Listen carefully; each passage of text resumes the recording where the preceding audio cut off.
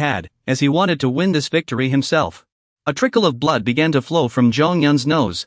He spoke, "Yawen." Zhongyun asked, "Do you know what your weakness is?" "Your ability to take a hit," he said, landing a ruthless punch on Yawen's face. He let out a wild laugh. "Those weaker than you are all working hard to improve their endurance.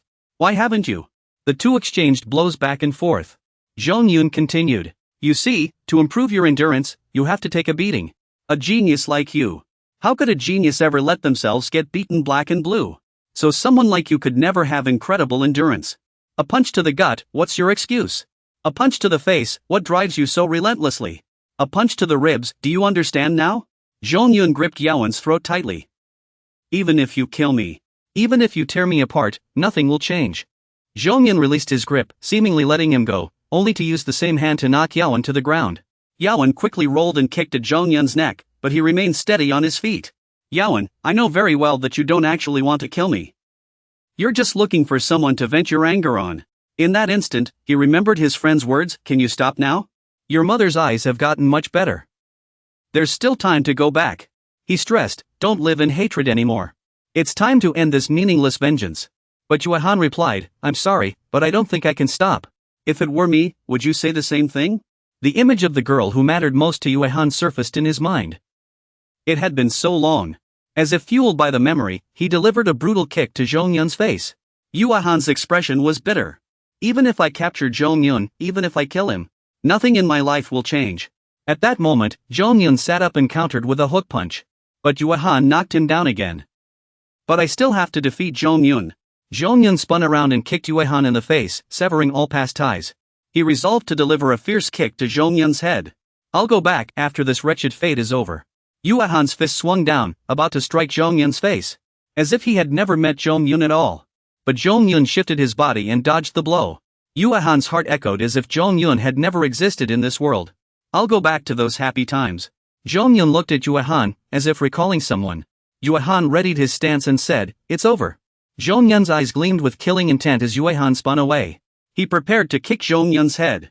Zhongyun clenched his fists, veins bulging. "Idiot. You're done for," Zhongyun muttered, planning to cripple Yuehan's leg with a punch. But unexpectedly, Yuehan lifted his leg even higher. This caught Zhongyun off guard. In the blink of an eye, Yuehan delivered a knee strike. As his knee neared Zhongyun's face, he seemed flustered. But the strike still landed squarely on Zhongyun's face. Then, he followed up with an elbow to the same spot. Yuehan raised his other fist high. He brought it down hard on Zhongyun's face, unleashing a powerful impact. Zhongyun's hands slowly loosened. He lay on the ground, covered in blood. Yuehan stood over the incapacitated Zhongyun. His head hung low, his expression somber. Thinking of that girl, Yuehan could only murmur to himself, "I'm sorry. I still couldn't go back. Look, I even got a haircut." Then Yuehan muttered to himself, "When my hair grows a little longer, after I take care of Zhongyun." He suddenly broke into tears. "I'll go back. I'll go back." Then he took out his phone and called someone. "Hello? I'm listening." A woman in pink clothes, who looks like his mother.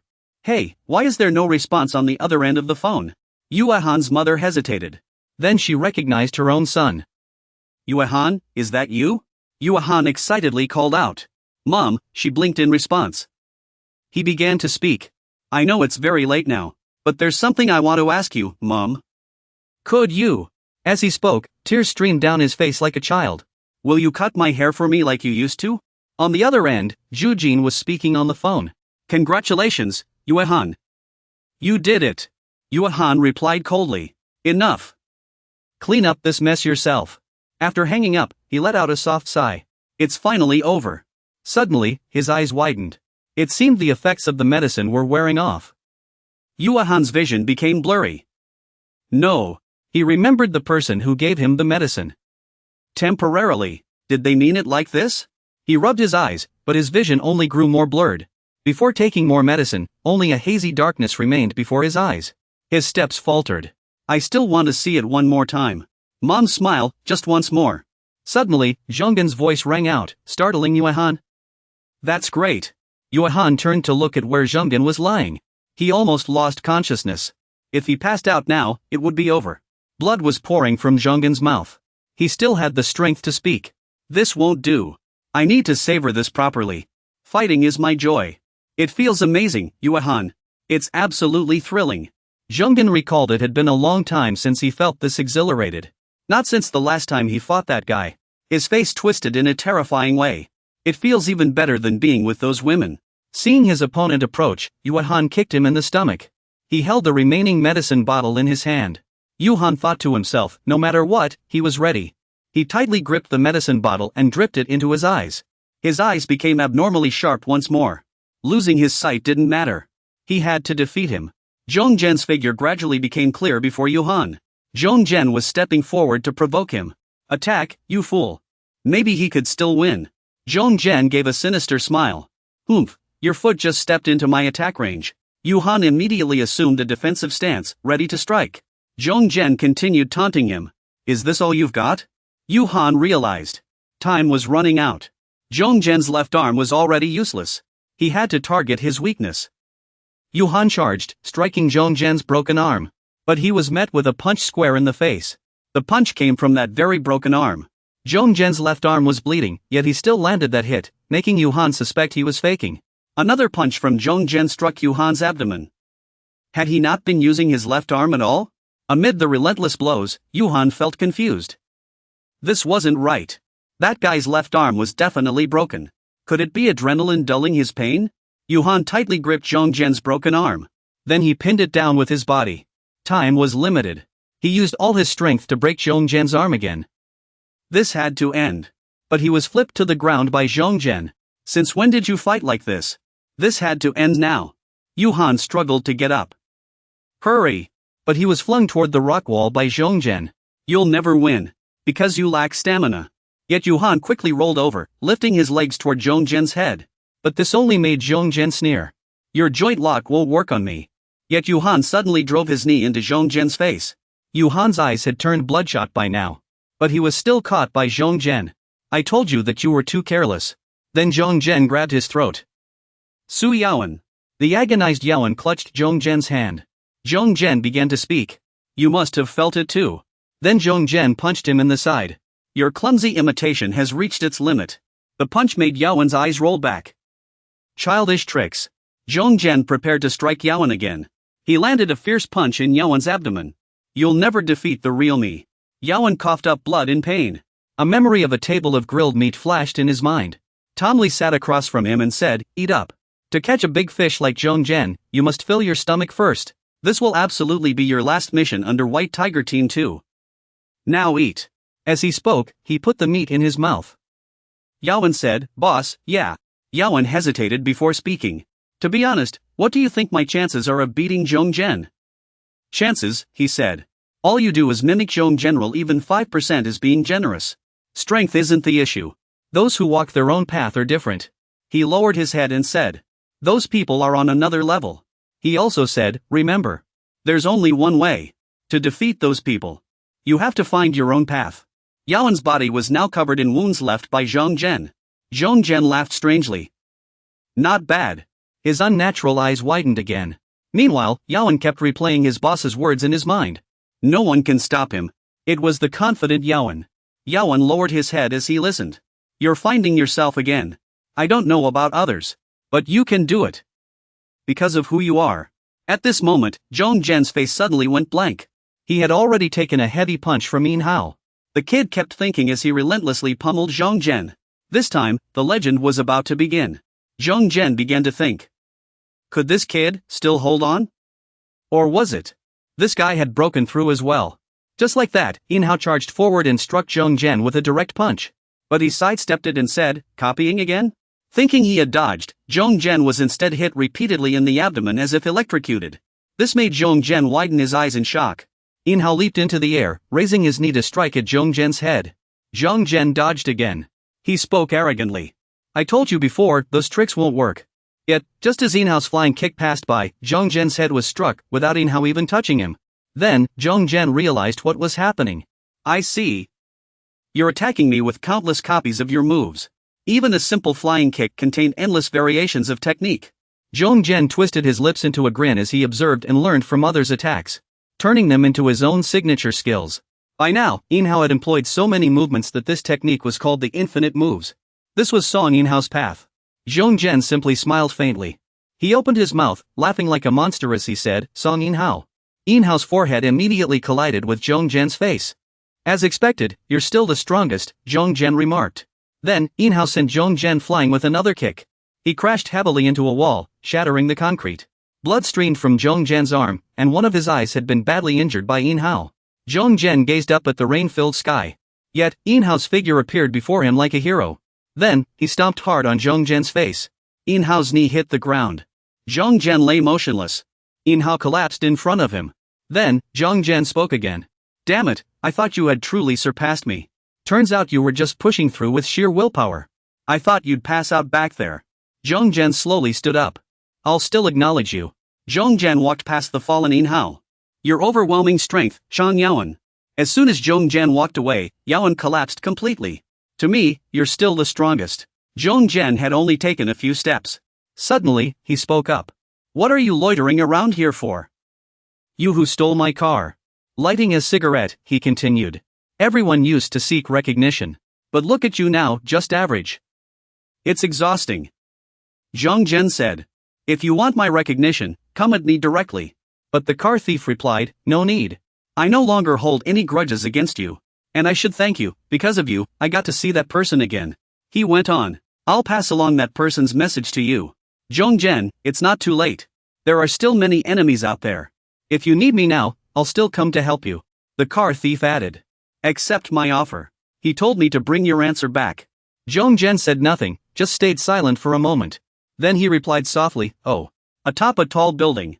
Junjiu gripped his sword, gazing down at the rain. He took a sip of his drink. Tightening his grip on the sword, he said, make your decision, my friend. The phone kept ringing. Junjiu answered, is that the car thief? What did he say? The voice on the other end replied. You've been waiting a while, huh? No way.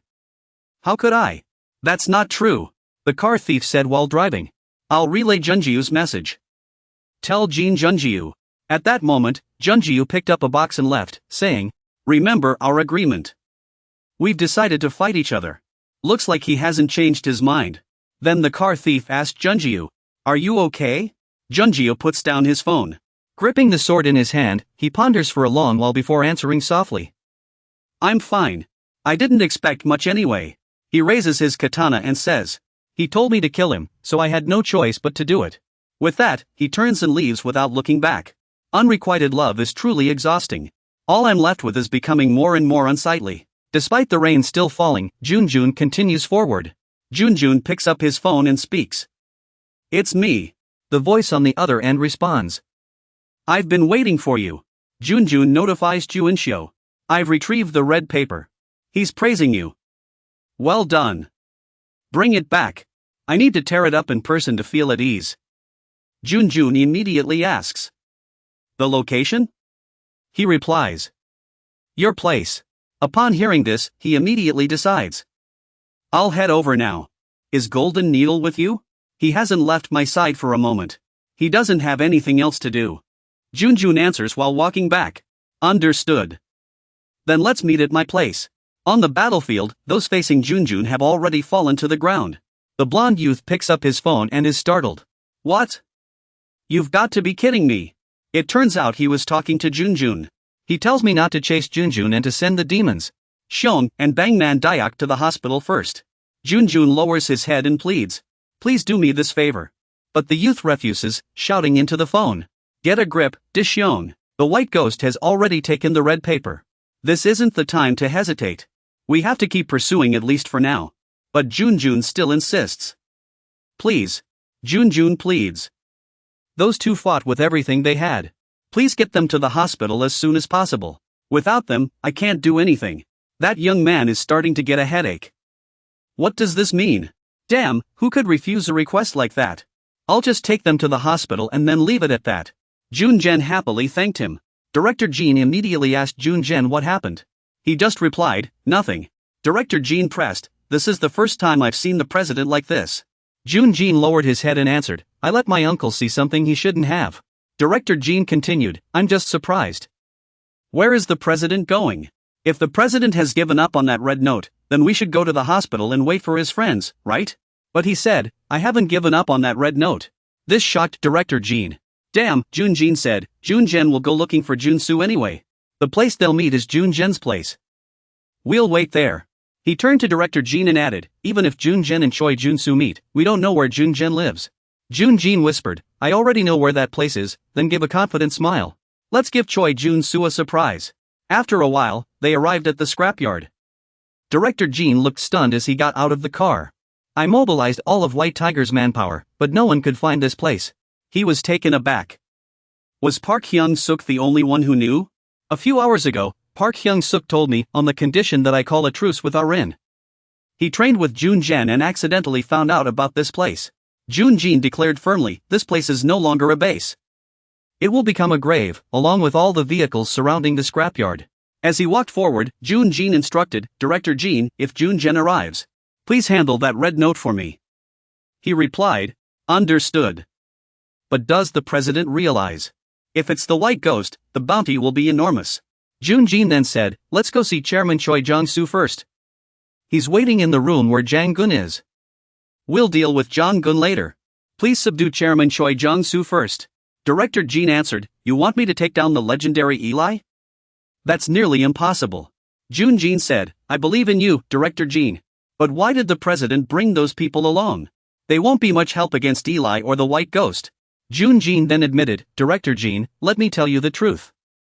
There's something more important to me than that red note. This surprised Director Jin. What? He picked up a torch. This is it. Exactly what I meant. Then the entire scrapyard burst into flames. I need to know where Zhongyun's base is. Watching the flames, he said with satisfaction, this needs to be destroyed. Director Jin was confused again. What is this thing? Junjin gazed at the fire and answered, this is my past. It will become the worker's weakness. Watching the house engulfed in flames, Junjin smiled in satisfaction. In my heart, I hope it burns to ashes in this raging fire. If it's not here, that means Choi Zhongyun still has it. Uncle, please help me eliminate this weakness of mine from Choi Zhongyun. Mr. Jin immediately replied, understood. Someone from the Jin security office pushed open the door, and Choi Zhongyun shot up from his seat, looking stunned. He looked up and said, this is surprising. It's not Zhongyun, it's you. Juinjin stared in disbelief. What's going on here? The room Mr. Jin had just entered was empty. Mr. Jin said, Chairman, something feels off here. He thought to himself, this can't be right, but still ordered, burn this place first. Isn't Choi Zhongyun here? Juinjin mused, Zhongyun got the red note, Choi Zhongyun should have arrived here by now. He immediately took out his phone. If that's the case, there's only one conclusion. This wasn't Zhongyun's stronghold. The call connected, and someone answered. The other party introduced himself as Park Shi-young. Juinjin demanded, what's going on? You should know better than anyone. What kind of game is this? Choi Zhongyun hasn't been dealt with yet. Do you think this will work? Shi-young simply replied, a game? You were the one who walked away from the start. From the very beginning, that red note never mattered to you. If it did, you would have sent the white tiger to seize it long ago. While you were by my side, you pretended the red note was important, but what really mattered was Zhongyun's stronghold, where your weakness was hidden.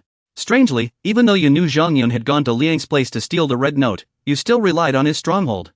Your obsession with it made it clear there's something in Zhongyun's stronghold that's crucial to you. Then he cut straight to the point, in my eyes, you and Shui Zhongxiu are no different from villains. I won't let your plan succeed. Yuzhen responded, I won't admit to any of this.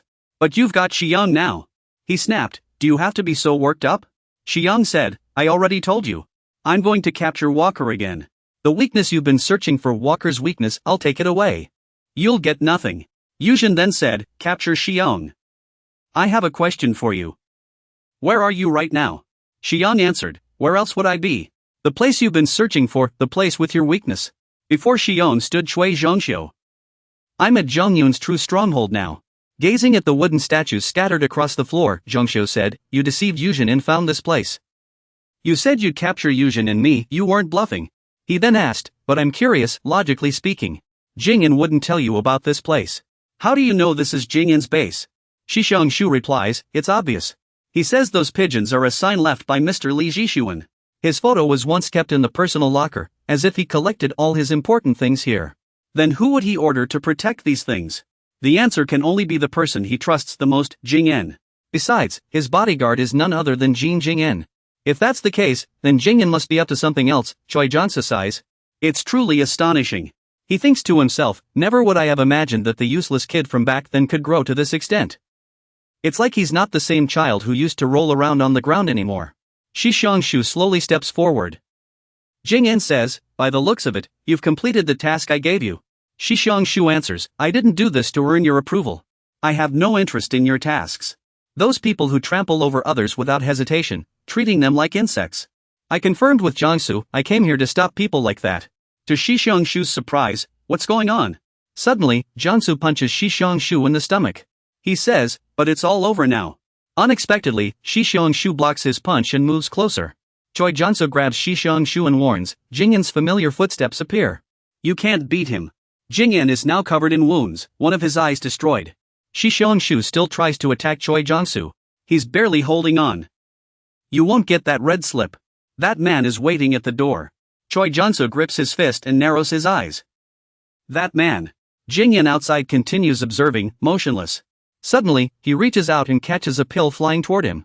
Then he watches it land steadily in his palm, his expression full of confusion. He then says, what a shame. You don't even know the brand of cigarettes I smoke. Junjio slowly draws his katana. It's too noisy. He confidently tells Jingyan, I came here to fulfill our agreement. Xingxi quickly withdraws his hand and speaks. I have a question, Choi Jiangsu immediately allows. Go ahead. Never thought I'd still be standing here talking to you. He says, you gave me a task. Do you remember what Jiangsu told Xingxi last time? To surpass something? Standing before Choi Jiangsu, he asks, why did you want me to surpass him? But he replies, because I thought you were pitiful, shocking Xingxi. What's going on?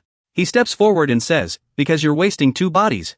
Jiangsu adds, it was just a part-time job at a convenience store. You've really let me down. That's why I gave you, a guy wasting 2 bodies, a chance to grow. Choi Jiangsu pulled out a chair and walked closer, saying, this is the only way I can trust and rely on you, right? Hangshua said in surprise, trust and rely on me? In Kongjia Alley, Hangshua was shocked. Double resistance horse Zhengshu nodded. That's right. Kongjia Alley is my creation, a genius, but he's growing too. So I need someone who can keep him in check. I think you might be the right person because you have 2 bodies. With 2 bodies, maybe you can counter Kongjia Alley. But to be his rival, you need to be even better. Hangshua spoke up, Kongjia Alley has turned against him now. Choi Zhengshu nodded. Exactly. He continued, it seems it's time you knew. Choi Zhengshu was taken aback again. Knew what? Hangshua asked, about the secret of the 2 bodies. What is it? Did you really create and give them to me? He demanded, how did you create 2 bodies? I'm the only one in this world with 2 bodies. Then why did you pick me? Choi Zhengshu said softly, pick? I never chose you. Hangshua was even more surprised. What? To be precise, you were chosen. He stood up again and said, I can tell you, but there's a condition. Then Choi Zhengshu proposed, become my man. Become Kongjia Alley's rival. If you're willing to be mine, I'll tell you all the secrets. And not just that. Choi Zhengshu tempted, I'll make everything you want a reality. I'll give you more, so you won't have to envy Kongjia Alley. Hangshua began to think, become his man? If I do, will he tell me the secret of the 2 bodies? Finally, a chance to learn the secret of the 2 bodies. If I miss this opportunity, who knows when I'll get another. Hangshua's resolve wavered. He murmured, Choi Zhengshu. But Zishuan suddenly appeared behind him and struck Hangshua's neck.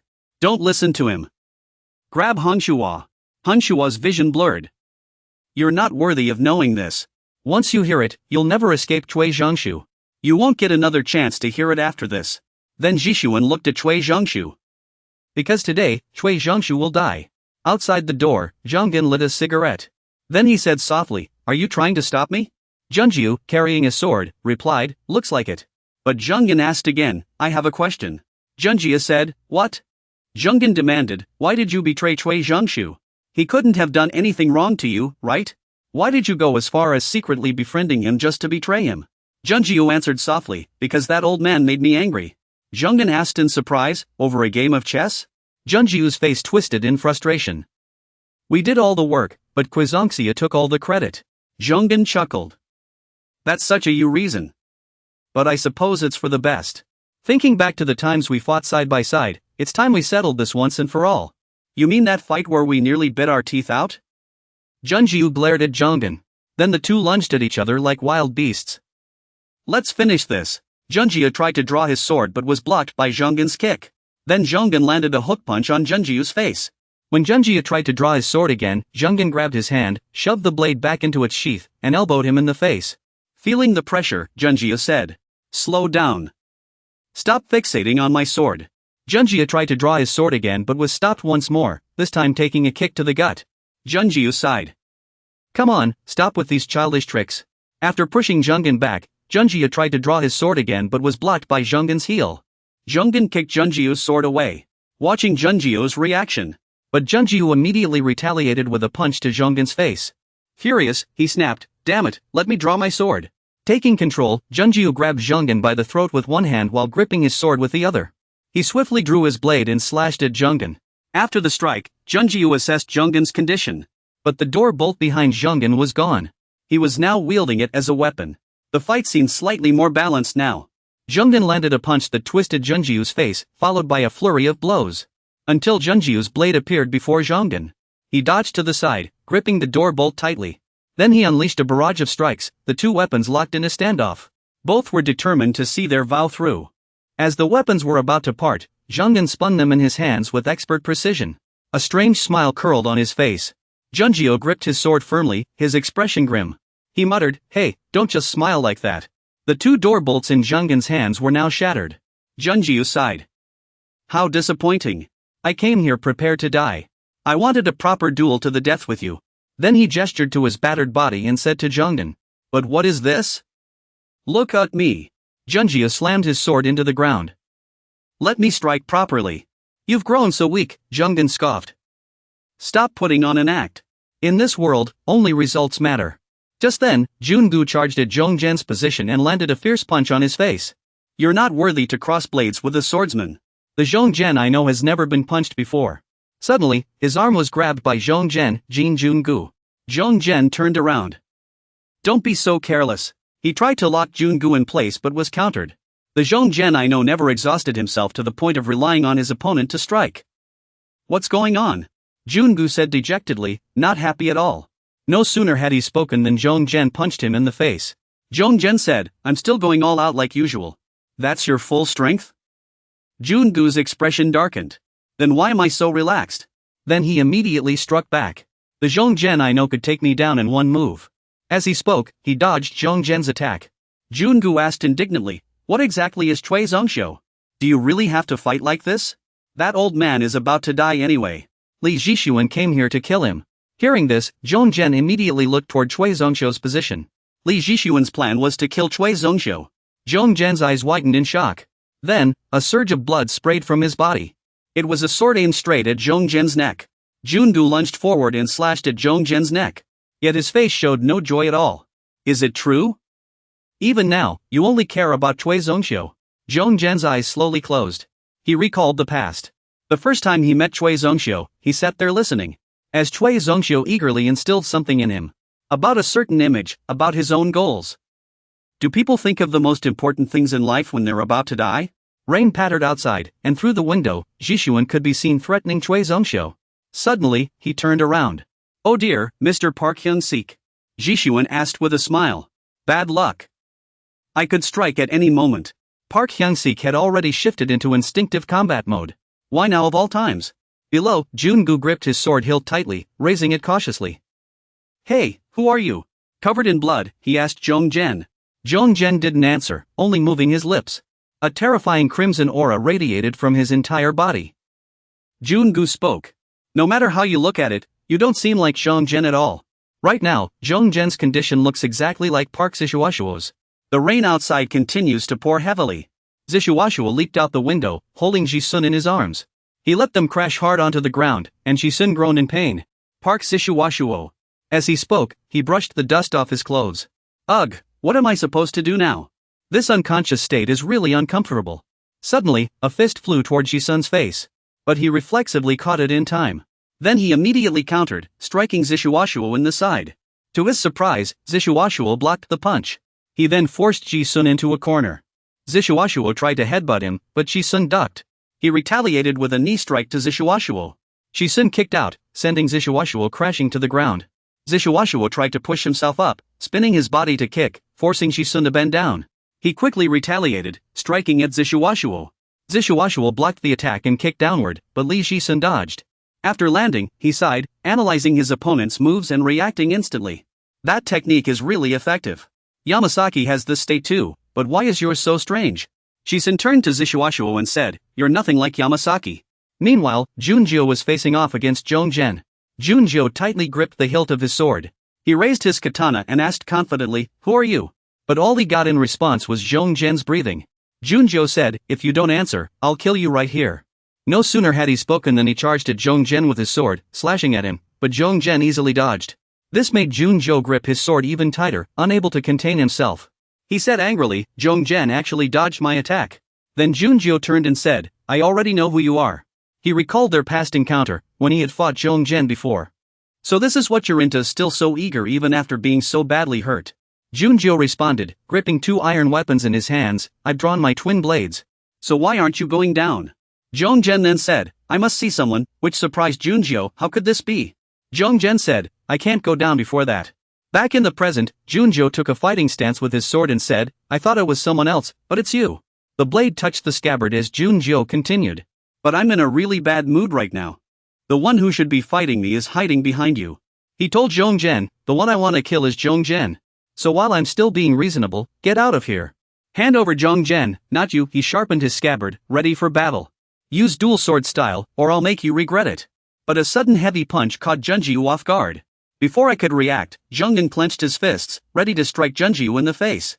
He put all his strength into the blow, smashing Junjiu into the ground. His eyes rolled back as a dark shadow loomed over Junjiu again. Zhongzhen stomped on his face repeatedly before suddenly stopping for some reason. "That's enough." The two swords below are now pressed against Zhongzhen's legs. "Are your bones made of something special?"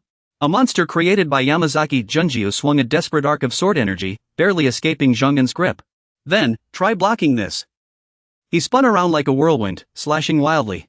Unexpectedly, Zhongzhen clamped down on the blade with his teeth, stopping the strike. Junjiu struck back with his scabbard, knocking Zhongzhen to the ground. He asked Zhongzhen, "What's the meaning of this? Trying to overpower me?" But then Zhongzhen crushed Junjiu's arm with brute force. He even bit through the blade in his mouth, catching Junjiu off guard. Junjiu's abdomen was pierced, and the impact shattered the wall behind him, flinging him onto the nearby stage. Zhongzhen closed in like a true monster. Junjiu spoke up, "Yamazaki, you've got stamina, but your mind is lacking. First, you broke my bones, then you lodged the broken blade in place." White mist began to seep from Junjiu's mouth, revealing his figure behind the stage curtains. Junjiu assumed a fatal stance. "Let's end this now. Moonlight, first sword technique." The slash was devastating, sending chairs and tables flying toward Zhongzhen. Crescent moon, but Zhongzhen dodged it. Junjiu gripped his katana with his other hand. "I said this was the second sword technique." He unleashed a flurry of slashes, but Zhongzhen kept evading. "This is dual sword style, Mystic Moon." Junjiu smirked. "The faster I swing Moonlight, the faster the blades move. Stop wasting energy dodging. Because the moon will keep rising." Third sword technique. Horse Moon. Junjiu unleashed thousands of sword slashes in an instant, forming a vast net. Yet somehow, Zhongzhen appeared behind him, still grinning. Then he impaled himself on the blade, driving it straight into Zhongzhen. Fourth technique, Lunar Eclipse. Part of Lunar Eclipse unfolded behind him. Both he and his opponent would be struck. Junjiu furrowed his brow. "This is a suicide attack." "Why?" He explained, "I'll avoid my vitals and aim straight for the opponent's heart." "Ah, so that broken blade earlier was meant for this?" Zhongzhen still had enough strength to send Junjiu crashing to the ground. Then leaped into the air, looming over the fallen Junjiu. The entire abandoned stage trembled violently. This caught Ji-hoon's attention. "Park Zaiwang is fighting over there," he said. "You can't keep getting distracted like this. I've been wondering why you always stare blankly at the air during matches." Zhongzhen slowly approached Park Ji-hoon, then stood face to face with him. "No, could it be you also felt his attention on you? What a shame. I was hoping for another round. But my opponent was taken away. But then again, this is actually quite interesting. Finally, I get to see this scene. A battle in an unconscious state." Meanwhile, a car was speeding through the storm. Ijin sat inside, answering a call. "Ijin, pick up the phone already." "So you finally decided to answer?" Ijin asked curiously, "Have you seen Zhongzhen?" Li Shisun replied, "He's currently fighting Park Hongxi." Ijin then asked, "Are you near Zhongzhen's base right now?" Li Shisun confirmed, "Yes." Ijin continued, "I see. I'm also heading to the school. But from what I've heard, Li Jisun, you were planning to take out Cui Zhongshu first, right? Yijin responded, that was the plan. Yijin immediately stopped him, don't do that. We have something prepared. If you kill him just like that, it won't be satisfying at all. We need to end his life in the most spectacular way possible. I want to drag him back into the gutter and crush him with the power of public opinion. Let him stand before the law with nothing left. By then, death would be a mercy for Cui Zhongshu. So if you have other plans, you'd better stop.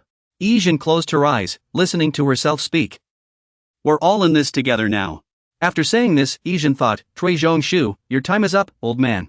Cui Zhongshu gazed calmly ahead. So you finally found me here.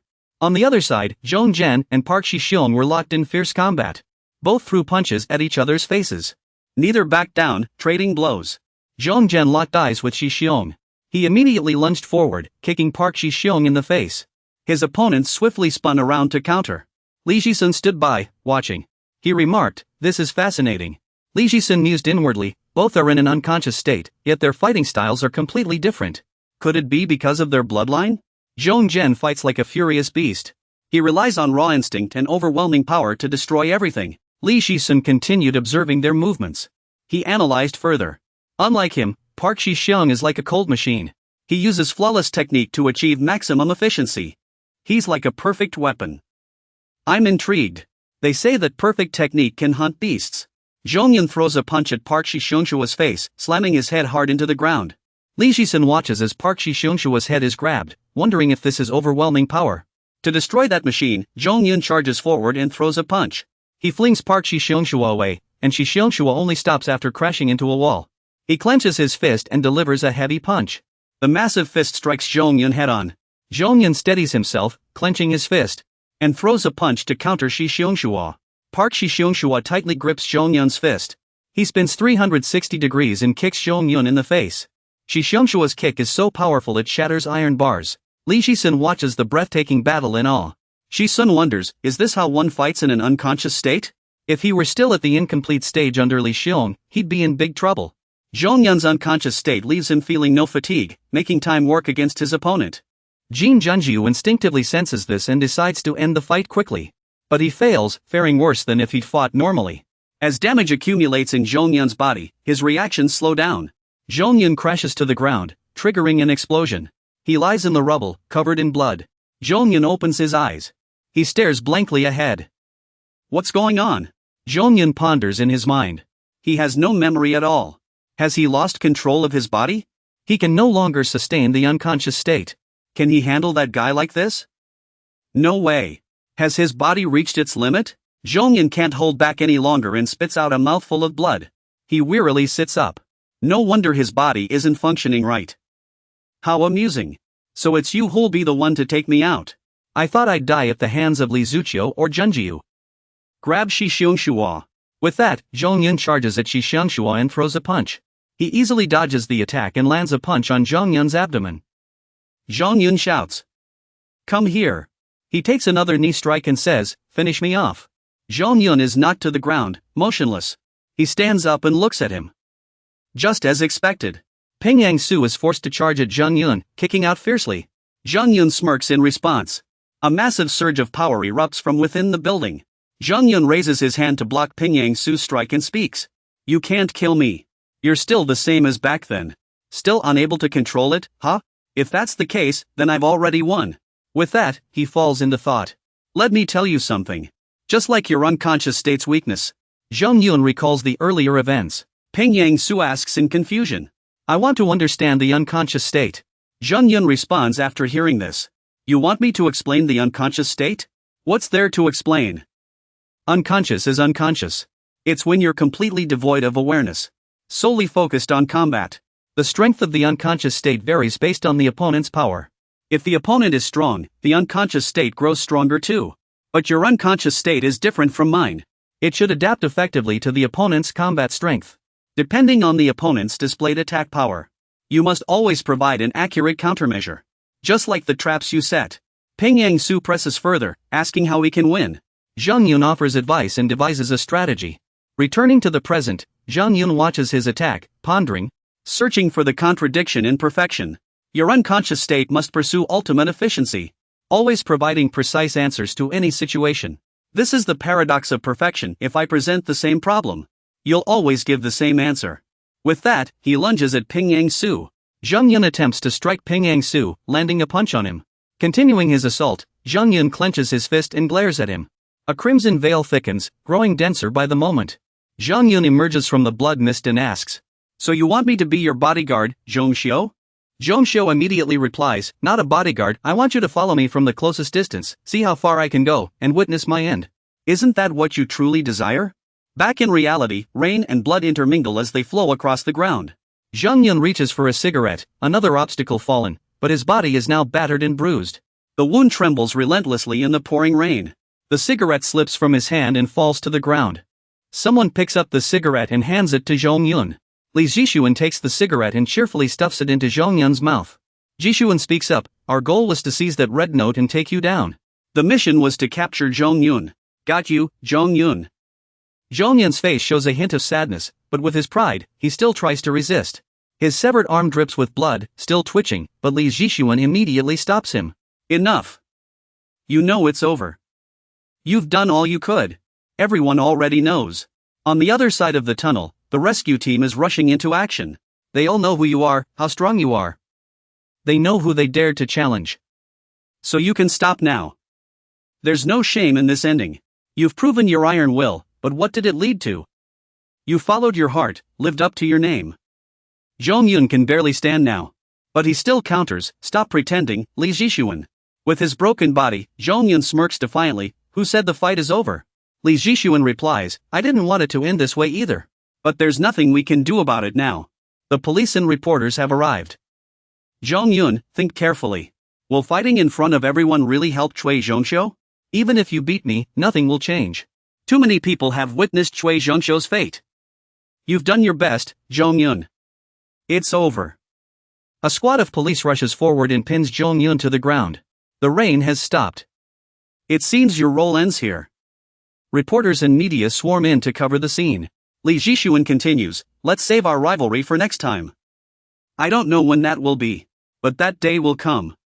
With that, he puts on his hat and disappears into the crowd. Meanwhile, inside the luxury car outside, Zhu Jin speaks up, "I didn't expect those reporters to follow us. They sure have a sharp nose for news." Mr. Jin responds immediately, "I can understand them. After all, it's their livelihood at stake. But are you alright?" It seems harder now to get what you want from Zheng Yun's hideout. Zhu Jin ponders for a moment. He recalls the earlier phone call where someone tipped him off about Zheng Yun's whereabouts. That person was Li Zhishuan, who also informed him, "I've already found your weakness." "Oh, really? You seem pretty calm about this news." "Don't worry. After all, we're in this together. I won't use it against you." Zhu Jin wiped his glasses as he thought Li Zhishuan had already seized his weakness. But how did he know about this? And how did he get to it first? At least it didn't end up in Cui Zhongxiu's hands. I should focus on the situation at hand. "Cui Zhongxiu, what's your next move?" The floor below is swarming with reporters and police. Even some live streamers are broadcasting from the scene. "Hello, everyone. Welcome to today's program. Today, I'm reporting on a well-known figure, Chairman Cui Zhongxiu. Right now, Cui Zhongxiu has appeared on the rooftop of this building. He founded the 4 major gangs and allegedly exploited minors for profit. Passers-by have also stopped to watch the spectacle. With so many reporters and media already here, no further proof is needed. Since this is being live-streamed, it's even visible in the city center square. News reports state that the 4 major gangs are in conflict over allegations that Cui Zhongxiu abused minors for business gain. Now, let's hear expert analysis on this issue. First, the 4 major gangs, they're violent organizations divided into 4 territories. Most of their members are minors, likely to avoid legal consequences. It's hard to believe. Given these events, we need to increase funding for new civil organizations. If these allegations are true, Chairman Cui Zhongxiu could face over 20 years in prison. Reporters and media erupted in chaos. "Chairman, did you really exploit minors?" Facing the accusations, he calmly replied, "I'm disappointed. Disappointed that everyone is being misled by these baseless claims." The news continued, reporting that Chairman Cui, who had remained silent until now, has completely denied all allegations. So today, we've invited a special guest. "Did you really use those children as tools for profit? This is utterly absurd, ridiculous, even. It's no different from claiming our nation is in chaos without leadership. He's one of the 10 geniuses. The Gene legal case. Lawyer Gene, please consider your words carefully. Then what's your basis for this? It's simple. Because there's no evidence, right? The audience murmured, there's no concrete evidence yet. No evidence? An anonymous tip claims it was Chairman Hong. It's laughable that he's still resorting to these tired excuses. The evidence we have isn't trivial, it's living proof. That's exactly why we've managed to suppress one of the key figures in the 4 major gangs. And it's none other than Chui Zhongshu's closest companion. Things are becoming much clearer now. Chui Zhongshu responded softly, and then, as if nothing had happened, he asked, so who is this Zhonggan? Is he an employee of my company? Listening to his response in the car, Hong Jing thought angrily, Chui Zhongshu has some nerve. Zhonggan appeared, smiling. Everyone misunderstood. It's only natural he wouldn't know about me. After hearing this, Zayan Hui quickly told the taxi driver. Uncle, let's go now. Zhonggan's voice continued from the phone. Because I'm just a bodyguard, nothing more. That's right, I founded the 4 major gangs myself. Hearing this, Li Yozhen sat in the car, confused. Was he trying to turn the tables? Why would he go this far? As Li Yu bravely slammed the steering wheel in anger, the truth came out. How did Chui Zhongshu brainwash him? No matter how greedy he is, how could he twist the truth and claim he founded the 4 major gangs? Going back in time, Genie Yu told everyone that according to the information from Jiang Shiji Wang, HNH's shares were recently being dispersed. Though they tried to keep it hidden, it was said that the main person transferring the shares was Zhong Yun. After hearing Zhong Yun's words, the reporters looked bewildered. Of course, Chairman Chui was framed, suddenly having his name used by a stranger for evil deeds. Pei Zhongjin sat in his chair, observing the situation before speaking. This is the other side's reckless move. Hiding things is exactly how Chui Zhongyun operates. This man has been behind multiple disappearances and unsolved cases. Yet he never left any evidence. I never expected anything from the start. I knew at the moment Pei Zhongjin appeared. But even Chui Zhongyun made a mistake. Somehow, he drove recklessly and crashed into a transformer. The Baek Jin disappearance case, Baek Jin vanished after a massive blackout in Gangnam. He still hasn't been found to this day. From that day on, his alibi was no longer solid. Though we thought he was flawless, unfortunately, we have a reliable anonymous informant. We've already captured footage of him using a drone to abduct Baek Jin. That's the basis for our arrest warrant. After hearing this, the female host pointed at the camera and announced, this is a heavy blow for you, a decisive piece of evidence. Meanwhile, after hearing the report, a man turned to Pei Zhongjin and asked, hey, what do you think, Pei Zhongjin? Of course, this video could be fabricated. We must still presume he is innocent until the missing person is found. However, if there is reason to suspect the suspect has committed crimes within the past 3 years, and there is a risk of destroying evidence or fleeing, then this video evidence alone is enough to arrest him. It's safe to say he is the prime suspect. Prosecutor Chui shouted while holding a cigarette, Chui Zongxiu. He was urgently arrested on suspicion of abducting a minor. I'll explain the Miranda rights to you later once we're downstairs. No sooner had he spoken than a squad of fully armed police rushed forward. She pondered in her mind, Chui Zongxiu. Let's go down first. I'll dig up everything about this old man. Suddenly, Bei Jian's voice rang out, abducting a minor? That's absurd just hearing about it. So then, who was abducted? On the contrary, I got an opportunity from Chui Zongxiu. At that moment, a reporter spotted him and wiped his sweat, shouting, everyone. The person who was allegedly abducted wasn't actually abducted. Reporter Jean saw him appear and asked excitedly, is this really an abduction case? He secretly breathed a sigh of relief. The timing was perfect. Bei Jian, we never had a reason to harm you from the start. Chui Zongxiu smirked at her and asked, Prosecutor Chui seems to have a habit of putting handcuffs on first? Prosecutor Chui instantly became the center of attention for the reporters. Prosecutor, what's going on here? Did you conduct a targeted investigation? Was there some kind of deal? Or were you following government orders? Standing before the reporters, she thought to herself, this is a trap. Yujin looked shocked. Bei Jian? How could that be? Hong Jishan saw Yujin's reaction and gritted his teeth. Well done. The female anchor gasped as she looked at her phone screen. Public opinion is shifting. They've completely sided with Chui Zongxiu, while the investigation team is being criticized relentlessly. Suddenly, Bei Jian's voice rang out again. It's not over yet. The anchor turned to him in surprise, thinking, what does that mean? Comments from Jin's livestream were projected, with someone saying, so handsome. Why do handsome guys keep showing up? The anchor thought to herself, who is this? He appears like a main character, and everyone's reacting so well. Comments kept flooding in, he's so good looking. I feel like I've heard this voice somewhere before. Uncle Shi Xiong. Uncle Shishong continued, it's not over yet. There's more to show you all. Going back in time, Uncle Shishong looked up while holding his drunk self. What? You said you had something to give me? Li Jishuan looked at the young man before him, recalling his own words. We'll talk after unifying the 4 major organizations. After saying that, Jishuan praised him, you've done much better than I expected. There's a role that suits you perfectly. Beihee responded, I understand, but before that, there's something I need to know. What exactly is this thing?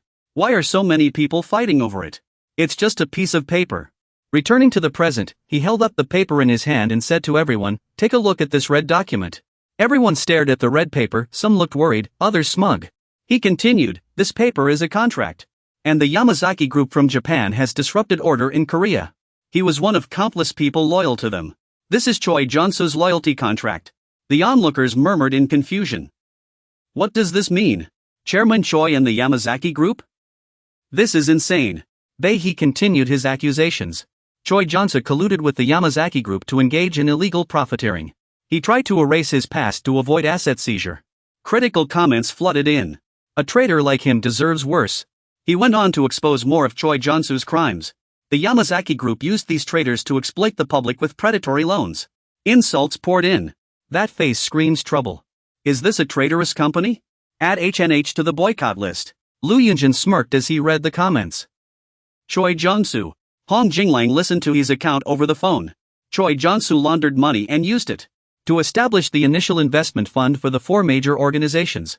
He couldn't help but feel pleased. How do you plan to stop this? His voice continued. We must trace the source and destination of these funds. And recover every last penny. Prosecutor Choi smiled upon hearing this. That old fox is out of moves now. Jean Bian let out a cold snort. Poof. The people around him asked, what are you laughing at, Jean Bian? Is he involved too? That's why we need to oversee these civilian organizations. He didn't care about those words at all. Cui Zhongshou. That red document has already been made public. Proceed according to his plan. Go back to the past. Cui Zhongshou said to Pei Yongqin. If that red document gets exposed, then everyone will gather in front of me. And all my wrongdoings will be laid bare. That's when my stage will be complete. Pei Yongqin responded with confusion. Cui Zhongshou. Are we really going to do as you say when the time comes? Is money really that important? Important enough to die rather than lose it? How far have you gone? How could you go this far? Cui Zhongshou replied. You're talking a lot today. This isn't like you. I'm a little disappointed. He turned to leave and continued. I'll end this my way. You just stand back and clean up the mess. Like you always do. Return to the present. Park Hyung-sik shouted. Cui Zhongshou. It's all over. Suddenly, Hyung-sik saw something and his eyes widened in shock. Cui Zhongshou leaped from the height. He looked down at the crowd below, thinking, where is this stage? Hyung-sik's face was filled with shock. Watching him fall from above. Lu Yozhin couldn't believe her eyes. Hong Jing's eyes widened in disbelief. Prosecutor Cui stood frozen in place. Li Jihun kept his lips pressed tight, observing. Zhang Gun looked utterly confused. The reporters kept snapping photos. Hyung-sik thought with concern. What's going on? How could this happen? He watched as Cui Zhongshou took his own life right before him, his mind in turmoil. Dead. A man like him. Why would he make such a choice? What could be the reason? Scene change. The streets were bustling with people at that moment. The pedestrians on the street are buzzing with discussion. Did you see the news yesterday? What news? You don't know? Yesterday, the chairman of HNH Group. When they saw Hangshua approaching, they started calling out after him. Oh, isn't that the guy from yesterday's news? No, the guy in the news had his hair down. And he seemed a bit taller than this guy. Hangshua listened to the chatter around him, lost in thought. A day has already passed. The news of the conglomerate chairman's death last night has drawn a lot of attention. A few people felt sorry for Cui Zhongshou's death. Various voices rose around him. Chairman Cui was so pitiful. That traitor got what he deserved. Hangshua continued pondering. But most people believed his death was karma. Jiang Zijian, who once worked under Cui Zhongshou, had faced a lot of slander. But after Cui Zhongshou's truth was exposed, he suddenly became a hero. The whole world is talking about Cui Zhongshou's death. But his death will soon be forgotten, like any other celebration. At a tea house, a young man said to Hangshua, come in. It's you. Please come inside. A few people were waiting. Jinqing turned and asked Hangshua, you're here? Wasuko, holding a water cup, asked curiously, is this little Hanshua or big Hanshua? It's hard to tell now. Sitting next to Jianggu, he asked, is everyone okay? Jianggu shot back, what about you? You fought with Zhenggen, are you alright? Hanshua quickly replied, me? I'm fine. How's your health? Jinxing chimed in, this guy is unbelievable. Is your body really that perfect? Wasuko responded to Jinxing, what are you talking about? Everyone's discussing Chui Zhengxiu's case, Jinxing said. Jinxing asked in surprise, how do you know that, Wasuko? What do you take Wasuko for? Even he knows about this. Why did Chairman Chui Zhengxiu make that choice? Was it really the act of a desperate villain? Too many people can't understand this. Wasuko agreed. I feel the same way. But I heard you've already decided to go, Zixiangxiu? Zixiangxiu replied in surprise, go where? Where else? Then, Chui Zhengxiu's portrait appeared. Wasuko continued, Chui Zhengxiu's funeral. Zixiangxiu pondered at the funeral, I still can't believe it. Is Chui Zhengxiu really dead? Chui Zhengxiu. The man who once tried to drive me into a corner. That cruel man actually took his own life. Huh, is all of this really over? I wanted to capture that old man myself and make him confess in court. Not like this, ending so hastily. Lost in thought, he stood frozen in place. Shi Xiongxiu pondered, I never expected that old man to die. Suddenly, Xiujing appeared and said, this isn't your fault. Shi Xiongxiu looked at her in surprise. Xiujing stepped forward to comfort him. Neither you nor Shi Xiongxiu are to blame. It was my father's choice. Shi Xiongxiu looked at her and replied. But Xiujing continued, don't feel guilty. Look around, Shi Xiongxiu said, half believing her. Around them, she went on, he lived a life of luxury and had many people by his side. But in the end, when he died, no one came. No one mourned for him. This is karma. People were murmuring, seize the traitor's assets.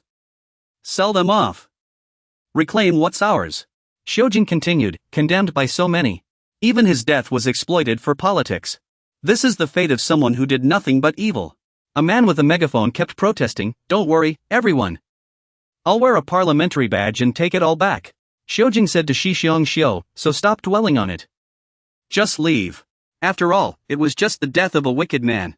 In the distance, a burly man sat in a corner. He placed a bottle of liquor on the table and said, well, old friend is gone. Will he be remembered forever? Let's toast him with his favorite drink. He glanced at Chui Zhengxiu's portrait and said, rest in peace, in a house of your own. In a room, Hong Jingyang was on the phone. How's progress on my end? The stuff Xuanye sent over. The effects are noticeable, but did he say it's dangerous?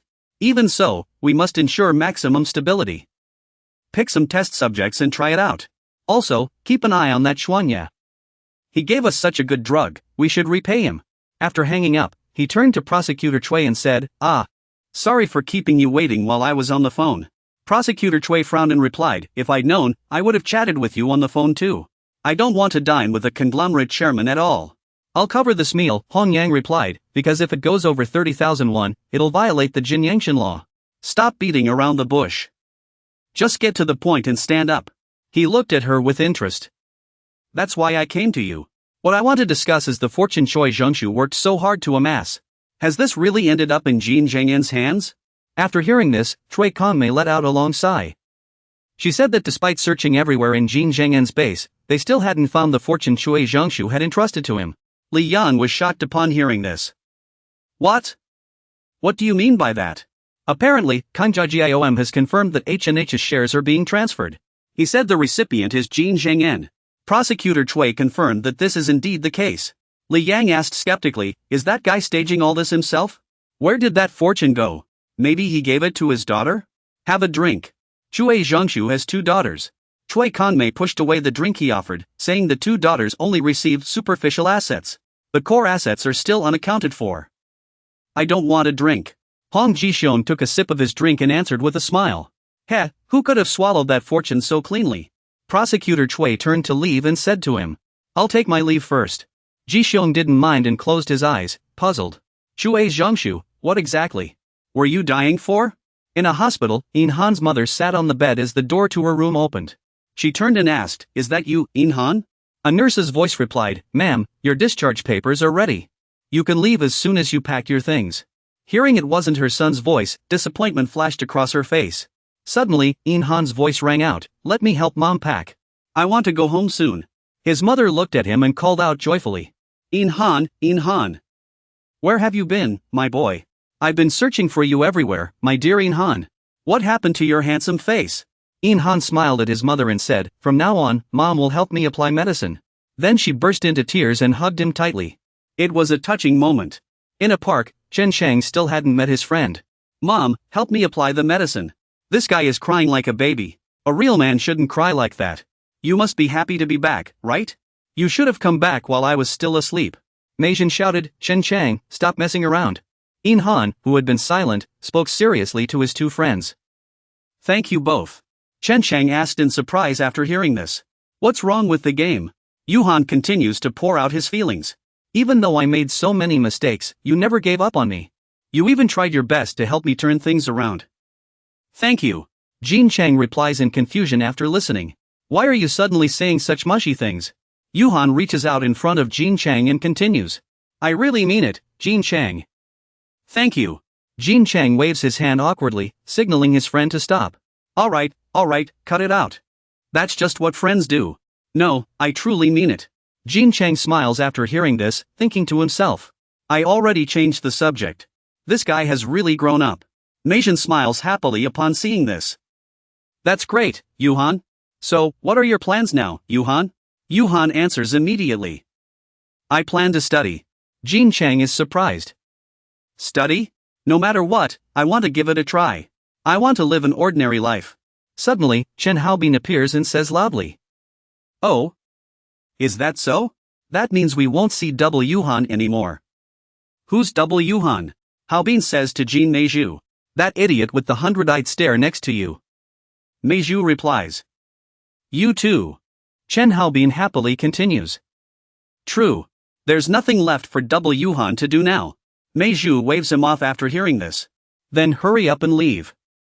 Haobin replies smugly. I'm still here. Suddenly, he senses something. Ha! Chen Haobin gets peed on by an adorable little dog and yells in frustration. What the heck? I'll make you pay for this all night. Meiju sees the puppy and praises it adorably. So cute. But I feel like I've seen this little dog somewhere before. Pu Heng suddenly shouts an apology. Sorry. He and Hong Zijian appear, leading a group of dogs. I dropped the leash. Chen Haobin glares at them angrily. Did you do that on purpose? What should we do about these clothes? It's because of you guys that my dad's clothes ended up like this. Jin Shuwei looks at Haobin after seeing the mess. Don't say such harsh things to these adorable little dogs. Just stay out of it. Keep demanding compensation, Hong Zijian. You're so rich, just pay me back. Vasco's voice suddenly rings out. What's going on, Hong Ji? He turns around in surprise. Ha! His friends show up and speak up. If you bully these little dogs, I won't let you off. Yeah. Chen Haobin is shocked. You guys are here too? Vasco, are you working out? Vasco replies after hearing that. Take off your glasses. Haobin frowns in response. Is that guy out of his mind? I don't get it at all. Vasco continues. Everyone, calm down. Chen Haobin glares sternly. Jin Shuwei, get ready for a fight. Shuwei happily replies. I'm on the dog's side. The little dogs keep barking. Woof woof. Vasco teases upon seeing the situation. Chen Haobin has no friends, how sad. Chen Cheng finally catches on and chimes in. What's happening? Count me in. Chen Haobin taunts. Bring it on, Vasco. Uncle Hong watches everyone and thinks to himself. So peaceful. Vasco replies to Haobin. But I feel sorry for you, so I won't fight you. Jin Haobin gritted his teeth and cursed. That bastard. You actually pity me? But I'm sweating too much, I can't grab hold of you. Vasco put on a shy girl act and said to him. Don't touch my chest. I'm so embarrassed. Beijing gazed solemnly at the sky, lost in thought. It was too quiet. Hope this happiness doesn't shatter tomorrow. A logo of a famous luxury sports car brand appeared. The car sped past on the road. Your dad's driving is terrible, Zhongjiu huffed. Ugh. Unbelievable. Chubby picked up a cigarette and asked, puzzled. Looks like you're really upset. Zhongjiu replied. Aren't you? Chubby continued speaking to the injured Zhongjiu. I'm shocked too. Never thought Zhongjiu would be in that area. Twisting the truth again. Taking all the blame on himself. Zhongjiu asked Chubby if he's already overturned the 4 major gangs we built together. Do you think I'd thank him? That guy even refused to visit his girlfriend in prison. When did I ever twist the truth for him? He brought it on himself by acting alone. Chubby recalled something and called out. Zhongjio. The other side said we're almost there. Zhongjio dodged the question. You can't go alone. You're better at this than I am. Chubby replied to Zhongjio. Even so, this is our first meeting. Zhongjio replied, looks like I'm about to cause trouble again. Chubby announced again. We've arrived. At an airport. Jinjide was lying in his seat when a flight attendant approached and called out. Esteemed passenger. Esteemed passenger, we have arrived at our destination. The flight attendant smiled as she picked up his coat and said to Jite. Smoking is prohibited on the plane until you disembark. Here is your coat. Jinshi then reminded her. Miss, you should handle that garment with great care. For some, its worth is as precious as their life. Outside the reception hall. Everyone was waiting for their acquaintances. Jinshi slowly walked out. Juntae-jin called out upon seeing Chi. Have you arrived already? Mr. Jinchi, Jungu suddenly spoke up. Hello, are you Jinchi? You seem a little upset. Hello, I'm Jin Jungu. In a dilapidated house. Choi Bong-ji was speaking with Park Hyung.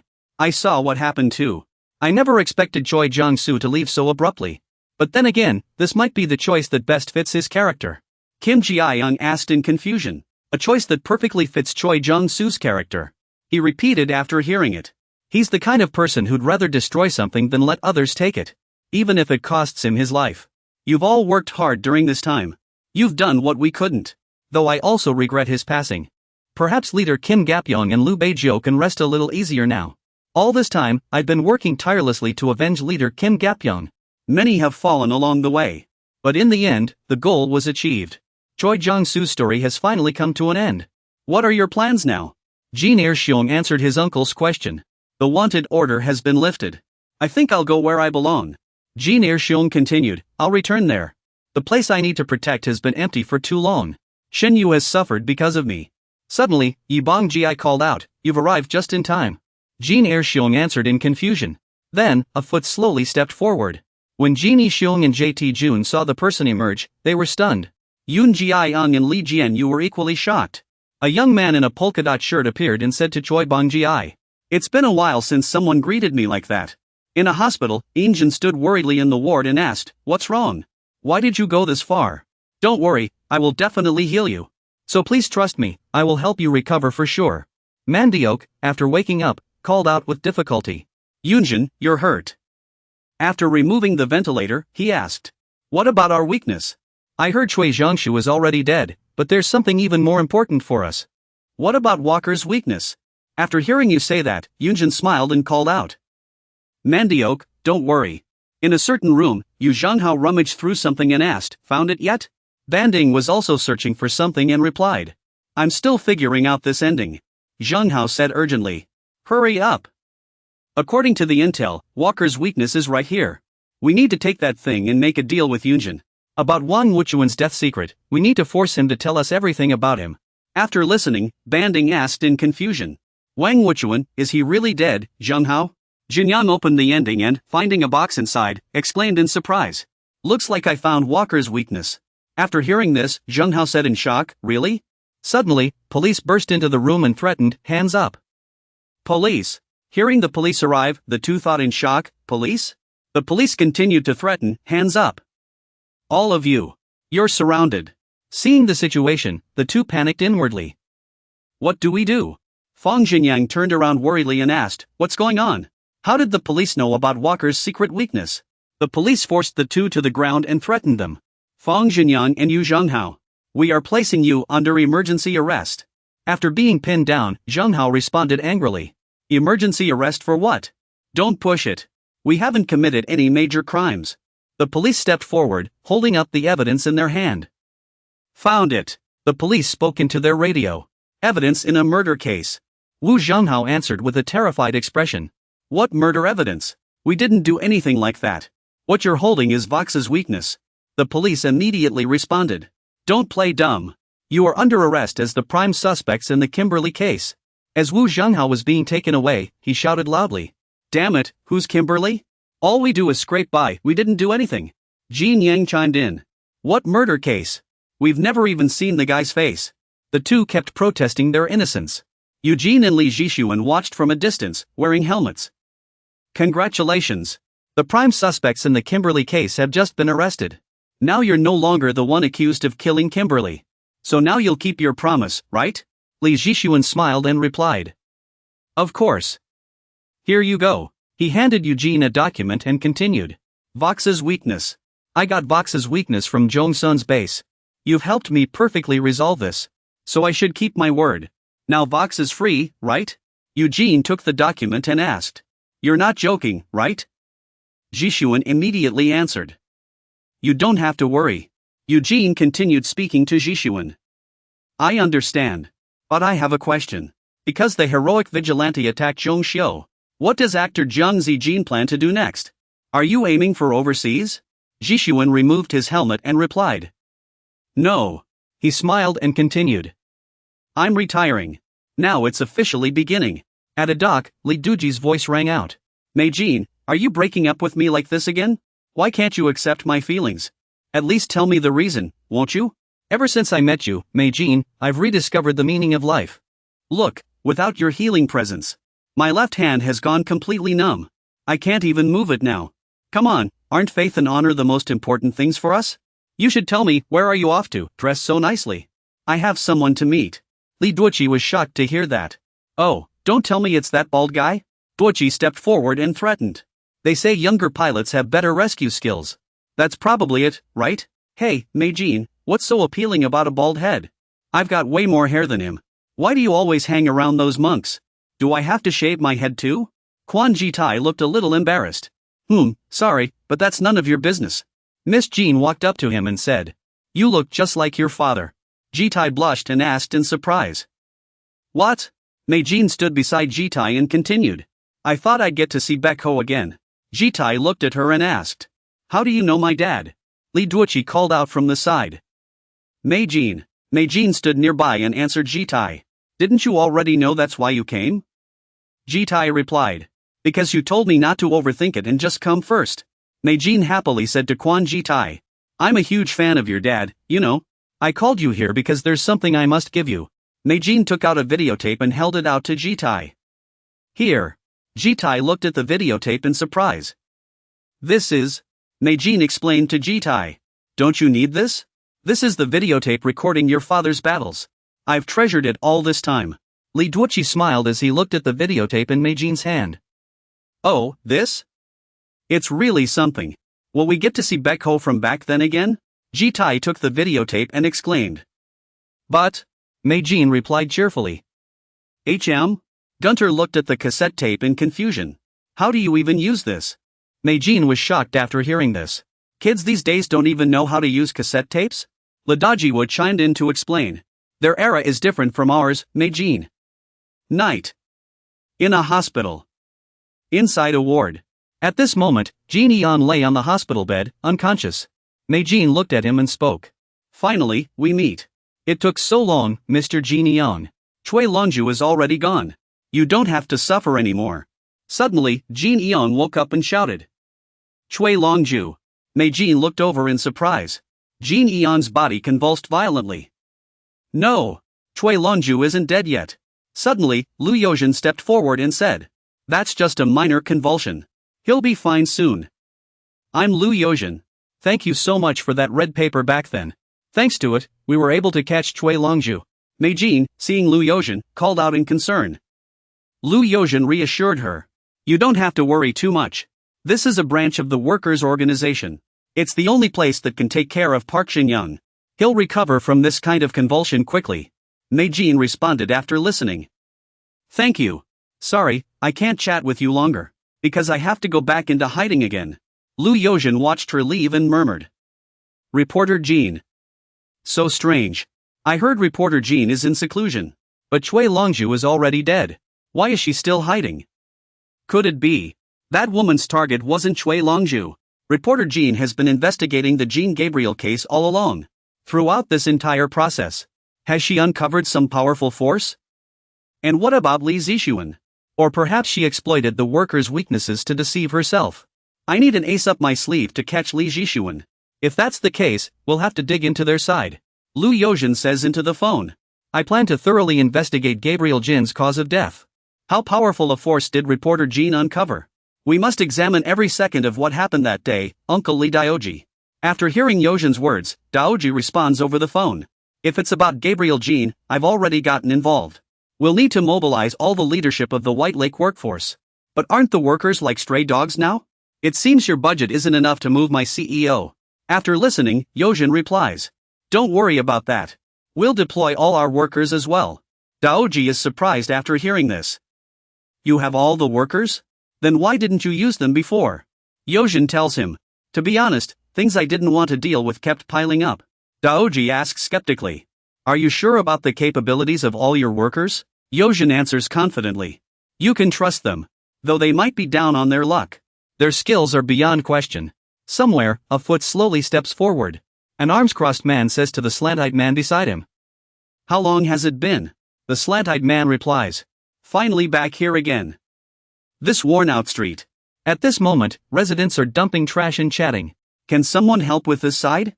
Haven't been back to this street in ages. Good thing Brother Xin was here.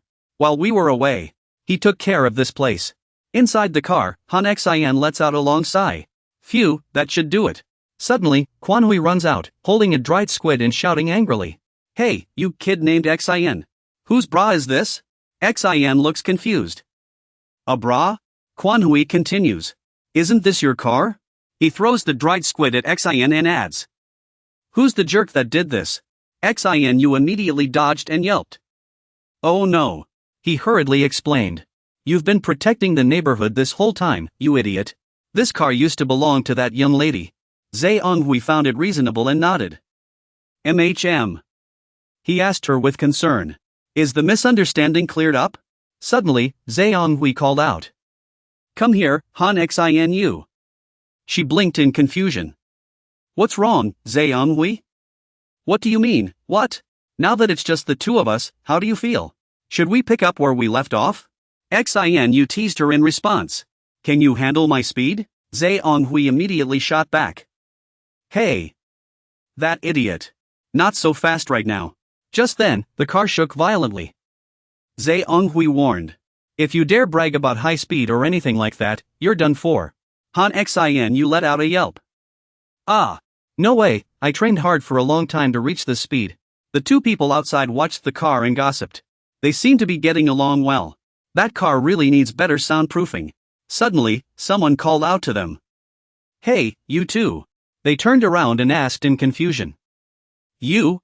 Jin Ji Tai appeared in front of them. I'm looking for someone. The two immediately asked. Someone? Who? Ji Tai quickly answered. A man named Jin Mei Xiong. The one-eyed man's expression turned blank. Jin Mei Xiong. Your friend is Jin Mei Xiong, right? Where did he come from? No sooner had he spoken than Chitai grabbed the one-eyed man by the face. He dragged the two of them forward. So, you won't be seeing Jin Mei Xiong, right? Chitai pressed a finger against the one-eyed man's remaining eye, threatening him. Grab his arm, why bully someone weaker with something like this? You should play with someone on your own level. If it were me, would that be okay? I used to hang around here too. After listening, Jin Chitai replied. How sentimental. But I hate sentimentality. Han Sinyu answered after hearing that. In that case, can you handle my speed? As soon as he said it, Jin Chitai grabbed Sinyu's face. He pushed Sinyu's head down. Sinyu wasn't about to back down and punched Chitai in the face. Sinyu put all his strength into trying to knock Chitai down. After the hit, he looked at Chitai thoughtfully. This guy is tougher than I expected. But this guy. What are you looking at? Jin Chitai shifted his gaze in another direction. He saw a man approaching, holding a pipe and wearing brass knuckles. A man's figure appeared before him. Jin Jiming walked over, holding a toothpick, and asked curiously. Sinyu Ji, why weren't you answering your phone? I was about to grab a bite, what's with the atmosphere here? Chitai charged at Jiming and hugged him tightly. Found you. Sinyu was shocked. What's going on? Is he really Jin Jiming's friend? Didn't I just kick him away? What's happening here? Chitai grabbed Jin Jiming's hand, looking at the brass knuckles with delight. Finally found the last piece. Jin Jiming was confused upon hearing the last piece. Why is Dad's brass knuckles the last piece? He noticed his mother's lighter hanging from Chitai's waist and was stunned. Jin Jiming recalled his mother lighting a cigarette with the lighter. His expression darkened instantly as he asked. Where did you get this? Jin Chitai lit the lighter and answered. I got it from that woman. She used it to pay for her son's life. Your mother asked me to do something. We're family, after all.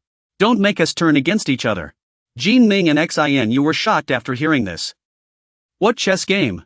Jin Qiming stared at Chitai in wide-eyed disbelief. Blood is thicker than water, after all. So, could it be that you are? He recalled his mother's words. When the concubine gave birth to a child, father barely paid any attention. But when I became pregnant, he was overjoyed. It was the first time I saw him smile so happily. Anyway, to answer your question, Jin Jiafu had another son. He's about 7 years older than you. Jin Ming thought back and pondered to himself. The half-brother his mother had mentioned. Jin Chitai. Chitai raised his pipe to his lips and threatened. I have a question for you. If your answer doesn't satisfy me, you're finished. Jin Qiming, answer me. What do you think of Jin Jiafu? Jin Qiming grabbed Chitai's collar and glared fiercely at his brother. This scoundrel. I heard you're my brother, but now you're deciding whether to kill me based on my answer? Why ask about Jin Jiafu?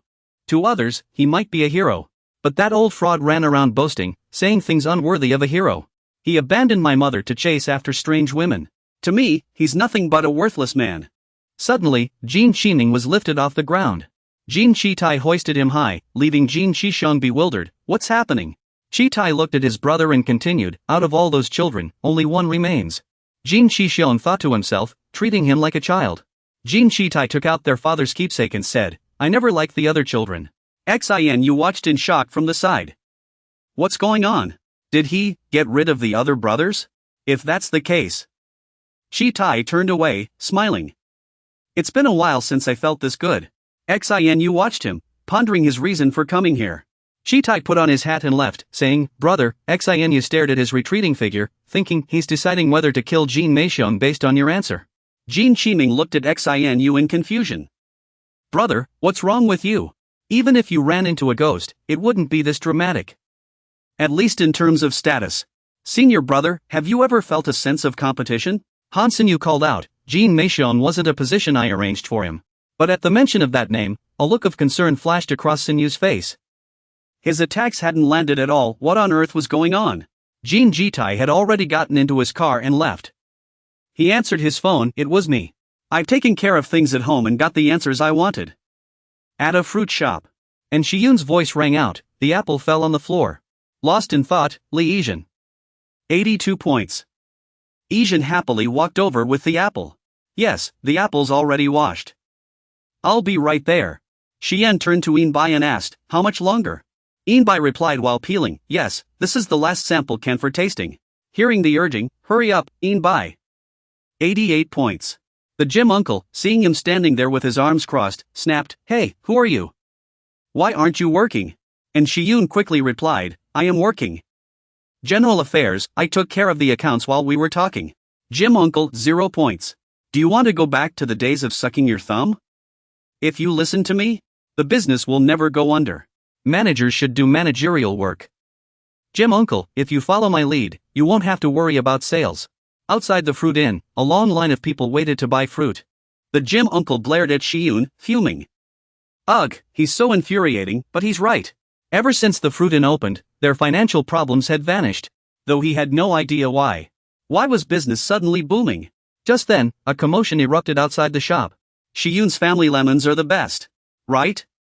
And look how fresh the Xianggu family's apples are. Oh my, that lemon vendor is so charming, I'd take him as my son-in-law. Or he could come to my place instead, hee. Goodness, aren't these aunties a little too bold for their age? Son-in-law, grab me a box of lemons. Suddenly, a voice called out, making the gym uncle turn around. Excuse me? A girl appeared, pointing at a watermelon with a smile. How much is this? The gym uncle happily walked over. You mean the watermelon? The girl shook her head. No. Over here, the gym uncle said in surprise. What? Blushing, the girl walked over and tugged at Chi Junshu's sleeve. I want this uncle to answer me. The gym uncle froze. Oh, I see you were asking someone else. The girl bit her lip, thinking, Chi Junshu is actually quite charming. But even so, he still has to work. I should cut him some slack. Suddenly, Chi Junshu stepped forward and grabbed the gym uncle's hand tightly.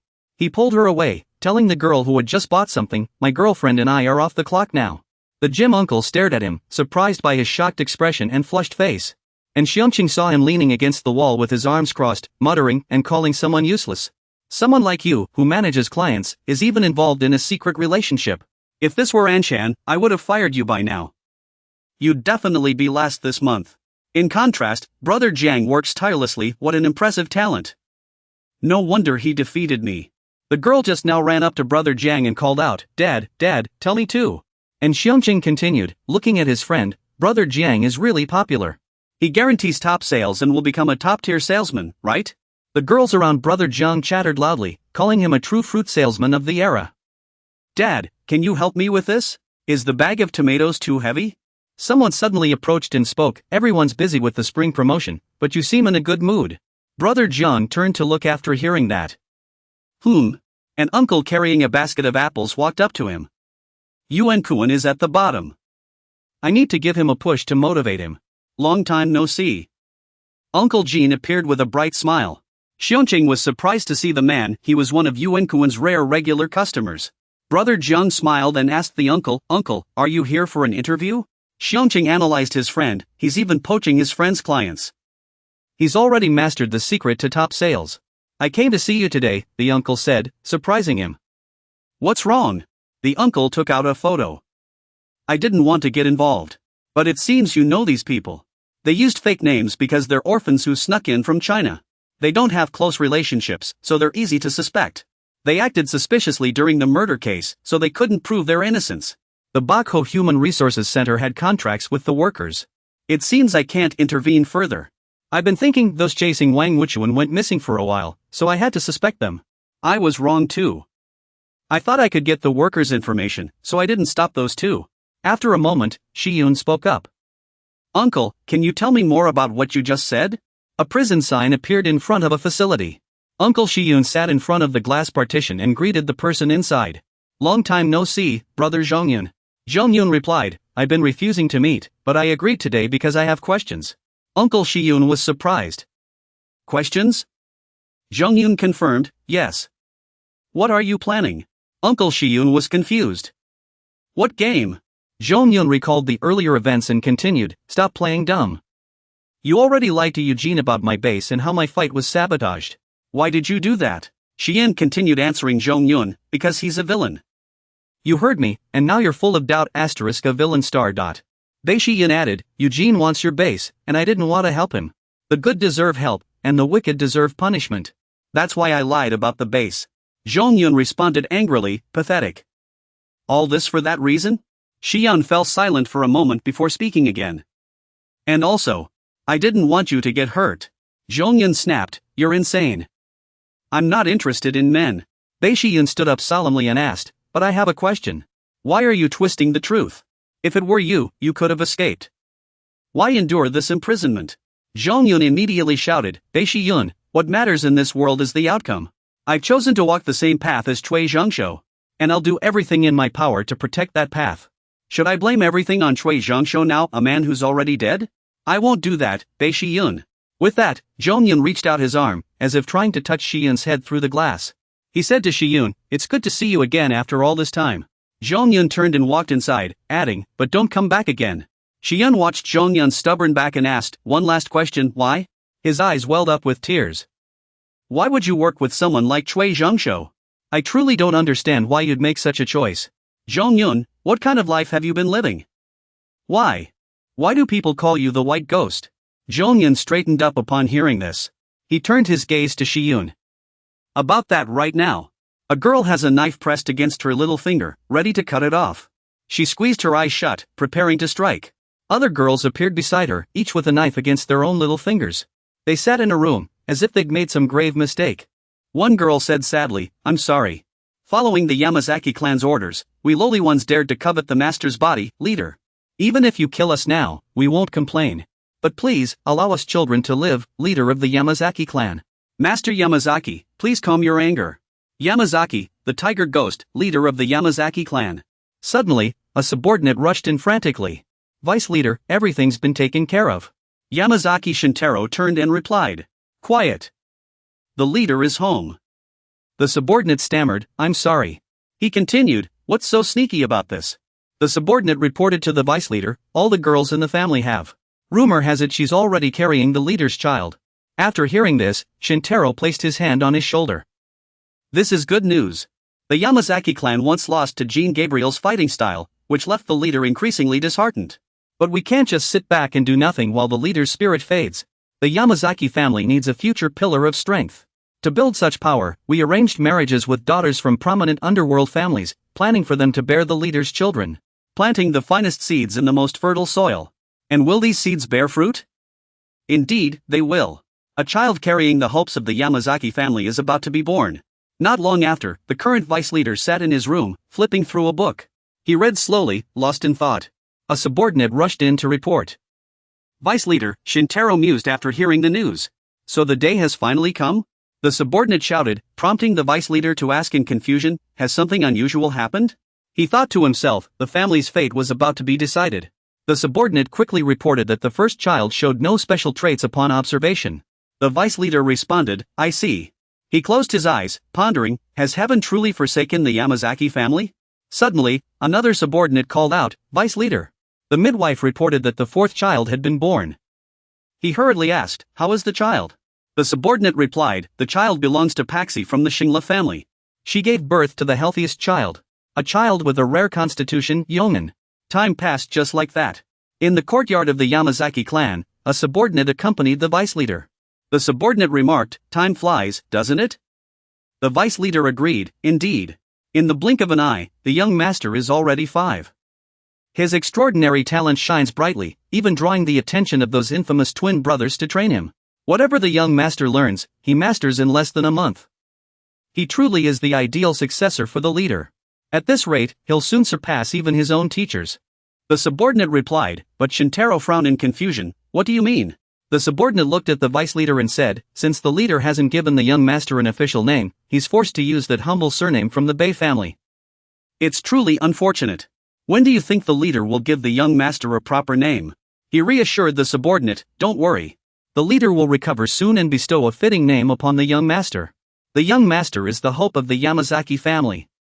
He won't be stuck with that humble surname forever. Father? The vice leader exclaimed in surprise. Ah, the Yamazaki clan. Yamazaki Haruto approached with a smile. Father, have you been visiting the young master again? Father, if you keep spending all your time with the young master, you'll waste your days away. The vice leader burst into laughter. Ha, is that what you think? But where are you off to in such a hurry? I'm heading to the library, new books arrived yesterday. Good. You must study hard so you can assist Gonsan in the future. Yes, father. Chunrun is so unfortunate, this was the leader's response after hearing the news. Do you sympathize with everyone like this? The subordinate explained, I just feel Chunrun's exceptional talent is being wasted. What I mean is, isn't Chunrun more suited to be the family head than Gonsan? Before he could finish, Zintaro gripped his face tightly. The deputy leader warned, no one in the Yamazaki family defies the family rules. His grip was so forceful it knocked out a few of the subordinates' teeth. The Yamazaki family strictly follows the succession principles passed down by the founder. Therefore, Gongsan is the rightful heir to become the family head. If I hear you spouting nonsense against the family rules again, don't blame me for making you regret it. Remember that. Gongsan is the Yamazaki clan's only hope. At that moment, Zhang Yun's mother smiled and asked, good. What did you do today? Gongsan, Zhang Yun reported, I played kendama with my friends. She immediately asked, kendama? Before he could answer, she slapped him across the face. His mother scolded, kendama? Zhang Yun clutched his face, unable to understand. His mother demanded, how can the future leader of the Yamazaki clan waste time on such trivial things? Not even a name yet, and you're playing kendama? Zhang Yun thought after the strike, why must I become strong? Zhang Yun's mother berated him, reflect on yourself immediately. At this rate, when will you earn your name and become the family head? He clutched his face, thinking, but I already have a name. She told her son, you are the hope of the Yamazaki clan and my hope, so act accordingly. Years later, a group of delinquent students appeared. One of them turned to Zhang Yun and asked, what did you just say? Did I hear that right? Zhang Yun replied, you heard correctly. Become my underling, he said, though he still didn't understand why. The student looked at Zhang Yun and sneered, this kid's still in elementary school, isn't he? Trying to act tough? At least put on a decent act, punk, Zhang Yun thought, why must I fight? The leader stepped in front of Zhongyun. You think we're pushovers, kid?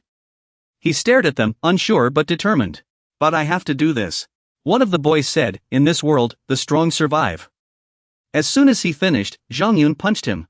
You keep thinking, fighting is as easy as eating porridge. Another guy charges at Zhongyun, kicking out, this kid is reckless. Zhongyun effortlessly dodges the attack, still thinking how his body moves with such agility, without any strain. Come to think of it, I've been fighting since the day I was born. It's kind of fun, Zhongyun thinks, clenching his fist.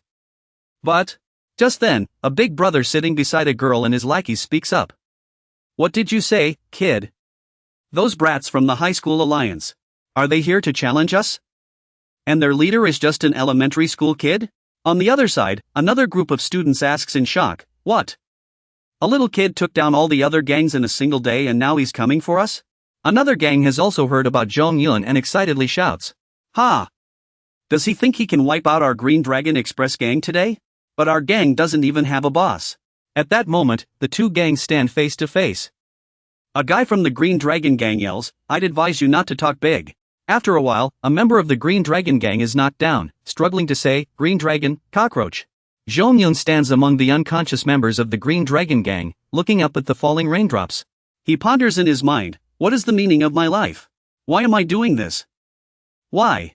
Zhongyun watches a family happily walking down the street, still thinking how he's different from others. He looks at the family in front of him, father, child, mother. Zhongyun's mother smiles, praising his fighting achievements. You did well. Zhongyun listens and thinks, why is everything I have so different from theirs? She continues excitedly, I can't believe you subdued them all in a single day. This is exactly the kind of achievement a future family leader should have. Watching his mother so happy, he keeps thinking, every time I fight, mother is pleased. I understand now, if I want mother's love, I must fight. I must make others suffer to earn love. Zhongyun lands a harsh blow on his mother's face. Blood splatters as he thinks, I'm confused. His mother's blood splashes onto Zhongyun's face, dripping down. Instead of scolding him, she praises him. You did well. Zhongyun thinks. Now I get it. She teaches him to be even crueler, to make everything and everyone submit under his feet. After hearing this, he seems to understand something, this is how he was born. Zhongyun's mother smiles with satisfaction and says, this is exactly the quality a master of the Yamazaki family should have. Zhongyun remains lost in his thoughts, realizing he was born into this kind of place. In another place, the bathroom door opened, and Shingen Yamazaki stepped into the bath. A woman knelt before him and said, please, take your bath.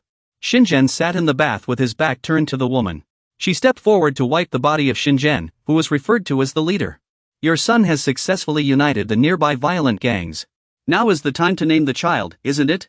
Seeing that Shingen did not respond, the woman continued with a hint of disappointment, I understand. But I will never give up. I will wait. She gazed at the leader's back, waiting until he would turn to look at her. Outside, a dough ball floated in the air. Zhongyun reached out and caught it, staring at his palm. Zhongyun thought to himself, there is someone.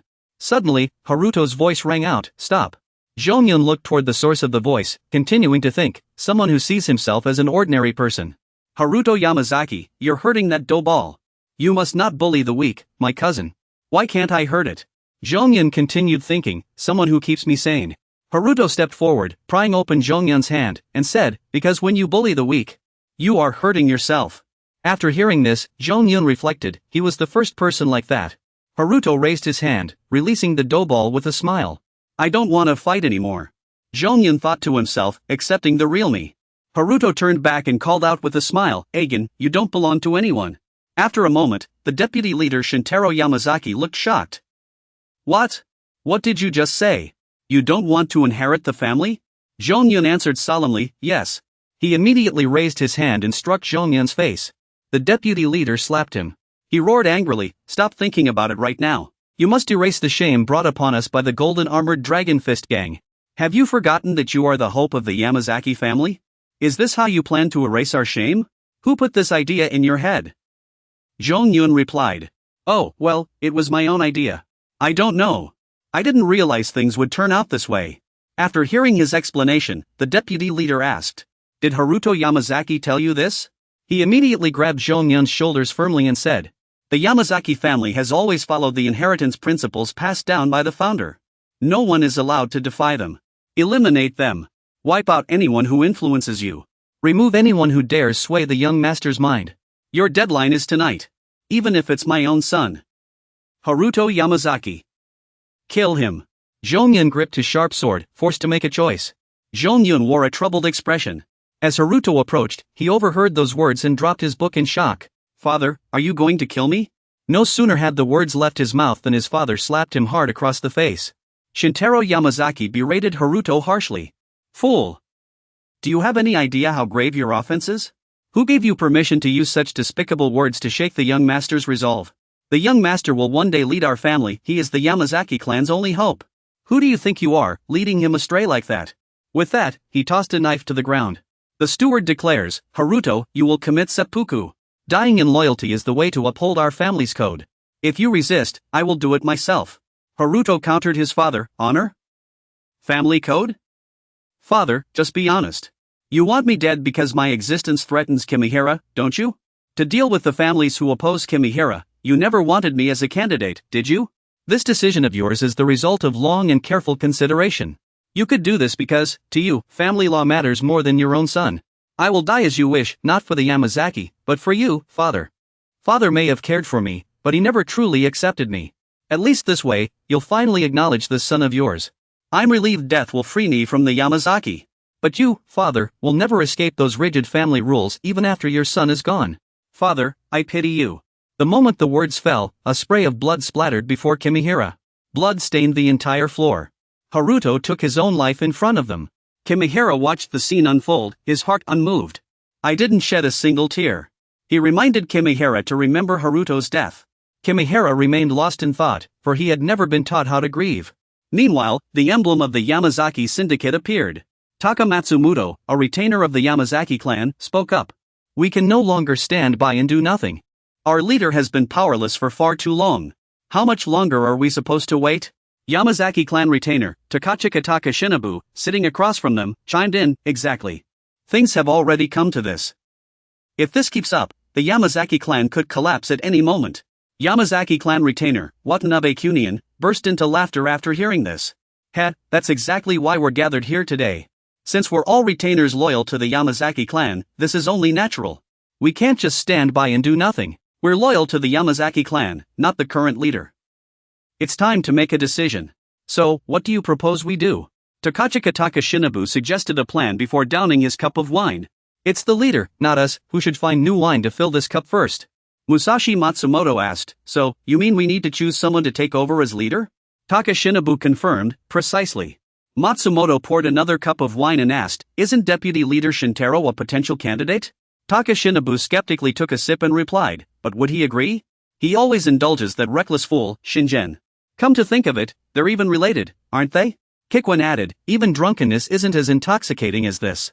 Shintaro is devoted to the Yamazaki clan. He's even more worried than we are about that incompetent Shinjen. Taka Shinobu nodded in agreement, I agree. He only cares about the clan, so he might share our views. In that case, there's no need to waste any more time. Taka Shinobu said gravely, for the good of the Yamazaki clan, we should remove the current leader, Yamazaki Shinjen. Kikwan spoke up, we're all in this together. For the clan's future, we should persuade Yamazaki Shintaro.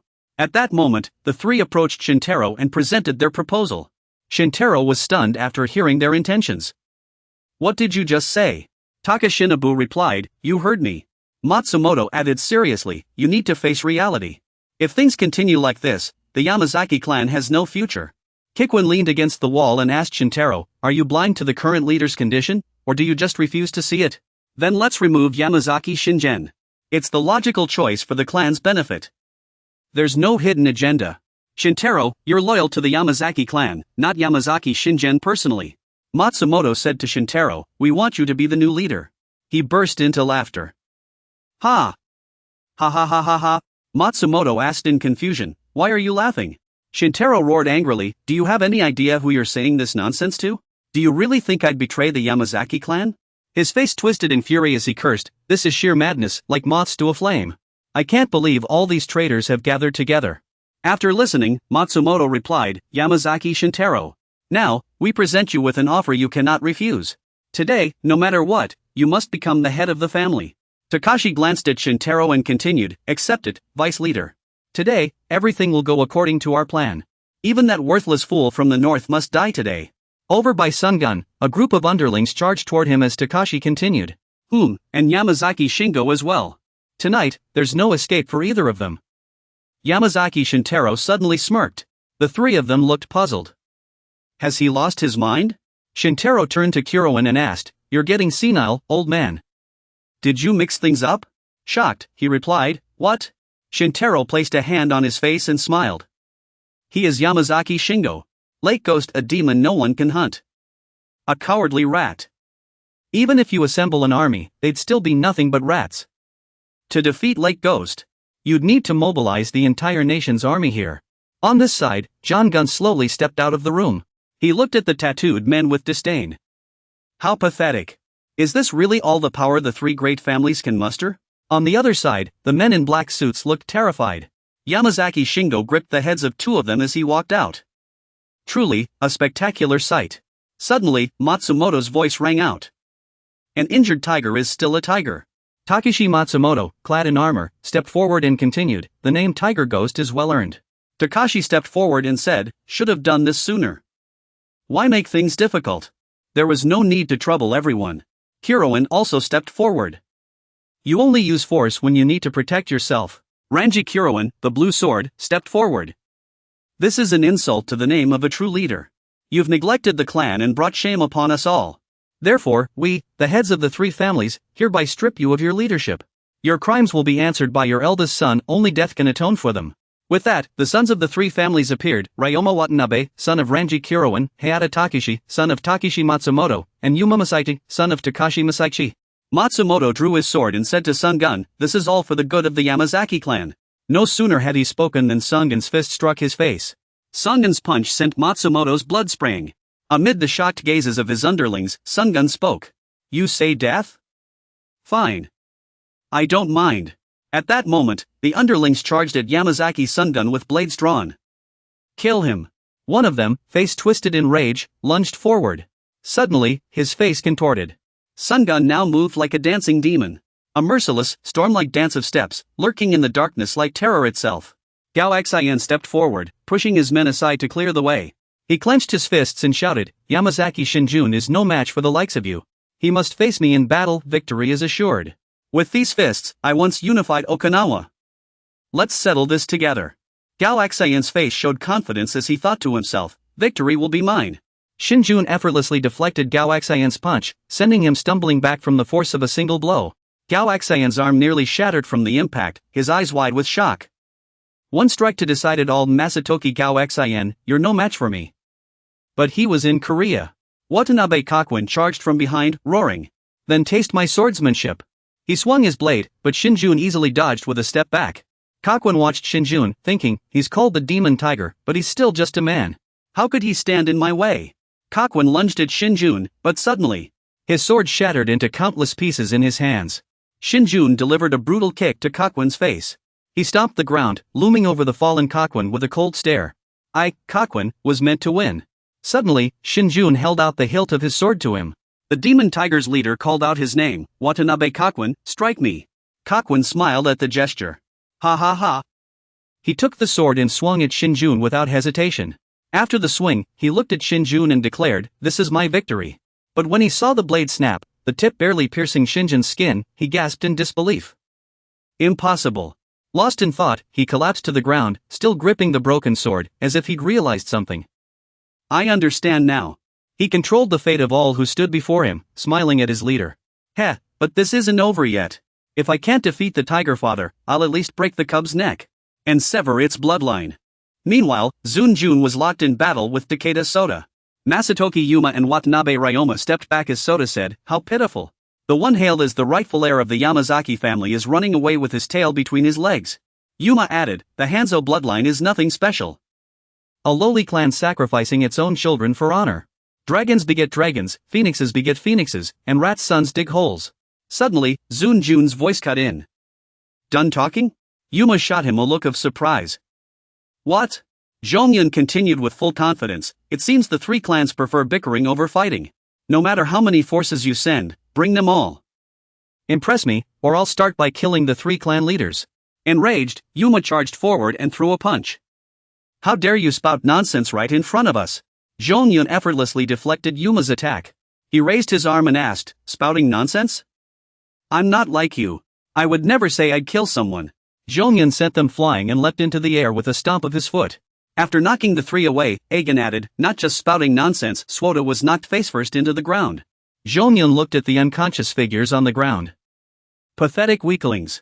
So these pitiful weaklings are the children of the three clan leaders? How disappointing. Aegon turned to the remaining people.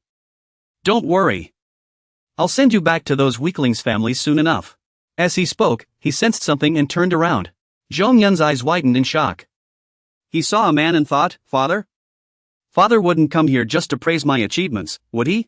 Mother, what was Father like before he lost his purpose in life?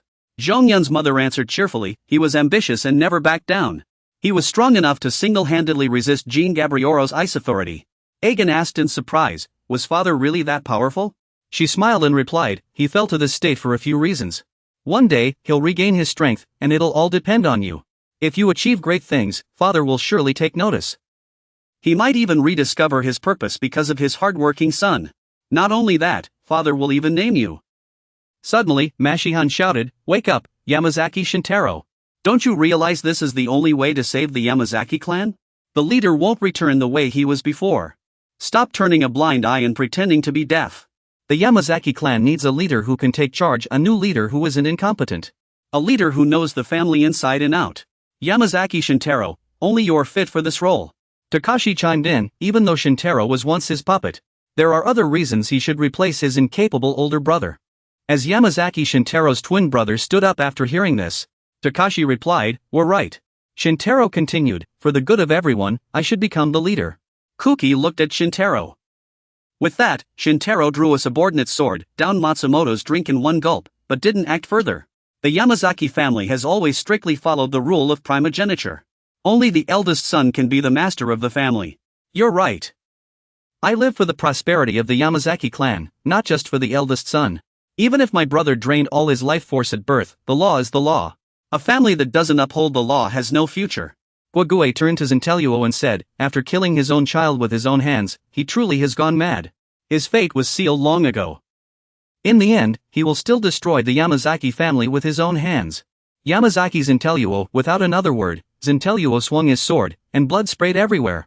On the other side, Zhongyun and Shang Jin stood face to face, staring at each other. Zhongyun said to his father, I've done it, father. For you, father, I've defeated all the sons of the three clans. I've stopped the rebellion of the three clan leaders, all for the survival of Yamazaki. This will serve as a lesson to the other families. From now on, no one will dare to rebel again. As he spoke, Zhongyun thought to himself, I've finally done it. Father will finally acknowledge me. Today, Father will give me my name. Suddenly, Zhongyun recalled a happy memory of his family playing together. Zentelluo responded, what are you babbling about? Zhongyun's heart sank in shock. Father, how you address me? Zentelluo replied, who exactly are you, kid? Zhongyun thought in disbelief, does father not even know I exist? What does he mean? A subordinate leaned in to whisper in Zentelluo's ear, then lowered his gaze to Zhongyun's bewildered face. He said, you claim he's your son. Zentelluo remained silent before saying, I don't care. I suppose you've been hoping for some fatherly love from me? From the very beginning, it was all of you who shaped him into what he is today. He's not my son, and I want nothing to do with him. Tell Zentelluo to keep this child out of my sight, hidden in the Yamazaki gang's quarters. At that moment, two subordinates were standing guard. A young subordinate stepped forward and said, I'm exhausted. Because of this rebellion, our work hours have been extended again. The other replied, orders are orders. We have no choice but to obey. But I don't understand, who would rebel now? The young subordinate quickly hushed him, Sho, Lord Zentelluo is coming. The two continued their discussion, did you hear? I heard the three clan leaders wanted to make Lord Zentelluo their leader. But he refused immediately. Is that true? He's a true man, living only for the law in the Yamazaki gang. Everyone in the Yamazaki gang is willing to follow him. A man like him doesn't have blood running through his veins. I feel sorry for him, though. Why? What I mean is, he's Lord Shinjin's twin brother. His fate was decided 30 seconds after he was born. Yet those mere 30 seconds pushed Lord Shintaro out of his position as deputy leader. That is also why he appears even more outstanding. He never complained about the unfairness of fate. It was a grave mistake for the Lord of the Three Clans to try and persuade such a man to rebel. They would never succeed in acting for Yamazaki's interests. Lord Shintaro even killed his own adopted son. Now, Shintaro stands before his child's grave. He gazes at the tombstone with a sorrowful expression. Haruto, do you resent your father?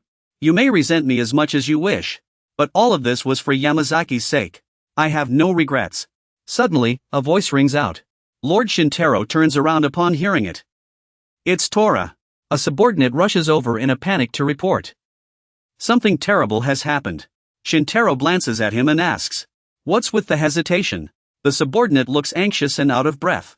"Please, my lord, go to the midwife at once." Shintaro listens with suspicion. "Granny Misaki, what's going on?" The subordinate reports to him. Her condition is critical. She may not make it through the day. At this moment, Granny Misaki lies on the ground, barely conscious, and weakly speaks. "Oh heavens, why would someone as busy as you come to see an old, ugly, and lowly woman like me?" Lord Yamazaki Shintaro. Shintaro sits before her and replies. "Of course I had to come. After all, you are the eldest of the Yamazaki family." Granny Misaki praises him repeatedly. "You have always been so exceptional, my lord. Even a humble midwife like me, you still come to visit in person." Shintaro replies, "No need for courtesy. You delivered both my elder brother and me. Thanks to you, we opened our eyes to this world healthy and strong." Granny Misaki recalls the memory. "Decades have passed since then. The two of you truly grew up to become remarkable men. You have served the Yamazaki family's interests with unwavering dedication. Even if I die now, I will have no regrets. Please don't say such discouraging things, my lord." Seeing her sit up, Shintaro quickly says with concern, "Granny Misaki, why are you sitting up? It will exhaust you." Granny Misaki answers wearily, "I have a few things I want to say to you." Shintaro felt puzzled after hearing this. "To me, ma'am, you confirmed it." That's exactly how it was. Misaki looked up at the sky and began to speak. "There was an accident once. Back then, you and your twin brother were still very young. I had stepped out for a moment. A gust of wind from the open window knocked over a candlestick. It fell right toward the two young masters. The candle was about to hit you. It sparked a flame, and the fire began to spread. When I rushed back and rescued the two young masters, I was shocked to see a child so young already knowing how to protect his twin brother." Shintaro smiled and replied, "I understand. So my brother has been protecting me since we were little." "Wait. What do you mean by that?" Misaki shed a single tear. Shintaro took off his shirt and saw the scars on his back, stunned. "But I'm the one with the burned scars." The deputy leader, seeing her kneel, asked in surprise, "Lady Misaki, what on earth is going on?" Misaki knelt before Shintaro and bowed her head. "I owe you an apology. I deceived you your whole life. Shintaro-sama, the truth is, you are your brother's older brother. By all rights, you should be the head of the family." Shintaro was left speechless. He stepped forward and grabbed Misaki's hands tightly. "Lady Misaki, please tell me, is this true? You have no reason to do this. You're lying, aren't you? You're just trying to stir up trouble between us, right?" Misaki lowered her head and replied, "I'm sorry. I was too afraid back then." The leader of the Yamazaki clan confronted her. "Have you lost your mind? A lowly midwife like you? Who gave you the audacity to harm the future leader of the family? What if things couldn't be undone? You've committed a crime that endangers the family's future. You might as well end your worthless life here and repent." Ms. Misaki exclaimed in shock. "That's not how it is." The leader heard the response. "What happened?" Ms. Misaki lied. "Your burns were due to my negligence. It was Yamazaki family's second young master, Santaro," she said to Santaro. "To survive." Misaki fearfully reached out to Shingen, saying, "The true future leader of the family is Lord Shingen. He is completely fine. He wasn't injured at all. Please don't worry about him." Ms. Misaki revealed the truth to Santaro. "I swapped the fates of these twins." Terrified, she begged the family head for mercy. "Please spare my life." The family head immediately gave the order. "Your crime is still a grave offense. Take this despicable woman away and give her 100 lashes." Misaki confessed to Santaro. "I was afraid of dying. So I lied to save this worthless life of mine." Santaro's expression darkened as he shouted, "Lord Santaro." Santaro's expression had completely changed as he glared at her. "You shouldn't have done that. My whole life. I lived as a younger brother. I lived my entire life as the vice leader. I endured everything because I was the younger brother. But I was the older brother all along. I was the true leader of the family. Then what was my life even for? What about all the sacrifices I made? What were they for the sake of the Yamazaki family? Haruto, why did I have to kill my own son? How was I supposed to feel about that? What am I supposed to do now? At that moment, a young girl pushed open the door and cried out. Ms. Misaki, are you alright? The girl peered inside and gasped in horror, her mouth agape. She saw Ms. Misaki impaled by a sword, suspended in the center of the room, and screamed in terror. Santaro walked thoughtfully, holding a long sword. I don't know. I really don't know what to do anymore. I am the true Yamazaki Shingen. Then what now? Who is the leader of the family now? Yamazaki. The eldest son is the rightful heir. Rules, rules, rules are rules. I am the eldest son. I must become the master of Yamazaki.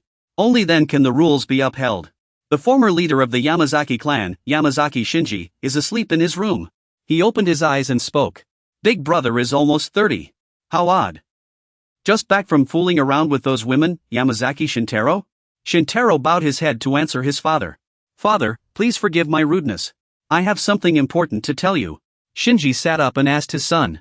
What urgent matter brings you here in such a hurry? Shintaro bowed his head and said. Father, I met the midwife who was on her deathbed. She confessed to me that I am the true eldest son. Shinji was shocked upon hearing this. Nonsense. Shintaro continued. This can't be true, right? She's just senile, raving. Right, father? Shinji answered his son. It's true. Shintaro was stunned. Unbelievable. He continued. You are the true eldest son. Shin should have been you. Though I heard this from your mother too late. Shintaro, now certain, asked excitedly. Then why didn't you take action to set things right? He answered his son. How could I change the leadership just because I found out late? Once the families discover this mistake, where could we hide? The midwife did something pointless. Yamazaki's current position is all thanks to your contributions as vice leader. It's fate. Yamazaki Shintaro, stop these futile delusions. More importantly, the decisive factor in becoming leader. You lack the heaven-defying eye. In the Yamazaki family, Shingen is being dressed by a woman named John Gun. She remains silent, saying nothing. Shingen didn't even glance at her. Suddenly, a subordinate rushed in, panicked. Leader, something terrible has happened. She's blaming you like this. How dare you insinuate such things in front of the leader? The subordinate immediately apologized. Please forgive my recklessness. But this is extremely urgent. She ordered him to speak quickly. The subordinate immediately reported. Someone is planning a rebellion. She was shocked upon hearing this. A rebellion? The subordinate shouted loudly. Shintaro-sama is planning a rebellion. Zhongyun's mother refused to believe it. Shintaro-sama would never do such a thing. Has he completely disregarded his oath to the 3 clans? The subordinate immediately replied. I'm telling the truth. Half of the Yamazaki gang has already defected to him. Jing could no longer stay silent. She's right. There must be some misunderstanding. I'll go see him. He would never do this. There must be a misunderstanding. Where is Shintaro? No sooner had she spoken than a sharp blade pierced Jing's body. Without showing any pain, he turned and asked, again? What are you doing? Hatsumi replied. I've already avoided the Black Bones position. Even someone like you can't dodge this fatal strike. Jing calmly said. What a surprise. Jing recalled the days when Hatsumi served her. After reminiscing, Jing continued. I thought you needed me.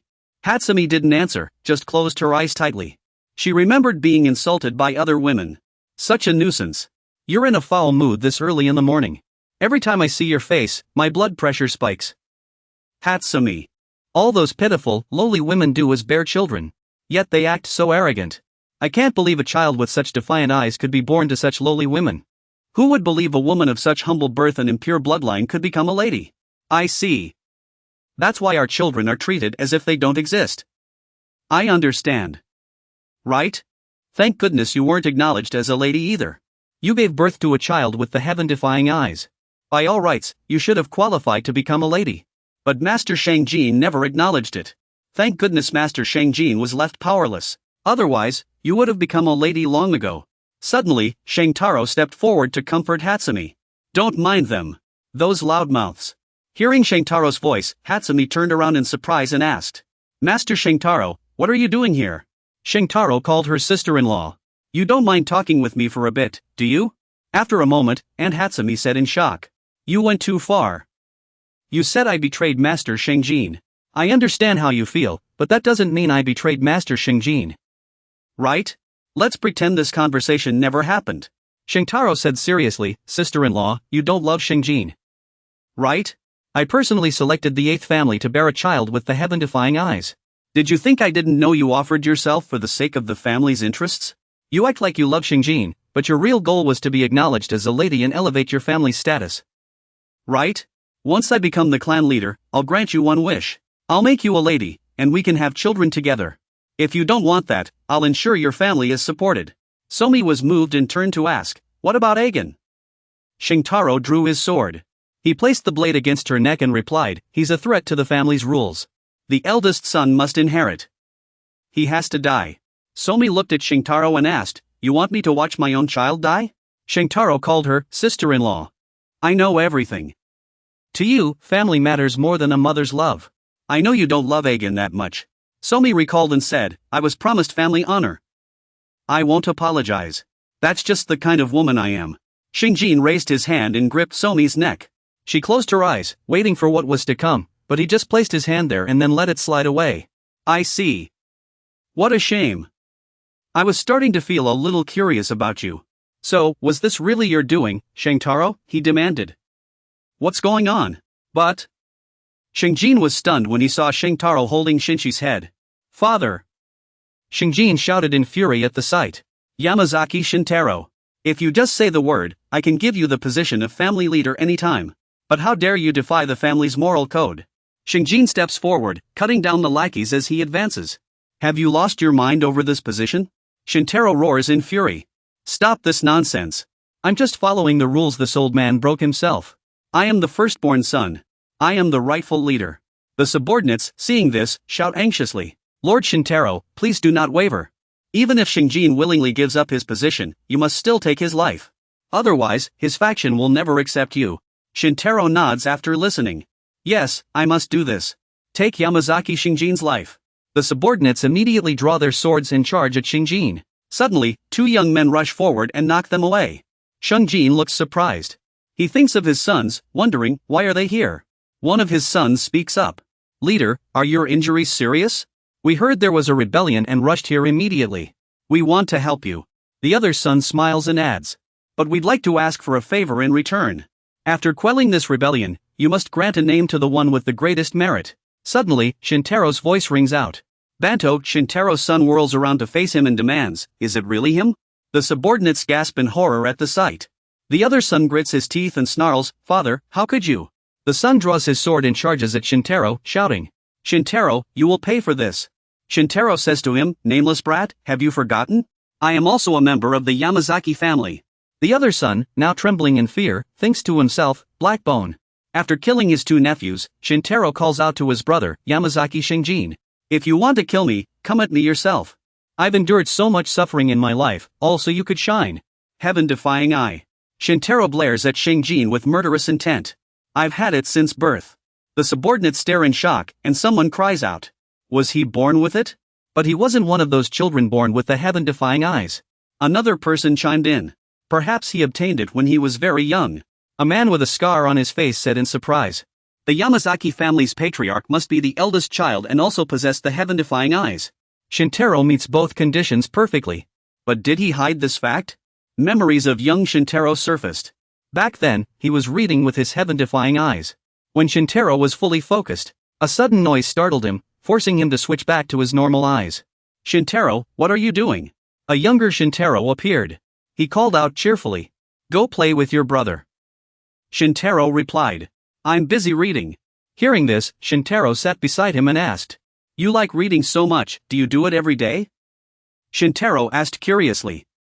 Seriously. You'd rather go out and play with your brother, right? Shintaro answered.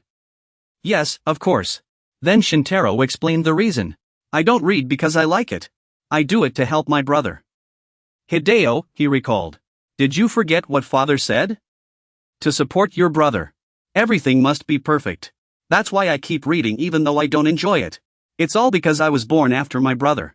Suddenly, Shintaro called out. Shintaro. Shintaro immediately responded. What is it? Shintaro continued. Our fates were decided in just a few seconds. Shintaro replied. Yes, if. Seeing him hesitate, Shintaro asked curiously.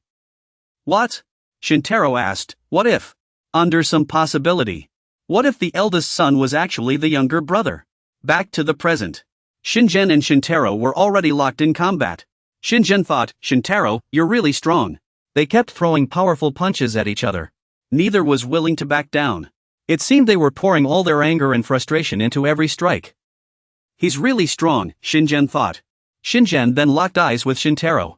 But you've been holding back all this time. Was it so I could shine? Shingen threw another powerful punch at Shintaro's face. He continued thinking. Just because you're the younger brother. You ruined yourself for my sake. Shintaro retaliated with an equally fierce counterattack. Shingen struck Shintaro's side with a heavy blow, thinking to himself. I understand why you're so angry. I'm sorry. Shintaro drove his fist into Shingen's abdomen. It forced him to cough up blood. The subordinates outside witnessed this and froze in shock. Someone gasped, no way. Shintaro-sama is truly matching Shingen-sama blow for blow. A clash between a born rebel and a self-made one. This is a battle between two monsters for the leadership of the family. Shingen's punch sent Shintaro stumbling back a few steps. A man's voice rang out.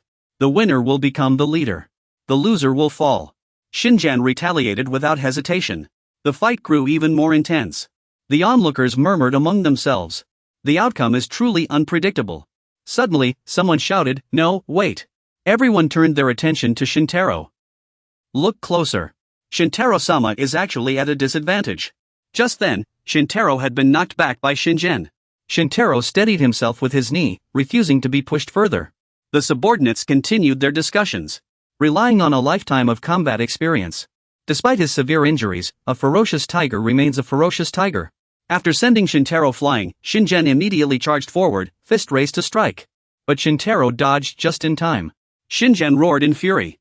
Shintaro, he continued, throwing punches with all his might. You said it yourself, you could tell me. I'm the younger brother. Shingen spun and kicked at Shintaro's face. Then he raised his fist toward his face. And you're the older one. Though Shintaro blocked with his arms, Shingen's strength was overwhelming. Shingen demanded angrily. Why do this? Shingen channeled his power into his arm. The ground around him cracked under the force. To kill our own father with your own hands? Finally, Shintaro spoke. Shingen, have you forgotten? The law is always supreme. That's what father taught us. Then he immediately unleashed a technique. Aikido's energy box sent Shingen flying. Shintaro said, I'm only following what he taught us. A swift kick sent Shingen crashing into the beams above. Somehow, Shingen immediately lunged at Shintaro again. Muttering, laws and rules. Something made Shingen freeze mid-step. Shintaro stood, grabbed Shingen's arm, and slammed him to the ground. Shintaro's expression turned cold and ruthless. He pinned Shingen down and shouted. You're pathetic. After flinging Shingen into the wall, Shintaro asked. What did you think? That you still. Shintaro swung his arm, hurling Shingen into the air. He pushed off the ground and leapt up. With a knee to Shingen's face, he roared. Shingen, the one who defeated the Golden Armor, be king. Shingen was struck by Shintaro's attack and sent crashing into the wall behind him. Shintaro fixed him with a sharp glare. He slowly approached and said, Give up, Shingen. Looking at Shingen slumped on the ground, Shintaro continued. Accept your fate. In a place like Yamazaki, where the law is absolute, there's no place for you. Suddenly, Shingen spoke up. Dying by your hand wouldn't be so bad, brother. Hearing this, Shintaro blurted out in shock. What? Shingen murmured. But why so graceful? There's still one person I can't forget. Watching the chaos the two had caused, Shintaro emphasized again. Yamazaki Shingen. You won't be the only one dying here. I will erase every trace of your bloodline and purge all stains from our family name. Hearing this, Shingen looked up in disbelief. He continued. That's why I called him here. Just then, Jong-yun appeared. Shintaro sighed. It's a shame to lose his unparalleled eye. But there's no other choice. The family's laws are absolute. Your son poses a grave threat to the rule of primogeniture. So I cannot let him live. Shintaro declared. Kill him. His men immediately lunged at Jong-yun with their weapons. But something unexpected happened. Shintaro suddenly shielded Jong-yun with his own body from the blade. He was utterly stunned. This makes no sense. The two locked eyes. Why would this man protect me? Returning to the earlier scene, Shintaro sat in the room and spoke. I see. That boy is called Jong-yun? Yes. He's the son of the woman who served you faithfully, Pao Sammy. Shintaro asked again. Understood. So, what about that boy? I'm not sure how to put it, my lord. Just say it. He grew up without much family warmth. His only goal was to earn your recognition, my lord. That's why he united the surrounding gangs. And it's undeniable he played a key role in stopping the recent internal strife. After hearing this, Shintaro only focused on one thing. Growing up without the love of a family. Is that so? Yes. Because he was born for a specific purpose. That makes sense. I truly didn't expect you to notice him. Should I look further into John Gunn for you? After a moment of silence, Shintaro spoke. No, that won't be necessary. I just can't seem to get that kid's name out of my head. Even if only for a moment, I simply found his existence irritating. At this moment, the two stood face to face. Shintaro looked at John Gunn and asked. Boy, tell this old man what you want from me. I'll give it to you. John Gunn answered immediately. A name. A name. That's all I want. Blood continued to flow. Shintaro remained calm. Just a name? Very well. Then what is your name? Suddenly, Shintaro grabbed the sword piercing his chest. Then he swiftly severed his own left arm. Blood sprayed everywhere. It splattered onto John Gunn's face. Shintaro, still gripping the sword, laughed. The bond between father and son transcends adversity. Shintaro collapsed from blood loss in his wounds. How absurd. Young master, do not worry. This is a Muramasa blade. It can slice through black bone as easily as tofu. But something unexpected happened. With the last of his strength, Shintaro clutched his pants and said. Run. Don't look back. Not even once. He thought to himself. I've changed my mind. Shintaro found it amusing. Run? Do you think he can escape my grasp? Shintaro replied. No. There's no particular reason. Shintaro continued slowly. I'm telling you to run away from me right now. What are you waiting for? At least I can protect this child. A familiar voice rang out. Yamazaki Shintaro. It was the voice of Jean Garan. He said.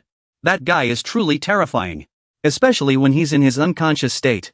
The person talking to him asked. How is that different from his heaven-defying eye?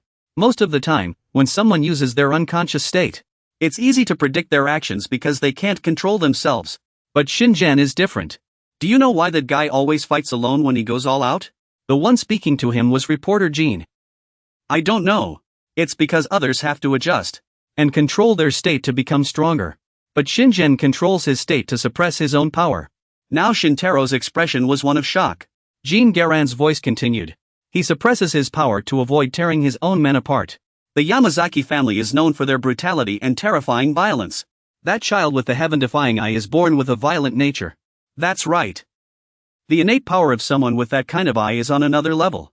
The moment a child with the heaven-defying eye stops controlling their instincts, the moment they lose control of their unconscious state, a demon is unleashed. Shintaro glared sharply at Shinjan and then said, the heaven-defying eye.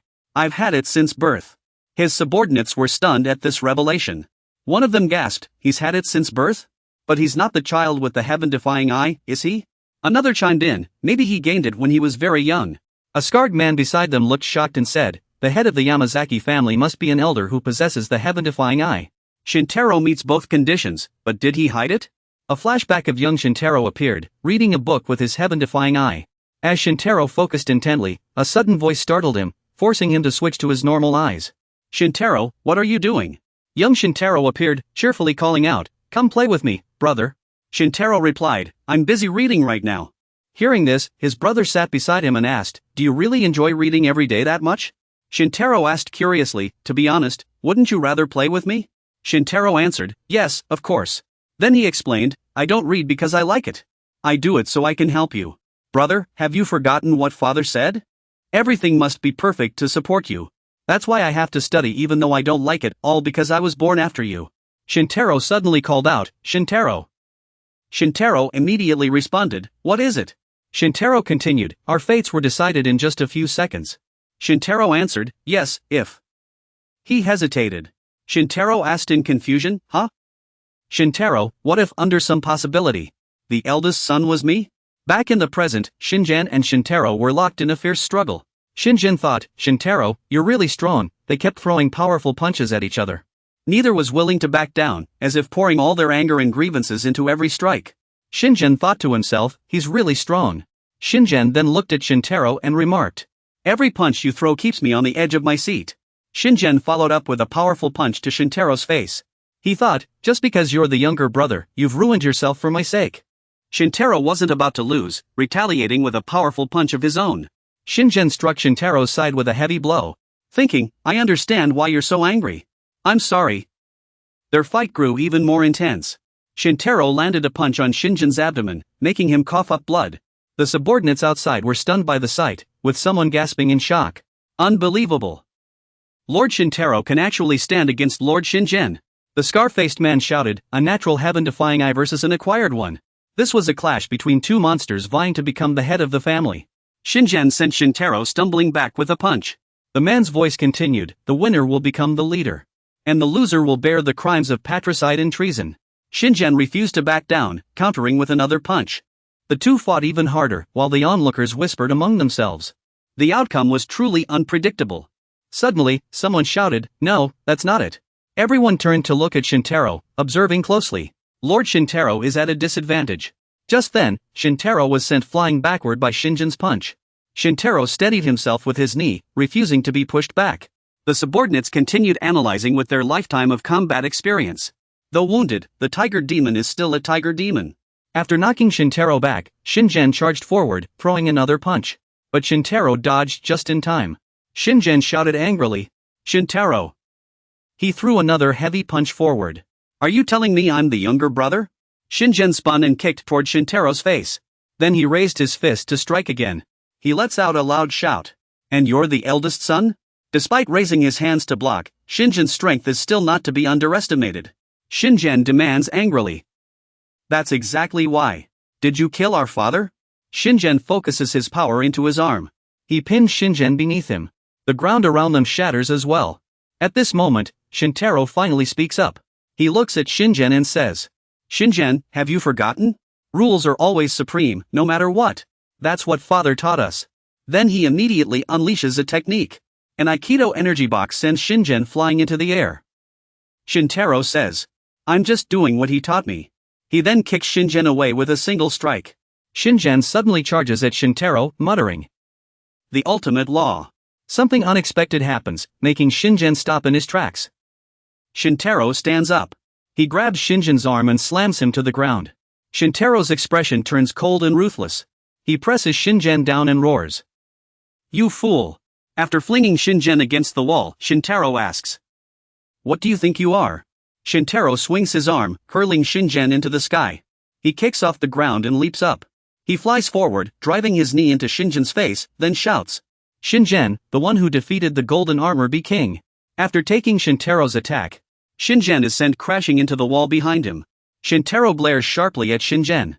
He slowly approaches and says, give up, Shinjen. Looking at Shinjen slumped on the ground, Shintaro continues, accept your fate. In a place like Yamazaki, where laws govern everything, there's no place for you. Suddenly, Shinjen speaks up. Dying at my brother's hands isn't so bad, big brother. Hearing this, Shintaro's face darkens with rage as he exclaims, what? Shinjen muttered under his breath. But what kind of humiliation is this? There's still one person I can't forget. Watching the chaos these two had caused, Shinjen emphasized again. Yamazaki Shinjen, you're not the only one who'll die here. I'll purge every trace of your bloodline, and erase every stain from our family name. Hearing this, Shinjen lifted his head fiercely. He continued, that's why I called him here. Agon. Just then, Jong-yun appeared. Shintaro sighed.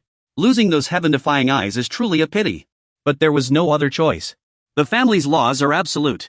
Your son poses a grave threat to the rule of primogeniture. So I won't let him live, Shintaro declared. Kill him. The subordinates immediately raised their weapons and charged at Jong-yun. Then, a figure stood defiantly. A voice rang out. For turning on their own kin. That's the nature of our family. The Yamazaki clan thrives on unchecked violence. That child with the heaven-defying eyes was born with a violent temper. Jong-yun's expression turned to shock. The voice continued. That's right. The power of the heaven-defying eyes is on a completely different level. Once someone with those eyes loses control, they transcend instinct and become a demon. At that moment, the aura radiating from Xin Yun. It felt as if he had become someone else entirely. Xin Yun, standing aside, watched in horror. The subordinates grew even more ruthless. Seeing Xin Yun like this, Zhongyun mirrored their expressions. He thought to himself. Instinct. Zhongyun looked at the dense crowd surrounding Xin Yun and thought. This is the instinct to survive. One wrong step, and we'd be dead in an instant. By now, Xin Yun and Zhongyun were completely surrounded. One of the subordinates suddenly felt overwhelming fear. He thought to himself. Sheer terror. Sweat began to drip. Such thoughts surfaced in that person's mind. It always begins from a silent void. Immediately after, Xingyun lashed out at the people around him. Someone roared in fury. Stop him now. Eliminate Xingyun. By this point, Xingyun had become utterly deranged. Bare-handed. He effortlessly took down the men around him. The moment Xingyun lifted his foot, Shintaro's mind flashed with the name, Yamazaki Xingyun. This is a catastrophe. Someone shouted. Stop him. But Xingyun had already stomped the ground with force. The people around were instantly sent flying into the air. Debris scattered everywhere. The remaining men, horrified, began to flee. Shintaro thought that whether they struggled or fought back. At that moment, a pair of eyes was fixed on the fleeing crowd. The next second, they were crushed under Xingyun's descending stomp. Xingyun remarked, it's all pointless. As he watched the men fall one by one, Xingyun thought this felt like battling a natural disaster. With just a little effort, Xingyun could take down Shintaro's men. Xingyun was stunned. He thought, that overwhelming power. He's a monster. Now, Xingyun had no choice but to see Xingyun in a new light. At that moment, Shintaro could no longer hold back and decided to act himself.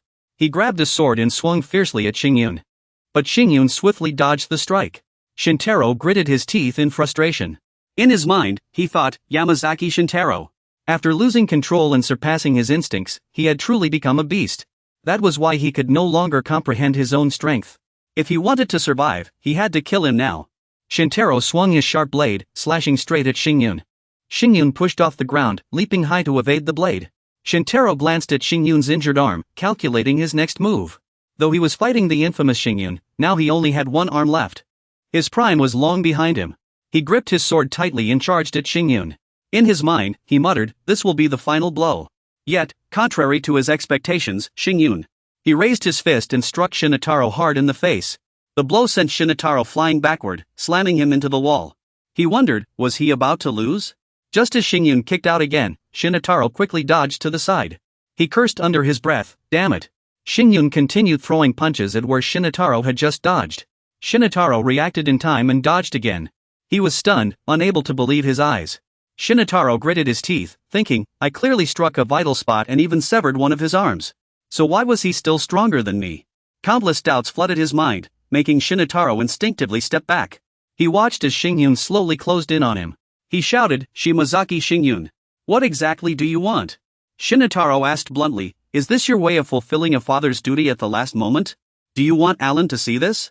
Seeing Xingyun remain silent, Shintaro continued, well, I guess you two are the same after all. He stepped forward, adopting a fighting stance, and declared.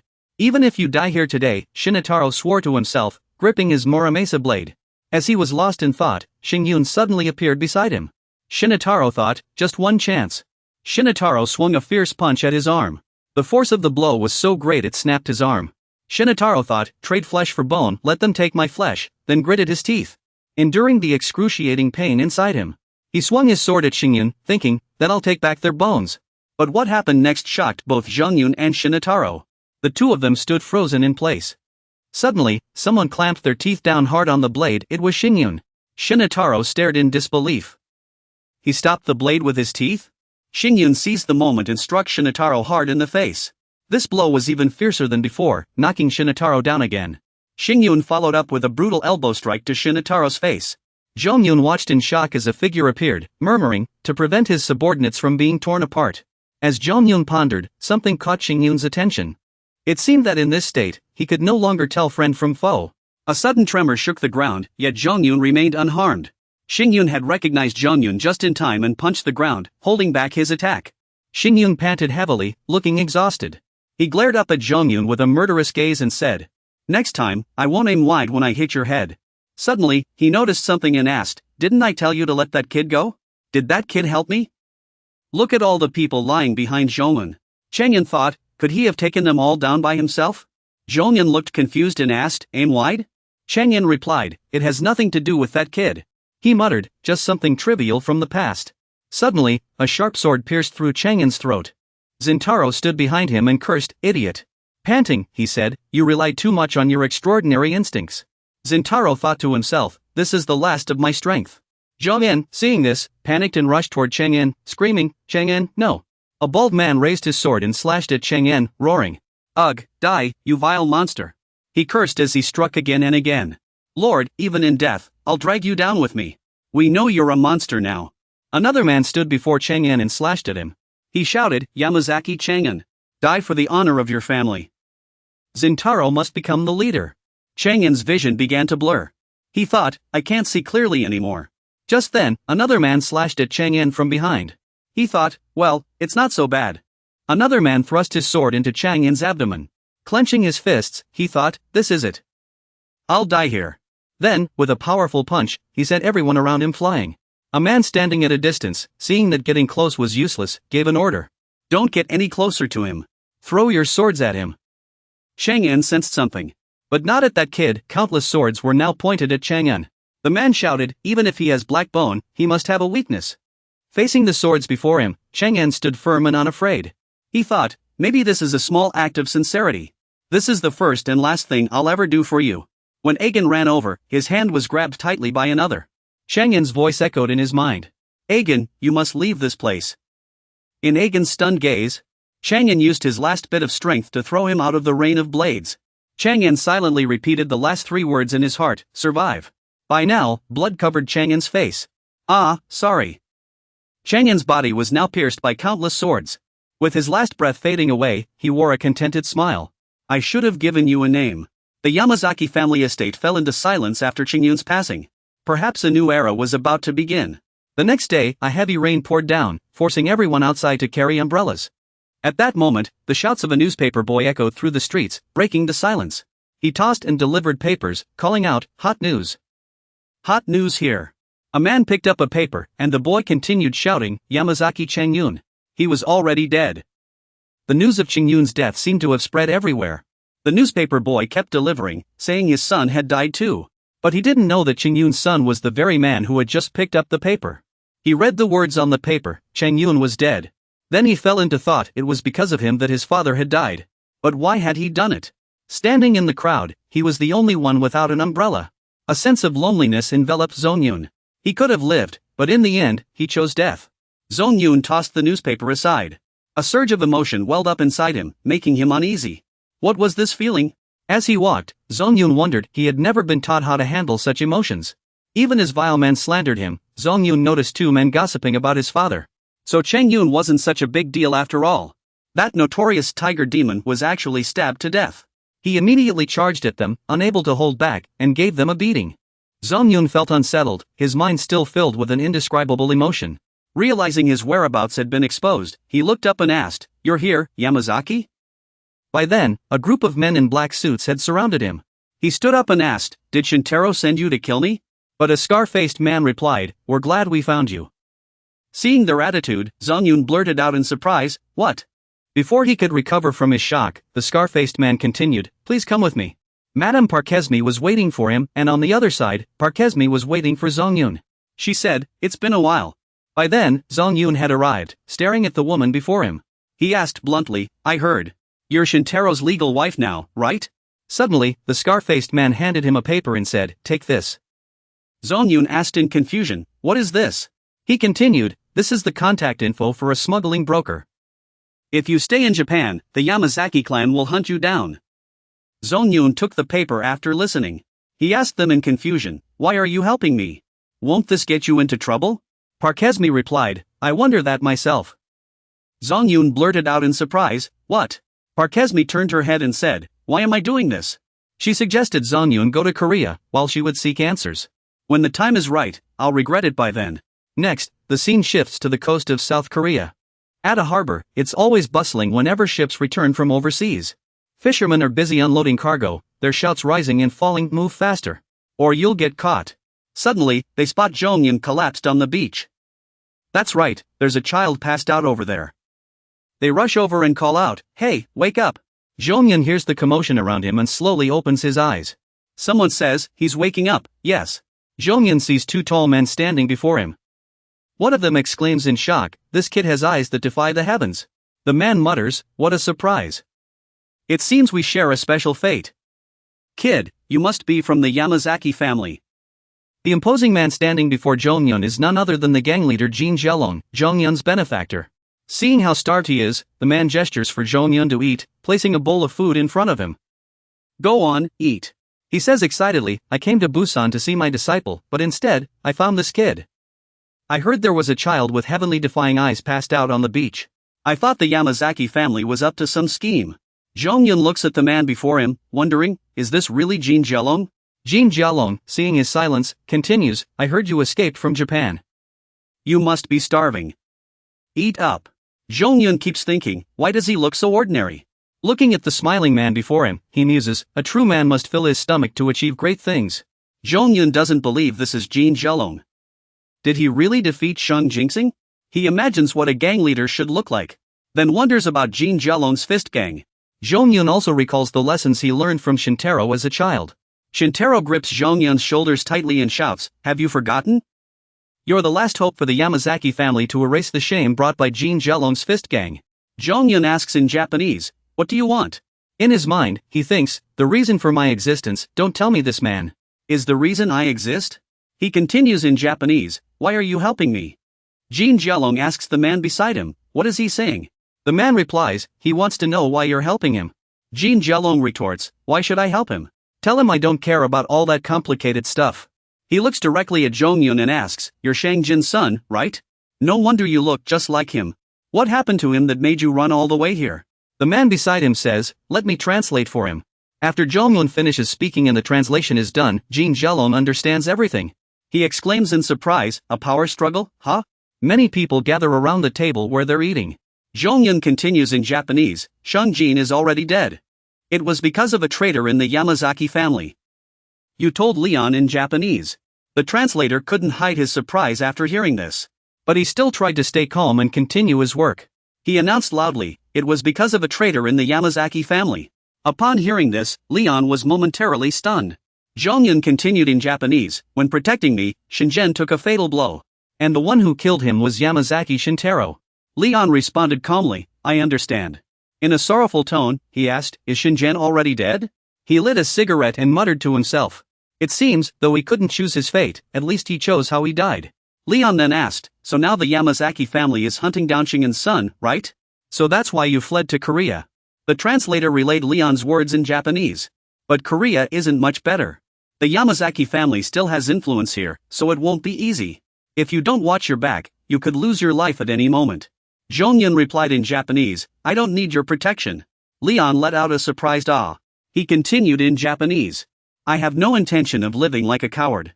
Leon stared at him in silence, saying nothing. After a moment of thought, Leon sighed, "No wonder you're Shingen's son. It seems you only have one choice left." Jonghyun murmured in confusion, "A choice?" Leon continued, "Become stronger where they can't reach you." Jonghyun asked doubtfully, "Where is that place?" Leon answered calmly, "A place without honor. The decision is yours." After careful consideration, Jonghyun decided to follow Leon's advice and enter a Korean prison. A guard said to Jonghyun, "This is your new cellmate. Get along well." The inmates in front of him eyed Jonghyun with great interest. The one sitting in the middle, seemingly the cell boss, declared loudly, "Of course, this new friend looks quite tasty."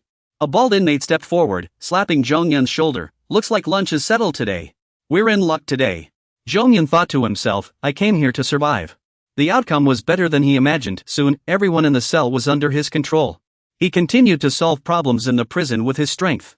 Jonghyun learned a lesson: strength is power here, so I fight. The strong make the rules, so I fight. When things started to get boring, after many battles, Jonghyun had already gathered many followers. A representative cheered loudly in congratulations. "Brother Chang, I've become the king of this place now." Just as Jonghyun was heading to the restroom, a janitor was cleaning the area. Jonghyun glanced at the sneaky janitor in front of him and asked disdainfully, "What's this thing?" A lackey beside him quickly explained, "Oh, sorry, he's just a janitor who does odd jobs in prison. Please don't mind him, brother. This guy's always working no matter where he is." A troublemaker asked curiously, why's he missing an arm? Is he someone's underling? Another man beside him found it odd too. Then how can someone like him do this kind of work? Even if he could. They kept mocking the janitor, asking how he could work with only one arm. A junior asked, Brother Chang, isn't this annoying? We promise he'll never appear in front of you again. Zhongyun didn't answer, just hummed thoughtfully. Suddenly, a vision of 4 men clutching their heads flashed in his mind. He watched the janitor's retreating figure and muttered to himself, it can't be, right? During Zhongyun's time in prison, countless battles had left many scars on his back. After the prisoners gathered in the courtyard at Zhongyun's command, one spoke up, Brother, we've assembled all the inmates as you requested. Zhongyun replied after listening, I see. He asked, how many are there? A lackey answered, a little over 200. Zhongyun, satisfied with the number, said, all right. Then let's begin. Several burly inmates started removing their jackets as Zhongyun declared, from today on, all of you will fight me. If you win, I'll give you my position. Over 200 men surrounded Zhongyun, waiting for their chance to challenge him. Yet not a single one could take him down. After a while, Zhongyun sat in a chair, surrounded by unconscious men on the ground. Suddenly, someone shouted, Old man, I told you not to come over. Why are you here again? Amid shouts of move aside, the commotion caught Zhongyun's attention. He asked, what's going on? A lackey bowed before Zhongyun and said, sorry, he's usually quiet, but now. The lackey hesitated as the noise continued. Move. I told you to move. Zhongyun asked in surprise, what? The lackey continued, he suddenly said he wants to see you. Meanwhile, the janitor was being blocked by a group of men. He shouted, Yamazaki, that eye of yours, are you from the Yamazaki family? You're Shinji's son, right? I'll give you a chance, Yamazaki. The janitor yelled, become my wing. I'll give you anything you want. I already have a plan to rule this world. Zhongyun listened without batting an eye. A nearby underling reminded him, old man, how dare you talk to Brother Jun like that? Do you want me to take your other hand too? But the janitor showed no concern. He continued making a racket. Yamazaki, please trust me. Zhongyun began to find this amusing. He ordered them to let him continue. The underling looked confused. What? Zhongyun pondered for a moment. Sigh, after all, he is a lie. He gave a curious smile and said, he shouldn't be treated this way. The underling responded. Yes. Zhongyun wondered why the infamous Eli was here. Looking at the man kneeling before him, Zhongyun asked, but you're just a janitor who only knows how to clean. What can you offer me? The janitor shouted, I'll let you be part of my plan. If you follow me, you'll have everything. He knew Zhongyun held a position of power.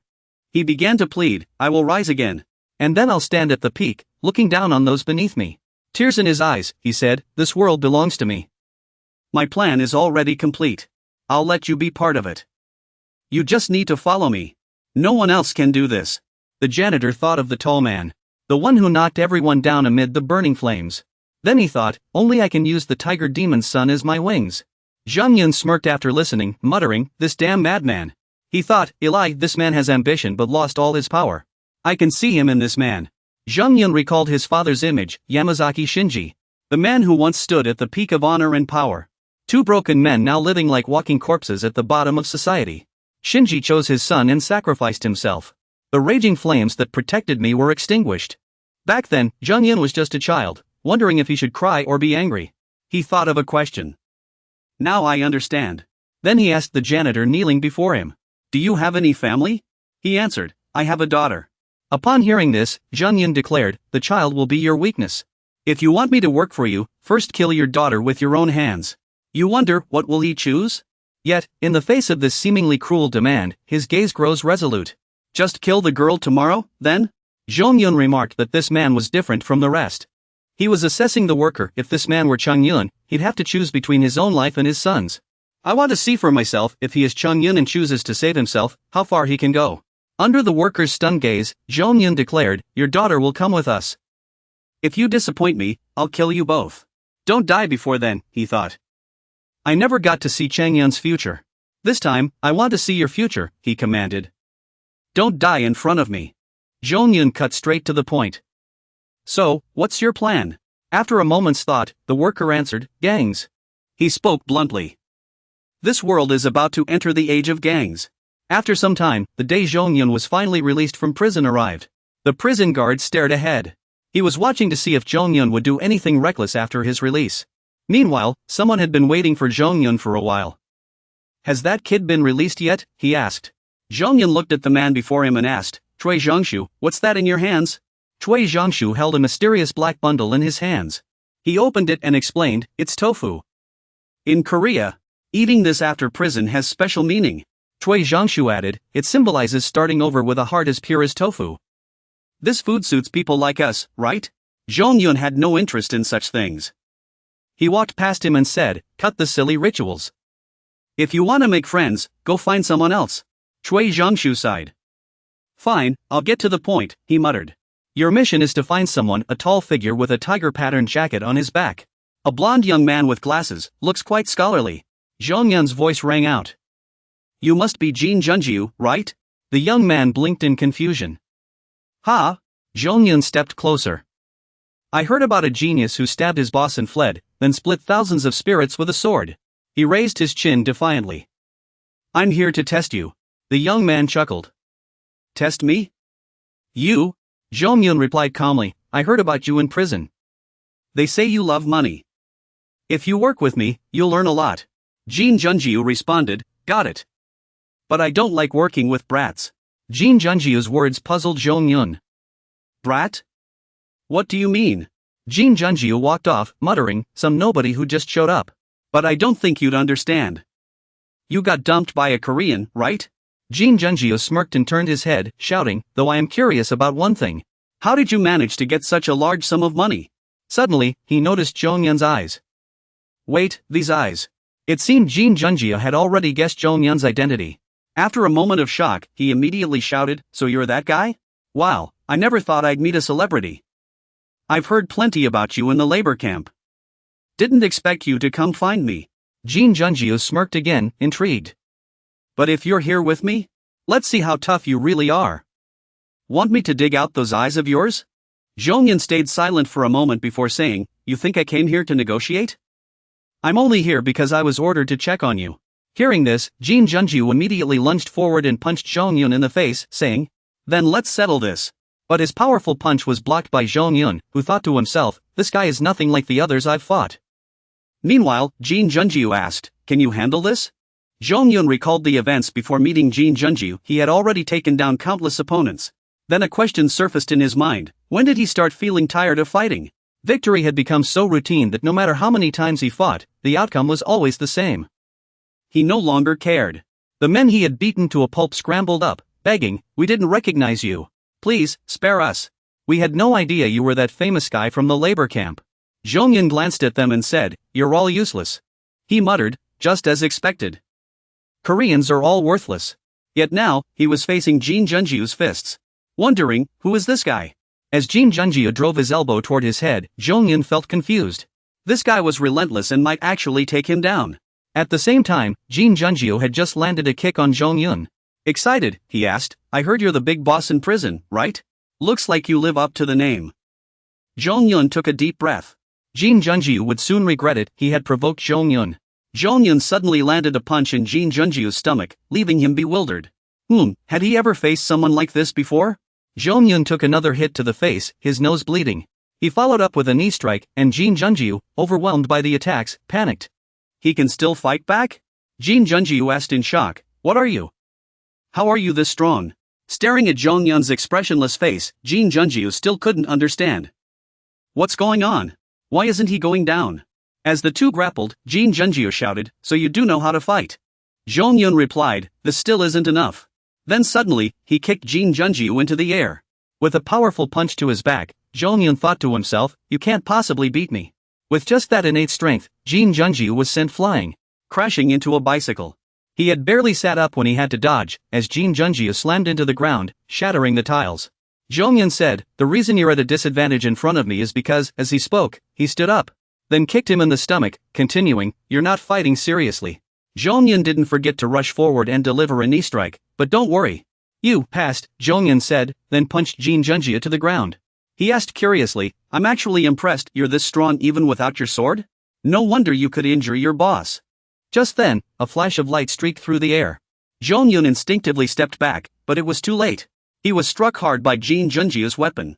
Zhongyun stood up again, his face showing clear shock. Ha? Where did you get a weapon? He blurted out. Jin Junjia held a metal chain in his hand and said, "You keep blabbering about me stabbing my boss with a sword. Can you just shut up? Or do you only fight when you're talking nonsense?" Despite taking several hits, Jin Junjiu regained his confidence with the chain in hand. Zhongyun realized that when Jin Junjiu was thrown near the bicycle earlier, he had quickly grabbed the chain. Zhongyun wondered, could he have removed the bike chain that quickly? With the chain in hand, Jin Junjiu launched a counterattack, pressing forward relentlessly. Though Zhongyun had taken countless blows, he was still thinking. Compared to others he'd fought, Jin Junjiu was on a completely different level. After attacking, Jin Junjiu sat down. He smirked and asked, "How do you know about that sword, you mutt?" Knocked to his knees, Zhongyun heard Jin Junjiu say, "You said I passed, right? But you failed." Jin Junjiu stood tall, looking down at the fallen Zhongyun. Blood covered Zhongyun's face as he wondered, did I lose? But a strange sensation coursed through his body. Zhongyun wondered, what is this feeling? His heart was racing. As Zhongyun lay on the ground, Jin Junjiu was about to leave when he was called back. "Hold on," Zhongyun said in surprise. "Huh?" Zhongyun thought to himself, am I happy? Overwhelmed with excitement, Zhongyun shouted, "More! Give me more! I'm just starting to have fun." As he spoke, he unconsciously stood up, thinking to himself, I feel like I'm drenched in sweat. Jin Junjiu had never turned around in such disgust before, asking, "You lunatic, does fighting get you this excited? Hey, are you some kind of pervert?" At this moment, Zhongyun tore off his outer clothes, revealing the wounds Jin Junjiu had inflicted on him. Zhongyun thought excitedly, "Jinjiu, this guy has awakened something in me." He grinned savagely and said, "Might as well finish him off." Just then, a voice suddenly interrupted the intense fight. "Phil, your task is to test him, not kill him." A red-haired man stepped forward and asked, "Have you forgotten Master Chui Zongxiu's orders?" Zhongyun fell silent after hearing this, while Jin Junjiu glanced at the red-haired man and asked, "Is that your friend? Are you two planning to gang up on me or what?" The man popped a candy into his mouth and said loudly, "Nice to meet you." He introduced himself, "I'm Li Jishuan." Jin Junjiu was then taken by them to a rundown house. After hearing Chui Zongxiu's entire plan, Jin Junjiu sneered, "Sounds pretty good. Thanks for telling me about Uncle's plan."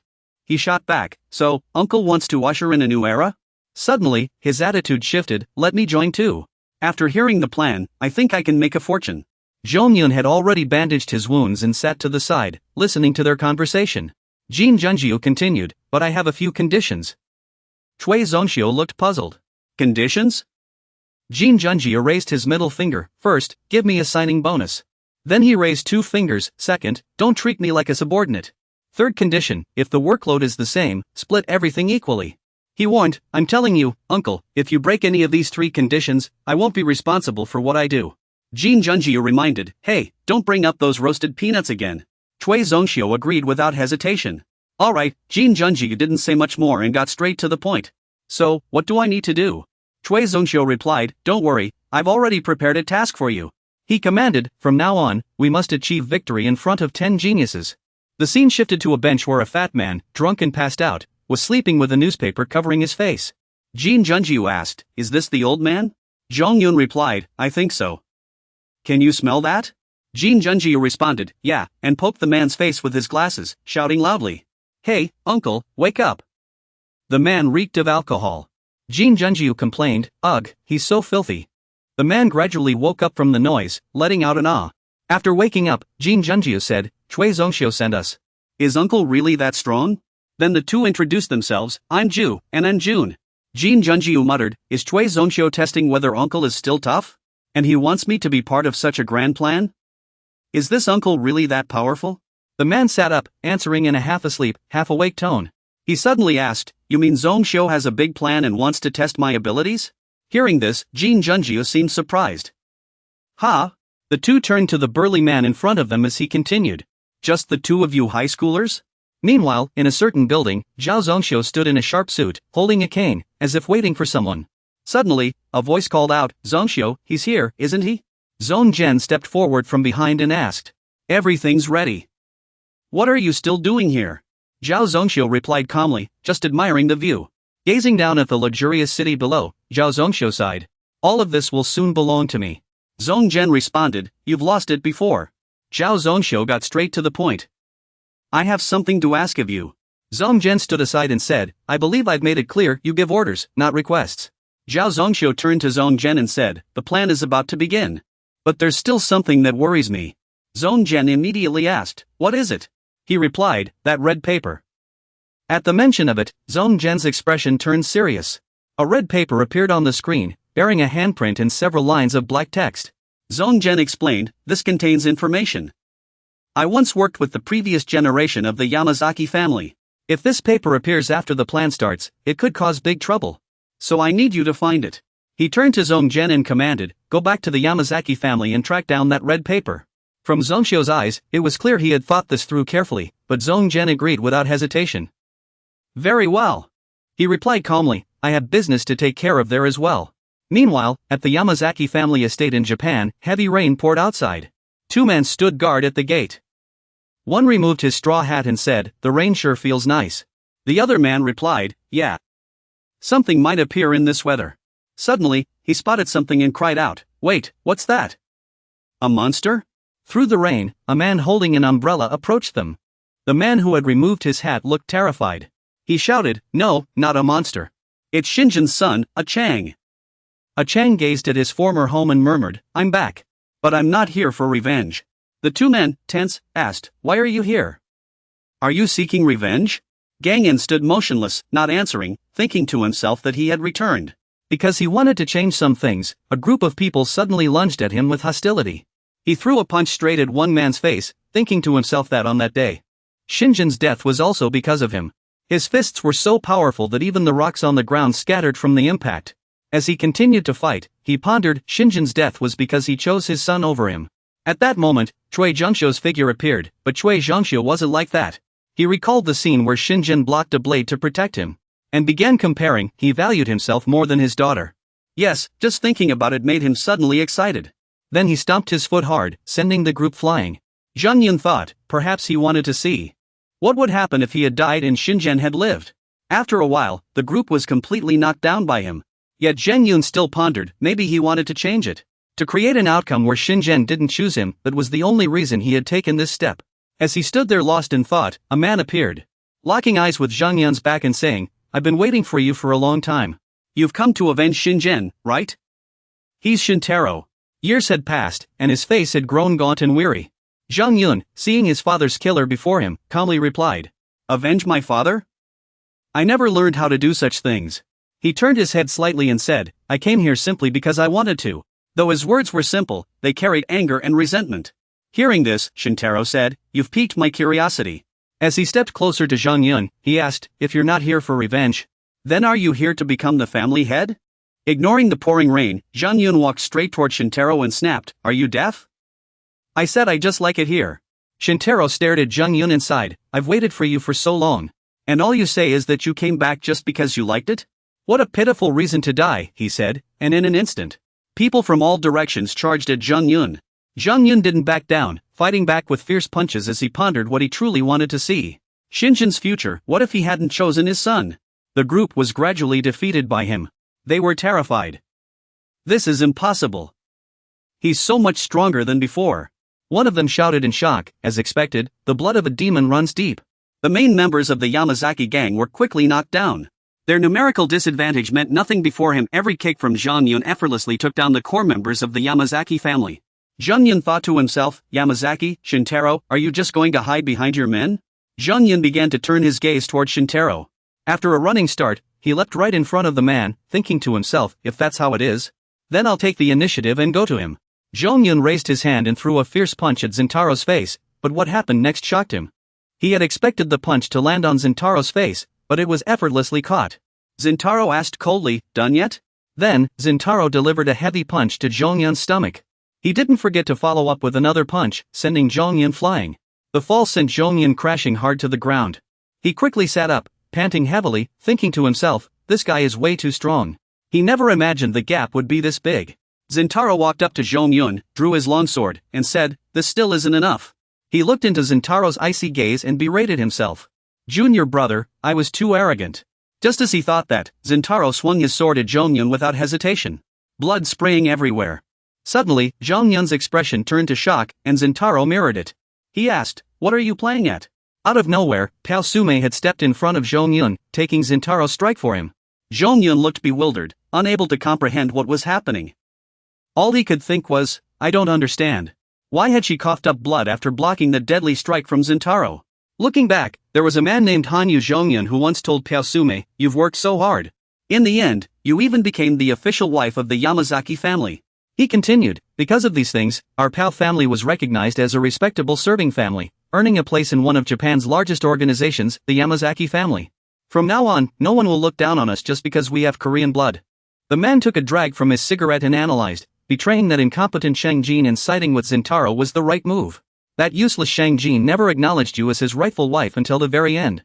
Now, all you have to do is bear Zentaro's child. After all, you've already had one for Shang Jin, it shouldn't be too hard, right? Mid-sentence, the man suddenly stopped and asked, "What's wrong? Why are you crying?" Hearing his question, Piaosume snapped back to reality, realizing she was already in tears. Piaosume murmured to herself, lost in thought. Was all of this really just for the family's benefit? Piaosume remembered the moment she had given birth to her child. She couldn't suppress her joy and smiled. She would always remember that, for the family's honor, she had born a son. Reflecting on the time spent with Zentaro, it was always her who took care of him. During that period, she poured a lot of emotion into Zentaro, but Bashumi never forgot that for the family's future, she had no choice but to submit to Shingjin. Going back to the moment she arranged for Zhongyun to go to Korea, she once wondered why she couldn't erase the child's image from her mind. Watching her subordinates hand the documents to Zhongyun thought to himself that the child was merely a tool for achieving the family's goals.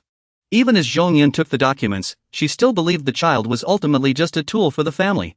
Earlier, Zhongyun had asked her, "Why are you helping me? Could it be that next time, I might try to harm you?" She replied, "I wonder that myself." Bashumi's answer left Zhongyun confused. What? Every time she recalled this moment, Bashumi would ask herself why she couldn't stop missing that child. Was it because of that incident? Back then, she had turned to Zhongyun and asked, "Why did I do that?" Now, she seemed to understand the reason. Despite the blood trickling from the corner of her mouth, Bashumi continued to ponder. "I understand now. I finally understand. Why did Shinjen make that choice?" After being struck by Zentaro, Bashumi collapsed in pain on the ground, with Zhongyun sitting beside her. Ignoring her own wounds, Bashumi asked with concern, "Ajuan, are you alright?" In her heart, she thought, this life. For the sake of the family's interests, she had buried all her emotions deep inside.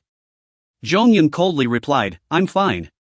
Hearing this, she felt relieved. "I'm so glad to hear you say that." Zhongyun suddenly asked, "Why are you protecting me?" Bashumi replied with the same old answer, "I don't know." She thought, but she had always protected these things. Then she said, "My body moved before my mind could think." Zhongyun didn't understand. What? Seeing his confusion, she also didn't know how to explain it. "Why did I do that?" Bashumi gave a contented smile and called out, "Mom doesn't know either." Ajuan, her gaze gradually became distant. Bashumi's hand could no longer move. At last, she took her final breath. Zhongyun, with a solemn expression, looked at the woman who had given birth to him and thought to himself, "Bashumi is dead." A strange sensation coursed through Zhongyun's body as he mused to himself. This feeling is just like that day. The day Shingjin left, he had felt the same emotion. Just as he was lost in thought, Zentaro approached from behind and shouted, "Don't worry. I'll send you to join her soon." Suddenly, he sensed something was off. What's going on? Seeing Zhongyun's prolonged silence, he thought, the atmosphere has changed. Why does this feel so strange? Shingjin, at this moment, Zhongyun's eyes had taken on a peculiar look. Kill!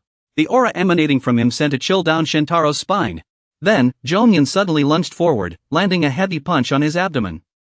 Shintaro asked in confusion, "What on earth is going on?" Shintaro quickly raised his arms to block, but Zhongyun followed up with a kick to his body.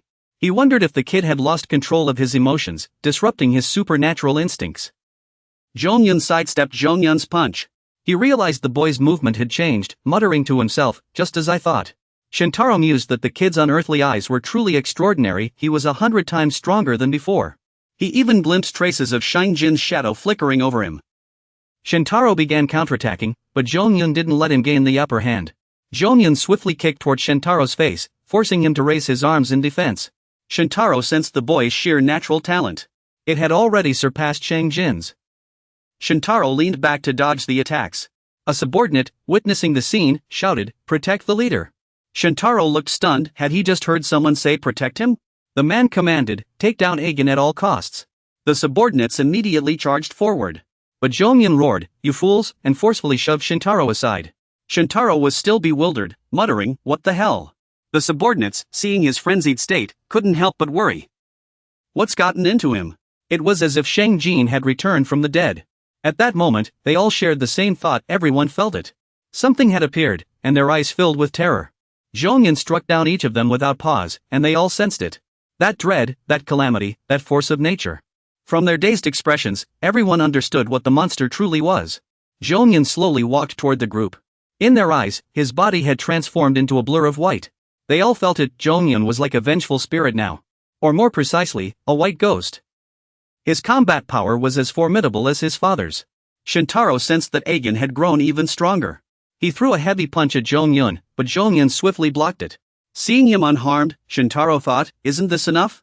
It seems this is the only way today, he decided, increasing the force of his punches. The blow sent Zhongyun crashing into the wall behind him. Shintaro mused inwardly about Aegon. Just then, Zhongyun planted his foot against the wall. Shintaro continued pondering, if this was Aegon now, wouldn't it be fitting for him to take over the family? Noticing Zhongyun standing on the wall by sheer force, he didn't forget to glare sharply at Shintaro. Immediately after, he shot forward like an arrow released from a bow. He charged straight toward Shintaro, yet he remained lost in thought. Yes, he had long wanted to give up. Even as Zhongyun's fist closed in on Shintaro's face, he stayed deep in his reflections. Shintaro narrowed his eyes, recalling the rules of the past. His entire life had been devoted to upholding those rules and protecting his family. In the past, he had drawn his sword to end someone's life. At the time, Shintaro had felt proud of that act. He believed it was only right to eliminate the three elders who had sparked the rebellion. If Gun became the leader, those who supported Haruto would surely rise up. He instantly thought of his father.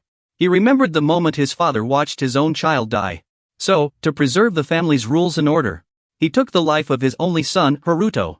But later, they claimed he was the true heir. By the rules, he should have become the new leader. Learning the truth left Shintaro in agony, struggling to accept it.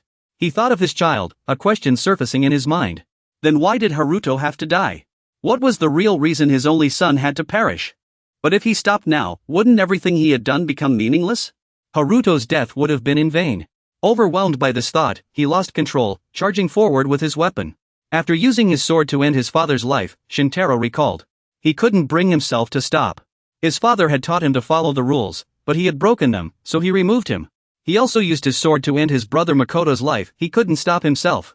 He couldn't simply dismiss everything he had done to uphold the rules. So he dealt with his brother. After settling everything, Shintaro became the family's heir. And that was how he rose to lead the family. He couldn't tarnish his own efforts, so he became the leader. Everything had returned to order. As the rightful heir, he became the leader, and the rules were preserved. Shintaro silently gazed at his subordinates before him, thinking that if he didn't hold this position, it would negate his entire life. It wasn't a big deal if he didn't want to be the leader. Though he had claimed the position, it no longer held much meaning. But for the sake of those rules, his life had been bound to the brink of ruin. That was why he couldn't abandon the role. Those same rules kept him from ending his life. Now, he felt the weight of exhaustion and responsibility on his shoulders. Everything has returned to normal, except for me. I no longer want to follow these rules. But in my struggle to find a way, I've discovered a solution. A flicker of hope appears in his eyes. Shintaro mused to himself, searching for a way to step down as leader without breaking the rules. Aejun had waited for this day for a long time. Seeing that familiar look in his eyes, he was certain only he could do it. Back in the present, Shintaro raised his fist, ready to strike Zhongyun, still calculating, by killing himself. That's why, even as Zhongyun's fist closed in, Shintaro had no intention of running. He stood his ground and took the hit head-on. Shintaro thought to himself, this was an act of betrayal. He realized the boy carried the Yamazaki bloodline. So if he killed him, he'd officially become the family's leader through this method. I can leave without breaking any rules. Shintaro held to this principle until his last breath. After taking Zhongyun's attack, blood trickled from his mouth as Shintaro murmured, "Damn, looks like you've come to your senses, young master." As soon as he said that, Zhongyun's expression shifted to shock. His eyes returned to normal. Shintaro thought, "Young master. I'm sorry, please become the leader." Zhongyun asked blankly, "What's going on?" Shintaro replied, "You've entered that state. Just like the day you were born, you almost became him. And this is the result." He thought, "Because I'm leaving you with a heavy burden." Then Shintaro leaned in and said, "Young master, don't end up like me." He continued thinking, "Because I've already run away like this." Then he grabbed Zhongyun's arms tightly and pulled with all his strength. Zhongyun's arm pierced through Shintaro's body as he kept murmuring, "I sincerely apologize." In his heart, he whispered, please forgive me. Under the stunned gazes of his subordinates, Shintaro collapsed to the ground. Jongyun glanced at him, silent. It was over. Finally over. Through Shintaro's eyes, his thoughts could be felt. Shintaro closed his eyes, thinking, now, I no longer have to follow those rules. Jongyun remained silent, staring at him. Shintaro's heart held only a few words, thank you. Yamazaki Jun then took his final breath. The subordinates stood frozen, murmuring, what do we do now? Is Shintaro-sama really dead? Is he really gone? Does that mean Jun defeated him? Jongyun whispered, Yamazaki Shintaro. He told me not to become like him. He gazed at the man before him, who had stopped breathing. He continued, saying that he and I were very different. I never regret my decisions. In this world, only results matter. In the end, Jongyun could finally rest in peace. Then, a voice asked, are you serious? Two men looked at Jongyun and asked again, do you really want us to represent the family head? Jongyun took off his coat, revealing the scars on his body, and turned to answer, that's exactly what I mean. Do you have any objections? One of them replied, according to the rules, there's no issue with this. He sighed and said, when the head is absent, the eldest sons of each family can stand in, but we must also consider our own families. Due to previous internal conflicts, the guardian family had withdrawn from all affairs. And now you want us to take on this role at such a critical moment? Jiang Jun turned and said, don't worry about such trivial matters. The man asked in confusion, huh? Jiang Jun continued, if they don't listen to us, then we'll show them. The way the Yamazaki family unifies this country. War is about to break out, the man said, clenching his fists. Since you're prepared for this, we have no choice. Another asked, but are you really sure about this? I heard you're working for Ely. Though it's unlikely, what if he discovers your weakness? Jiang Jun answered calmly. If that happens, we'll just deal with him. After all, protecting the family head is our duty. It seems excessive worry is contagious. The man from earlier asked, what? Jiang Jun continued, don't worry. I chose to work with him willingly. Then, a scene appeared showing Choi Sung-do standing high above, looking down. He was shocked to see so many people gathered there. After taking a deep breath, Choi Sung-do clenched his fists. He relaxed and then leapt down. In the end, he ended his life in a carefree manner. Jiang Jun's voice echoed, I wanted to see how he would end it all. Returning to the present, as Jiang Jun was about to continue, he fell silent. Smiled, and thought, I never expected things to end this way.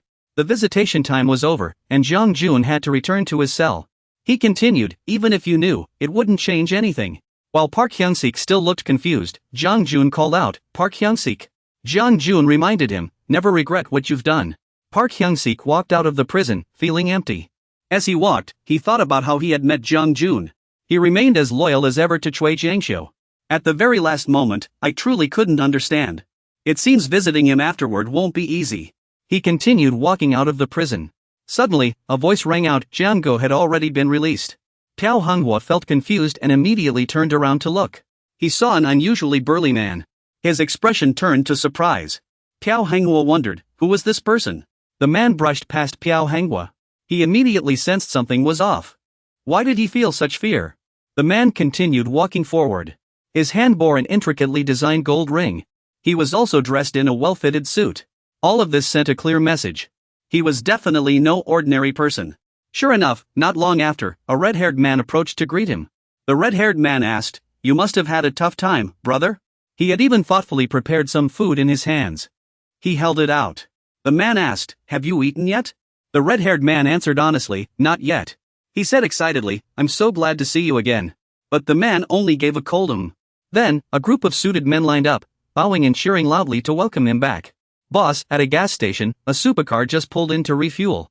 The owner of the supercar muttered to himself while filling up his beloved car. Has it really been that long? It turned out he was on a call with Neji Jian, the first-generation ruler of Incheon. After the other party finished speaking, Neji Jian replied, all right. He muttered, so, he's finally out. At this moment, the man's identity was revealed. He was none other than Jin Lang, the first-generation ruler of Busan. The scene shifted to a small alley in Korea. It was winter, snow falling heavily, the cold wind biting. In a corner, a girl was breathing into her hands to warm them, muttering, seriously?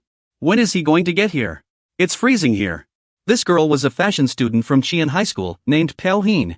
It seemed she was waiting for someone. As she sat there, someone suddenly called her name. Startled, she yelped, huh? Upon seeing the person, the girl exclaimed, Pao Honghua. It turned out the person she was waiting for was Pao Hanhua, now also a fashion student at Qian High School. As he approached, he immediately stood up and asked excitedly, "Why are you so late? I thought I was going to freeze to death." Pu Hongshua heard her say that and quickly apologized. Sorry, did I keep you waiting long?" He explained to her, "Actually, I was ready early, but something important came up and delayed me." Hien was completely confused after hearing that. What important matter? Hongshua became evasive. "Well, I can't tell you. The reason I was late is because I got mixed up." He thought to himself that it was because he had confused his two bodies. After listening, Hien scolded him, "Seriously, if you don't plan to say it, don't bring up Zawadi." Hongshua turned to her and said, "I'll tell you when the time is right." He secretly thought, right, my two bodies are starting to look more alike. Hien asked, "By the way, is little pig still not up?" He replied, "Yeah, Xiao Hongshua is still sleeping." Hongshua asked curiously, "How long are you going to call him pig?" Hien grinned mischievously, "Even if he loses weight, I'll keep calling him that till the end." Suddenly, someone shouted, startling Hien. Ah, Hongshua just remembered, today is the first day of the new semester. By then, their friends had been waiting for a long time, and someone urged, "Hurry up. We're going to be late." It was the first day, and Hongshua smiled, thinking to himself, this is a new beginning. After a while, they arrived at their classroom, and Hongshua asked sheepishly, "Can someone explain this to me?" Jin Chang seemed to have genuinely forgotten, maybe because he had been on leave for too long. Jin Chang forgot how to take notes, so Minjin, who sat in front of him, patiently taught him. Pay attention to signing your name. This is a pen. Minjin asked doubtfully, Jin Chang, are you really studying? Haven't you been skipping classes for a while? Li Jinchang, a male student from the fashion department at Jigu High School, became serious after hearing this. You all should study hard too. We're students, stop fighting all the time. Minjin asked curiously, but what happened at Jingang Castle? Jin Chang didn't want to answer, so he said, shut up. Minjin exclaimed, are you telling me to shut up, you idiot? Hien asked from the side, aren't you scared? I heard people who change suddenly might be in danger. Jin Chang retorted after being provoked, shut up. Hien, don't make me angry. Hien shouted, you're the one getting angry, idiot. Minjin turned to defend Jin Chang in front of everyone. Stop teasing him. Jin Chang is finally willing to study. Hien replied, Minjin, you've had it rough. How could he suddenly want to study? Minjin sighed, actually, I didn't do much. He lost a bet with Yue Han, so? Hien exclaimed, I knew it. How could Jin Chang study willingly? Hien and Shi Xiong were happy to see Jin Chang studying. The two exchanged a smile, and Shi Xiong sighed. In Zhang Ji's mind, it seemed like everything was fine now. Just then, Jin Haobin, a student from Z Museum High School in the dance and vocal department, suddenly ran over and pointed at Jin Chang, mocking him. Who's this idiot? Someone yelped. You scared me half to death. Jin Haobin raised his middle finger in a friendly gesture and shouted, you lost to John again? Losing a fight was bad enough. But to be beaten by some kid who just graduated from elementary school? Next, he was dragged away by Jun Jin. Sorry, everyone. I'll take this guy away right now. Annoyed by the taunts, Jin Chang snapped back. What a loser, Min Jin said happily, seeing he wasn't resorting to violence anymore. Ignore him, Jin Chang. Hone shouted. Jin Haobin, you can't keep talking to people like that. Jun Jin turned to everyone and said, please forgive us. I'll make sure to train this guy properly. Hearing this, Jin Haobin started yelling. Who do you think you are? Why should you train me? Jun Jin said in a threatening tone, Jun Jin. Jun Jin. Shut your mouth if you know what's good for you. But Jin Haobin kept ranting. Even that idiot from the architecture department could beat some kid fresh out of elementary school. Why are you even alive if you're just taking up space? Hone wondered, what's he doing in the fashion department? Min Jin replied, probably because he has no friends. The person he mentioned was Vasco, a student from G Museum High School in the architecture department.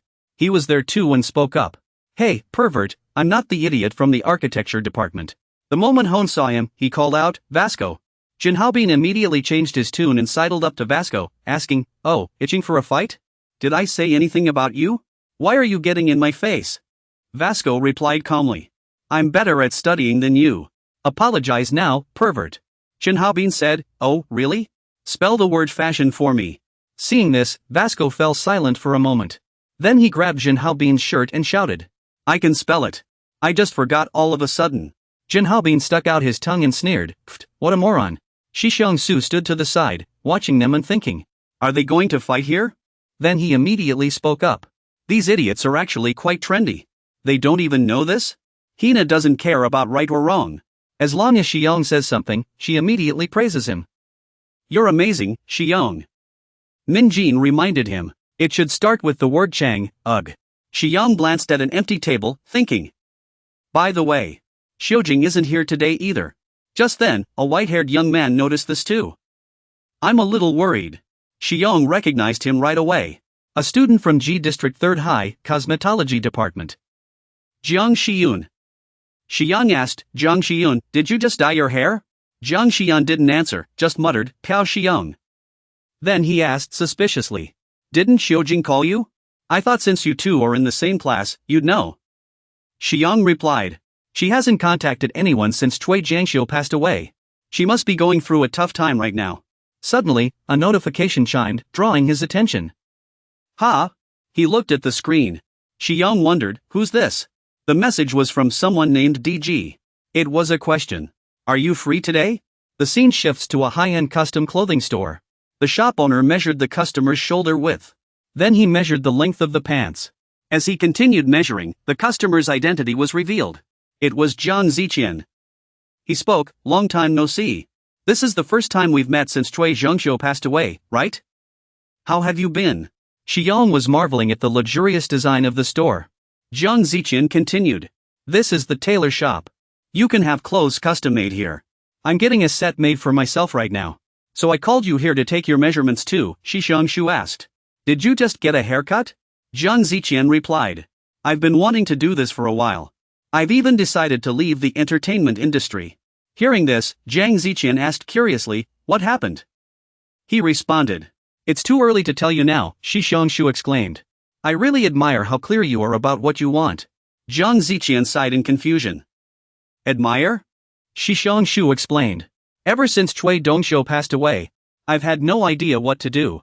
His death made everything feel incomplete. Jiang Ziqian understood Xiangshu's worries and said, I had a feeling this would happen. After all, Cui Dongxiu knew the secret behind your two bodies. And now he's gone. Xiangshu asked, what do you mean? Jiang Ziqian began analyzing, think carefully.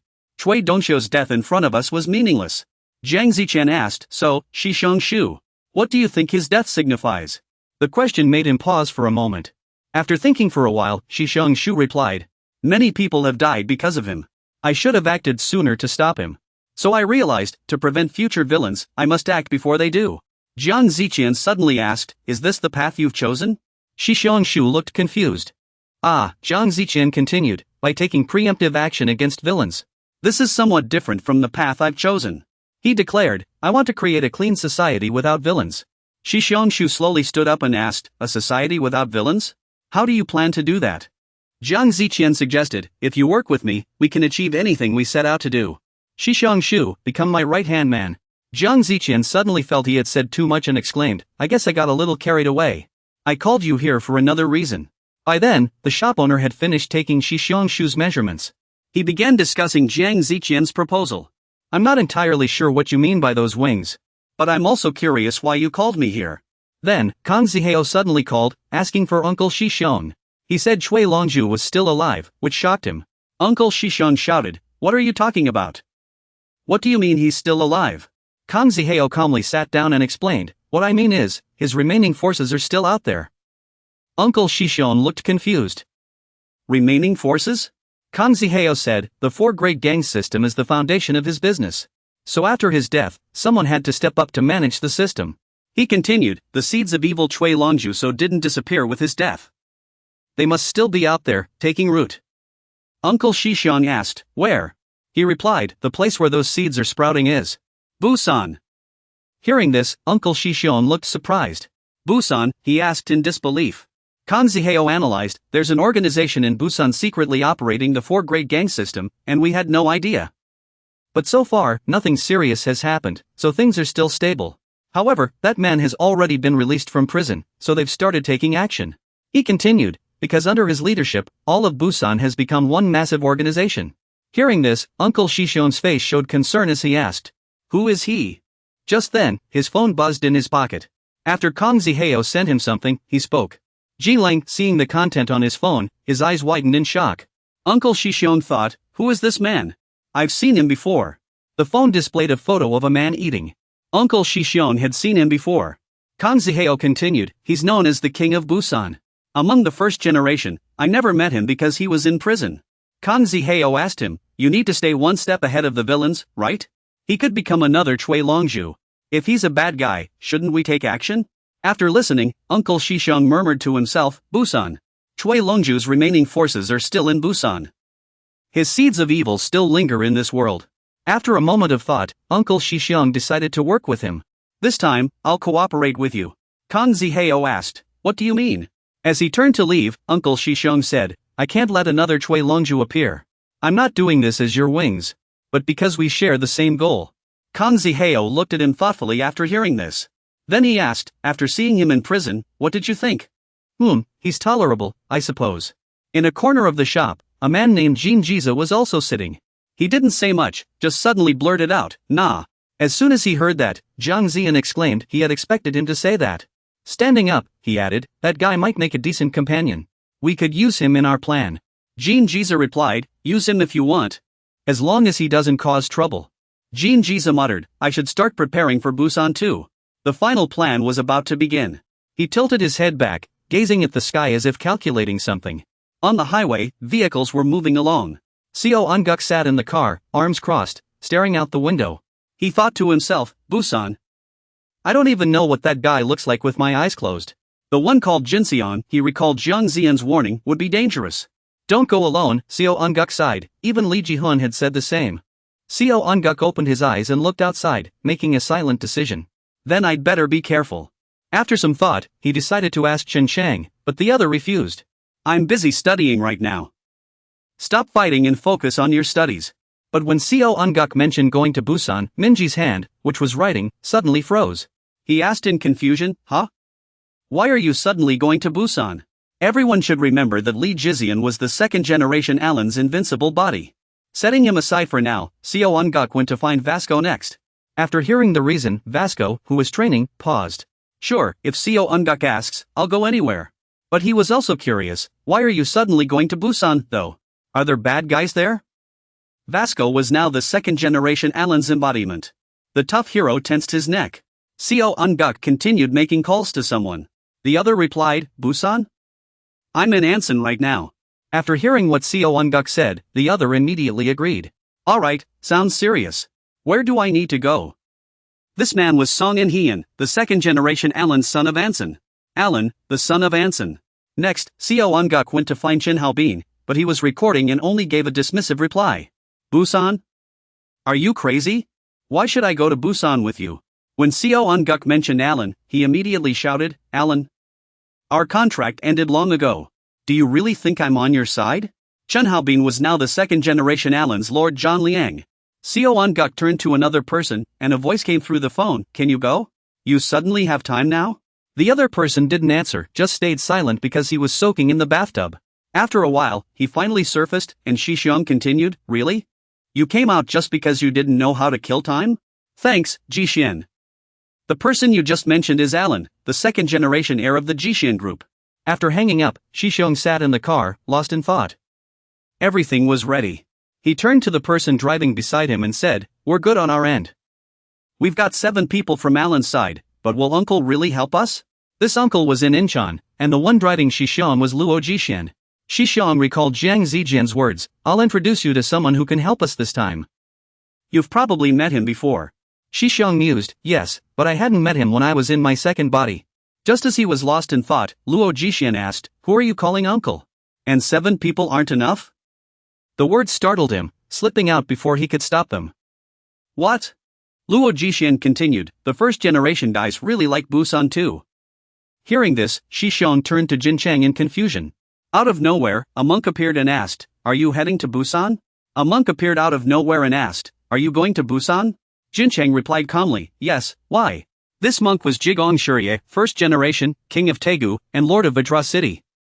Seeing his constant smile, Shisheng asked in confusion, is there something you wanted to say? Over at Chang Anchi's side, as he sat there, someone called out, Anchi. The sudden shout made him jump, blurting out a response. Yes? A man with an injured eye asked while grilling meat. Where did you say you were going to gamble? I think I heard Busan, he replied. This man was Magistrate Ma. First generation, Iron Fist King of Anson. Back with Shishong, after talking with Luo Jichuan, he refocused, stepped on the gas, and said firmly, "Alright, let's go." The scene shifted to an airport in South Korea. After some travel, Shishong finally arrived, thinking, finally here. Busan, South Korea's second largest city. At that moment, he looked sharp and handsome. With his striking face, he had already caught the attention of two girls, who were gossiping about him in the Busan dialect. "Hey, who's that idol in the photo? Don't you recognize him? He's that guy from the news." "I don't usually watch the news." Just as he arrived, someone came to pick him up. Shishong asked, "Are we there?" The moment he spoke, the two girls erupted into chatter. "His voice is so nice." "Oh my, stop pretending," they laughed. The person picking up Shishong replied, "Yes, we've arrived," laughing. Shishong called out, "Ali." Then, Vasco, Chen Haobin, Chang Anchi, Hong Zihian, and Jin Cheng appeared, walking toward him. Seeing a group of handsome guys, the two girls gasped, "What's going on? Are these guys all idols?" Ali must be the name of their group. Jin Chang mumbled half asleep, "You called us all the way to Busan, don't you know persistence is the key to learning?" Vasco shot back, "Nonsense. All you ever do is sleep." Jin Chang immediately snapped, "Shut up, Vasco." Then, Chen Haobin asked, "So why did you call me here?" Chang Anchi complained, "Anson was way better." Chen Haobin started to lose his patience. "This jerk keeps bringing up Anson, but where are all the helpers you promised?" Just then, a sports car came speeding toward them. Chang Anchi instantly turned and punched the car, trying to stop it. He added, "Sorry, I have a habit of smashing boring cars like this." A man stepped out of the car, his voice booming with authority. "Oh my, this little troublemaker, did Ma Taixia teach you to act like this?" Luo Jixin's face scrunched up so much it was barely recognizable. He exclaimed, "Too cute." Chang Anchi looked at the man and asked, "Is this the helper you were talking about?" Unlike Chang Anchi's indifferent attitude, Chen Haobin and Jin Chang looked shocked. Chen Haobin said in awe, "The king of Incheon is helping us?" Shishong asked in surprise, "How do you know him?" Jin Chang chimed in, "King of Incheon, is he one of the first-generation kings like Master?" Meanwhile, Luo Jixin was furious about his sports car being wrecked. This car was practically new, it only had 1,000,000 kilometers on it. "If you don't want trouble, pay me back right now. Or make that jerk Ma Taixia buy me a new one. Hurry up. Ugh, where's the respect for your elders?" To resolve the issue, young Master Hong Jishuan immediately held out a car key.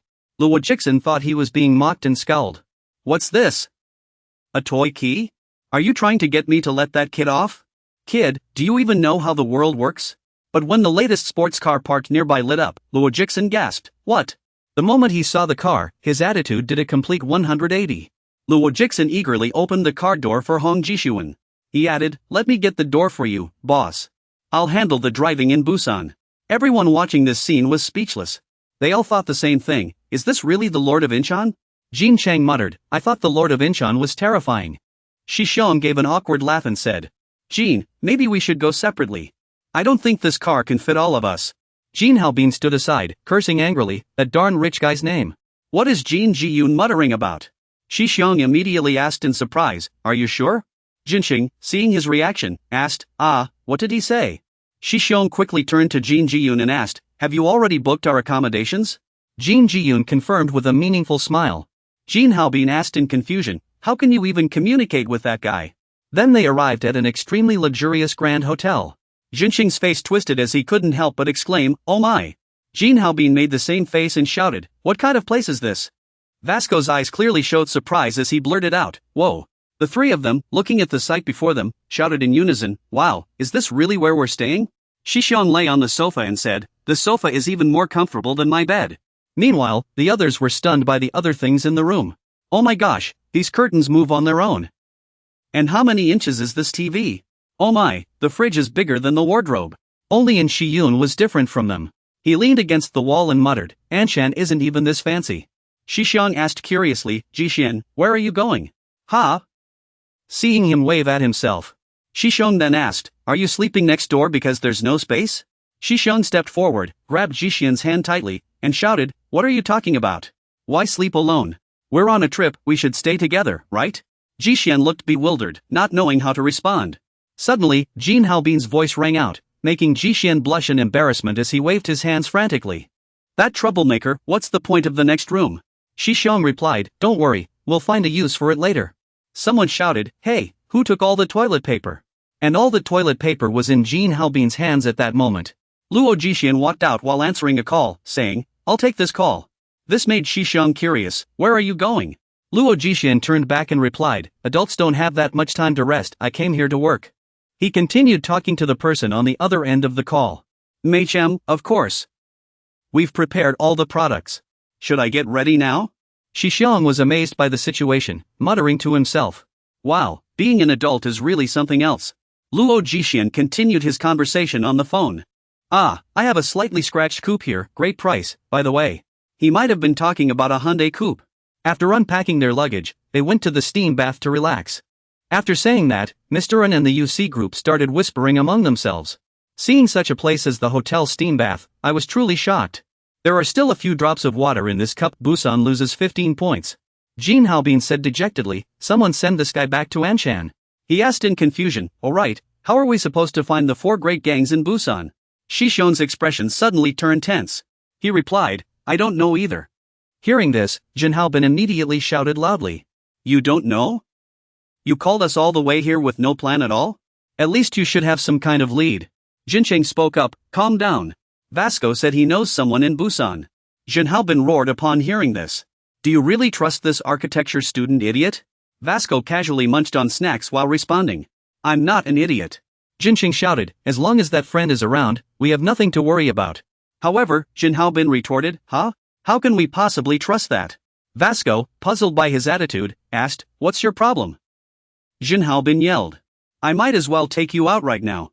Vasco continued snacking calmly as he spoke. "My friend said he knows Busan like the back of his hand. No need to worry." Jin Haobin immediately shot back. "If that's true, how do the 4 great gangs in Busan still exist?" "I'll take you out for sure." Someone gasped, "Oh my god." Xixiang nervously glanced at Vasco and said, "Vasco, I hope your friend gets here soon." Vasco asked, "What's wrong?" Xixiang stammered, This place is a little creepy." At that moment, everyone noticed their argument had drawn the attention of people resting nearby. A few men sitting nearby began whispering after overhearing their conversation. "Who are those kids? Are they speaking in the Seoul dialect? If there's leftover alcohol in the glass, wipe it clean before using it again. What's there to gossip about?" Xixiang quietly warned everyone. "Stop staring at them. They don't look too happy." But his friends clearly weren't afraid of trouble. Jin Haobin ignored Xixiang's warning and stood up. He locked eyes with the group and asked, "Oh, we've got eye contact. What's your problem? What do you want?" "Kid, I'm already feeling miserable enough. Do you want me to break all your spines?" Jincheng leaned back and threatened. "Do you want to spend the rest of your lives lying down and staring at the ceiling?" Xixiang continued to warn. "Everyone, just stop." Seeing those men suddenly stand up, Xixiang cried out in terror. "Oh no, they're really angry. What are you guys doing?" They didn't stand up to fight. Suddenly, everyone bowed in unison to one man and shouted loudly, "Hello, big brother." Everyone grew cautious. Jincheng muttered, "Big brother?" Jin Haobin asked in confusion, "What's going on?" Xixiang and Shiyun also stood up, flexing their wrists. "Did someone arrive?" Just as they tensed up, Wasuko spoke. "He's my friend. He casually ate an egg as he said. The friend I mentioned in Busan." Hearing this, everyone was stunned. "What?" Wasuko introduced. Xian Ruanon. The moment the men across from them saw him, they started making a fuss. "The boss's brother," they shouted. "Oh dear. Everyone, step back. Stop with the pointless theatrics." Xian Ruanon glanced at Xixiang's group with dissatisfaction. "And? They're my friends. Why do you all look like you're about to pick a fight?" Hearing this, they shouted in unison. "We sincerely apologize. Looks like these guys now call even friends big brother," Xixiang remarked, seeing their enthusiasm. Xixiang said after seeing their enthusiastic attitude, "It's fine, forget it." But they shouted again. "If you all wish it, we'll die right here." Xixiang replied, "We just want to ask one question." Hearing this, they finally spoke up. "Then we won't die. Go ahead and ask whatever you want." Xixiang Su hesitated before asking, "Well then, I'll just ask directly. I heard Busan has 4 major gangs, right?" The moment he asked, everyone turned pale with fear. They quickly looked around to check. Xixiang Su looked confused. "What's wrong?" Han Shunong's face filled with terror. He stammered, "Ai Yao, my friend. Vasco. I don't know what you're planning, but you should drop it." Xixiang Su was completely baffled. Are they scared stiff? Jean Chang wondered. Lian asked. Why are you so afraid? Are they that strong? I thought you had Busan under control. Was that just talk? One of the lackeys looked stunned. June stepped forward to explain. Big brother, we're sorry, but those guys are on a whole different level. An image of a ring appeared. He continued. Even an old fisherman would be terrified just seeing the symbol on their rings. They've divided Busan into 4 territories and rule over them. If anyone dares to cause trouble in their territory, they won't hesitate to take them out. Those guys are completely ruthless.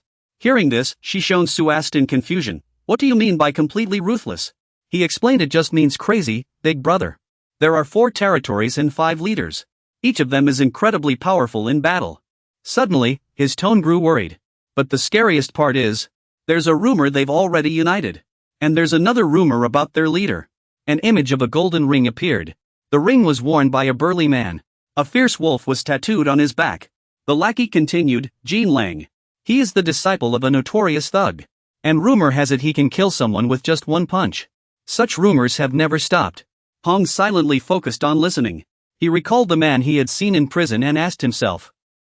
Jin Lang. It seems inevitable that I'll have to fight him. Meanwhile, Jin Haobin and Jin Chang were sitting on the backs of 2 men. Jin Chang spoke up. Do you know where that guy is? One of them replied. We don't know. Jin Chang pressed. If you don't know, stop wasting our time. The man answered. We apologize to the big brothers. Su Anchi commented. The massage isn't bad. Plus 10 points. Suddenly, the man shouted. I'm Jin Minzai. His loud voice startled Jin Chang. Whoa, you scared me. The man asked. Can I have a word with the big brothers from Seoul? Jin Chang agreed. Go ahead, Minzai. He became a bit nervous and then spoke. Can I stand up to talk? Jin Chang replied. Sure. Jin Minzai began to explain. About Jin Lang's gang. I don't know if this will help, but my friend is a notorious dealer. Recently, she's been working with Jin Lang's gang. His words caught everyone's attention. Jin Haobin questioned. Illegal substances? It must be that kind of illegal substance. Jin Minzai recalled what he and his friend looked like as kids, then said. Her name is Choi Bongba. As a child, she seemed very smart. She was a good person, only knowing how to play and smoke. But suddenly, she changed. She started dealing in Busan. The news eventually reached the school. After that, they were locking her up in prison. Jin Mingjie came to visit his childhood friend. Seeing his childhood friend locked in a cell, Jin Mingjie asked in shock. How could you get involved in something like this and end up here? Promise me you'll drop this. But all she said was, Mingjie, I can go even further. Hearing this, the man looked confused. What are you talking about? The girl asked.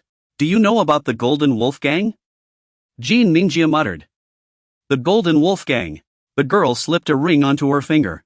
After smiling, she said. Once I'm out, I'll work with them. He continued. Later, I heard she was working for the Golden Wolf Gang. Chun Haobin asked angrily after hearing this. Mingjie, why are you only telling us now? If we catch a gang member, we can find their exact location. Where are those gang members? Don't tell me you betrayed her. Jin Mingjie suddenly started crying. He said. I don't know anymore.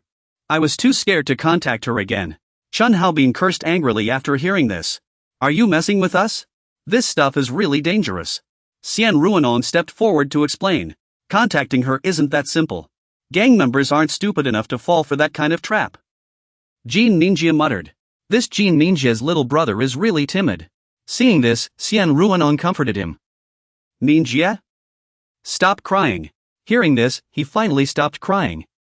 All right. Xian Ruanon spoke up. Sorry I couldn't be of more help. To make it up to you, I'll treat you to a Busan-style meal. Have you ever tried pork stew with rice? Suddenly, Shi Xiong interrupted. So, if we catch a gang member, we can find the Golden Wolf Gang, right? Just then, he suddenly stood up and shouted. I have a plan. Shi Xiong smiled confidently and said. Everyone, follow my plan. That way, we can catch Bangpa. He took out his phone and announced. From now on, we're no longer Ali. A logo appeared on the phone screen as he continued. So, the hunt for Chui Bangpa officially begins. Jin Chung stood by, completely confused after listening. He asked blankly. Shi Xiong, what are you talking about? What do you mean by no longer Ali? The next second, he was teleported somewhere else. At this moment, everyone gathered on a yacht prepared by Jiejin. Zhongxiong said excitedly. Let's have a party on the yacht. He thought to himself, thanks, Jiejin. At lunchtime, a lavish feast was laid out. While Jin Chang was still dazed, everyone else was focused on enjoying the meal. Only Shixiong opened a live stream and shouted. Wow, these fancy dishes. He thought to himself, thanks, Jiejin. They continued shopping at luxury brand stores, and Zhongxiong sighed. Wow, this shopping experience is so extravagant. Thanks, Jiejin. Jin Chang grew more confused and shouted, Hey, Bei Shixiong. He stepped forward, grabbed Shixiong by the collar, and asked. What kind of plan A is this? Are you trying to drain Hong Jiejin's wallet?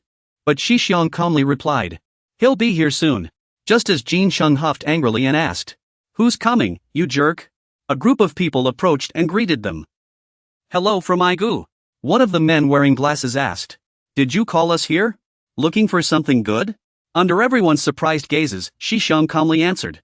Chui Bengba's men. Jin Chang exclaimed in shock. Ah! Just as Jin Chang was still puzzled. When did he get in touch with us? We were just here to eat, drink, and have fun. Shixiong Chang has already started answering. You must be confused right now, Jin Chang? Let me explain. I asked Xian Rui and his guys to handle something. Jin Chang asked, what? Shixiong Chang replied. Spread rumors that we're a drug trafficking group from Seoul.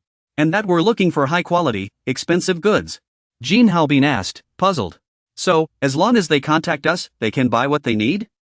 Shixiong Chang replied. Of course, it's not that simple. At that moment, the symbol from Shixiong Chang's phone screen was being drawn on the wall. The contact from Hai Xiong explained. Club Vivi. I left the Club Vivi mark at the meeting spot. Club Vivi is the VIP spot for all dealers in South Korea. When those who need it want to have a good time, they go there, he continued. That's why Chui Funhua approached us. Jin Haobin asked, confused. Then why did they only show up now? Shixiong Chang replied. They wanted to confirm again. If we really were from Club Vivi, they would have been tailing us. So Shixiong Chang started spreading word that they were spending money on fun and shopping. My brother explained. But when they saw us burning money at the party, they reached a conclusion. These guys aren't fakes. That's why we threw the party. Then, as he walked toward them, he thought to himself. Now, we're members of Club Vivi. This is how we met Finghua. The scene shifts to a massive warehouse. This place is mainly used for storing frozen food. Shixiong Chang asked. How's President Weiwei doing? The man with glasses replied, oh, she's fine. Manager Xiaolong is also doing well. Shixiong Chang responded to avoid suspicion. I'm glad to hear that. The man called out. It's been a while since anyone's been there. Boss Finghua has been feeling down about it. Shixiong laughed heartily. My apologies. But we're here to do business, right? He asked curiously as he walked. How's the new stock? The bespectacled man grinned confidently. Need you ask? One word, top tier. We always save the best for Weiwei. Shixiong grew more curious. What about Pengpa? The chairperson wants us to deal with her directly. The bespectacled man turned around cheerfully. No problem, boss. Let's go take a look at the goods first. You'll all be satisfied. Shixiong sighed and relented. Alright then. Next, they picked up a sharp knife. They plunged it forcefully into a fish, slowly cutting open its belly. Shixiong was taken aback. What on earth? After the fish's belly was opened, a large amount of a controlled substance was revealed inside. The bespectacled man asked. Surprised? Shixiong was stunned. All of this? Under the shocked gazes of Shixiong and the others, the bespectacled man explained. This shipment was originally bound for Japan. But since you're from Weiwei, we wanted to show it to you specially. Shixiong began reconsidering his plans. The Golden Wolf Gang. They were far more dangerous than he imagined. The bespectacled man asked. Well, are you satisfied? Then, how do you plan to pay? Shixiong replied. Same as usual. He composed himself and said seriously. Cash. Hong Jichuan immediately placed a case of money in front of them. Shixiong silently thanked him. Thanks, Jichuan. Not wanting to waste any more time, Shixiong suggested. Now that we've seen the goods, let's go meet Pengpa right away. The bespectacled man smiled, saying cheerfully. Of course. You should go see her. Meet her in hell. Then, countless people began to appear, surrounding Shixiong Su and his group. Only then did the man reveal his true self. Damn it! Seoul slang is so harsh. Hearing this, Shixiong Su cried out in surprise. Soul slang? The man shouted. We're not fools. You thought we didn't know Vivi went bankrupt? I just wanted to confirm if you were cops. He pointed at the crates and said. But we're taking the money. And you'll be lying in those crates. Goodbye. At that moment, a group of people had knives held to their necks. The next second, each person only needed a light strike to easily take down those threatening them. This shocked the bespectacled man. What? Shi Xiangsu asked. What do you mean? Meanwhile, his men were dropping one after another. Shi Xiangsu shouted. Oh, brother. Let me be straight with you. As he walked toward the man, he said. Is Feng Bo not here? Jin Cheng sighed beside him. Park Shi Xiangsu's plans are always like this. Jin Haobin chimed in from the side. Just interrogate them and get the address. Only then did the man start to worry, shouting.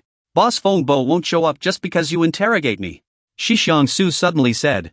We don't need you anymore. Actually, my plan was just to come here. This made him cry out in shock. Ha! Shi Xiangsu held a lighter near the gasoline barrel inside the fish's belly and shouted. Feng Bo, come down now. You're beating around the bush. Or I'll burn everything here to ashes. Then he stares directly in a certain direction. Your voice and image appear on the screen. Sounds interesting. Guess how much it costs to play with fire this big.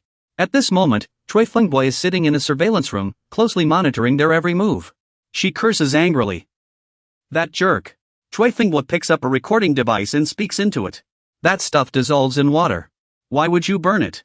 She glances at the group standing arrogantly in the warehouse and asks, do you all have a death wish? Zhang Shu replies. Does it sound like she can afford those losses? Chui Fengbo retorts. Threatening with supplies instead of people, good plan. What do you want? Seeing his plan about to succeed, Zhang Shu shouts, what do I want? He smirks and continues. We hate wasting time, so have them come here now. The leaders of the 4 major gangs in Busan. As soon as he finishes speaking, everyone readies themselves for a fight.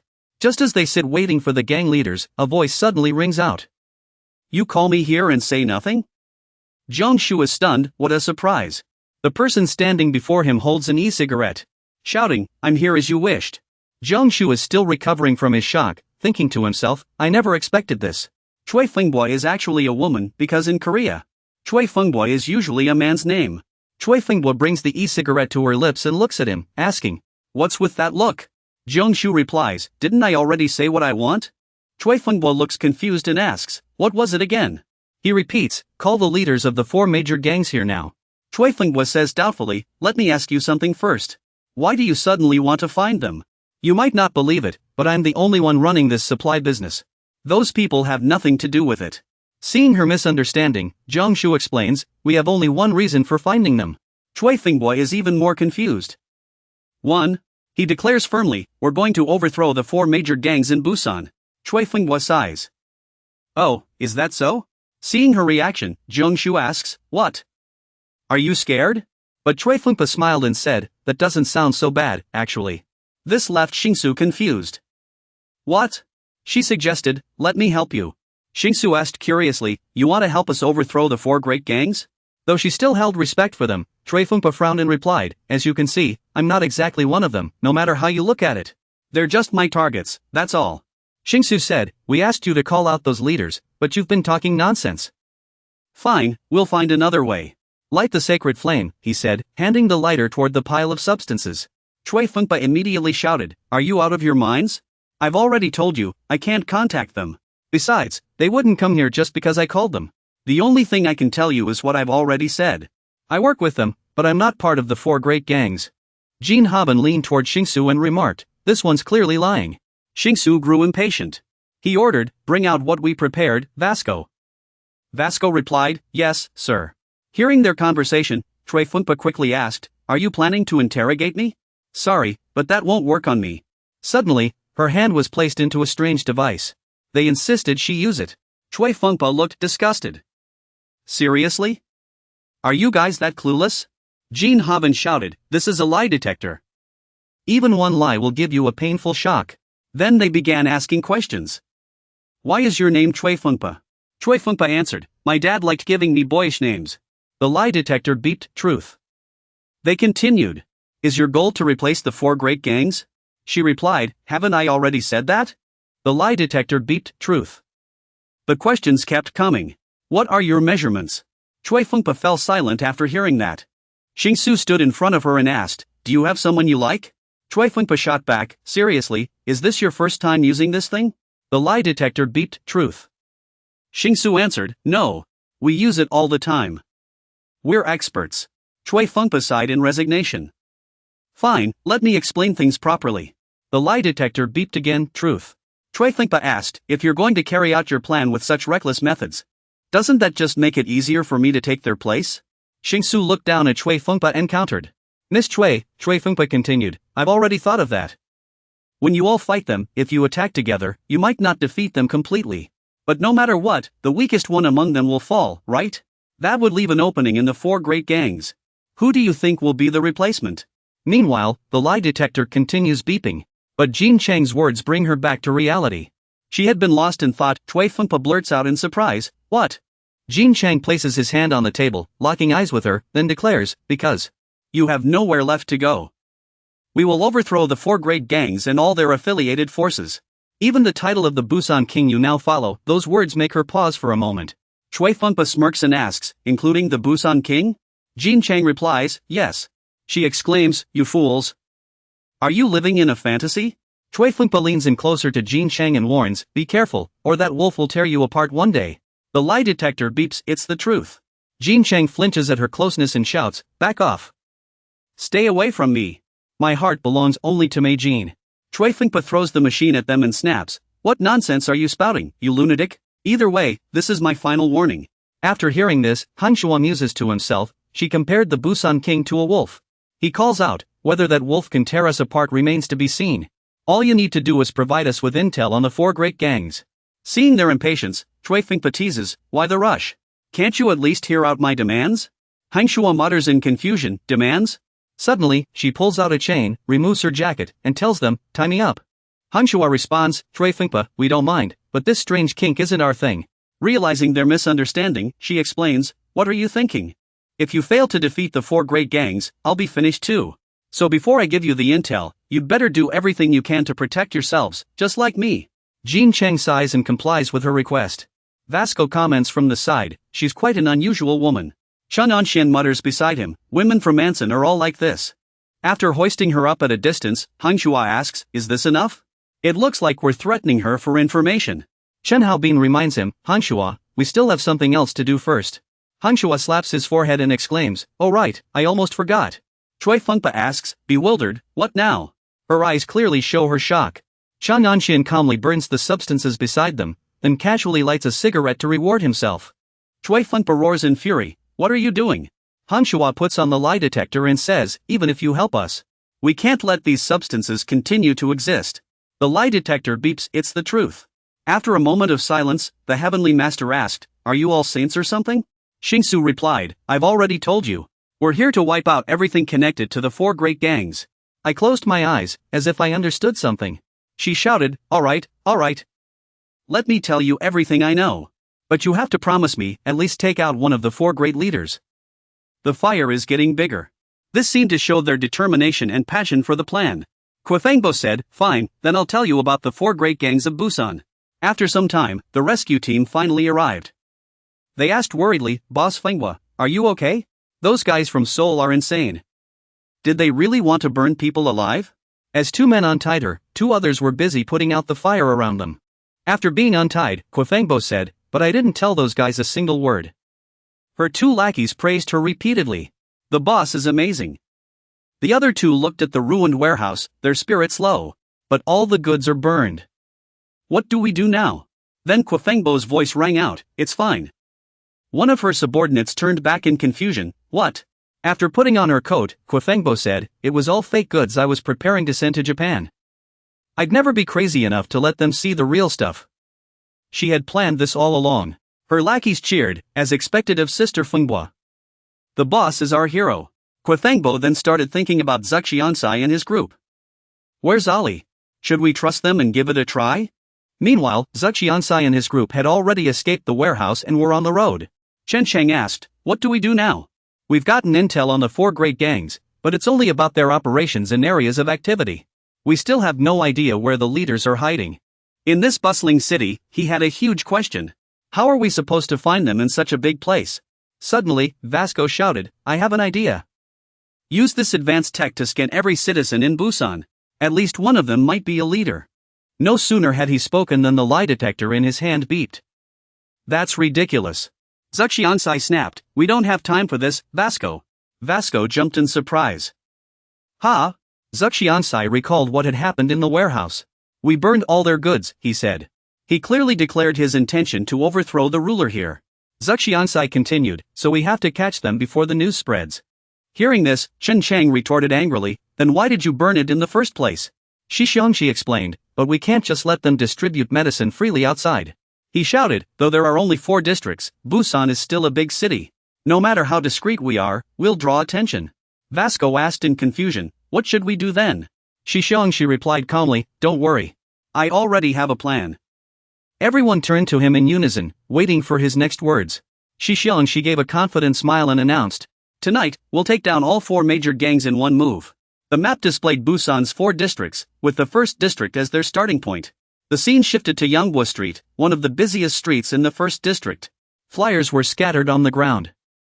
According to Shi Xiangxi, the bars here were adult entertainment venues where customers paid to chat with beautiful hostesses.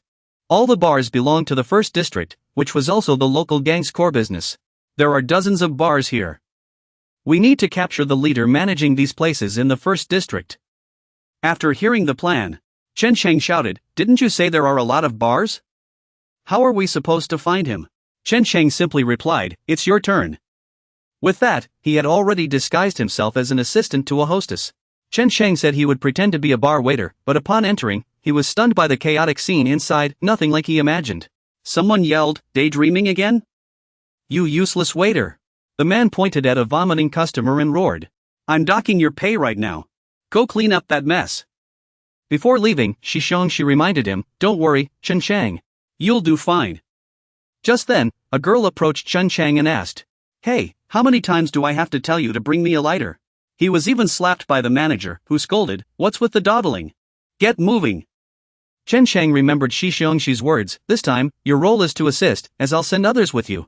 Despite his swollen face, Chen Chang kept smiling. He entered a room and greeted cheerfully, here's your beer. An impatient voice snapped, 5 minutes and 23 seconds. Not only did you take over 5 minutes to bring the beer, but you also barged in without knocking. Inside the room, there was a very beautiful girl, along with a few others. The one who spoke was the king of Busan's nightlife. And Xiancheng, the karaoke king, played the role of a difficult customer, constantly criticizing everything. And Xiancheng deducted points. What's with this wet glass? Deduct 5 points from the hostess here. These pretty girls. Surrounded by such beauty, yet all they can do is sigh and grumble. We're sorry. We'll try to do better. Chang Yaxian shouted loudly, let's get moving, while Jin Chang looked utterly confused. Damn, how can that jerk pull off something so cool? Xian Chang's voice echoed in their minds. And Xian Chang is the key. The map of Busan appeared once again. The second district is their next area of operation. In the Hopu Street area, filled with towering buildings. Xian Chang's voice rang out, has everyone heard of the Texas Hold'em Hopu games? This is the core business of gang activities in the second district. Hearing this, someone asked in confusion, is it Hopu Bar or San Hopu? Is this the gang's business here? Let's take a look at the casino area inside. The person continued, puzzled, but aren't those places legal? If that's the case, aren't we just making money legally? If you think that way, it's not very interesting. Nothing in this world is that simple. When Xian lifts the curtain, all the truth will be revealed. He thought to himself, of course not. It's just a facade hiding the truth behind it. In reality, they use this disguise to run other operations. At that moment, a hand stubbed out a cigarette in the ashtray. Now, the truth was laid bare. These bars are organizing illegal poker games. The moment chips are exchanged for cash, it becomes illegal. So, the gangs in the second district use a little trick to bypass this law. They exchange chips for drinks or gift cards. Then, customers can exchange those for cash. They cleverly bypass the law to conduct cash transactions. This is how the second district gangs run their illegal Hopu bars. Meanwhile, a guard was casually watching a soccer match. The commentator was still cheering for the player who scored. The goal was scored by Sun Hyungmin. Just as he was enjoying the game, he suddenly furrowed his brow, as if sensing something. Xian Shu's voice continued. Therefore, the strategy for this area will be different. We don't need to check every Hopu bar in the district. We just need to go to one casino to execute the plan. Suddenly, a man with a mustache appeared, muttering, "Come here? I've struck it rich." Just as he finished speaking, a jolt of electricity surged through. The lie detector sounded. Lie. The man with the cane and the mustached man shouted. Has the plan started? It seems Vasco and Jean Haben have transformed. We become two wealthy and noble men. Hongshua said. Vasco and Jean Haben would be the best candidates for the second district's plan. Jean Haben asked excitedly. You know I'm the main character of this operation, right? Vasco chimed in from the side. Stop joking.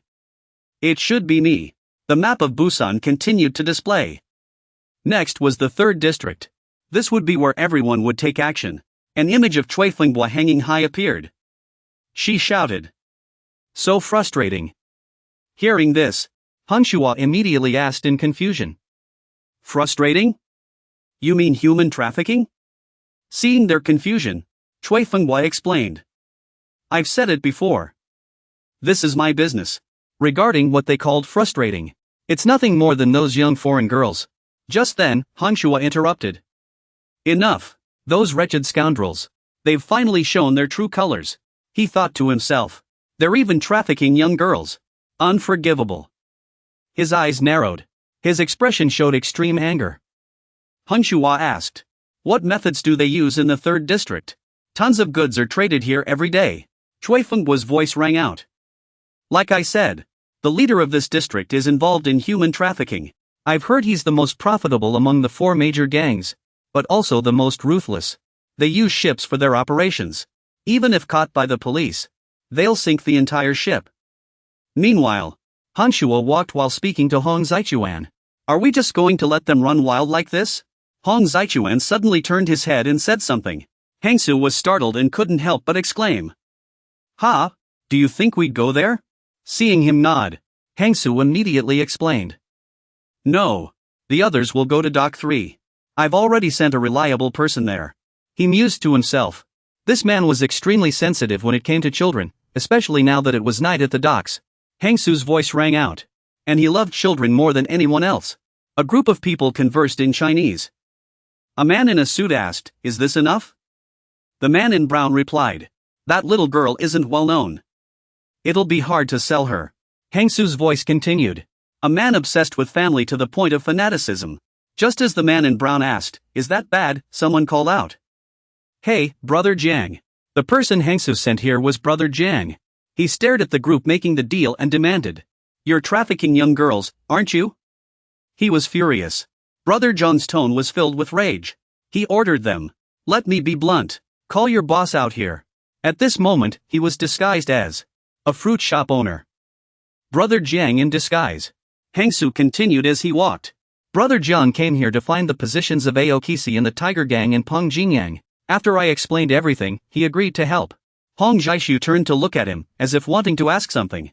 Hangsu glanced at him and called out. So, where are we going? He answered calmly. The final location, District 4. The Busan map appeared again. District 4 was the last area. It was also where Hangsu would take action. The scene shifted, with auxiliary props ready. Many people gathered here every day. This was where seafood auctions were often held. Of course, the 4 major gangs also conducted their deals here. The two walked through the auction area. Hangsu asked Hong Jichuan, Do you think these are illegal auctions? Actually, I thought the same thing at first. The two of them continued deeper into the market. Shingsu explained, but our business in the elevated market of the 4th district differs slightly from the other districts. We don't need to drive out other gangs to keep things running, because this kind of business has always existed here. And this place isn't just anything, it's an arena. Besides auctions, it regularly hosts fighting matches for betting. Shingsu shouted, originally, this was used to settle disputes between sailors through one-on-one duels. Over time, it became more and more popular. Eventually, it turned into a well-known arena where the battles are always brutal. Shingsu said, we need to find the leader here. The method is simple. The champion of the arena is the gang's leader. After hearing this, Hong Jichuan immediately guessed his next move. Shingsu continued, that's right. This time, I'm entering the arena. Images of the district bosses appeared, accompanied by Shingsu's voice. Today, our Lin faction will defeat all the bosses at once. It looks like a major battle is about to erupt. The scene shifted to the bathroom where Jean Chang worked at a bar. Two men were chatting while using the restroom. One asked, "You know anything?" The other replied, "It's not that easy to find out." The first man continued, "In that big room over there, there's a young master from Seoul. He's not just anyone." The other man asked, "What do you mean?" The first man went on, "He called over 10 hostesses at once." Meanwhile, in Hang's room in Seoul, he was surrounded by 10 hostesses. They were chatting and laughing with him, mentioning how he always wipes the glasses. "Bro, how do you know so much?" "Like I said, he's a professor." The other man exclaimed in surprise, "He called 10 hostesses at once? He must have spent a fortune." The first man added, "And he only asked for the top tier ones. So now there's no one left to serve the other rooms. And that's not all, he even tips the staff. Instead of wasting time here, we should hurry over and take their orders." Saying this, the man glanced down at the waiter and reminded him, "You heard that, right? So, work hard."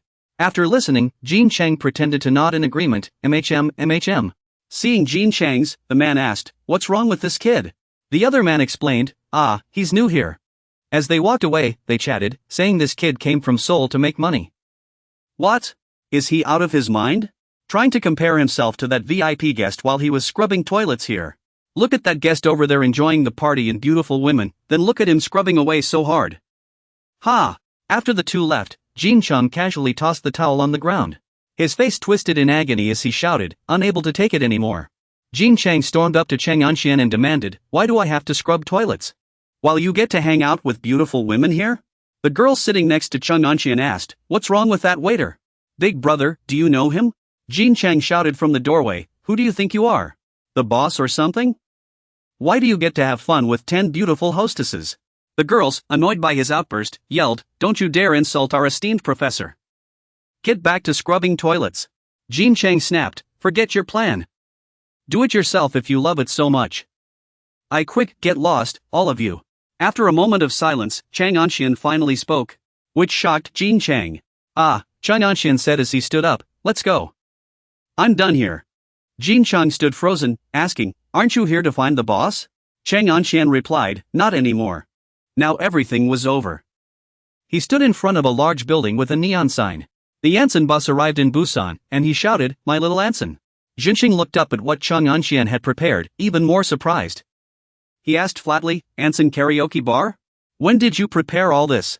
Chang Anxian answered, "It's part of the plan. Just sit back and watch." Jean Chang asked suspiciously, "Did you get Hong Xian to help?" Chang Anxian replied, "No, the owner here just gave it to me after a little hint." Jean Chang pressed, "Why would he do that?" He lit a cigarette and said, "Because I'm Chang Anxian from Anson." As the two walked toward the building, Jean Chang asked, "What does that have to do with anything?" Chang Anxian explained, "What would a little kid like you know? Our Anson bus has a reputation in the nightlife scene too." Jean Chang asked, "Aren't you ashamed to say that as a student?" As soon as they entered, two staff members bowed and greeted, "Welcome." Chang Anxian continued, "No matter how many bars there are in Busan, as long as I'm here, they won't be able to do business." Jean Chang said, "I know you're pretty good at business, but the bars here are controlled by the 4 major gangs. Do you really think you can out-earn them?" Chang Anxian replied, "So I've already taken them all over." Jean Chang asked, "Taken over what?" He answered, "Their territory." As they pushed open the door, several stunning girls appeared inside. Chang Anxian said confidently, "A bar can only survive if it has beautiful waitresses, and I've already promised them double the pay. That's why I called all the S-rank girls to sit with me." Jean Chang was shocked and asked, "Hey, seriously, are you lying about your age?" Looking at the beautiful girls in front of him, Chang Anxian continued, "With these S-rank girls, both regulars and new customers will flock here." Jean Chang listened curiously. "Is that really enough to crush the bar scene in Busan?" Chang Anxian replied, "Of course not. You also need to make sure everything runs smoothly to avoid future trouble. That's why I'm introducing a coupon system to the customers." Jean Chang asked in confusion, "A coupon system?" Sung In Hyun answered, "Yes, the Anson Karaoke's coupon system." Jean Chang asked again, "What's that?" Chang Anxian began explaining, "If customers spend a certain amount or bring in new customers, they'll get a stamp. Once they collect enough, they can exchange them for a voucher to choose an S-rank girl. Since they can only pick S-rank girls through bidding, they'll definitely need a lot of vouchers to get the one they want. These waitresses will help us retain customers, but the main reason is the Anson-style coupon system. Soon, the Anson Commune branch in Busan will be packed with customers." He imagined the scene of customers enjoying themselves with the S-rank girls, muttering something about banks and APTs under his breath. But Jean Chang was still worried. I still don't get how this helps us find the mastermind behind all this. Chang Onxian sighed. Forget it, you. Don't even think about getting involved in this business. Jin Chang shot back, why would I even want to? Seeing he still didn't understand, Chang Onxian said, listen to me. If a business is about to lose all its customers, which owner wouldn't try to find out why? Then two men appeared, one of them shouting, so this is the Anson commune? They really spared no expense on the decor. Have these people ever heard of professional ethics? How dare they steal our customers and staff? Both men wore silver rings on their hands. Chang Onxian thought, the mastermind will definitely come for us now. Just as he expected, these two had come to settle the score. The man in blue shouted, call the boss out. The man in blue was Shenajin, the leader of the first district. Shenajin asked, who's Chang Onxian? The man in red beside him was Min Jihuan, another leader of the first district. Min Jihuan smirked and asked, did he really think he could get away with this? The scene shifted to a casino in some district.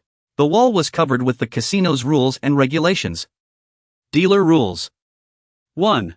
Endless thrilling gameplay awaits. So don't miss this golden opportunity to change your fate. Join the unlimited showdown now and claim the massive prize waiting for you. The game moves quickly. We won't wait, we'll immediately assist the next guest. If no action is taken within 5 minutes, it will be considered a forfeit. If your account balance goes negative, don't worry. Our exclusive system will resolve the issue for you. Then, suddenly, a sharp scream echoed. Good heavens! The scream left the players in the casino puzzled. A man holding a cigarette asked, what's happening? Someone nearby answered, they're causing trouble again. No sooner had the words been spoken than the scream rang out again. Oh, for heaven's sake! The man with the cigarette continued. Is that guy trying to shout out every deity he knows? Those fools from Seoul. Meanwhile, Vasco was growing anxious over the small table. And that scream came from Jean Haben.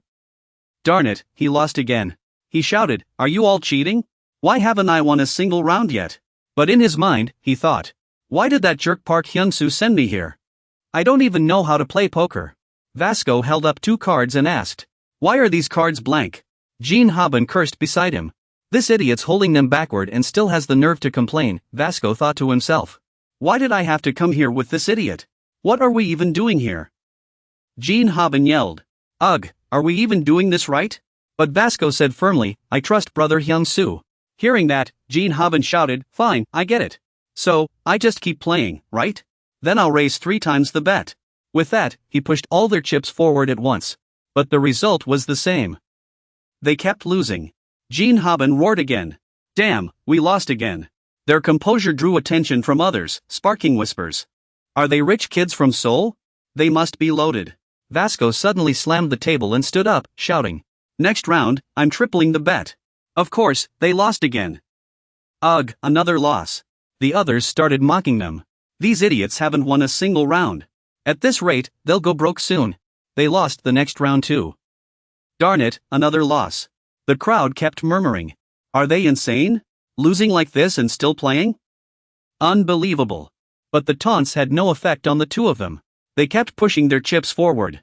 In unison, they declared, triple the last bet. This only made the men mock them more. Seriously, they're crazy.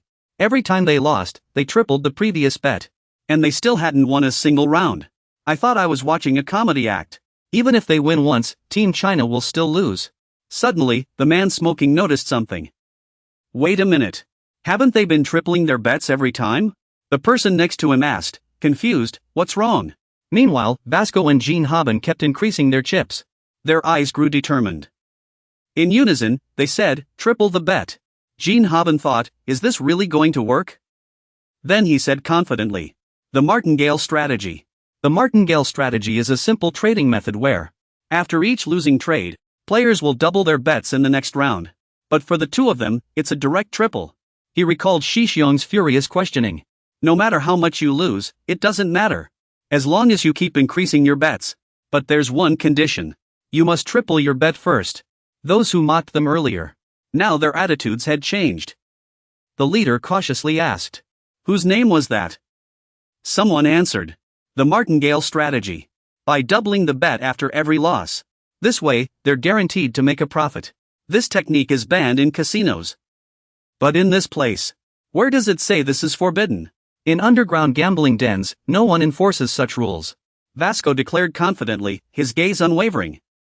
Triple the bet. The others murmured among themselves. So this was their plan? They knew they'd win no matter what. Someone shouted. Then I can do it too. But someone behind him warned. You idiot. Not everyone can pull this off. You need an enormous amount of money to do it. Their arrogance comes from their wealth. Something they'll never run out of. A nervous voice piped up. Our first bet was 10 million chips. If they triple their bet after every loss, then when they win, they'll earn 10 million chips. Vasco and Jean Haben high-fived excitedly. Jean Haben laughed heartily. These gambling games are too easy. He thought to himself. Brother Bay is right. Vasco shouted. Triple it. All right. He turned to the casino staff and yelled. Hurry up. Give them their money back. Return all their chips, plus an extra 10 million. Just as the two were shouting excitedly. An army of 10 million. At that moment, a pair of feet slowly approached. A voice came from behind. Dear esteemed customers. This caught Jean Haben's attention. He couldn't help but turn around and exclaim, huh? Back to the moment when everyone was discussing the plan. Jean Haben had once questioned. What does winning with the martingale strategy have to do with capturing the leader? Jiangshu answered unhurriedly. Even if you win once, so what? This is enough to let the house know we can lose countless times. Therefore, before we run out of money, the leader will definitely show up. Just as Jiangshu predicted. Sure enough, a man stepped forward and said, Isn't this way of playing unfair? Why would you do something that could ruin yourselves?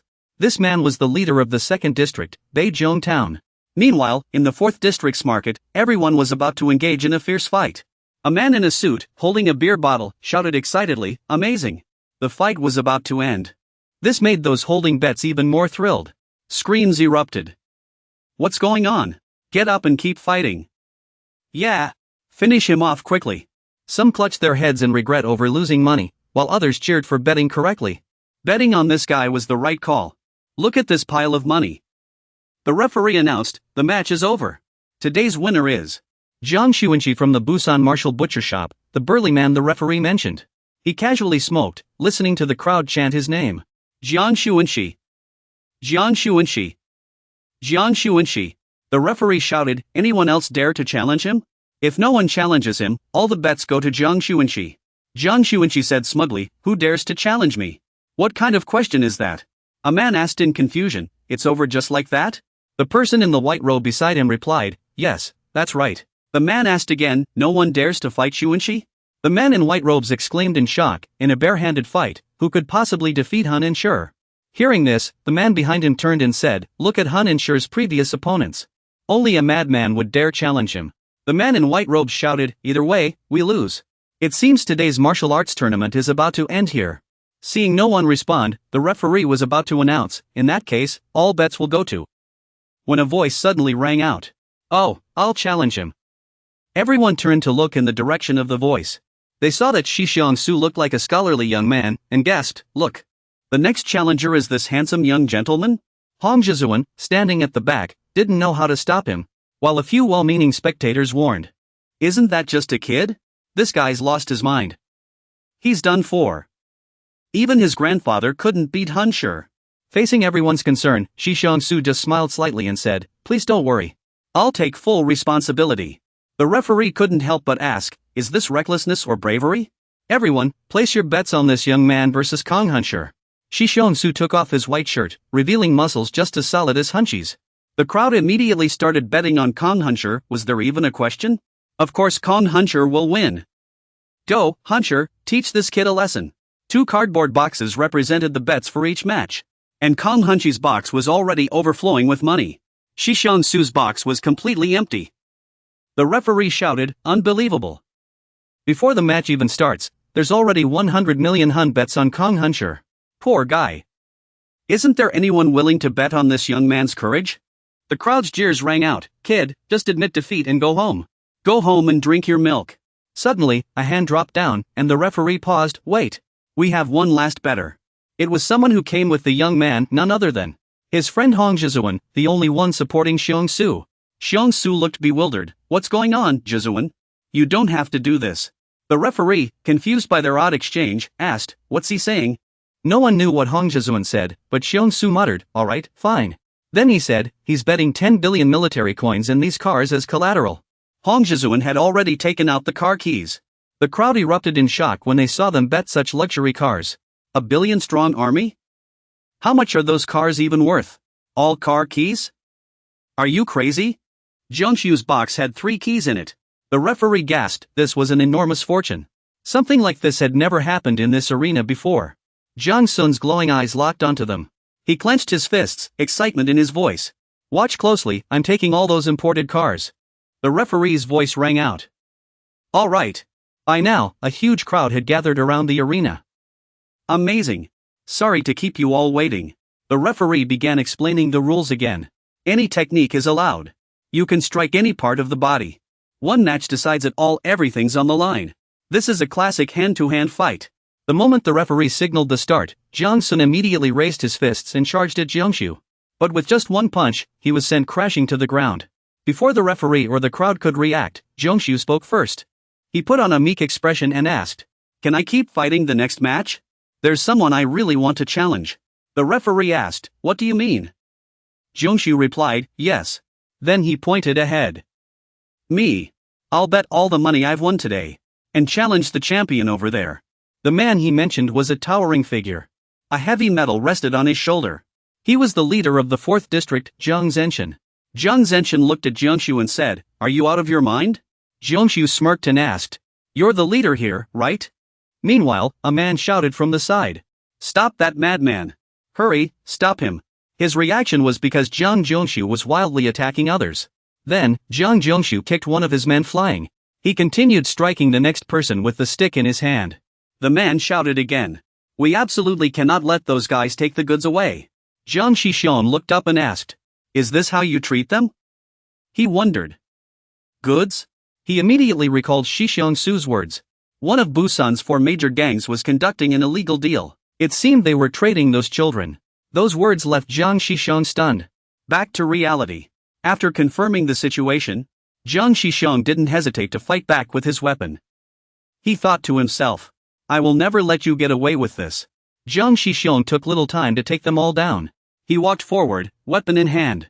As he walked, a voice came from behind. "No, no. We must protect the goods." A subordinate tried to slow Jiang Shixiang down. Without hesitation, he stomped on the man's head. His expression was cold. Cold and ruthless, Jiang Shixiang thought. We must rescue them as soon as possible. The children who had been captured for the trade had just been brought here. He guessed they might have locked the children in wooden crates. Just as he was thinking, a sudden voice startled Jiang Shixiang. "Are you here to steal our goods?" A man leaned against a wooden crate and shouted. "Looks like you have some unusual tastes. You've been having quite the fun while I was away." This was none other than the leader of the 3rd district, Shixiang Shangjin. At Xiaowengan Shixiang's shop, the 2 leaders stood before Xiaowengan Shixiang and Jin Chang, saying they already knew everything. At the scene with Wasiko and Jin Haobin, Park Zixiangjin stood before them and asked, "Are you from Seoul?" At the school gate, Jiang Jinken accepted Shixiang Su's proposal. He asked, "You seem very confident?" At the docks, Shixiang Shangjin stood before Jiang Shixiang and said, "You should know. Busan is nothing like your peaceful, gentle city." Back at the school gate, Shixiang Su's voice rang out, "So you're the leaders of the 4 major gangs, right? Look, I've grown tired of everything related to the 4 major gangs. So, I'm going to clean it all up right here." He narrowed his eyes and stared ahead, as if threatening his opponents. On a certain street, Jiang Zijian appeared, entering a snack shop and ordering a pastry. He said, they should have encountered the 4 major gangs by now. Everything will proceed as planned. Suddenly, he called out, "Mr. Jinjite, let Jean." Kate was about to take a bite of the cake but suddenly stopped. He continued eating the cake, saying between bites, "It's truly fortunate everything went as you wished. That kid named Piao Hong really left a strong impression." He suddenly smiled, "But I still can't stop worrying. After all, they're in Busan right now." At the aquarium, a red-haired man stared at the great shark before him. He seemed to be lost in thought. The moment he welcomed his big brother back. The scene where he handed his brother the food he had prepared. The memory of the entire gang appearing together flashed before his eyes. He couldn't help but grin, muttering, "A plan? That's just wishful thinking. I've been waiting for you for a long time." Li Zhishuan, the man grinning widely. Baring his sharp, prepared teeth, it seemed he had some secret scheme in mind. In the West District, wherein Shihuan was, he faced off against Shinajin. Shinajin spoke first, Anshan's boss, and Shihuan. "This is the first time I've seen you in person. I heard you not only control Anshan but have also expanded into the West District." Is that true? West District's Shin Shi-huan was slightly surprised that Shin Ajin knew so much about him. Shin Ajin pressed further, are you planning to take over Busan now too? You've got some nerve, showing up here so boldly. He narrowed his eyes at Shin Shi-huan from the West District and demanded. We're all in this line of work. Shouldn't we at least have some professional ethics? How could you take all my merchandise? And Shi-huan from the West District nearly sighed, how pitiful. Shin Ajin asked in confusion, pitiful? And Shi-huan from the West District lit the cigarette in his hand and retorted, how can you be a boss with such little patience? He explained, if you lose business to someone, you should win it back with business tactics, shouldn't you? Where's the logic in taking it back by force? He scored a point and immediately threw a punch at Shin Ajin. But Shin Ajin lightly pushed him aside, causing Shin Shi-huan's punch to miss. Shin Ajin said in confusion, 1 point. And Shi-huan from the West District looked utterly shocked. He thought, this guy just blocked my punch with his shoulder. Shin Ajin said, I didn't come here to listen to your nonsense. Hurry back and do business with your West squad. And Shi-huan threw another punch, but it was effortlessly deflected again. And Shi-huan wondered, is this guy a boxer? He could block all of my punches directly. As he thought this and threw another punch, Shin Ajin asked. And Shi-huan from the West District, don't you have any self-respect? And Shi-huan was too busy thinking about how Shin Ajin had dodged his attacks with just his shoulder. Hey Jean, give me your take, your punch looked pretty impressive. Scaring Shin Shi-huan so much he widened his eyes. He sensed something bad was about to happen to him. Just as he expected, the next second, Jean counterattacked. He said, but it's not enough to take me down. And Shi-huan was shocked and threw a straight punch. Was that a straight punch? It was so fast I couldn't even see it. And Shi-huan's voice rang out again. And Shi-huan from Manshan, it was obvious at first glance. Among this group from Shi-huan, you must be the strongest, right? And Shi-huan felt confused, how could he be this fast? Jean's hands moved with agility. Too quick for the naked eye to follow. And Shi-huan felt like countless fists were coming at him. He gritted his teeth, telling himself it would be fine. I just need to land one punch. He kept throwing punches at Jean. But Jean dodged with his usual move. Jean asked, didn't I say your punches don't work on me? Are you serious? What about the others? Jean landed a flurry of punches on Shi-huan's face. While all he could think was, just one punch. Lost in thought, he took a hit to the face from Jean. Jean shouted, they're relying entirely on you. Jean wondered, what kind of leader? How could he be this weak? And Shi-huan was slammed into the wall by Jean. But all Shi-huan cared about was, why couldn't he land a single hit? Jin Chang, watching Shi-huan get beaten like this, was extremely worried. And Shi-huan. Suddenly, Min Ji-huan flew in, cursing, grab this idiot. Then he kicked at his face. He taunted, are you his lackey? Then come and play with me. Min Ji-huan's kick was blocked by Jin Chang's hand. He asked, what's the meaning of this? Are you a kickboxer or something? Min Ji-huan questioned his attitude. What attitude, kid? Then he swung a punch at Jin Chang. But Jin Chang quickly blocked it with his hand.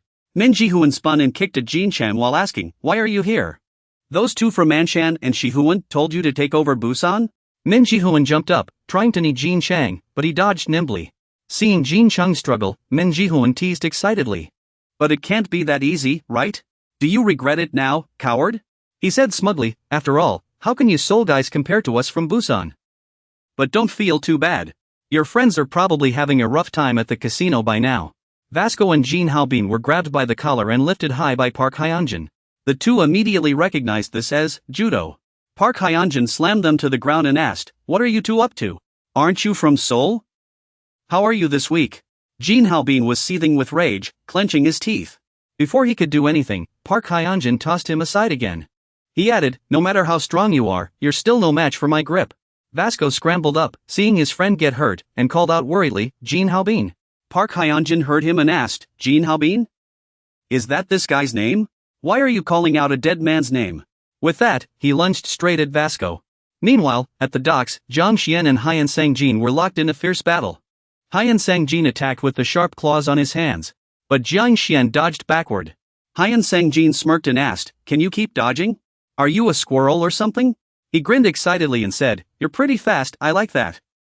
It'd be boring if I tore you apart too soon. No sooner had he spoken than Jiang Xian's shirt was ripped. This is probably your first time seeing something like this, huh? He called these razor-sharp iron claws his blade fingers, describing them as the essence of wildness. As Jiang Xian struggled to keep up, Hyan Sang-jin continued, I spent months mastering this fighting style. You'll never catch me. Hyan Sang-jin asked, I heard you were planning to interfere with our business, right? With that, he kicked the iron rod out of Jiang Xian's hands. As Jiang Xian stared in shock, Hyan Sang-jin added, the reason you're dying today is because you dared to interfere with our business. The moment he finished speaking, Hyan Sang-jin slashed at Jiang Xian's neck with his claws. On the other side of the school, Hyan Sik delivered a high kick, but Jiang Jinshan dodged backward. He yawned mid-fight, thinking to himself how dull it all was. Hyan Sik threw another high kick, but Jiang Jinshan dodged it effortlessly again. He said dejectedly, just try a little harder with this. Jiang Jinken thought to himself, those nameless weaklings would probably struggle in agony. But for a genius like himself, it was just boring. Jiang Jinken called out, I almost fell asleep. Dodging his uncle's attacks with ease, he asked, is this all you've got? Seriously, if I do fall asleep, you'll be responsible. Jiang Jinken mused that no one could ever defeat them. His uncle turned to strike with his elbow.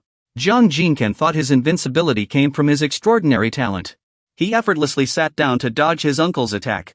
Jiang Jinken stared wide-eyed at his uncle. His uncle's figure was clearly reflected in his eyes. Jiang Jinken thought he could copy anything.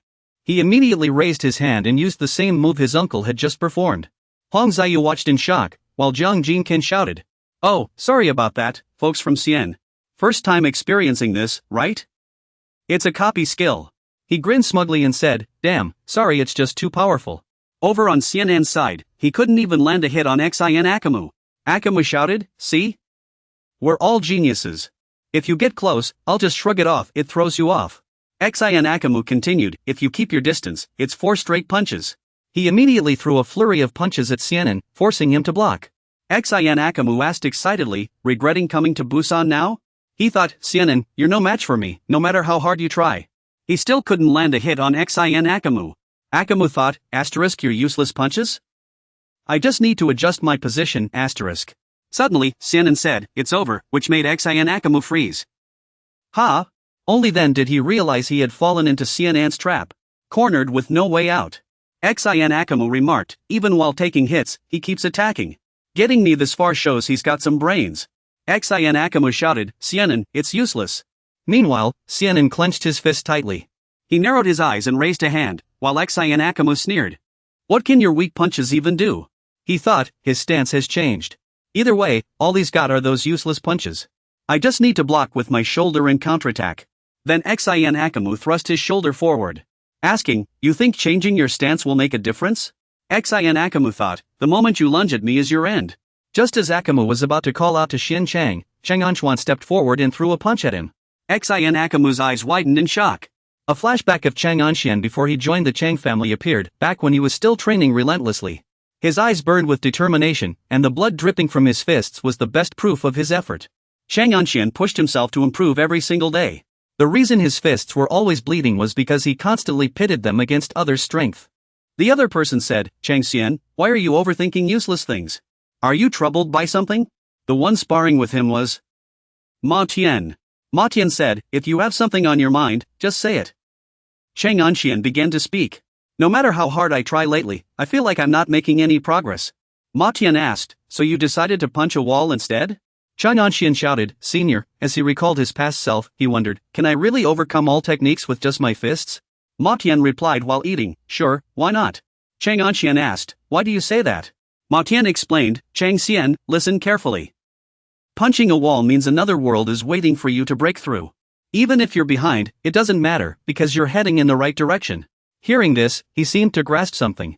Ma Tian continued, as for the world beyond the wall, as long as you believe in yourself, you'll make it. Back in the present, Chang Anxian's fist struck Xin Akamu's shoulder, sending him crashing into the wall. Chang Anxian shouted, if you keep using your shoulder to deflect my strength, I'll figure out how to counter it. Then he stomped his foot hard, cracking the ground beneath him.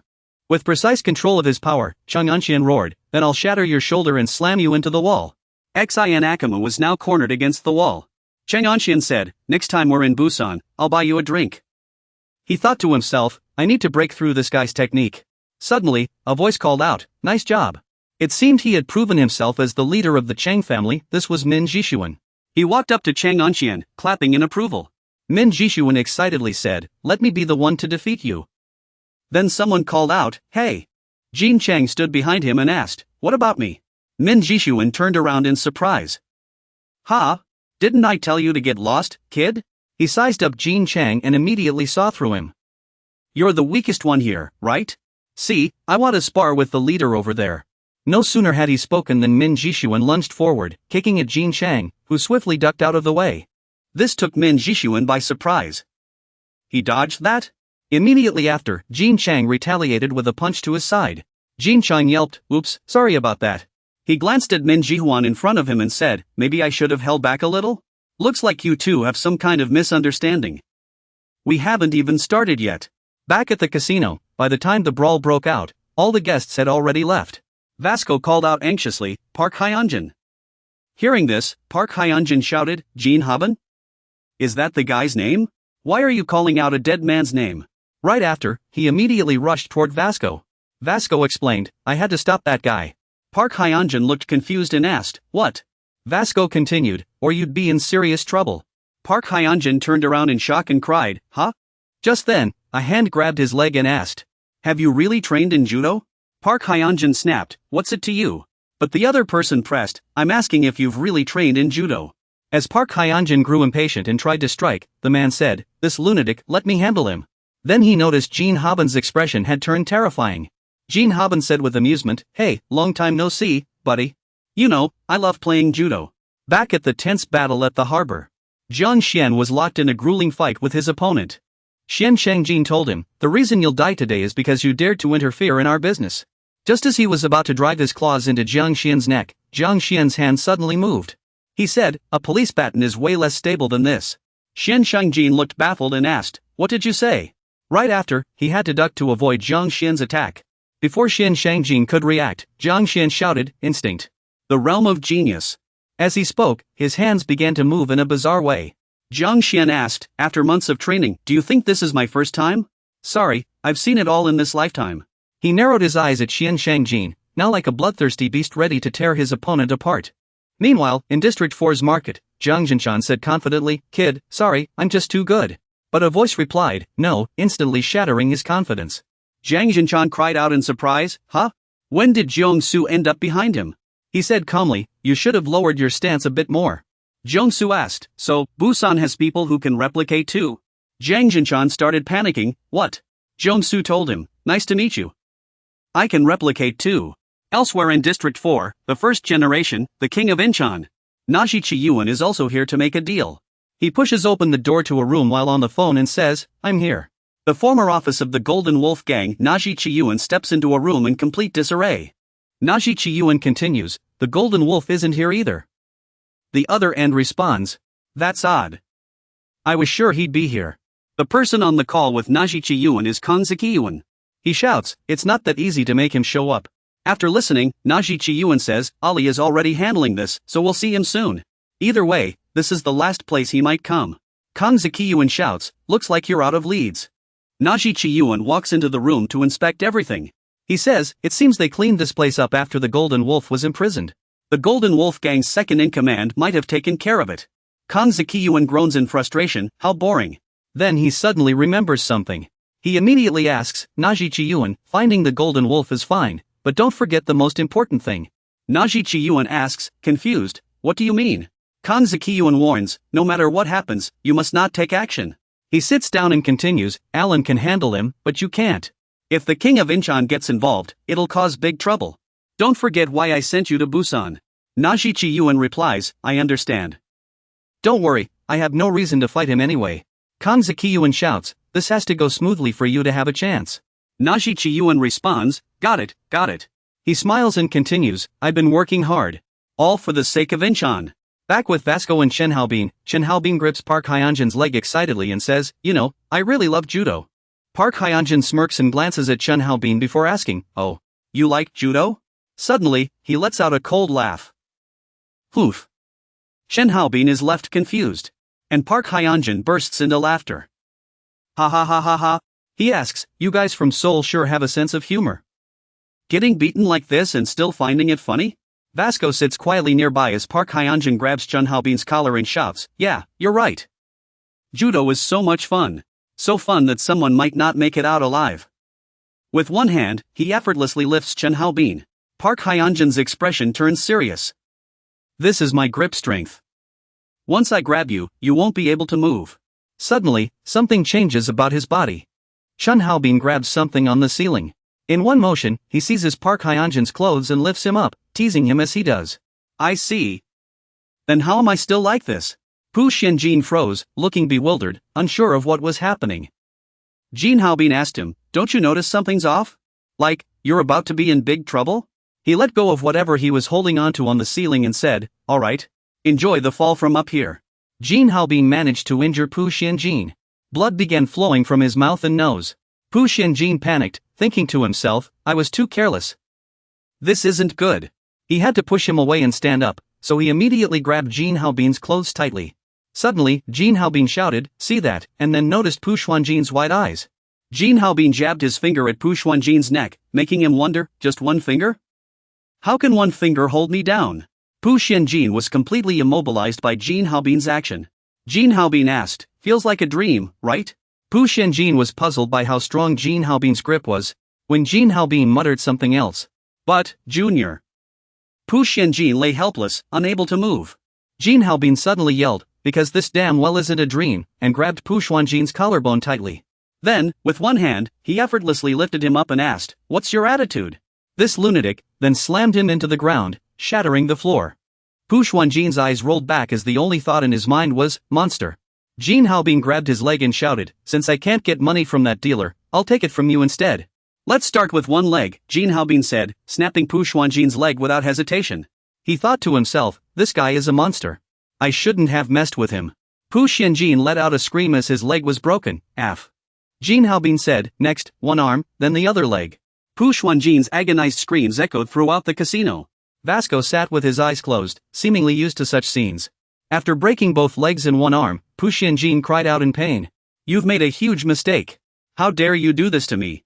Do you know who I am? Jin Haobin replied, a cat knows. So what? Pu Xianjin roared, do you know who taught me to fight? No, Jin Haobin said after a pause. You learned to fight? So did I. Then who taught you?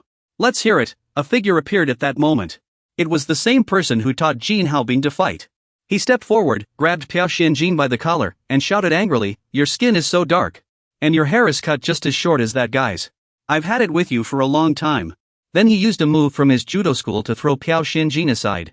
Vasco stood up and said, enough. He won't be getting up again. Chen Haobin muttered, thanks to judo, I finally feel better. At least take this. Then he picked up a chip in his hand and placed it on Pu Xuanjin's forehead. He smirked, this money is on you. At the docks, Jiang Xian just dodged Xian Shangjin's attack with a leap. Xian Shangjin demanded furiously, how cute. You still dare talk about wildness in front of me? I trained under our master for years. While you're just a cheap imitator. Today, I'll tear you apart with my skills. Xian Shangjin attacked Jiang Xian wildly but couldn't land a single hit. After a while, Jiang Xian was accidentally cornered, and Xian Shangjin shouted, got you. Trapped in the corner, kid. Die. He lunged forward, trying to drive his iron claws into Jiang Xian's body. But Jiang Xian deflected the move with just his foot. Xian Shangjin thought fiercely, how did he counter me so directly? Jiang Xian asked, do you even have a master?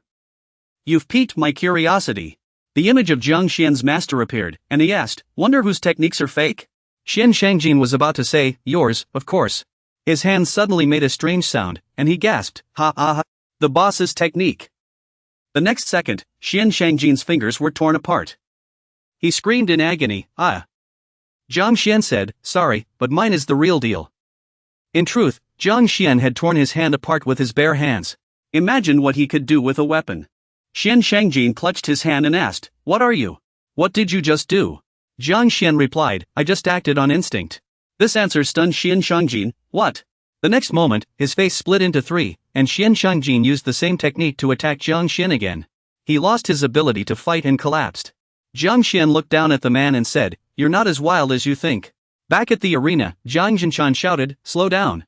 He used a copied boxing technique to attack Xian Su but failed. Jiang Jinshan shouted, how is it possible you can't be copied? I've copied countless people before. He kept using copied techniques, but the result was the same. Jiang Jinshan exhausted all his copied techniques but still couldn't land a hit, driving him into a frenzy. If you can do it too, then try copying me. Xian Su asked, you want me to copy this? But that would be boring. Jiang Zhenkan paused and shouted, what do you mean by boring? Sounds more like you can't do it at all. He smiled and said, "Alright, since you're asking for trouble, let me show you." At that moment, a man's figure appeared. Jiang Junkin said confidently, "This is the strongest technique I know." He clenched his fist and shouted, "You fool from Wenxie, you can't copy this. One hit from this move, and you're finished." Jiang Junkin pulled his arm back. Then, with full force, he lunged forward and punched Xiansu square in the face, saying, "Goodbye." Another figure appeared, and Xiansu seemed to merge with him, standing firm against Jiang Junkin's attack. As he stepped forward, Xiansu remarked, "Impressive. Truly an impressive technique. This move truly deserves to be called the strongest warrior's skill." Jiang Junkin didn't understand why he was being forced back. Xiansu continued, "But the problem is you. You completely ruined it." He was like an unbreakable wall, slowly pushing Jiang Junkin back. Xiansu began clenching his fist, saying, "I can tell just from your stance." The figure of the man Jiang Junkin mentioned appeared again. This time, the technique had been copied by Xiansu. He said, "You didn't even unleash half its power." Before Jiang Junkin could protest, "Like you're lying," Xiansu pulled his arm back and asked, "Think again." With full force, he leapt high and aimed a powerful punch at Jiang Junkin's face. Jiang Junkin was immediately knocked back. Xiansu said, "This is what that man's punch should look like." The surrounding crowd was stunned. They had never seen the champion defeated before. Xiansu continued, "Oh, my friend from Busan, I'm sorry to say this, but I don't think you understand copying." Jiang Junkin's face was now swollen, and he had already lost consciousness. Xiansu glanced at him and remarked, "At best, you just have a good eye for combat." "Thank you for the new technique," he thought to himself. The 4 great gangs of Busan. This should be enough to deal with them. Hong Zizun ran over in concern to check on Xiansu, looking very anxious. Xiansu shouted, "I'm fine, Zizun. My face is fine too. I get it. Next time I won't take a hit with my face." He thought to himself, "Only one left." Then immediately picked up his phone and called someone. As soon as the call connected, he said, "Jin Lang, we've already defeated the 4 great gangs. Li Jinshuan, the brother who just called is Li Jishuan, and he's currently sitting in a car." Xiansu said, "We already split up and defeated them. It wasn't even that hard. I was worried they'd say Busan was dangerous, but everything seems to be going smoothly." After listening, Li Jinshuan called Xiansu. He asked, "What are you thinking about? They aren't the reason Busan is considered dangerous." At that moment, something seemed to happen to Xiansu. His expression turned to shock. Li Jishuan's voice continued, "The 4 major gangs are just the tip of the iceberg. Their gang is the real problem. Be careful of the Golden Wave gang." As soon as he finished speaking, a red-haired man stabbed him in the stomach with a knife. Hong Zizun stood there with a menacing look as Li Jishuan's voice rang out. "Don't let your guard down. The members of that gang are from the 1st generation. They're the real trouble." Due to the sudden attack, Shi Xiangsu had no time to react. He even dropped his phone on the ground. Not hearing a response, Li Jishuan shouted, "Shi Xiangsu, are you okay?" "Shi Xiangsu." The red-haired man smirked and asked, "What's going on? Are you just a kid?" Shi Xiangsu looked down and saw the knife had only pierced his stomach slightly. He wondered why the man hadn't stabbed him fully. The man pulled the knife out of Shi Xiangsu's stomach and asked, "You've never seen a knife before, have you? Why are you so surprised?" He stood in front of Hong Zizun and Shi Xiangsu and asked, "Aren't you here to catch me?" I in Shiyun's car, Xian Yakan lay on the ground laughing. Those guys from Shiyun's group are hilarious." Min Jishuan chimed in, "You still dare to show your faces? You're finished." And Shiyun and Jin Chang were confused upon hearing this. Then, a golden hand appeared, and a voice said, "Ha! Have you lost?" A silver hand also appeared and asked, "Is it because you're too weak? Or is Shiyun's group stronger? Looks like we'll have to teach them a lesson." Immediately after, 2 unfamiliar men appeared. The blonde man was the leader of the 5th team of the Golden Wave Gang's 1st generation, nicknamed the Ram King. At the casino, Park Xianjin had already passed out. Jin Haobin's voice rang out, "I knew something was off about Xianji." Finally, the real trouble arrived. Vasco and Jin Haobin looked ahead together. Jin Haobin asked, "But why are you acting so tough? Don't tell me you're his father." A burly man with a scar on his face slowly walked toward them. At the harbor, Xian Shangjin gazed into the distance and murmured, "Brother, I'm sorry. I've tried so many times, but I still can't face it calmly." Jiang Xian also looked in the same direction. A hand with sharp claws appeared, accompanied by an unsettling voice. "Hey, shut up. We're brothers, no need for apologies." Jiang Xian noticed it was a stylish man with white hair. Li Jisun warned, "Be careful. Park Hyung-suk and Fong Jinlong are on a whole other level. Any one of us could be in danger." They had gathered because of Jinlong. But Hyung-suk was no longer paying attention to any of this. The sight before him left him stunned. The person he faced was the first generation ranked second in the golden list. By Shang, Li Jixin warned, Fang Zhenlong and those guys are on par with the first generation champions. Bai Shang picked up his phone and asked, long time no see. How have you been? The moment Li Jixin heard that familiar voice, he recognized who it was. He asked in surprise, Bai Shang? Long time no see. Are you doing well? Bai Chong replied, of course I'm fine. Hearing this, Jixin let out a sigh of relief. That's good. Bai Shang asked, did you send Ollie? Weren't you supposed to come with them? Why did you only send Ollie? Li Jixin teased in response. Seems like you really missed me, huh? Bai Shang answered, of course. While they chatted cheerfully, Hyung Suk was on edge. Bai Shang licked his sharp teeth with his tongue and said, that way, I can take you down. Hong Jae-jun worried he might do something reckless. Hyung Suk immediately lunged forward and threw a punch at Bai Shang's face. Hyung Suk shouted in panic, Jae-jun, don't. Jae-jun was stopped by Bai Shang. He asked, not going to beg for mercy? Next, he grabbed Jae-jun's hair with one hand. With the other, he repeatedly smashed his phone into Jae-jun's face, shouting, you rush in when your friend gets stabbed? Pretty loyal, huh? Bai Shang continued pressing Jae-jun's head to the ground. He stomped on Hong Jae-jun's head and said, hey, brother, my bad. The phone broke. I know Hyung Suk is upset. Bai Shang added, oh well, don't worry too much. Since you're Ali's people, I won't kill you. Bai Shang laughed cheerfully. Over by Song Young Hyan, Jay Wang said to the unconscious Xina Jean, Ajamu, losing isn't the end of the world. Disappointment can forge a man's character. Then he turned to Chung Yingjian and asked, but we should still settle this fairly. Look what you've done to this kid. What now? You've already crossed business ethics, and now you've hurt the kids like this. Chung Yingjian shot back, is it right to do this after a fight's already over? Du Zaiwang spoke up after listening, that makes sense. But the issue now is pride. If we let this slide, how can I ever hold my head high again? Chung Yingjian decided to strike first. He lunged forward with a punch, if that's how it is, then I'll finish this myself. Du Zaiwang asked, why are you so impatient? Chung Yingjian was shoved back. Just as he wondered what hit him, Du Zaiwang spoke again. Your punches are too predictable. You think that'll work on me? Chung Yingjian thought, I didn't even see it. He quickly got up and threw another punch, one hit and I win. Before he could land it, he took a punch instead. Du Zaiwang said, I'd never let that happen. Jin Chang shouted from the side, Yingjian, don't let your guard down. But he was already sent flying by Song He. The opponent warned, focus. A surprise attack left him no time to react. I can't keep up. Song He spoke, I heard what you said earlier. I heard you adjusted your strength. Jin Chang grew wary, this guy isn't ordinary. Song He shouted, no need to hold back with me. Then he kicked at Jin Chang again. Jin Chang could only raise his arms to block. Song He struck with his fists. He taunted, try making me break a sweat. Jin Chang thought, this guy's nothing like the last one. One slip and I'm done for. Song He declared, I'll take everything you've got. Suddenly, he seemed eager. Wow, I didn't expect to see this kind of fight in real life. He asked, are you Master Ji Gong's disciple? Jin Chang was using Master Ji Gong's fighting stance. He thought, but this isn't beyond my speed. He asked, another free fighter? This guy's faster than the last one, huh? Just as he prepared to attack, Song He appeared behind him. Then he asked, really? Jin Chang could feel him behind his back. He thought, a sneak attack from behind? Song He shouts, you can't catch me, and kicks towards Song He. He can only turn around and raise his hand again.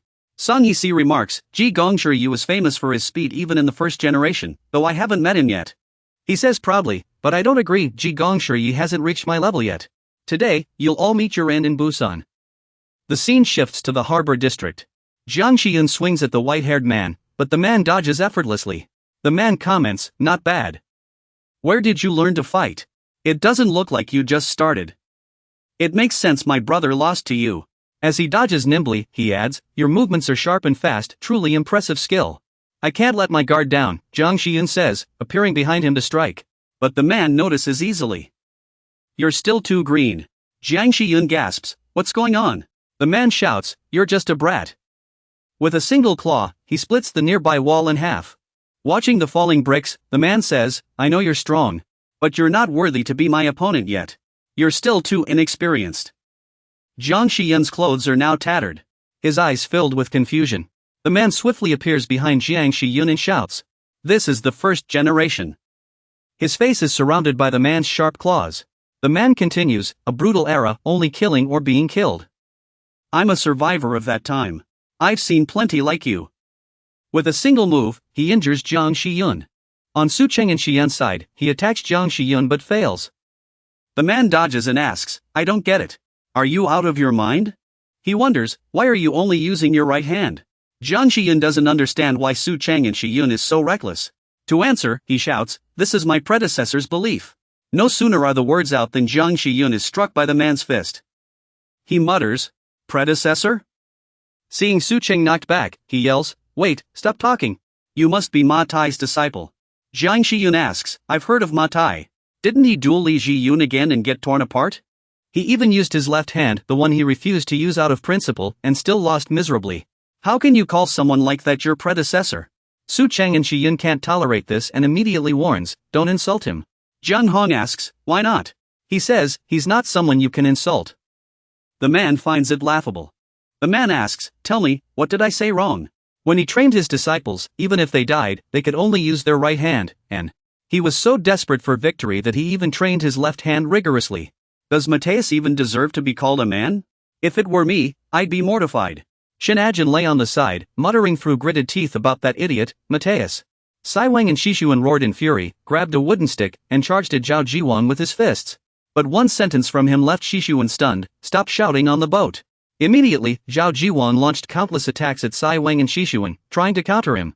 Sai Wang and Shishuan couldn't fight back and could only stand there, taking the hits. He thought to himself, isn't this the full 8 forms of Chubby?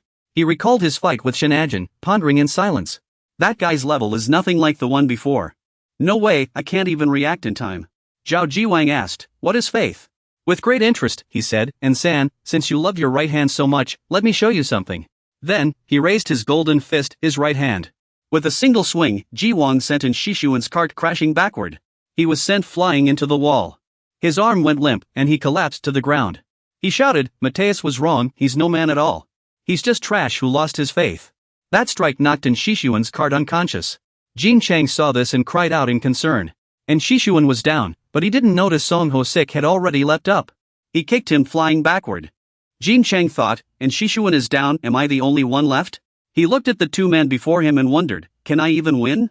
Meanwhile, someone in the corner was silently watching them. Bai Xiang turned to Shishuan Su and said directly, Alan, you've underestimated Busan. He sneered, we're not the kind to be easily outmaneuvered by the second generation. You've poked the wrong hornet's nest. Shishuan Su suddenly asked, really? Startled, Bai Xiang blurted out, what game? Shishuan Su continued, we're not the only ones who came to Busan. Bai Xiang asked in confusion, what do you mean? Beside in Shishuan's cart, he was struck dizzy, nearly losing consciousness. Suddenly, a hand rested on his head. Shishuan, you've worked hard. It was Mateus. Thank you for protecting me. Then, a voice caught Jin Chang's attention. Oh, looks like we didn't arrive too late. Alright, time to repay Park Shi-xiong for arranging that cozy room for me. The moment they saw them, Zhao Jiwang and Song Ho Sik tensed up instantly. The person who arrived wasn't ordinary, he was a monk, holding a ritual instrument commonly seen in temples. He shouted, this humble monk hasn't returned to the front lines in ages. It brings back memories. Forgive me, allow me to introduce myself first. The monk declared calmly, this humble monk is known as Living Buddha Jigong. Listen up, you brats. I'm here to show them who Living Buddha Jigong of Jinchang is and why a so-called emperor underestimated him. Seeing in Shiyun's overturned car, he sneered. So even the disciple of An the Third has fallen? Like master, like student, I suppose. Matisse spoke up, Master, you're being obnoxious. Hearing this, Living Buddha Jigong asked, are you hurt, Matisse? I'm in no mood for jokes. It's time everyone learned who Matisse, the Iron Fist of Emperor An the Third, really is. Over at the harbor, Jiang Shiyun removed his shirt, revealing wounds that were nearly healed. The white-haired man said, this is the first time a second-generation fighter has ever matched me evenly. Looking at his blood-stained weapon, he added, even so, you'll never beat me. Someone like you could never defeat me. From now on, I will. He was suddenly interrupted. Stop. Who did this? The man turned to the newcomer and asked, who are you? The other shouted, I heard fighting. It must have come from here. Looking over, the luxury car had been smashed by bricks. The man grumbled, I knew it was you guys fighting. But even so, don't wreck my new car. You all know who I am by now, right? Just as expected, that familiar face appeared, the one who always shows up when cars get damaged. I won't tolerate this today, he shouted. This was none other than Emperor Rinchuan, Naji Jin. He effortlessly crushed a brick, then demanded fiercely. Which idiot threw that brick? Get out here now. Boss Hang remarked, interesting. A first-generation fighter against another? He asked, so who's coming for me? Should I even say this? It'll disappoint you. To beat me, you'd need to bring someone like the late Emperor Shang, someone of that caliber. But Hunshua's response surprised him, no one is coming. Boss Hang shot back, what do you mean? Seeing his friend Hong Jichuan beaten so badly, Hanshua shouted, even if he begged me, I wouldn't let him come. And if he did, I'd stop him from facing you. With a furious expression, Hanshua declared, Boss Hang, I'll kill you myself. Back with Chang'oning, Jin Chang remained composed until living Buddha Jigong appeared. He yelled, Baldy, what are you doing here? That's why Master asked if I should go to Busan. Approaching living Buddha Jigong, he asked, Master, do you think I'll lose again? You don't trust me? In contrast to his anger, living Buddha Jigong calmly replied, Benefactor. Isn't the one who doesn't believe in you, you yourself? Hearing this, Jigongshi asked in confusion, what? Jigongshi said, I only came here because I promised by Xiangsu, not because I care about you. He recalled Xiangsu's request, if you go to Busan to help me, you can use the guest room service unlimitedly during that time. Jin Chang still looked dazed, unable to believe what he had heard. Jigongshi continued, you should believe in yourself first, rather than obsessing over winning or losing. Song Haju seized the chance to rush forward and kick Jin Chang, shouting, focus. When Song Haju's attack landed, a slight tremor rippled through the air. Something seemed to surprise Song Haju. Jigongshi's voice rang out, obsession will turn into suffering. Jin Chang also turned around in shock. Jigongshi added, don't try to erase it. This is called asceticism to destroy the path. Before anyone realized it, Jigongshi had appeared behind Jin Chang, blocking Song Haju's attack. He advised Jin Chang, you've grown stronger. Don't let doubt shake you, that's like me pointing at the moon while you only stare at my finger. Just then, Song Haiju interrupted, hey, pig. Jigongshi looked puzzled and asked in return. Pig, Song Haiju stood in front of Jigongshi and asked, you're Jigongshi, right? I've heard a lot about you. They say you're fast? Jigongshi muttered something under his breath. Pig. Jigongshi. Ha! Jin Chang spoke up indignantly from behind, your dad's the pig. He's clearly a monk in training. Jigongshi didn't want him involved and politely dismissed him, please, go ahead. Jin Chang hesitated but decided to let it go since he was a monk. He then asked Song Haju, knowing what I'm like, you must be a first generation, right? Jigongshi let go, and whatever he was holding fell to the ground. He continued, back in the day, if anyone called me that, those guys would have been scared silly. I've already shaved my head and become a monk, even carrying a monk's staff, yet these nameless first gens still come looking for trouble. I'll have to re-establish order. Then he assumed his familiar battle stance. Song Haju said, all first gens are so infuriating. But don't underestimate me, I'm a first gen too. Fang Jin was eating his fill when Jigongshi shouted, Namo. You say you're of the same generation? Then let me show you the difference between a king and a commoner. But don't underestimate Jigongshi, he's a first gen too. Duolu King, Jin Chunggangchi, Jigongshi. In the corner, after much struggle, Chang'onshi had exhausted all his strength. As his teacher, Matsumoto naturally had to avenge his disciple. Matsumoto replied, it's all right. Chang'onshi blamed himself for his incompetence, having embarrassed his teacher again. Matsumoto said, I already told you it's fine. He reminded him, you're the sun. Today, the sun has just set. But the sun will rise again tomorrow. With that, he stepped forward. Matesi reminded, rise once more and illuminate this world.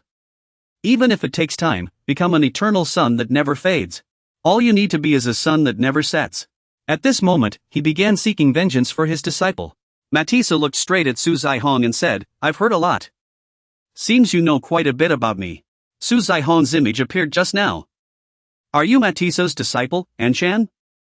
If you're so fond of your right hand, let me show you something. I've heard rumors about Matisu. They say he fought Li Jinshuan again and was torn apart once more.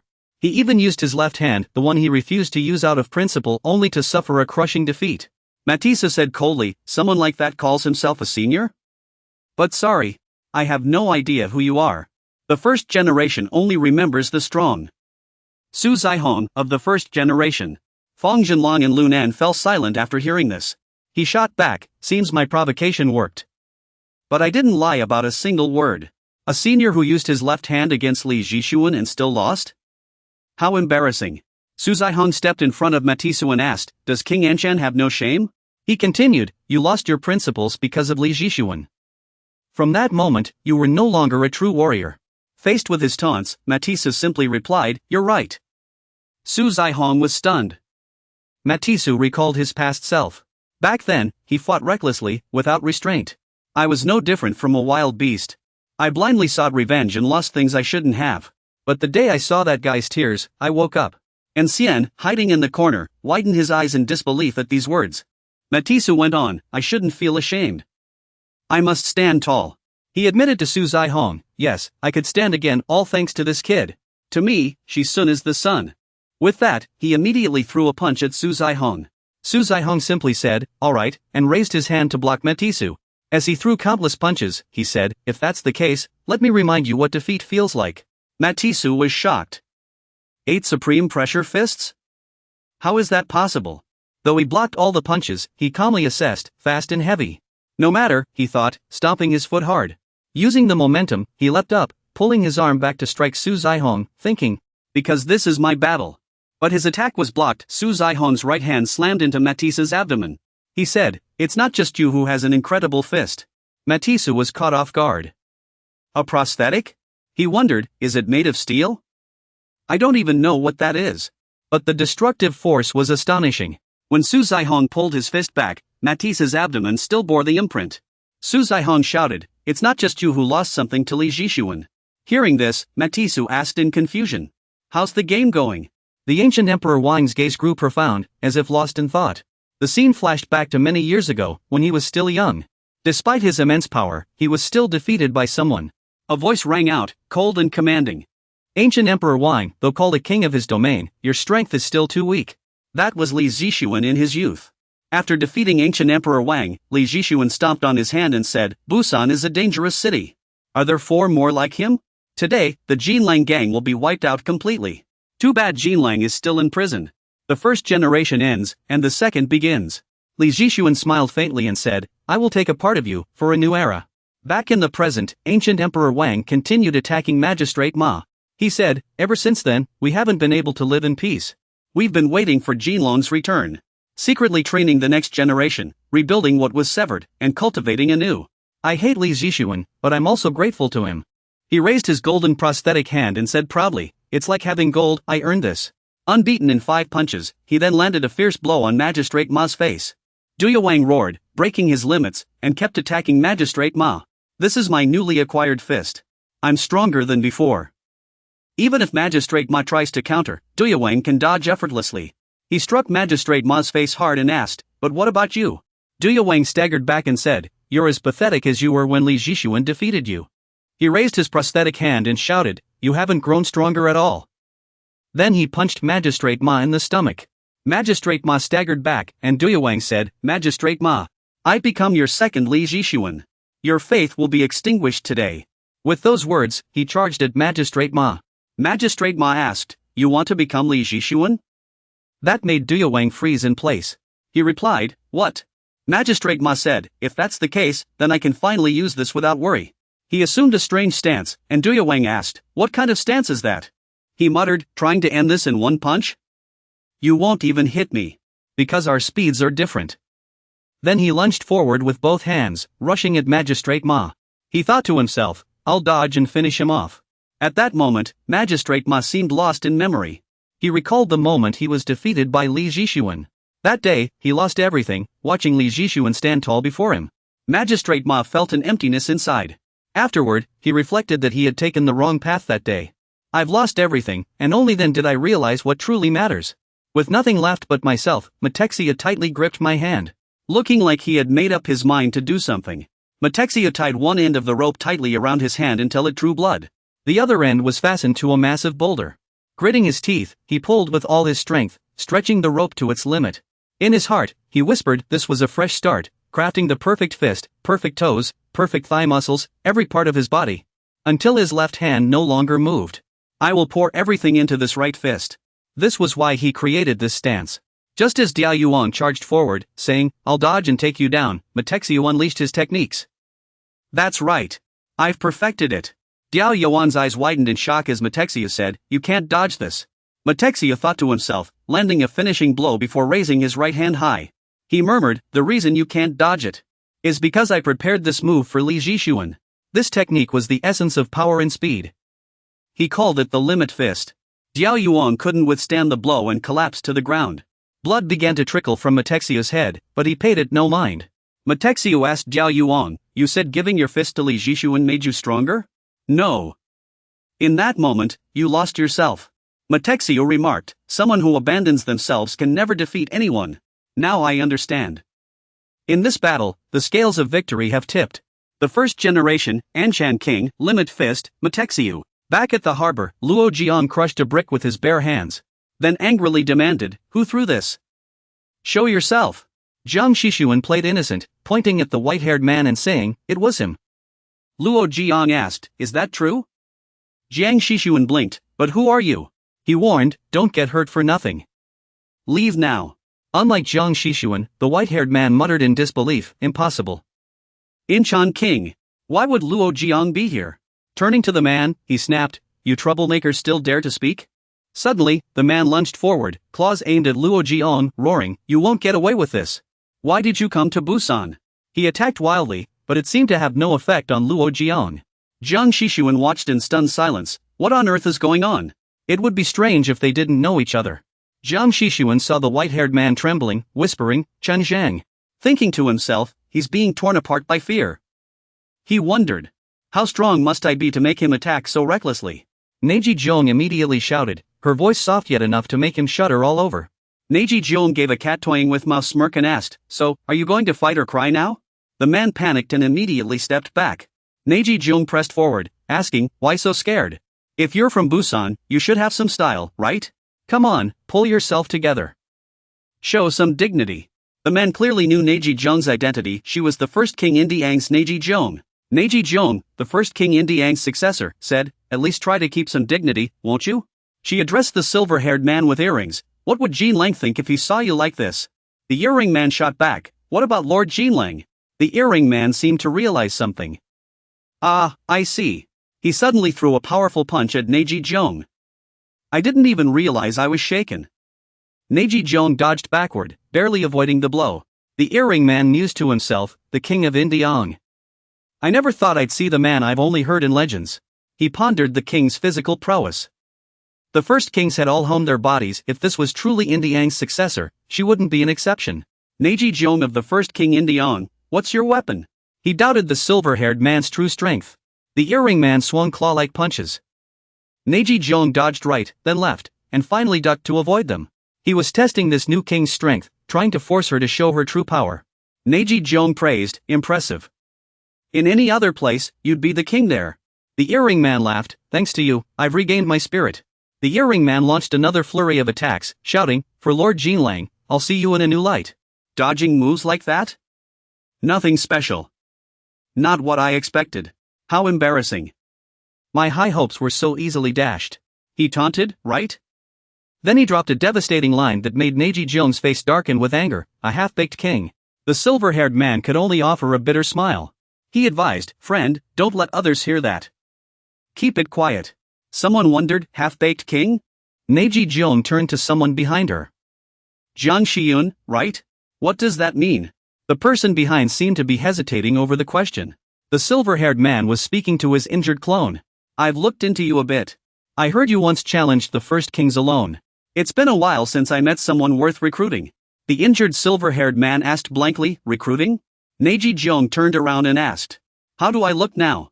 Looks like you've been through a lot, huh?" Just then, the earring man suddenly swung his eagle-like claws and roared, "I must not reveal any weaknesses." A foot suddenly appeared in front of the earring. The white-haired man spun 180 degrees and delivered a flying kick, sending the earring soaring into the air before saying, "Follow me." He immediately kicked the earring back down to the ground and asked sternly, "What is my weapon?" The past version of the white-haired man watched everything unfold in shock. "This is unbelievable." Nagayan left a sarcastic remark before the earring was beaten beyond recognition. Trouble always starts with the mouth. Think before you speak. Then he sat directly on the earring's face and said, "But what you said wasn't entirely wrong. What can I say in response now?" He collapsed outright and muttered, "Half-hearted king." The past version of the white-haired man whispered, "Just one move?" Nagayan, the first half-hearted king of Incheon, muttered to himself. Unable to hold back, he charged forward to brawl. Jikong Shurye, heir of the Taegu Kim clan, smiled and said, This is the difference between a king and a non-king. Someone interrupted his thoughts. Still living in the past? Tiger, snapping him back to reality. The purple-haired man moved at lightning speed, darting around the monk. Do you still think you're the same Jikong Shurya? The abbot threw a punch, but the purple-haired man dodged and said, "Forgotten already?" Someone sighed. Too fast. The purple-haired man delivered a flying kick to the abbot's back. Speed relies mainly on the lower body. Someone continued to comment. Visible to the naked eye. But your legs were already taken by Li Jishuan. The purple-haired man struck the monk's abdomen again with his elbow. Someone observed and remarked. But his body can't keep up anymore. The Jikong Shurya who once had extraordinary speed no longer exists. The purple-haired man didn't wait to recover before delivering another heavy kick to the monk's abdomen. Someone mused. No way to attack. The black-haired youth shouted. Uncle! Jikong Shurya said calmly. Stay calm. He counseled calmly. Have you forgotten the Buddha's teachings? Didn't we vow to live by those teachings? He still stood as steady as a tripod, even after taking those heavy punches from purple hair. Full of patience. Someone was pondering the monk's nickname. Jincheng Shengqi. Purple hair said. How pitiful, Jigong Sai. After losing your legs, you had to give up speed, yet you still try to act cool? Purple hair said arrogantly. But then again, those legs of yours can't do much now. At best, they just let you stand there. Jigong Sai's steel-reinforced legs remained firmly planted, unmoving. He kept mocking. What a shame. I should have met you sooner. Dodging the monk's hidden river fist, he sneered. How amusing. Then, he gently stroked the monk's left cheek. Jincheng Shengqi? What a joke. The bald monk retaliated without hesitation. If all you do is defend, how can you ever win? But purple hair quickly ducked out of the way. Though blood had already sprayed out, Jigong Sai kept arguing relentlessly. Remember, monks never win. Purple hair taunted. You still think you're tough? The monk's eyes widened. Purple hair's fist came flying. His iron-like fist struck the bald monk's abdomen hard. Then I'll just break it. The bald monk panicked. What kind of punch was that? Purple hair declared dominantly. Jigong Sai, you're unlucky to have met me. Your attempt at looking cool is nothing under my fists. His gaze was icy. Someone shouted at the bloodied purple hair lying on the ground from the past. He recalled the heaven ascension ceremony of Jintian Pavilion's Jinyang sect. Clearly, purple hair had already lost. Li Jishuan asked, sucking on candy. How did you end up in the Jinyang sect? He sighed. With your strength, you should have become a ruler of your own domain by now. I'm really curious why you stayed in the Jinyang sect, he continued. But this is quite interesting. Now you'll sacrifice yourself to usher in the second era, he mused. I'll take your left hand. That should be enough to earn you some fame. Back in the present, purple hair shouted loudly. Our generation never fell.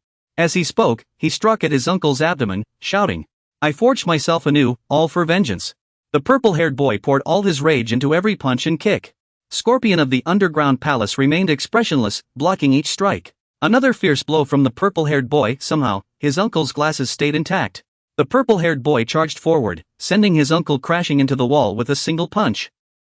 Blood sprayed, the glasses shattered, and then he spoke. He once dealt me this same blow. Scorpion of the underground palace was sent slamming into the wall by that punch. The purple-haired boy smirked, his iron fists dripping with blood. The Golden City Ascension Finger is nothing special. He boasted, there's no fortress in this world that can't be broken. The young man rushed forward, shouting, Master, how dare this punk lay a hand on you? Scorpion of the underground palace still stood, murmuring, Namo Amitba, shocking the young man. His uncle clasped his hands together sincerely. Benefactor, it seems you've misunderstood the true meaning of the Golden City Ascension Finger. The purple-haired boy asked suspiciously, what did you say?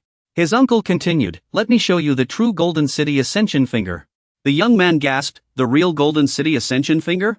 Enraged, the purple-haired boy raised his fist to smash his uncle's head. Stop bragging. The purple-haired boy thought, what can you possibly do? His uncle's feet suddenly shifted direction. He swung a powerful punch at the airborne purple-haired boy. The purple-haired boy spat blood, stunned. You actually matched my speed? Scorpion of the underground palace began to explain, this is the ascension ritual. Your speed was unmatched. Until you met me, said Scorpion of the underground palace, speaking of the first emperor's Golden City Ascension Finger. His gaze was profound. The scene shifted to his uncle's youth, before he replaced his legs with iron prosthetics. I lost my legs, he thought. His thoughts flowed. Now, even standing still is a struggle. That day's failure became a lifelong pain. He stood before the mirror, examining himself. The agile scorpion of the underground palace was gone. The younger version of his uncle stood before a giant bell, assuming a stance. He glided effortlessly, leaping around the bell with grace. Scorpion of the underground palace could reach anywhere in a single step, then suddenly slipped. Lying on the ground, lamenting, "I'll never go back." He wept in anguish. Those movements now existed only in memory. Now, he was a warrior who stumbled with every step until he realized something. Wait, he thought, perhaps I understand myself even better now. A single step. Returning to the present, his uncle continued, "I lost my legs and my speed." His feet moved with precision as he struck the purple-haired boy with full force, explaining, "But that single step never changed." Zifa wasn't sure whether to believe it. Just one step away, and he'd say something so mocking, how ridiculous. He mocked his uncle's interrogation, thinking one step could restore his former speed, completely missing the truth in his uncle's words. The temple master said, "I've created a new technique that relies on a single step." When Zifa was suddenly struck by a crushing punch to the jaw, spitting blood as he gasped, "Impossible." Zifa wondered in confusion, could one step really match his past speed? If so, didn't that mean he was slower now than before? Zifa scoffed. How amusing, his uncle still didn't understand anything. "Oof!" he shouted, activating Earth Merge, then circled behind his uncle, thinking, "Fine, I admit it." Arrogantly, he taunted, "Is this really my limit?" Then he leaped, demonstrating fluid movements. Though he knew the truth, he stubbornly refused to accept it. Smugly, he thought, "This guy can't keep up with my speed anymore, but that one step of his is still dangerous." Zifa struck at his uncle's injured leg, muttering, "I'll cripple him first." His uncle's legs twisted nimbly again. Earth Merge delivered a powerful kick to Zifa's abdomen, as his uncle said, "Footwork and technique." Zifa was stunned. What was happening? He never expected his attack to be countered. He'd exploited the blind spot behind his uncle, yet in one step, his uncle shifted stance and unleashed a crushing blow. Could it be? He refused to stop attacking, focusing on his uncle's crushing technique. His uncle shifted his footwork again, landing a heavy punch on Zifa's detestable face. Zifa still couldn't believe his eyes. Was there truly no opening? Frustrated, he thought, with my speed and skill. He'd already executed a flawless strike, his mind racing, only to be hit in the jaw again by his uncle. Earth Merge shifted direction once more, striking Zifa square in the face as his uncle explained, "Enlightenment lies in a single step." He mused to himself, "Yes, my uncle reminded me of my younger self. I achieved enlightenment because I lost everything." Now that he'd grasped the truth, he realized the teachings of the Dharma were all within that one step. The key, he thought, was the scope of that single step. He continued explaining to Zifa, "The Golden City Ascension isn't an unbreakable fortress." His uncle said, "The true meaning of Golden City Ascension is an impenetrable stronghold." Zifa thought, "So that's it." Earth Merge declared, "This is a fortress no one dares to challenge." Zifa realized with horror the true meaning of Golden City Ascension. Another heavy blow landed, his uncle striking Zifa's left cheek. Zifa thought, speed and technique. As Earth Merge sent him crashing down, Zifa could only think of one thing. One step, one kill. Every step, every moment of surpassing and conquering. The young man standing outside had been watching all this, stunned. My master teased, "Let me tell you one more thing, benefactor, I never gave up on speed." The earth deity turned back to his palms together, smiling posture, and said, "I merely passed it on to the next generation." He regained his usual composure, but since there was still something to retrieve from the benefactor, he hadn't knocked him out. What speed compared to this? The master squinted at the suffering man. Humph. Humph, he still won't drop his threats. Now you're all doomed. His face was covered in blood, teeth missing, yet he couldn't help but sneer. He already knows everything, so he'll act against us. He smirked. He's coming, he said casually. The wolf is coming. Someone shouted, "Big brother, there was a call just now." The uncle's subordinate stood behind him, reporting the news. Xianwujin, Zhao Zaiwang, and Song Hezhi, all three had already been taken down by them. He continued, Bai Shang and Huang Zhongrui have also sent word, things are spiraling out of control. He summarized the recent events. Looks like we underestimated them. Uncle Zhao slowly stood up, lighting a cigarette with a match. Wolf King Jin Jiang of Busan asked, "Where are they?" Luo Zaiwan sat on the couch, his ears still ringing from the fight he'd just been in. The half-baked king. He scratched me, and then we started fighting. Luo Zaiwan, the half-baked king of Incheon. He pondered to himself, what should I do? I already told myself not to fight anymore. The tattooed man in the hat behind him screamed internally, this can't be happening. His body was battered, dragging his feet as he gasped for breath. I never thought even the boss would be taken down. I need to get out of here and call for backup. He was thinking about how to escape without them discovering his business. Luo Zaiwan blocked his path with a grim expression. Trying to run? The man in the hat jumped in fright, shrieking, "Ah!" The white-haired man grabbed the hat-wearing man's clothes. "Come with me." The man in the hat refused. "No way." But Luo Zaiwan forced him. "Fine," he said, terrified into compliance. "Okay."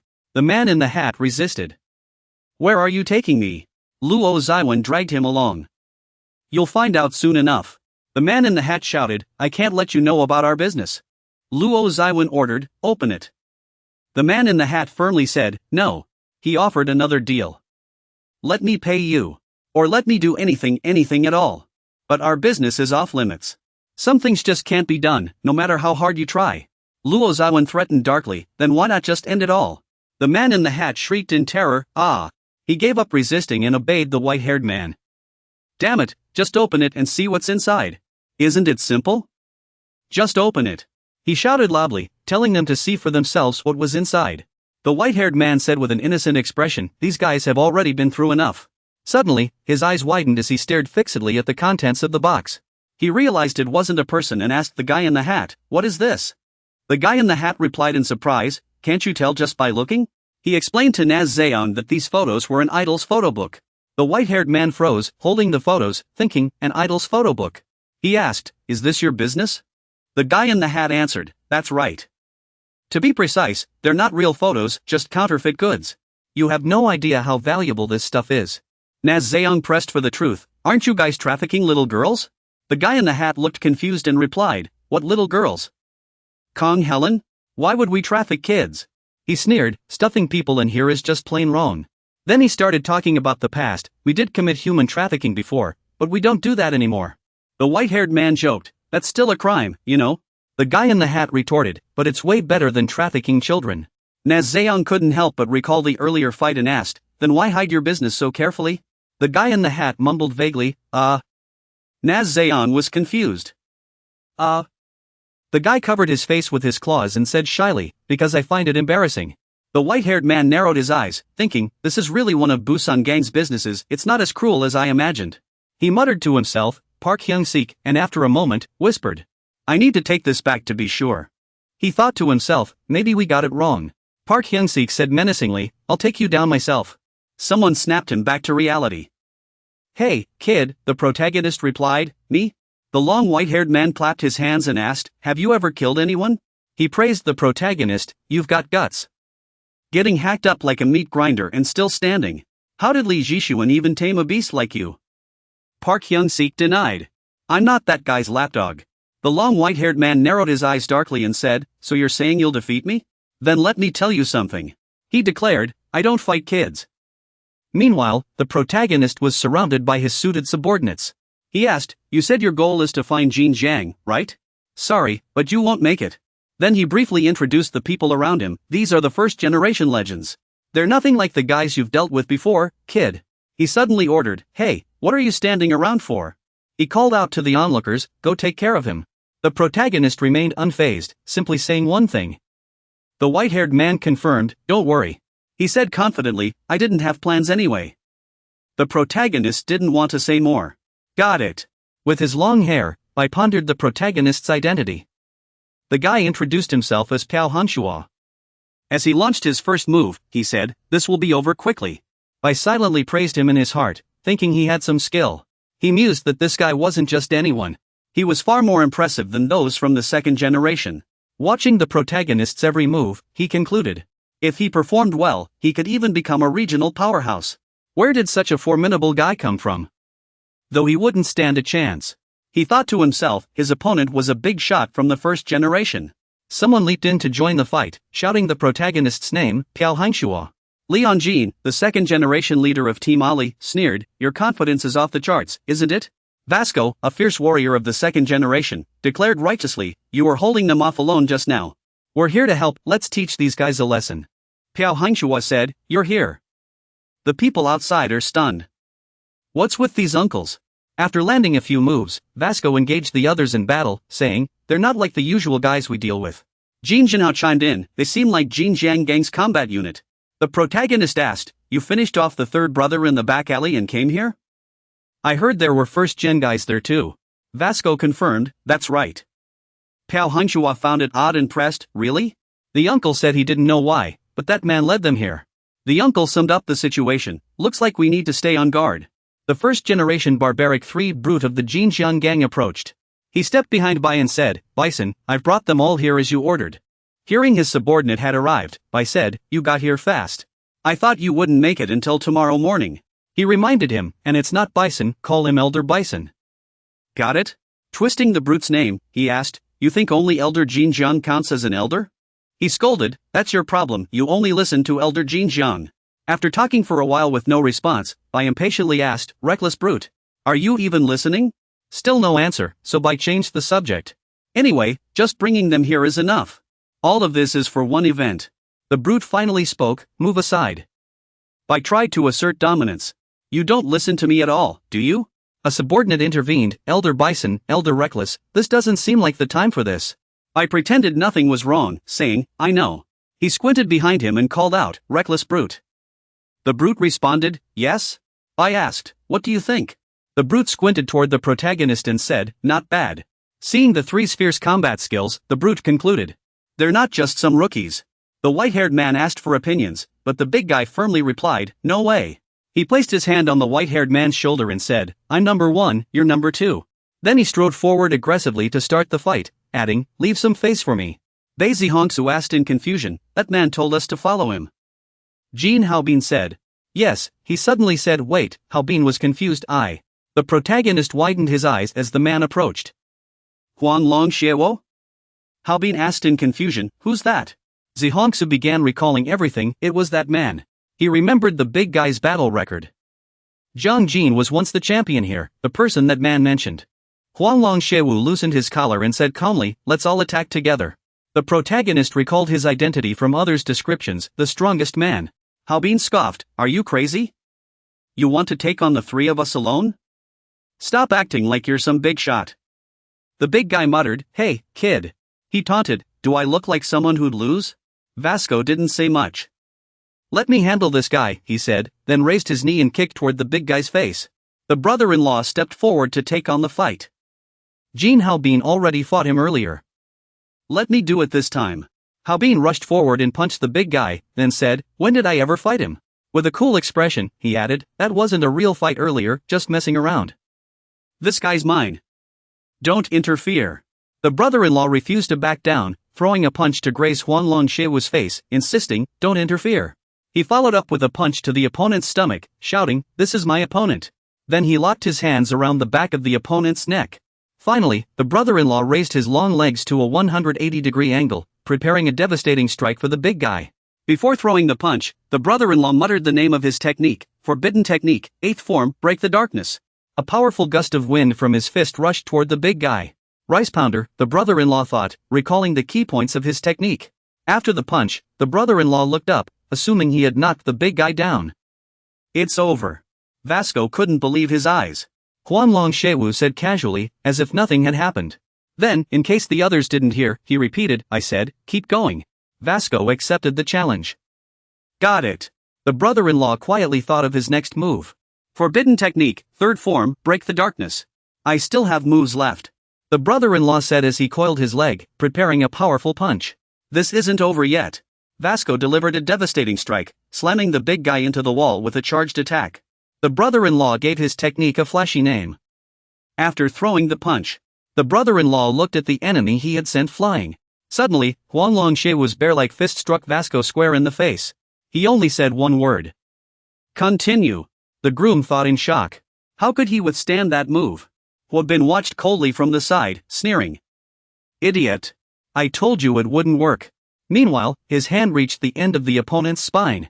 Huabin felt the burly man's body racked with pain as he said, "I have to finish him in one strike." Wrestler Jin Wuzhen. Vasco did the same, naming his technique. He swung the desolate slanted shack straight toward the ground, saying, "It must hit precisely." Huabin smirked, convinced victory was in his grasp. That's how it should be. Unexpectedly, the burly man didn't fall as planned. Instead, he struck a fatal blow toward an unexpected spot, saying, "Continue." Hua Bin was stunned, unable to believe he had attacked there. A dirty low blow. He could only groan in agony. Ugh hi! The white-haired man sighed. That's the desolate slanted shack. He briefly described the burly man's combat abilities. This guy absolutely won't go down. He can take any attack. Then he concluded smugly. Because he is the desolate slanted shack. The burly man simply stood there, dusting off his suit. Though there was some blood on his head, he acted as if it were nothing more than an ant bite. He blew a bit of blood from his nose, taunting casually. Continue. The scene flashed back to the past, where Li Jixuan said. I'm done. He called out the name of the bloodied yet still standing burly man. Desolate slanted shack, Jin Jiang. He said with a smile. It's been a while since I've met a man with such strong willpower. I've used up all my strength. Let's call it a day. I'm heading back. You're not the physique I'm looking for anyway. Li Zixuan praised. I'm genuinely impressed. I'd heard about you before. But I never expected you to be this relentless. Then he gave his final verdict on the burly man. Willpower is one thing, but I'm truly surprised. Your power is an overwhelming force to be reckoned with. Someone said, back to reality. Whitehair murmured, one punch. Huang Lu's crab leg fist. Vasco was struck by the big guy's punch. This guy, he's just a bag of blood, yet he's this strong. Hua Bin's condition was just as bad. He took a knee strike from the big guy too. He thought in agony. His insides felt like they were about to rupture. Whitehair said softly. That's Huang Lu's crab leg fist for you. You've lost. He summarized the current situation and future prospects. The second generation could never defeat the first. The male lead was stunned. This was too bizarre. Piao Hong began to question himself. Why was this happening? Meanwhile, his two friends kept taking hits from Huang Lu's fists. He called out to them in his mind. Vasco, Chen Haobin, familiar names flashed through his thoughts. Seeing his friends nearly spent, with no strength left to fight back. I don't understand either. He kept asking himself. What's the reason? Why is this happening? He still hadn't figured it out. Why was this happening? Just as he remained confused, his two brothers were about to be crushed by Huang Lu. He still had doubts. Why? This question was too hard to answer. Amid his confusion, he landed a straight punch on the big guy. Fighting such an opponent was bound to be difficult. Someone called out the male lead's name. Piao Hongshua. The first-generation legend Li Jixuan asked. Have you ever wondered? He was puzzled by the male lead's combat strength. How strong have you become by now? What level are you at right now? Li Jixuan briefly recapped everything Piao Hongshua had been through. Ever since you started training under Zhong Yun, you haven't had a chance to fight with your real body. He stated with certainty. That's absolutely right. You've never fought with a perfect body before, have you? Now, consider a hypothetical. So the question is, what would happen if you fought with that body? A perfect body. On top of that, the words of Qi Sun echoed in his mind lessons from Zhong Yun. Back to reality, after the protagonist's solid punch, that perfect body. Even Vasco and Haobin stood there, stunned, staring in disbelief. Zhong Yun's training, that long white-haired guy too, he had witnessed it all firsthand. The thug lay on the ground, Li Jisun's words still ringing in his ears.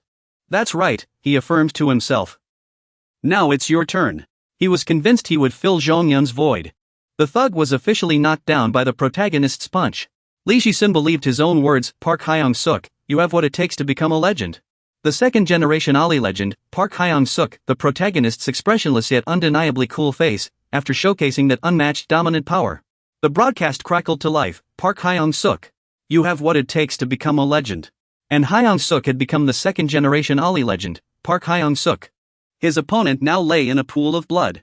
The crowd erupted in cheers, smashing water bottles. Whoa, who is that kid? That iron-willed thug had been taken down. The two men beside him couldn't help but marvel. Kid's got skills. Those soul guys are something else. Unbelievable. The long-haired boy was still in a daze. That was a terrifying punch, just one hit, and the guy was sent flying. The people beside him were just as shocked. One punch took out that nuisance? Has Bai Hyung gotten that strong? Bai Hyung licked his lips, muttering that mimicking that attack wouldn't be easy. Tough luck. A voice rose from the crowd. Admit it, you were surprised. Poof. The thug had gotten back up, saying, you're no ordinary second-gen. Bai Hyung looked stunned. You took that punch and still got up? He added, this level isn't enough for me. The thug wiped the blood from his mouth and said, keep going. The red-haired, long-haired man beside him spoke up. That's the thug for you. I don't want to admit it, but he never gives up easily. Suddenly, his gaze sharpened. Thug. The man sat up in a strange posture. He suddenly realized his legs had gone completely numb. Did I just kneel? Only two people could ever make me lose my strength in a fight. Big brother Jin Jiang and Li Shisun, his bloodshot eyes lifted toward Shi Xiongxi. If that's the case, then could it be? Has this kid's strength already reached that level? The racer gritted his teeth. I have to stand up again. But his body refused to obey. The red-haired man made an excuse. Oh, your shoelace came undone. The racer's face twisted in frustration at the lame excuse. I get it. Stuff like this happens all the time in fights. Hey, kids, let this guy tie his shoe first. He told Shi Xiongxi. He offered to take them all on. Come at me. No sooner had he spoken than the three rushed him. The red-haired man stomped his foot hard into the ground. The splash of water hit the three charging youths in the face, blinding them. All three squeezed their eyes shut and yelled. The rain. The red-haired man gathered his strength and landed a flurry of punches to their stomachs. He grabbed one by the head and yanked him forward. Shi Xiongxi tried to strike from behind but was dodged. The man grabbed a rock and smashed it into the back of the attacker's neck. The youth who'd been grabbed by the head stood up, ready to throw a punch from behind. Instead, a bottle smashed into his mouth, sending blood spraying. The force of the hit shattered the bottle. The red-haired man kicked another in the head. At the same time, he slashed at him with the broken bottle. The youth blocked the shards with his hands. If this kept up, he'd go down. Shi Xiongxi gathered his strength from behind, preparing a powerful strike. But what he saw next shocked him. The red-haired man was savagely chewing on the broken glass. The shards of the bottle. Then he spat them at Shi Xiongxi's face, forcing him to shield himself. The man's fist immediately struck Shi Xiongxi's stomach, knocking the wind out of him. Shi Xiongxi clenched his teeth in pain, groaning from the fresh wound. With one hand, he sent all three crashing to the ground. The crowd cheered. Wow, as expected of Bai Sang. See that, kids? This is what Step 3 looks like. Bai Sang won with overwhelming strength. This isn't a place for brats like you to show off. The crowd chanted Bai Sang, Bai Sang. He spoke, I was going to let these kids off easy. But this was kind of fun, he muttered. Now scram. Suddenly, someone shouted loudly, so. Didn't I just say I wanted to fight alone? Bai Sang was taken aback.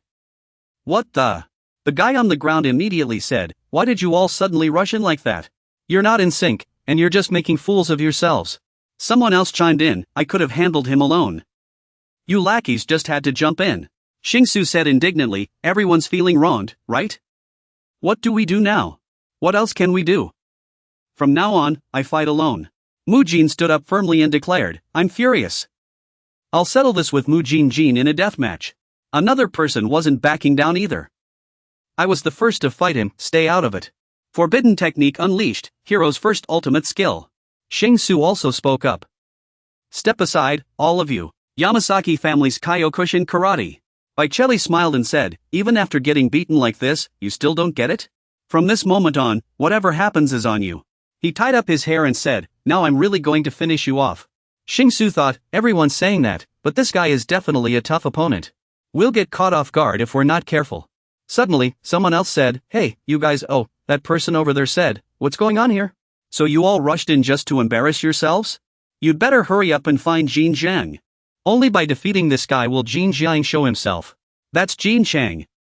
He said, just leave this to the first generation. Xin Chang is at the hotel. We need to bring him back, so I'm late. Second generation Ali Jin Chang's finger pressure technique. The man with a mole on his face also said, let me handle him. First generation Anshan King's limit fist demon Tai Su. The master beside him smiled and asked, how do you plan to deal with that right hand of his? This humble monk is worried about your demon Tai Su's changing techniques. First generation Yengu Jin Chang's finger pressure inner strength car crush. Xingsu added, the situation has changed a lot. Can you really take on 6 people alone? Our goal is Jin Jiang. As long as he shows up here, I'll spare you. He suggested, why not put down your weapons and surrender? What else can we do? Che Ji said, what, not calling for us to gang up anymore, huh? In the end, everyone still gathered together. What?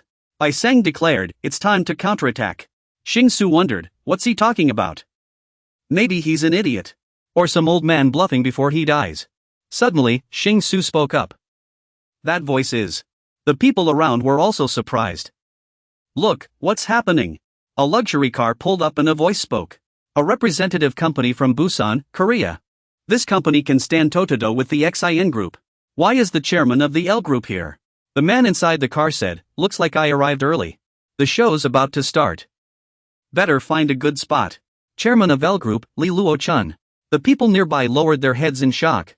Suddenly, a massive pair of pincers appeared in the sky. Good heavens, what is that thing? That's a helicopter flying in the air. This is the private helicopter of Busan's mayor. A man of immense power is aboard. Chairman Li has already taken the lead. If we want to see, we'd better find a spot quickly. Mayor Xian Wang of Busan is here. The people around widened their eyes and said, there's something over there too. Busan ship S9U. This vessel has only one owner. The ship king, Captain Park Jinan, who owns over half of Busan ships. He took a drag of his cigarette and said, Chairman Li and the mayor are here, huh? Those two sure have sharp intel. Chairman Park Jinan. Everyone was confused, what on earth was going on? Why had all of Busan's big shots come here? Cheng Ji muttered, that woman from the Military Supply Bureau. Hong Su added, they don't seem to be here to fight. They're acting like they're here to watch something. What could they possibly be looking at? And there's another man. Bai Xiang said, when that man wasn't around, he came after us. A familiar figure walked over, it was Li Zhishuan. He greeted them, hello, everyone. I'm Li Zhishuan. He declared, the era of the crew has begun. I will put an end to the sea era. Too bad the man isn't here, it would have been even more exciting. But he's not here. Brother Jin Jiang. As he walked, he continued, I can't accept that. The man lying on the ground opened his jagged mouth and said, we didn't lose just because he wasn't here. I've already reorganized the group before my brother's return, scouting and training new talent. We've launched new ventures and quietly built up our strength. Everything is ready to welcome the king's return. That's Jin Jiang. A member of the snail team stood up and said, the day has finally come. He's back at last. Get ready to tremble like dogs. Today, he'll tear you all apart. Another man watched from above. Xiao had arrived. That was Ji Jiang, sitting in a plane. Today was the day of the showcase. Hong Su's eyes widened in shock. The day of the showcase? He walked over slowly. He would tear apart Li Zhishuan's lackeys. And today is the day we leave. To get revenge on Li Zhishuan. That place is absolutely buzzing with excitement. Wanan, Jin Jiang is here. Jin Jiang is really here. Will I get to see Jin Jiang's match? The strongest champion has returned. This day has finally come. The captain said with a smile. This cheering reminds me of the old days. The mayor is very pleased too. We can finally see Jin Jiang fight again. We came here just to watch his matches. The woman beside me spoke up. Wow, he's really famous. Of course he is. She put the cigarette to her lips and said. And it's none other than Jin Jiang. He started from the arena and eventually saved Busan. Jin Jiang is a man loved by everyone. Even Shishon's men chimed in. Finally, the man we've been waiting for has arrived. Yeah, that Jin Jiang is the king of Busan. The mighty boxer Ma Taishu said. Long time no see. The monk beside him sighed. Amit Ba. Bison said through tears. I've waited for this day. Brother, I've been waiting for this day for so long. Jin Jiang slowly came to a stop. Just after hearing Bison out. I've been waiting to see brother's match. Jin Jiang asked. Are you one of Bei Shishon's men? He quickly nodded. Yes. He asked again. I heard you're the current champion of this arena? Shishon's man nodded. That's right. He lit his cigarette with a special match. That won't do. How can a guy from Seoul win in Busan's territory? One of Bei Shishon's men. He hastily replied. Yes. He said. As one of the champions of this arena, he declared. I challenge you to a duel. Current champion. The legendary Wolf King, Jin Jiang the Indomitable. Jin Jiang raised his staff and declared. I challenge you. Current champion. The legendary Wolf King, Jin Jiang the Indomitable. The two men beside him began to tense up. This killing intent is terrifying. Su Seer couldn't help but mutter. He had dominated the atmosphere from the moment he appeared. He just feels fundamentally different from everyone else. A true king is nothing like those pretenders. Su Seer's hands clenched involuntarily. Damn it. Overwhelmed by Jin Jiang's presence, Su Seer blurted out. His aura made it impossible to move freely. Who would dare stand before him? Just then, Jiang Chu stepped forward and said, hello. His actions were surprising. This guy can still move? Jiang Chu began to speak. You're Jin Jiang, right? There's something I must discuss with you. Jin Jiang replied coldly. Before we talk, please wait a moment. He glanced at the person lying on the ground. Then he said, "The match isn't over yet. I can't let this situation slide. I'll accept your challenge after I defeat him. You don't want this match to end like this, do you?" He turned to Bai Sang and called out, "Bai Sang." At that moment, Jin Chang spoke up. "And what?" "Step aside. I'll handle that guy," Xingxi shouted. "Jin Chang," he continued confidently, "I'm also a friend of Hong Zai-jun. You're not the only one who's furious. More importantly, you're now the leader of Ali," he added. "You came here to take over as leader from Pu Xingxi. Don't waste your energy chasing after Zanba, the second in command." Bai Sang beside him spoke up. "Zanba, the second in command. The leader of Ali should fight the leader of Jin Sang's faction." Jin Chang faced Bai Sang and said, "Let Ali's second in command handle Jin Sang's second in command." Bai Sang responded without batting an eye. "Your confidence must be top tier," he replied. "Confidence." Then, a punch came flying from Jin Chang. "My strength is also top tier," forcing Bai Sang to be cautious. "Too fast," he spoke while throwing the punch. "I just find it troublesome, so I don't bother being the boss." Jin Chang's stance made Bai Sang even more suspicious. Is this guy a boxer? As he endured Jin Chang's relentless punches, Bai Sang thought to himself. His balance is incredible. Clearly, he hasn't just trained for a day or two. While blocking, Bai Sang pondered. Now I understand why he's so confident. He's a boxer who fights by the rules. Then he said, "That makes things easier." Jin Chang was taken aback. What move? Next, a bottle was hurled straight at his head. Bai Sang attacked Jin Chang with the broken glass and said, "Because honest people don't know how to fight dirty." Jin Chang, meanwhile, picked up a rock to block Bai Sang's attack and responded. "You were prepared for this?" he asked Jin Chang. "How did you predict that?" Jin Chang answered, "It's simple. Because I've been through a phase like yours. Back then, I was obsessed with winning, by any means necessary." The master beside them smiled faintly after hearing Jin Chang's words. "But I'm not like that anymore. That kind of victory doesn't last." He then threw a flurry of punches at Bai Sang. "I'll find my own path to the light." Blocking Jin Chang's attack, Bai Sang countered, "What a shame. If you had trained under me, you'd be much stronger by now." But Jin Chang said, "You sound like you're stronger than me." Bai Sang snapped, "What did you say?" Jin Chang's punch came flying but was dodged by Bai Sang. "No way." But Jin Chang said, "Whoa, shark teeth. We haven't even shown you yet." Then Jin Chang leaped forward. He moved so fast he left multiple afterimages around Bai Shuang. It was a pure display of power. The scar-faced man beside them widened his eyes in shock. "This is astonishing. How can a second-generation disciple be this fast? It's like Master Ji Gongja himself is here." The master spoke up. "This monk isn't dead yet." The man shook his head. "What a shame," the master added. "But there's no better way to describe it." Hearing this, the young man shot back. "What do you mean?" the master asked. "Like Master Ji Gongja himself is here." The young man quickly agreed. Exactly. Bai Shuang was blocking Jin Chang's punches. But he was already overpowered by sheer strength. In the disciple's perception, the growth of another clone was something to celebrate. A master of his caliber was now on the defensive. Bai Shuang's defenses were breached by Jin Chang, which was unexpected. Yet he still managed to break through. Is this really the same person we know? Meanwhile, Bai Shuang was waiting for an opening to counterattack. He used his hand to block Jin Chang's punch. Then threw a hook. "Don't get too cocky," he praised. "I admit you've got skills, and you're different from the other second-generation disciples." His other hand blocked another of Jin Chang's punches. Then he slapped Jin Chang across the face and said, "But you're not there yet. I've been through things you haven't, and I've accumulated things you don't have." Jin Chang's face began to bleed unpleasantly. But he still managed to say, "Can't you just accumulate more?" This surprised Bai Shuang. "What?" The two grappled again, exchanging blows. "We're just getting started. Ji Gongja will strike back," Bai Shuang added. "You haven't accumulated anything." Jin Chang's eyes widened in shock.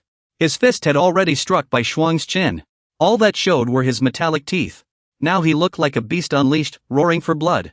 Today, all of Li Zhixuan's lackeys must fall. Jin Chang's hand began throbbing with pain. Ag! Golden City armor. Bai Xiang's fist caved Jin Chang's face inward. Knocked down by Bai Xiang's punch, Jin Chang crashed to the ground. "Those teeth must hurt, right?" Bai Xiang said then.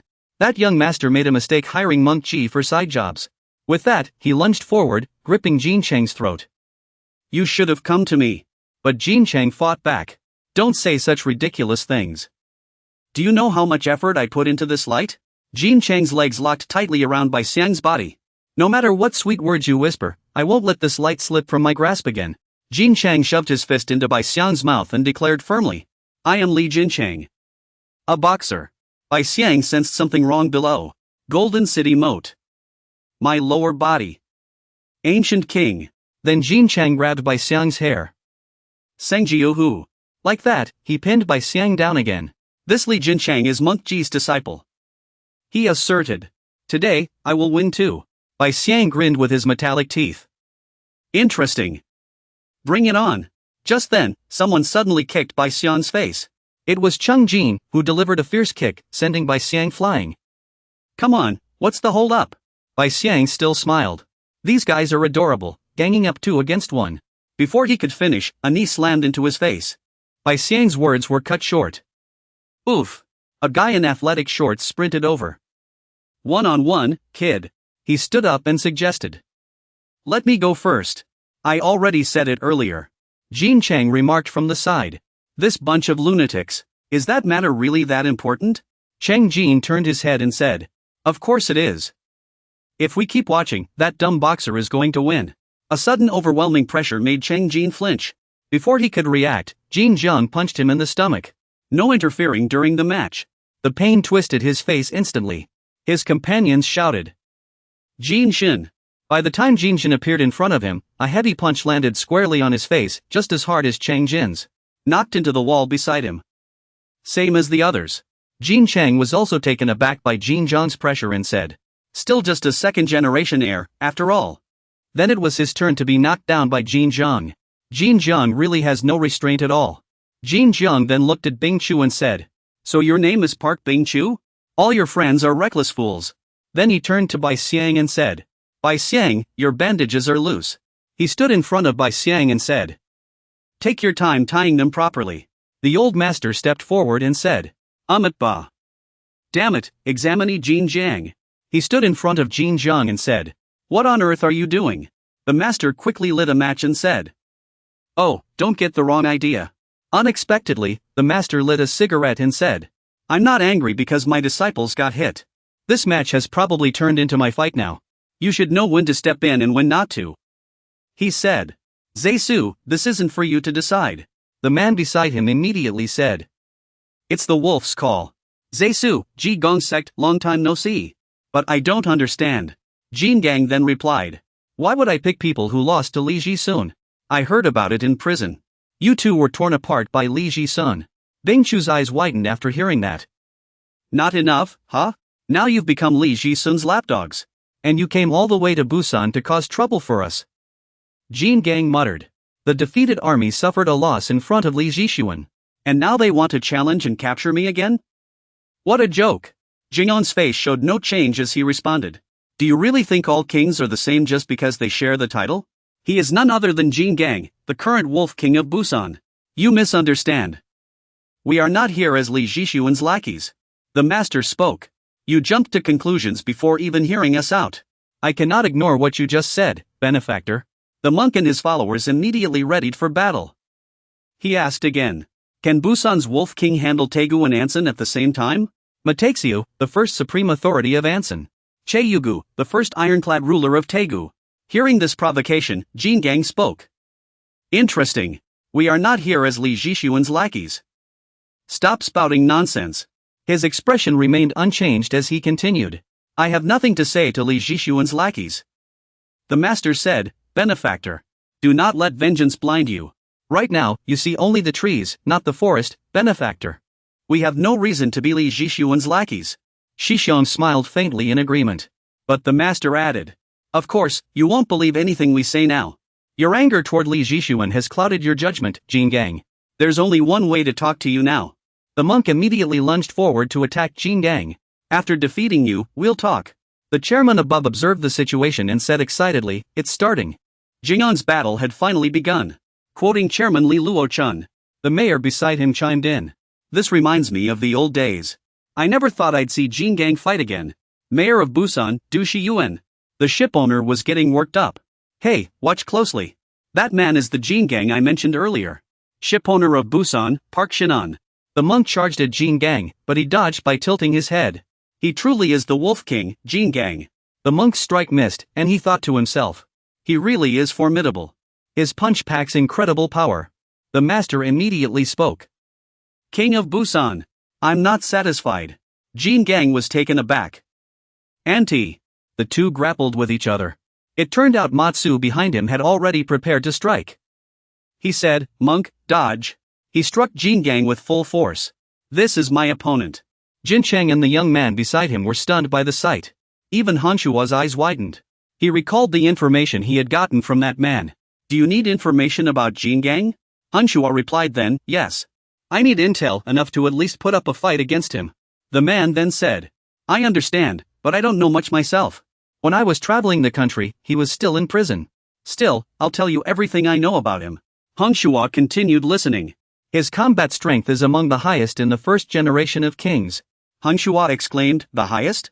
The man added, everyone who's fought him says the same. Be careful when facing him. Langjian Matsu's attack was blocked by Jingnan's elbow. Jin Gang effortlessly deflected his strike. Matsu was surprised by the elbow. This shocked Matsu even more. Close combat with elbows. Then Jin Gang struck Matsu's face. This is Jingnan's fighting style. His face was slashed, blood flowing. It was razor sharp. Under the moonlight, he raised his elbow like a wolf king and said, is this sharp enough to bite, Chui? Matsu blocked Jingnan's attack with both hands. Still not enough? The master then lunged at Jin Gang. Aren't you fighting that kid's master? Jin Gang immediately locked the master's arm. Then he casually tossed him aside. Matsu raised his fists under the moonlight from behind. This way. But Jin Gang had already bent down and blocked with an elbow strike. Then he landed a punch on his abdomen, making Mataisu's eyes widen. Next, he attacked his knee.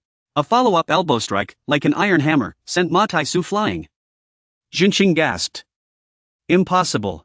He was fighting two kings alone. Beside him, Bisang spoke. That's the wolf. His strength is on a completely different level. Big Brother's elbow strike is like fangs. It will tear opponents apart. Once it bites down, it never lets go. After severely wounding the two kings, he retracted his elbow. That's right. He is the first generation king of kings. The chairman laughed happily. Exactly. I've waited so long for Jin Gang to show this day. The mayor couldn't help but cheer. Indeed, it's Jin Gang. His strength hasn't faded at all. The naval commander laughed so hard his pipe fell out. This is Busan. Jin Gang is incredible. You're Busan's pride. Then he coldly asked the two kings. Are you two still worth being arrogant? Taegu and Anson. Ma Taisu of Taegu spoke. You've grown even stronger. Looks like you didn't waste your time in prison, Anson added. The reason for his growth is probably his hatred for Li Jishuan. What should we do now? Dajuan narrowed his eyes. What else can we do? We have to show Jin Gang what we're made of. The wolf's elbow strike instantly appeared before Master Anson. Still running your mouth? Jincheng glared. Baldy. The master stomped his foot hard. Then he landed a fierce punch on Jingnan's face. I'm fighting fair and square. Because my disciples are watching. Jin Gang took the punch and spat blood, wincing in pain. What's going on? He looked at Anson, pondering. This isn't ordinary punching force. He took a step forward, creating something. But Jin Yang immediately countered with an elbow strike, launching an attack at the master. As long as I don't let him pull away, I'll be fine. But the master stepped back, preparing his move. A perfect straight punch landed on Jin Yang's face, sending him flying into the air. Did he create space for himself? I can't attack him easily, he's like a massive fortress. Da Juan. This is a technique only a true king can wield. As he readied his counter, the master stepped forward again. A radiant punch struck, forcing Jin Yang to endure it. One step, one kill. Anshan remarked. Tisu. Jin Yang's face was struck by the master's fist, leaving him disoriented. The master warned Dejuan. Stay out of this. But then, his legs surged with power, shaking the ground beneath him. The veins in his thighs bulged. His muscles tensed, swelling with raw strength. He unleashed his ultimate technique, a direct punch at Jin Yang. Limit fist. Our wolf coughed up blood again, sent flying, leaving a trail of crimson in his wake. By then, he had been slammed into a wall. The people of Busan could only watch in stunned silence. They couldn't believe Jin Yang had been struck so severely. Anshan clasped his hands together enchanted. Namu Amida Butsu. Let me show you, benefactor. Now we can finally talk properly. But what's going on here? That's why it can't be used multiple times. He added, I didn't manage to take him down. Meanwhile, Jin Yang had regained his composure. The crowd erupted in cheers. Jin Yang stood up. We believe in you. Busan will not fall. Let them see. Jin Yang. He immediately said, I'm actually quite surprised. Yin Yang rolled up his sleeves, revealing his bulging veins. I admit that both of you have improved significantly. He walked forward with full confidence. Then I must return the courtesy. I must give it my all to face you. He then took a defensive stance. Come at me. Shishong couldn't help but be shocked at the sight. In that instant, the moment the man took his stance, everyone around froze in place. Haobin asked Jin Chang, what's wrong with everyone? What kind of stance is that? Jin Chang added, I've never seen that stance before. That stance? And it's not just that. It's the first time I've seen cultivators so panicked. What kind of stance is it to cause such a commotion? But only those people, the mayor, the chairman of the L group. Even the Busan Navy was stunned. That stance. The chairman took a step back in fear. Who are you? There were others in the past who used this stance. Why are you helping us? The young man replied. No need to be so wary. Why would it make everyone so flustered? What? Then he stepped forward and grasped another person's hand. I just can't stand this era. It's just people helping people. No need for some grand reason. Then he assumed that combat stance again. Because it looks cool. The chairman finally spoke up. Only those recognized by him can use this stance. Jin Zhang. A disciple of Jin Jiarong. Anshan narrowed his eyes in disbelief. He's a disciple of Jin Jiarong? Was he personally taught by that master? At that moment, Jin Zhang was cautiously holding his stance. The master then stepped forward again. With a single move, lotus flowers bloomed beneath his feet. There's no reason for this to happen. One step, one kill. Jin Zhang's face began to deform from that punch, his eyes rolling back. Suddenly, one of his eyes lit up. The other eye was completely crushed by the punch. But he recalled words someone had once said to him. Is your fist empty? The man had added. Like a block of butter with nothing inside. But that's exactly why I saw your potential. That was Golden Armor Dragon speaking to him. Always hold on to the belief of protecting something. He placed his hand on Jin Zhang's shoulder and said, if your snowflake fist can carry that belief, then you'll wield the same power as I do. At that moment, the fist was still pressed against Jin Zhang's face. After the Tathagata Divine Fist, space itself seemed to freeze. Golden Armor Dragon's words echoed in Jin Zhang's mind again. The power to protect someone. And now, the trick called Anshan's flower was being shattered. Jin Zhang's punch, as if carrying Golden Armor Dragon's image, sent Anshan flying. Broken. The bosses of Busan exchanged satisfied smiles. Shishong's eyes widened in shock. Jin Zhang quickly replied. I don't want to use it anymore. Because the true master of this technique isn't me. Jin Zhang continued. Truly astonishing. He looked at Anshan and said. To stay conscious after taking so many punches. Jin Zhongtang, I never expected you to be this resilient. Meanwhile, the master lay on the ground, lost in thought. Unbelievable. He had already endured his own techniques and Matai's attacks. Even in exhaustion, his punch remained so powerful. He clenched his fist. It's fine. I can still stand up one more time. But then he realized something was wrong. When he looked down at his legs, he saw his prosthetic had shattered. Though his body could rely on Golden Bell Brew for support, the prosthetic couldn't withstand the force and broke. Seeing the shattered prosthetic on the ground, Jin Zhang spoke. Don't worry. Nanshan asked, confused. What? Jin Zhang said to him. I don't attack those who are already down. You lost because you were outmatched. At that moment, Jin Chang stepped forward to block his path. He hasn't lost, he explained. Uncle C only fell because his prosthetic leg broke. Uncle C and Jin Chang Zhang would never lose to someone like you. As long as his prosthetic leg is intact, he can stand up and land another powerful punch like before. He continued. Jin Chang Zhang only embodies willpower.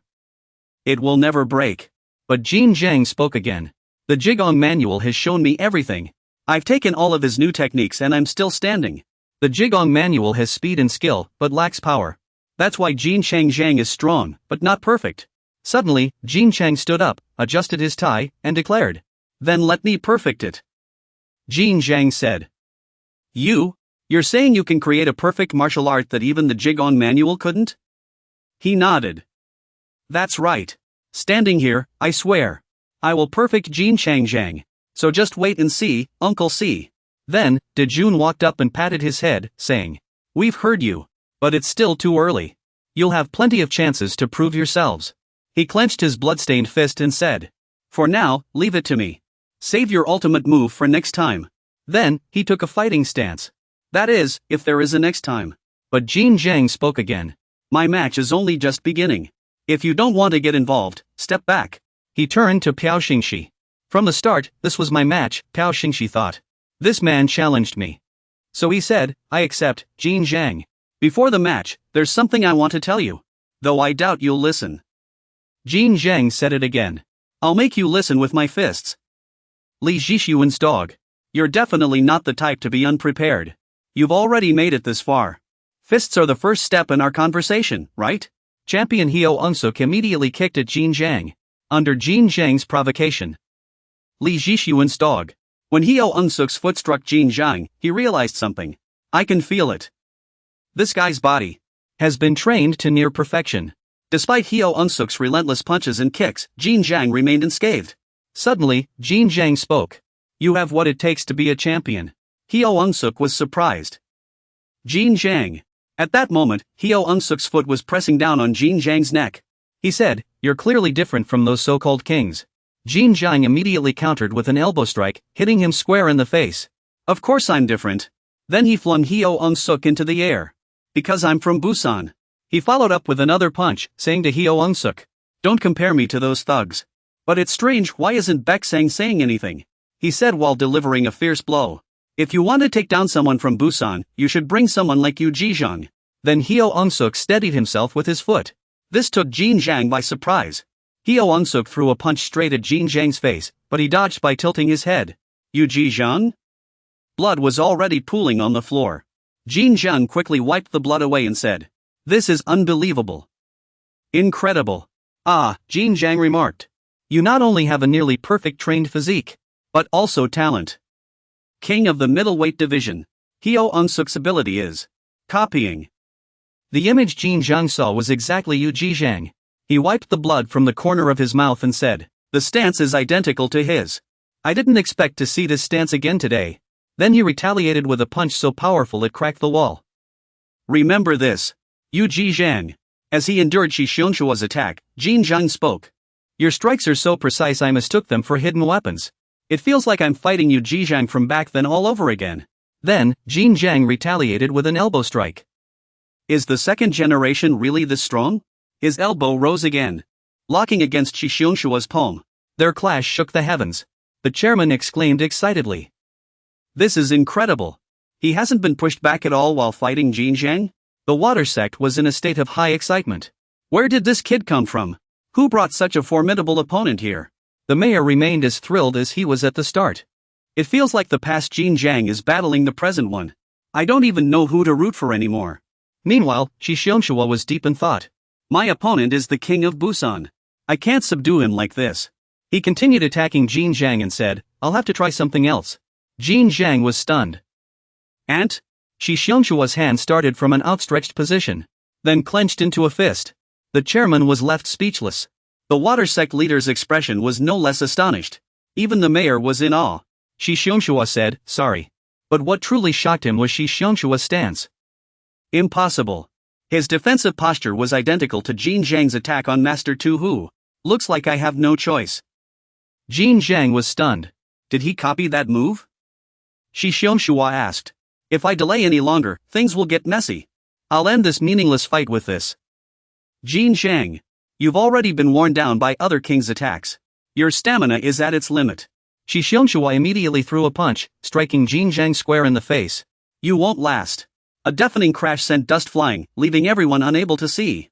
Shi Xiongxua was surprised by the impact of his own strike.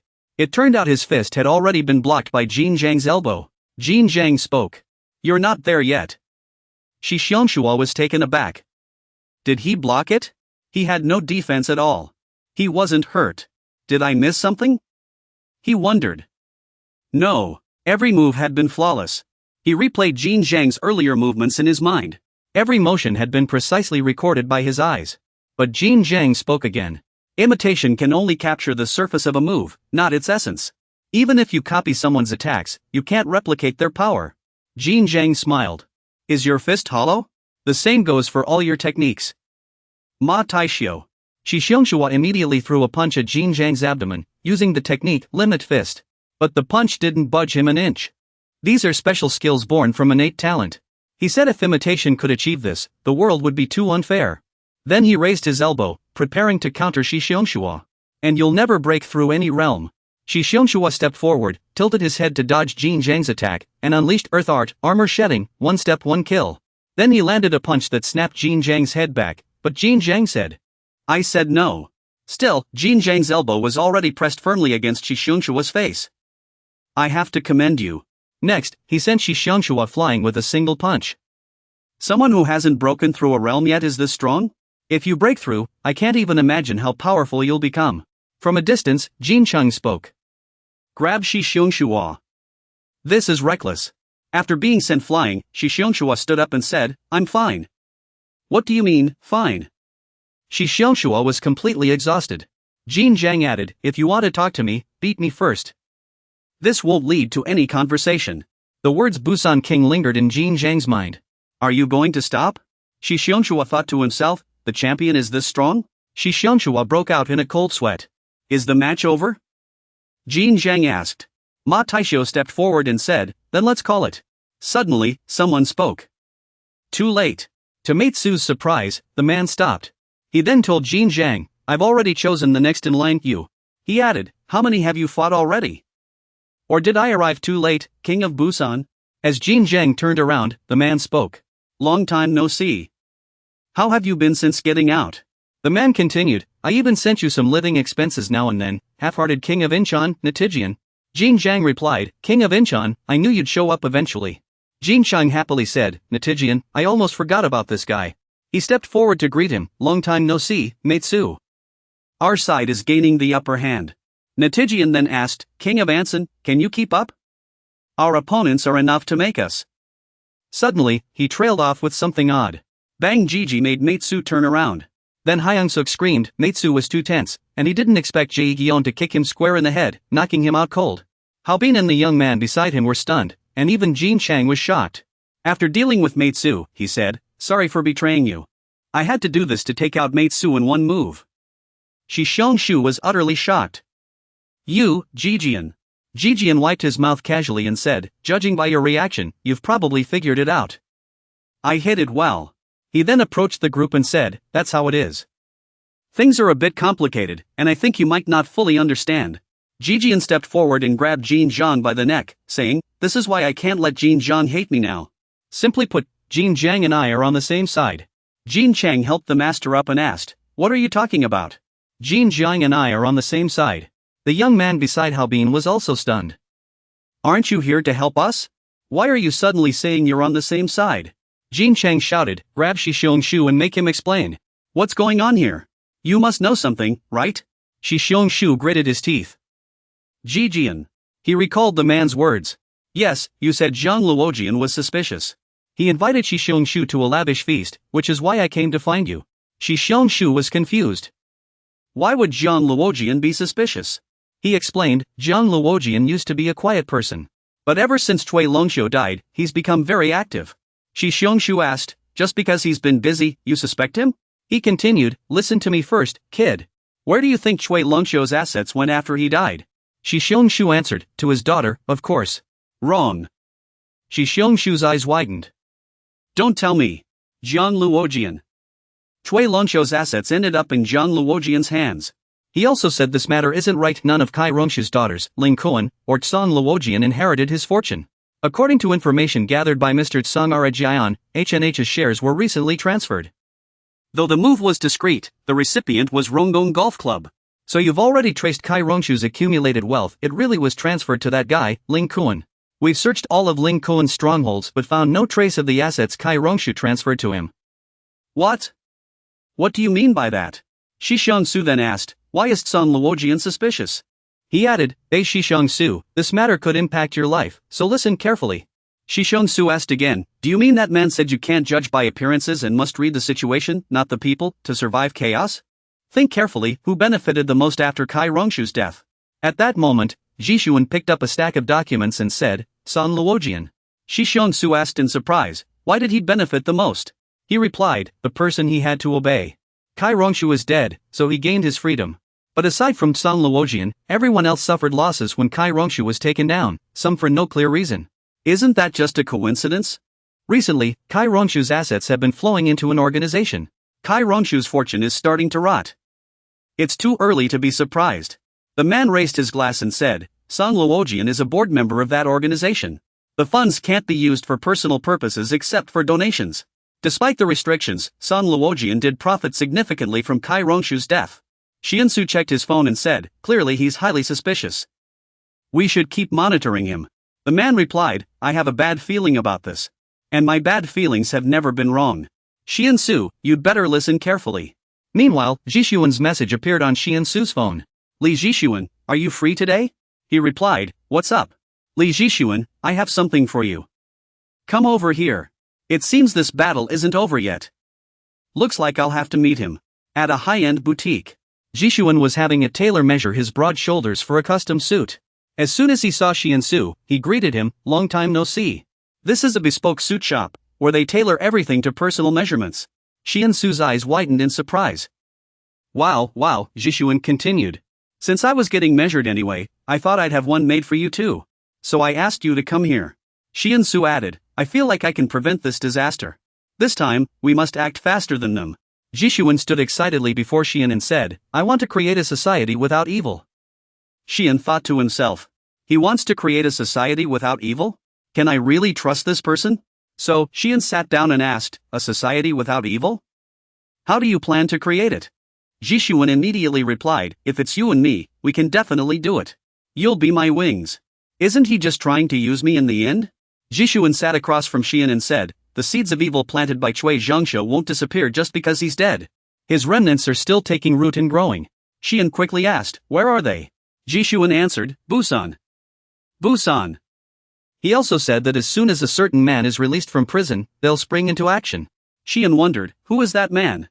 Jishuan showed him a photo, and Xian was shocked. This man. I've seen him in prison. The man in the photo is Chen Zhang. Zishuan added, he could become another Cui Zhengshou. If it's evil, shouldn't we act as soon as possible? But Xian thought, I need to understand Li Jishuan's plan first. For now, I'll pretend to help him. Cui Zhengshou's remaining forces are still in Busan. His sins may not yet be erased. After a moment of thought, Xian decided, this time, I'll work with you. But inwardly, he was calculating. If I refuse, he'll just send someone else. I have to go. If only to stop this man's plan. Jishuan responded, meaning. As he walked, Xian said, we can't let another Cui Zhengshou appear. I need to speak with that man, Chen Zhang, first. I'm not acting because I'm your wings, but for our shared interests. Conflict is inevitable in this process. The scene shifts to a foot arriving at the designated location. It's Xian, going to meet someone. Thank you all for coming. I'm Park Xian, King of Ansan and King of Taegu. We're meeting like this because there's something I can't make public. Xian explained, as I mentioned earlier, Li Jishuan asked me to take out Chen Zhang, but I don't fully trust his words. So, I want to meet Chen Zhang first and hear his side. The other two replied, I see. But Taishio said, there will likely be conflict before we even see Chen Zhang. Xian said, that's why I wanted to ask for your help. Taishio responded, you're asking us, people who've almost put down our swords, to act again? This isn't something we can decide right away. Sure Jogu asked, where is Li Jishuan now? Uncle Shi Yuan replied, I'm sorry, but I can't talk about that matter. Once I strip Li Jishuan of all his disguises, I'll let you see him for yourselves. The scene shifts to a main road, where vehicles move in succession. Uncle Shi Yuan finally arrives at his destination. Busan, he murmured to himself. What kind of person is Chen Zhang, really? How did the situation in Busan end up like this? Recalling Jishuan's warning, he thought there might be danger ahead. You absolutely must not act alone, Li Jishuan had said. Gazing out the car window, he mused, better safe than sorry. Turning to the driver, he said, we're ready on our end. Ali has 7 people in total, but will you really help us? The man replied, this isn't something 7 people can handle. Uncle Shi Yuan exclaimed in surprise, what? Has he found out I asked the big shots for help? It was Zhu Jian who told him the first generation was closely watching the situation in Busan. Uncle Shi Yuan breathed a sigh of relief. It wasn't what he had feared. Still, we need to be careful around this guy. Stay alert. Back in the moment, Uncle Shiyuan was stunned. He had thought he was prepared. When Ma Taisu fell to the ground, I was far too careless. This man is more dangerous than I imagined. Meanwhile, Chen Zhang picked up a private matchbox, lit a cigarette, and muttered, Luo Zhejian. Poof. He took a slow drag and said, why should I stand on your side? Zhejian tried to explain, we'll become allies. He even placed a hand on Chen Zhang's shoulder, adding, no need to be so guarded. Let's lower our guard and talk properly. Why didn't you join the vehicle support operation that day? Oh right, you were still in prison then. How is life in prison? You were convicted of a serious crime but got out early. Oh no. I see. Let me get straight to the point. Zhejian looked Chen Zhang in the eye and said, I'm here to deliver a message from Li Zhishuan. Xixiang grew even more anxious. A message from Li Zhishuan? Isn't all he wants to do is eliminate Chen Zhang? Then Zhejian said, Chen Zhang, hand over Busan. I don't know the details. Li Zhishuan didn't tell me. He also threatened that if you don't comply, who knows what Li Zhishuan might do. But he'll offer you favorable terms. Wouldn't handing over Busan be the better option? Chen Zhang suddenly spoke, King of Inchan. Poof. Chen Zhang slowly lifted Zhejian's face. Why has a king become such a lapdog? Do you really think I'd obey that order? He said, he's already harmed my men. Isn't that enough? He even severed their limbs and left them injured. I can't understand it, you knew about this all along. Zhejian added, do you think I'd be fooled by Li Zhishuan, Zhenjiang? His face showed a sad expression, can't you consider my situation for once? You know my situation too. I knew you'd say that. Can't you just save me some face and listen to Li Zhishuan? Zhenjiang spoke up, hey, Zhejian. You're worse than a dog. Zhejian immediately punched Zhenjiang in the face. I don't care. I'll take you to Li Zhishuan, and he can deal with you after that. Zhenjiang's underlings rushed up in panic, boss, are you okay? But Zhejian blocked them, stay back, he warned. I'll start with the first one who charges at me. Everyone froze in fear. Lord of Inchan, how dare we? But Bai Shang suddenly kicked at Jian, only to be blocked. Bai Shang was furious, finally, it's your turn, Anna Zhejian. You've ended up as Li Zhishuan's lapdog after all. Another person charged forward resolutely, we won't hand over Busan. The two attacked together but were effortlessly knocked back by Zhejian. The convoy members gritted their teeth, unreasonable. What was that just now? Jian stepped forward and said, I have my own reasons. The convoy members still didn't understand what had hit them. Jian added, please understand. I didn't want this either. Suddenly, the Lord of Busan attacked again, Vajra strike. He stomped heavily on the ground, then drove his elbow toward Jian. But this made Jian puzzled, strange. Is this really all you've got? Well, you've already spent a lot of energy, and you weren't fighting just anyone, you were up against those two. Jian sneered, in your current state, you can't beat me. Meanwhile, the burly man talking to Zhishuan, the Lord of Inchan. Do you think he can defeat the Lord of Busan? Is he capable? The Lord of Busan holds a grudge against you, after all. Zhishuan moved a chess piece and said, he must do it because I ordered him to. If he can't, he still has to bring the Lord of Busan back. The Lord of Inchan must make it happen for me. The muscular man across from him spoke again, Inchan is bringing Busan back? Does that mean Inchan is stronger than Busan? Zhishuan replied. I haven't fought Busan yet. The man asked again, then is Inchan really that strong? Zhishuan flicked a black chess piece off the board. Of course. The other seemed taken aback. Wow, Zhejian's weapon is a bit unusual. Then Zhejian kicked Zhenjiang in the face, this kick. Based on Taekwondo fundamentals, Jian spun on one foot while the other struck out. This was the technique he used, called traction. Zhenjiang then assumed his fighting stance, prompting Jian to speak. That power surged out, but he still didn't stop his kicks, though it was all in vain. He planted his foot firmly on the ground, then unleashed another thunderous strike at Jin Zhang. You don't have the stamina for this anyway. At that moment, Jin Zhang crossed his arms to shield his face, blocking the attack. Qiang spoke up, knowing how much energy that power drained. Then Qiang leapt into the air, spinning 360 degrees to prepare a devastating strike. I won't give you time to prepare. He delivered a crushing kick, the force of the impact shaking the very air. But then Qiang smirked. Impressive. I only kicked after fine-tuning my strength. Yet you still blocked it. Turns out it was Park Shi-xiong standing in front of you. He had stepped forward to take the kick for Jin Zhang. Shi-xiong spoke. I've made up my mind. He thought to himself, that kick was terrifying, my arms feel like they're about to break. Then Shi-xiong declared, I'm joining Busan's side. I don't know what Li Jisung is planning, but I won't let things go his way. Besides, you're the one who attacked us. Xiang asked Shixiong, got it. So what now? Who's going to stop me? Around him lay those knocked down by Jin Zhang. And others he had struck down, rendered unable to fight. Xiang said, I didn't come unprepared. Jin Zhang is exhausted, even if he doesn't show it. I can tell. Xiang stepped forward confidently. Now it's just you. How will you stop me? Suddenly, someone shouted, Forbidden Technique unlocked ultimate move. It was Hao Bin, charging forward with a kick at Xiang. You're not alone, hero. Xiang blocked the kick, his eyes wide with surprise. He immediately counterattacked Hao Bin. Jin Chang joined the fight. You really underestimated us, didn't you? Ultimate fist technique. But Xiang blocked his punch as well. Someone grabbed Xiang's side and said, nice work. Now this is a real fight. Then he slammed Xiang to the ground, grappling with Jin Wujin. Shixiong spoke up. You're Zhixian, right? Your mistake was not accounting for the second-generation strength. 4 people stood up to face Zhixian. We'll stop you. Suddenly, he spoke, startling Shixiong. Ha! It turned out Xiang was on the phone with Shisun. You said the second generation was all talk. Reality is nothing like what you claimed. Now what? You're out of options, aren't you? Li Shisun sat in a chair, listening to the call like a leader. After hearing the report, Shisun asked, you captured Shixiong. How's the situation now? Are you really going to make an enemy of me? Shixiong spoke. Li Shisun. Do you really think I'll let you manipulate me anymore? The opponent is Li Zixuan. Hanshua asked again, what do you plan to do after taking Busan? No matter what, things won't go according to your plan. I've already decided on my path. From now on, I'll stop you. Hanshua has decided to oppose Li Zixuan.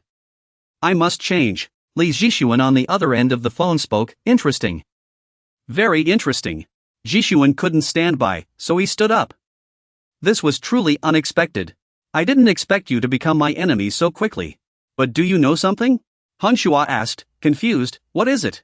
Zixuan said, no matter what, you have no choice but to become my wing. Struggle all you want now.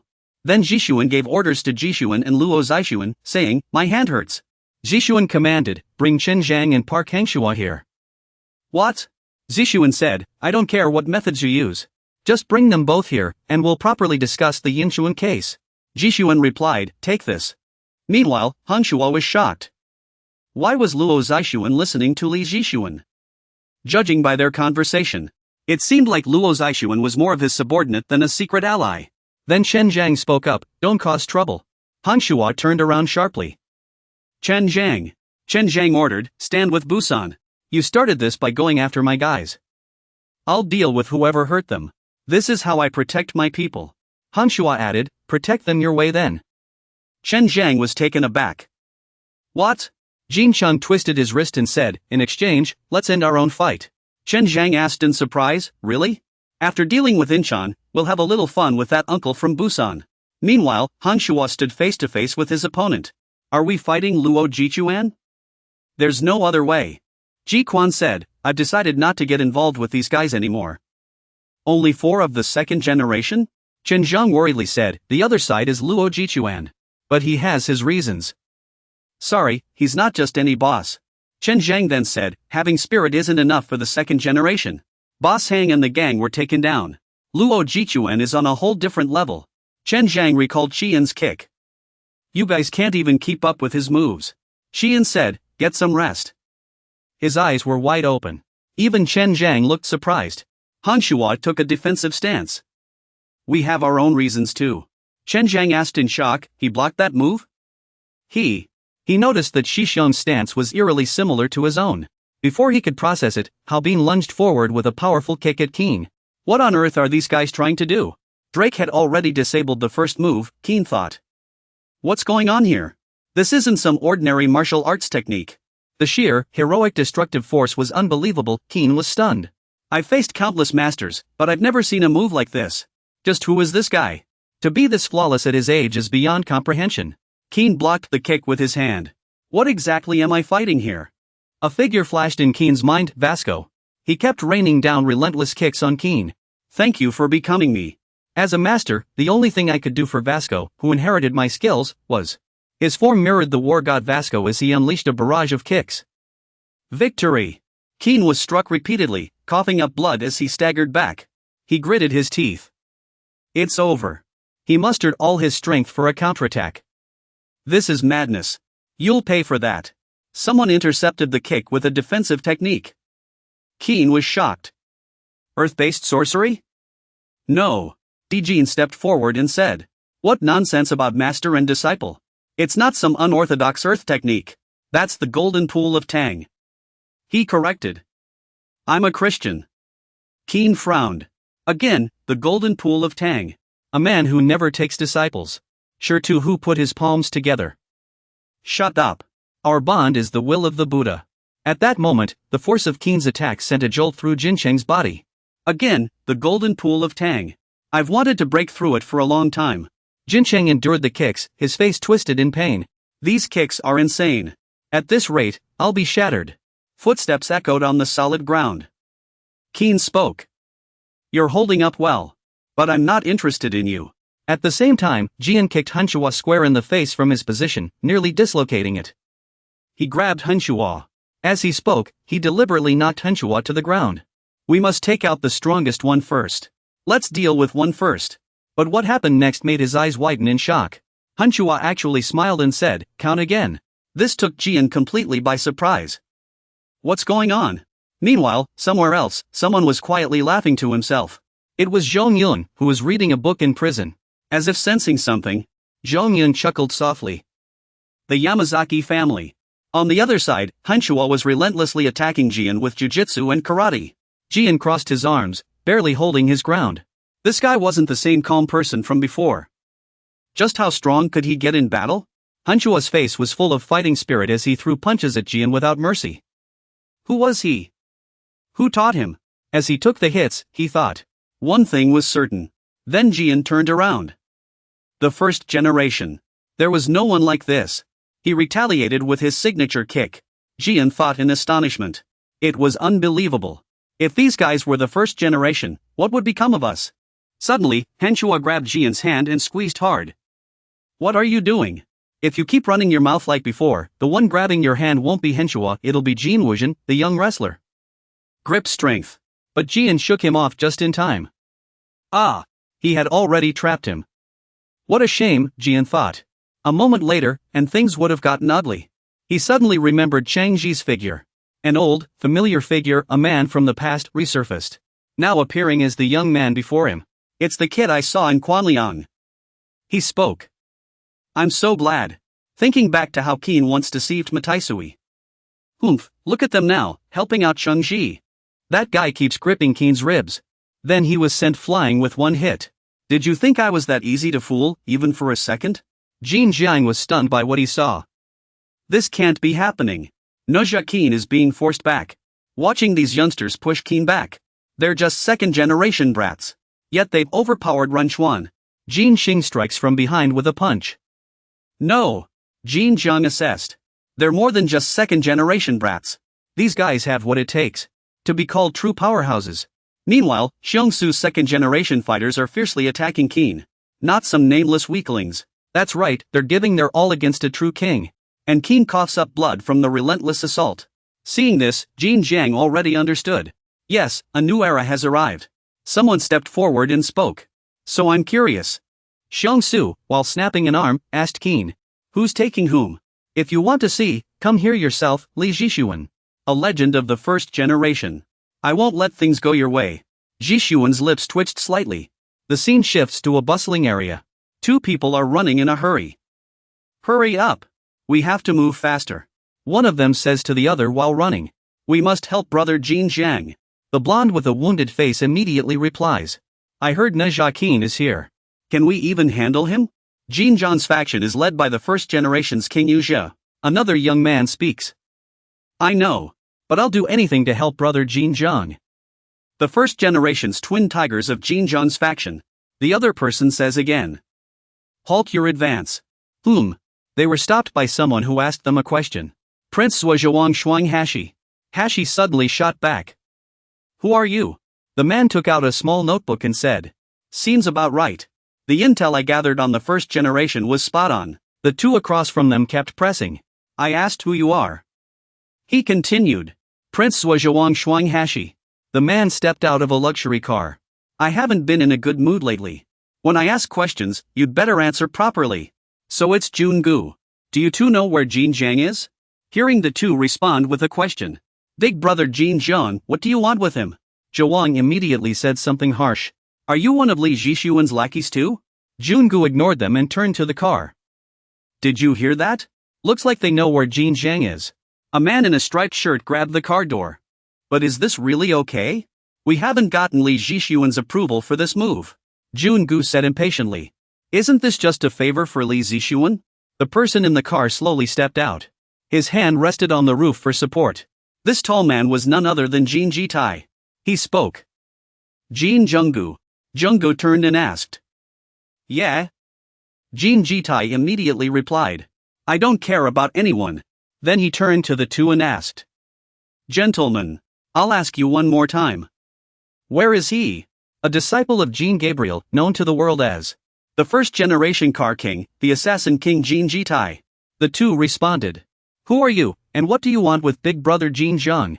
Still trying to hide who you are? The bastard spoke up. Looking for trouble?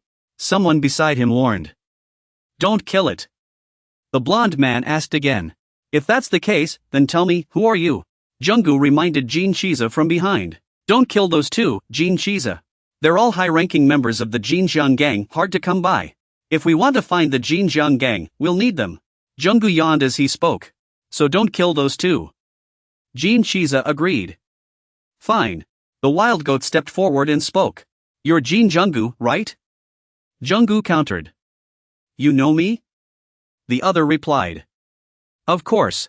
Zhongyun and Jung-gu, you two from this generation and the last, heard you've caused quite a bit of trouble together, haven't you?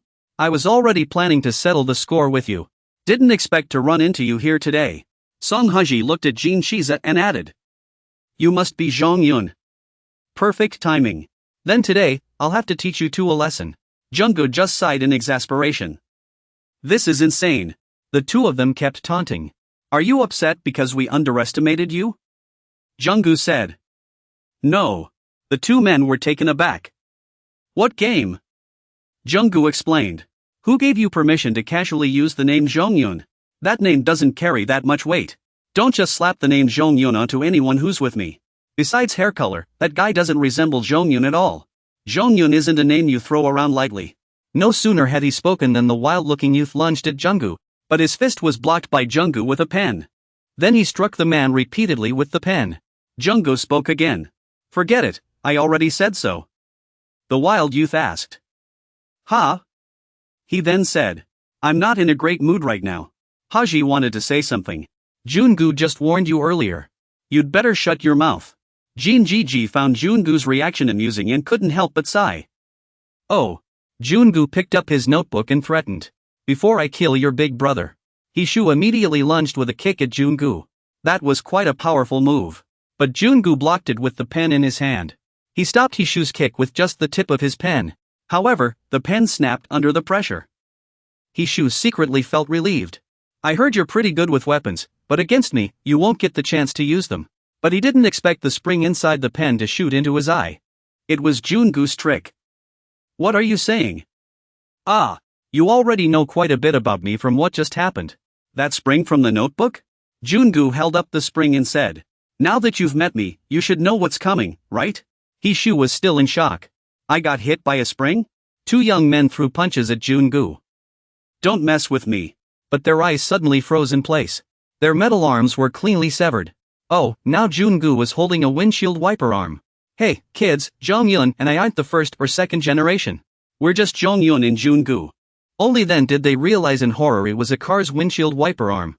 Jun-gu continued, I don't care about generations or ranks. We're just ourselves. Don't lump us in with them. Because we don't share their childish ideas. Jun-gu raised the wiper arm like a sword and asked. Now I'll ask again. Where is your leader, Jin Jiang? As he spoke, he kept slashing at the two reckless young men. But one of them still smirked, annoying Jun-gu. What's so funny? It was He-shu who answered. What do you think our big brother is? Do you think we can just meet him whenever we want? Zhawang beside him added, our loyalty and connection to our big brother can't be broken by you. You should give up, Jun-gu said again. So Jin Jiang is that kind of person. Just as Jin Jitai finished speaking and stepped back, he struck down the two without hesitation. Even Lian Junjiu was taken aback. Jin Jitai's axe was now dripping with blood. Junjiu asked in shock, "What are you doing?" Jitai replied, "I saw the look in their eyes. That was the look of loyalty to our leader. They would never betray us or give us away. Doing this would just be a waste of time. We'll find Tian Jijiang another way." Then, his face covered in blood, he asked Junjiu, "You don't have a problem with what I did, do you?" Bana then placed the axe against Junjiu's neck. Meanwhile, Su Xiongxi and the others were talking. "It seems we've succeeded? He's already fallen." At that moment, Chi Yuan was leaning against the wall. "We've won. Luo Ji Chi Yuan has fallen." Su Xiongxi felt confused again. This situation is almost unbelievable. Someone beside him spoke up. "Hurry and wake him up. What do you plan to do once he's awake?" Su Xiongxi couldn't believe it. Did we really win? Did we defeat the Incheon king? Should we ask him if we really won? That's not a bad idea, right? To defeat a king who is among the strongest of the kings. Su Xiongxi stood in front of Chi Yuan, lost in thought. Is this really how it ends? Then Chi Yuan said softly, "I've lost." The crowd murmured, "He's awake." The call was immediately transferred to Chi Yuan. "I've lost, Li Chi Yuan." Chi Yuan couldn't believe it. How could this happen? The Incheon king was defeated just like that? He explained, "Yes. At first, I thought the same thing. How could I lose?" Then Chi Yuan collapsed to the ground. "But you haven't faced these guys yet, so you don't know. These guys are really strong. They're not as simple as the second generation we imagined. The ultimate battle of martial supremacy. And then another impenetrable fortress. A guy with immeasurable strength. Help the emperor. Everyone has their own strategy." Jihon replied from the other end of the call. "You must be Jijin." Qian continued. "I'm not joking. I've already failed." But Jihun said, "Hey, Jijin. You talk too much. Didn't I tell you to bring Hyun-sik and the mayor here?" Qian tossed his phone aside and said, "But I don't have the ability to do that." Jihun had no choice but to accept. "I see. I understand. Then I'll consider my business in Incheon done." Hearing this, Qian struggled to stand up. "All right. I get it." He forced himself into a defensive stance. "So I just fight to the end, right?" But Jihun said, "Forget it." This shocked Qian. "What kind of joke is this? We've come this far, so I'll let you off the hook." This stunned everyone. Qian tried asking again. "You mean I don't have to fight anymore?" Jihun replied, "That's right." "What do you mean? You're not the type to back down from others." Jihun immediately shouted at Qian. "Give me the phone." Jihun quickly took the phone. "Are you Li Jihun?" Jihun asked. "Sounds like you, right?" Jihun added, "I've heard about you for a while now. While I was away, you caused trouble in Busan, didn't you?" Jihun continued, "I sincerely apologize for that. We should have met earlier, don't you think? Did you ever consider it?" Jihun shot back. "Consider what?" Shi-sun said. "I was talking about handing over Busan." Shi-sun immediately replied, "I will hand it over." At that moment, Ji-sun was surprised. "Huh?" Shi-sun suggested. "If you've already paid the price for what you did to Busan, then I'll hand it over. If you want Busan, you'll have to pay the price." Ji-sun spoke. "Easy for you to say, isn't it?" Chen Zhang started threatening. "Just you wait, Li Ji-sun." Chen Zhang crushed Kuen's phone in his grip. "I'll deal with you." Shi-xiong stepped forward and said. "But before that, we need to talk. You've already heard my conversation with Li Ji-sun, right? I'm really not Li Ji-sun's lackey. Though I pretended to follow his orders to come to Busan, my real goal was to meet you." Chen Zhang's gaze locked onto Shi-xiong, saying nothing. He recalled how Shi-xiong had once taken a hit for him. Park Daniel. Shi-xiong had told Chen Zhang back then. "I've made up my mind. I'll stand with Busan. I don't know what Li Ji-sun is planning, but I won't let things go his way." Chen Zhang gave the order. "Shangbo, let's go. I need to talk to this guy." The onlookers were signaled to step forward. "Come on, follow this way." That's it for today. Next time, if there's anything, come again. Chairman Jelif spoke. What a shame. It's been a while since I've seen such an exciting fight. The mayor felt regretful but said nothing. The naval commander said, "There's nothing else to be done. It's over." When they reached a private space, Shen Zhang asked, "Park Shi-xiong, what do you want to say to me?" Shi-xiong answered calmly. "First, I want to apologize to you. I'll listen first, then decide what to do about this. I completely understand why you're upset. I only clashed with the Golden General's gang to see you. What are you planning to do now? No matter what, I'll apologize to you. Shi Xiong continued. But before that, let's talk about Li Zhishuan's situation. Li Zhishuan is plotting a major scheme right now. To stop him, I don't have enough strength. The Golden General immediately asked, what do you plan to do? Shi Xiong said, form an alliance. I want to form an alliance with Busan. Those watching this conversation all said the atmosphere was too heavy. Boss Hang spoke up. What are they talking about? Why are they so tense? He wondered to himself. More importantly, that kid Park Hyunguk. I never expected him to betray Li Zhishuan. The situation is already quite complicated. I wonder if the Golden General will forgive him. Boss Hang spoke again. This is already exhausting, but the boss should forgive him. It's all because of Wang Zhao and Song Heji. Those two haven't arrived yet. Call them over now. I already did. Boss Hang picked up the phone and dialed. A bloodstained phone was gripped in Jin Jitai's hand. Ding. He walked slowly through the rain. Ding. Hyunguk's eyes widened in shock. The Golden General also turned to look. Jin Jitai raised the phone and answered the call. His bloodied face appeared behind the Golden General. Say hello, Golden General. He immediately said. Today's fight is over. Let's go back. Junjiu also appeared and said. How could this happen? He said. This is the critical moment. Hyunguk spoke up. Jin Junjiu, how could you? Jin Jitai spoke up. King of Busan. This must be a delicious dish. He leaned in close to Jin Zhang's face and said. Just looking at you makes my mouth water. The traffic light ahead was turning red. The road sign still pointed toward Incheon. A car with a shattered windshield blew through the red light like a rocket. That was Chi Yuan, driving like a madman. His mind was on Li Zhishuan. What exactly are you planning? Are you just letting this go so easily now? He slammed the gearshift forward. He must be up to something. I need to get there faster. The car sped through the rain. Don't pull any tricks in Incheon. Zhishuan mocked, holding a chess piece. A half-baked king. A pitiful man. You were used again today. What's Incheon to you? Why is Luo Zijian going to such lengths? Don't worry about Park Hongxi and Jin Jiang. Someone's probably already taking care of them. Jin Jiang asked, seeing Jin Jitai. Who's this? A tiger. Jin Jiang added. Are you one of Li Zhishuan's lackeys too? Hongxi spoke up then. Jin Junjiu, what are you doing here? Are you working with Li Zhishuan? After Choi Junsa died, you switched sides to Li Zhishuan? He demanded of Chi Yuan. If that's true, why are you here to see Jin Jiang? Junjiu asked Hongxi. I'm not with anyone. I just follow the money. Then he asked Hongxi. Was that line cool enough? Hongxi said. No. Then he turned to Jin Jitai and asked. Who's this guy? That name from afar. Junjiu replied. Jin Jitai. Hanshua was shocked. Jin Jitai.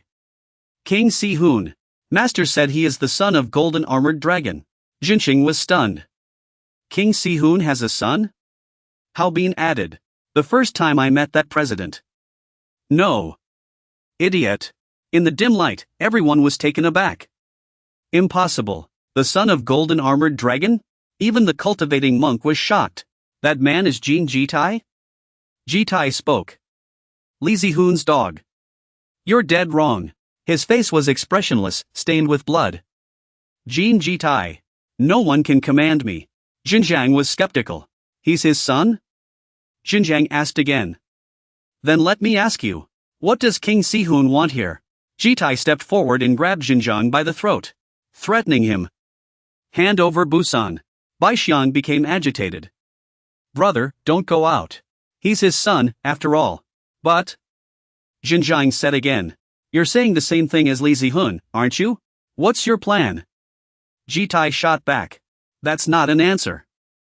Jinjiang was stunned. Auntie. He spoke under Jitai's pressure. The correct answer is obedience. Then he placed his hand on Jinjiang's shoulder. First generation, second generation. This era is so dull. I'll restore everything to the past. Jinjiang replied. Zeroth generation. Right. Jin Jitai said, this is a chaotic era. This is a chaotic era where everyone struggles just to survive. I will restore the world to the way it was before the Golden Armored Dragon appeared. Hong Xiong rushed over and said, this is madness. he said to Jin Jitai. I know what that era was like. It was a time when this country was torn apart by the Yamazaki gang. Only after listening did I realize what Li Zhishuan's plan was. Now I understand what he's trying to do. I've made up my mind, I'll stop him. Even the second generation stepped forward. We will stop everything to prevent things from going his way. Jin Jitai commanded, seize Hong Xiong. Hong Xiong was startled. He knew himself. Then Jin Jitai reached for Hong Xiong's face. Indeed, your gaze displeases me.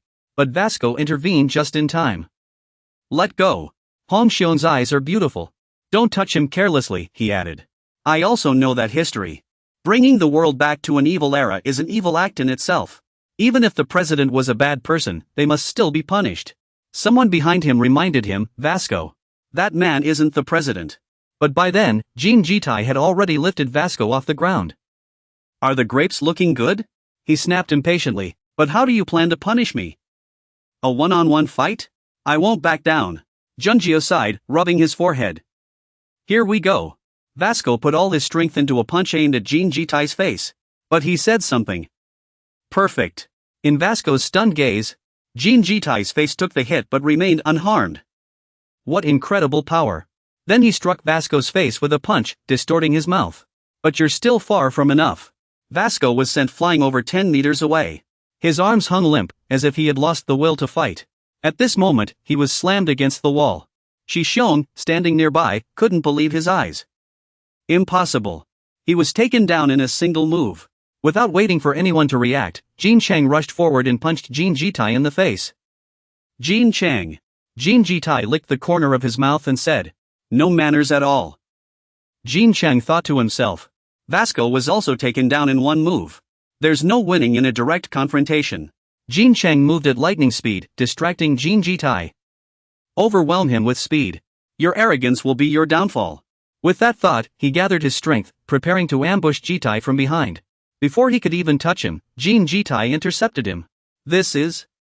Don't move recklessly. You still smell like milk, Jin Jitai said, pulling back his fist. Jin Chang immediately activated Iron Fortress Defense. His layered defenses were shattered by Jin Jitai's single punch. Hold on. After landing the punch, Jin Jitai praised Jin Chang. Speed, endurance. Jin Chang was now kneeling on both knees. That combo was impressive. Another member of the second generation grabbed Jin Jitai's bones from behind and exerted force. A bunch of fools, that's how you all are. After apologizing, he hurled Jin Jitai into the air. Wrestler Chen Wuzhen. He seemed quite surprised. That man's wrestling skills? You've forgotten something. But at that moment, his hand was tightly gripped by Jin Jitai. Then he was brutally slammed to the ground. Too inexperienced. That man's wrestling isn't just about strength. What a bunch of talented brats. The most outstanding one is you, Uncle Xiong. No sooner had the words left his mouth than Xiong flew forward with a kick, but it was dodged. He panicked, thinking. Everyone was taken down in an instant. This man is at his strongest in battle. The slightest lapse in focus, and you're done for.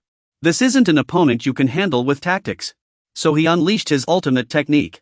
Replication. I have to give it my all. Li Zhishuan's speed, Junjio's skill, and Zhongyun's strength. Even Jin Jitai, seeing his fighting style, wondered how he had become so powerful when he couldn't break through that wall before. I must say, I'm a bit curious now.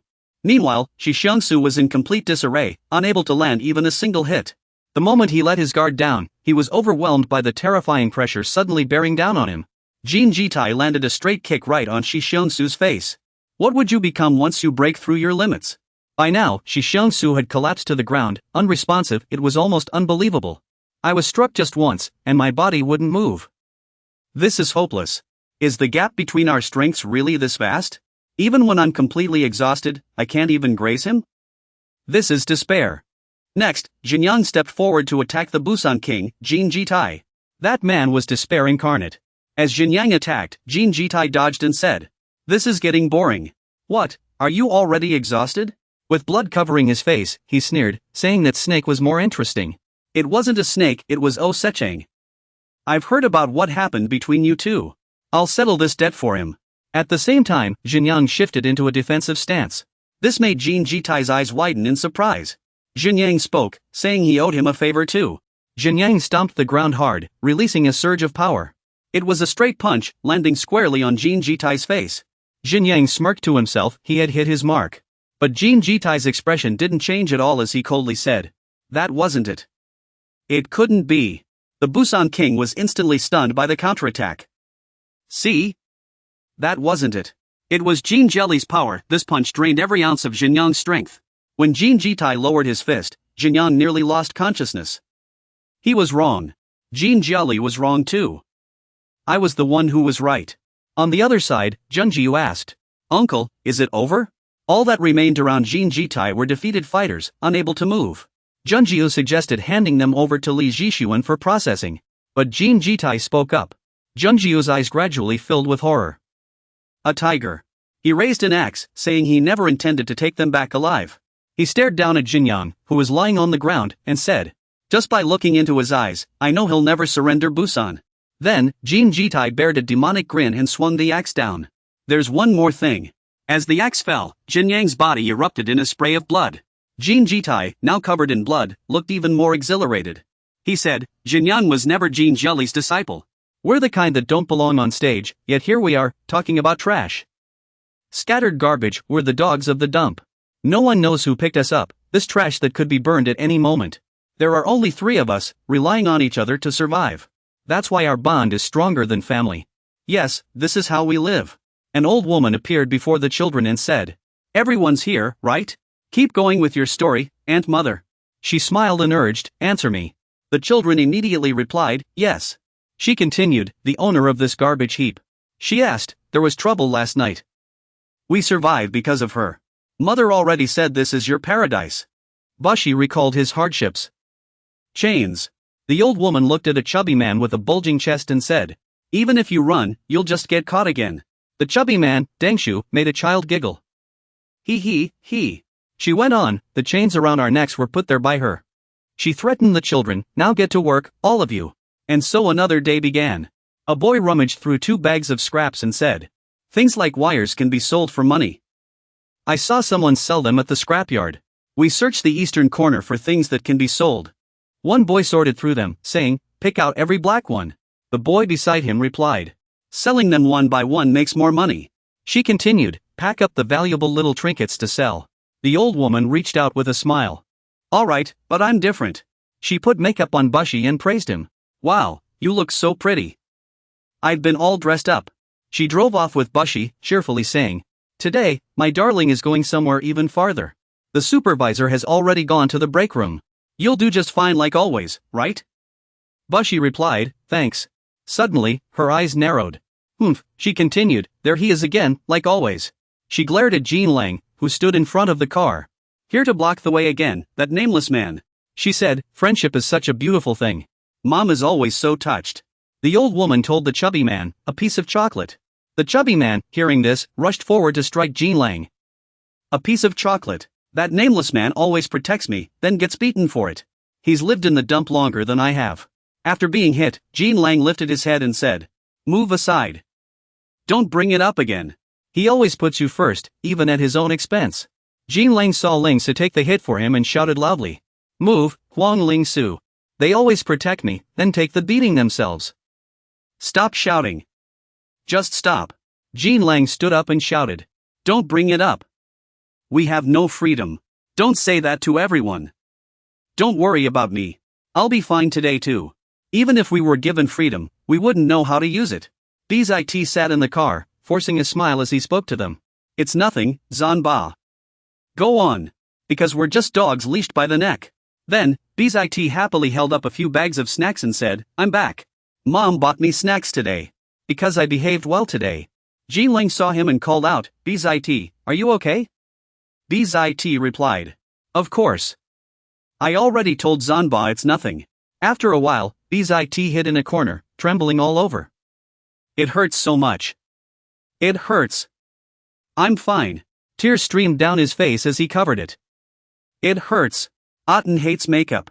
In the cold pipes, Jean Lang sat in the sewer, lost in thought. "I'm fine." Pang Dun was eating snacks and shouted, "A piece of chocolate." Suddenly, Jean Lang's voice rang out. "Let me give you a piece of chocolate." That was the day. Pang Dun was punched straight in the face. Bizit recalled. The first time he bit someone. After being hit, Pang Dun angrily struck Jean Lang's face. What kind of chocolate is this? BZIT remembered the scene. He bit someone for me. Even though he was still bound by chains. After a while, an old woman came out, looking shocked. Child, what are you doing? BZIT shouted in panic. Hey, what exactly is going on here? Jean Lang spoke up at this moment.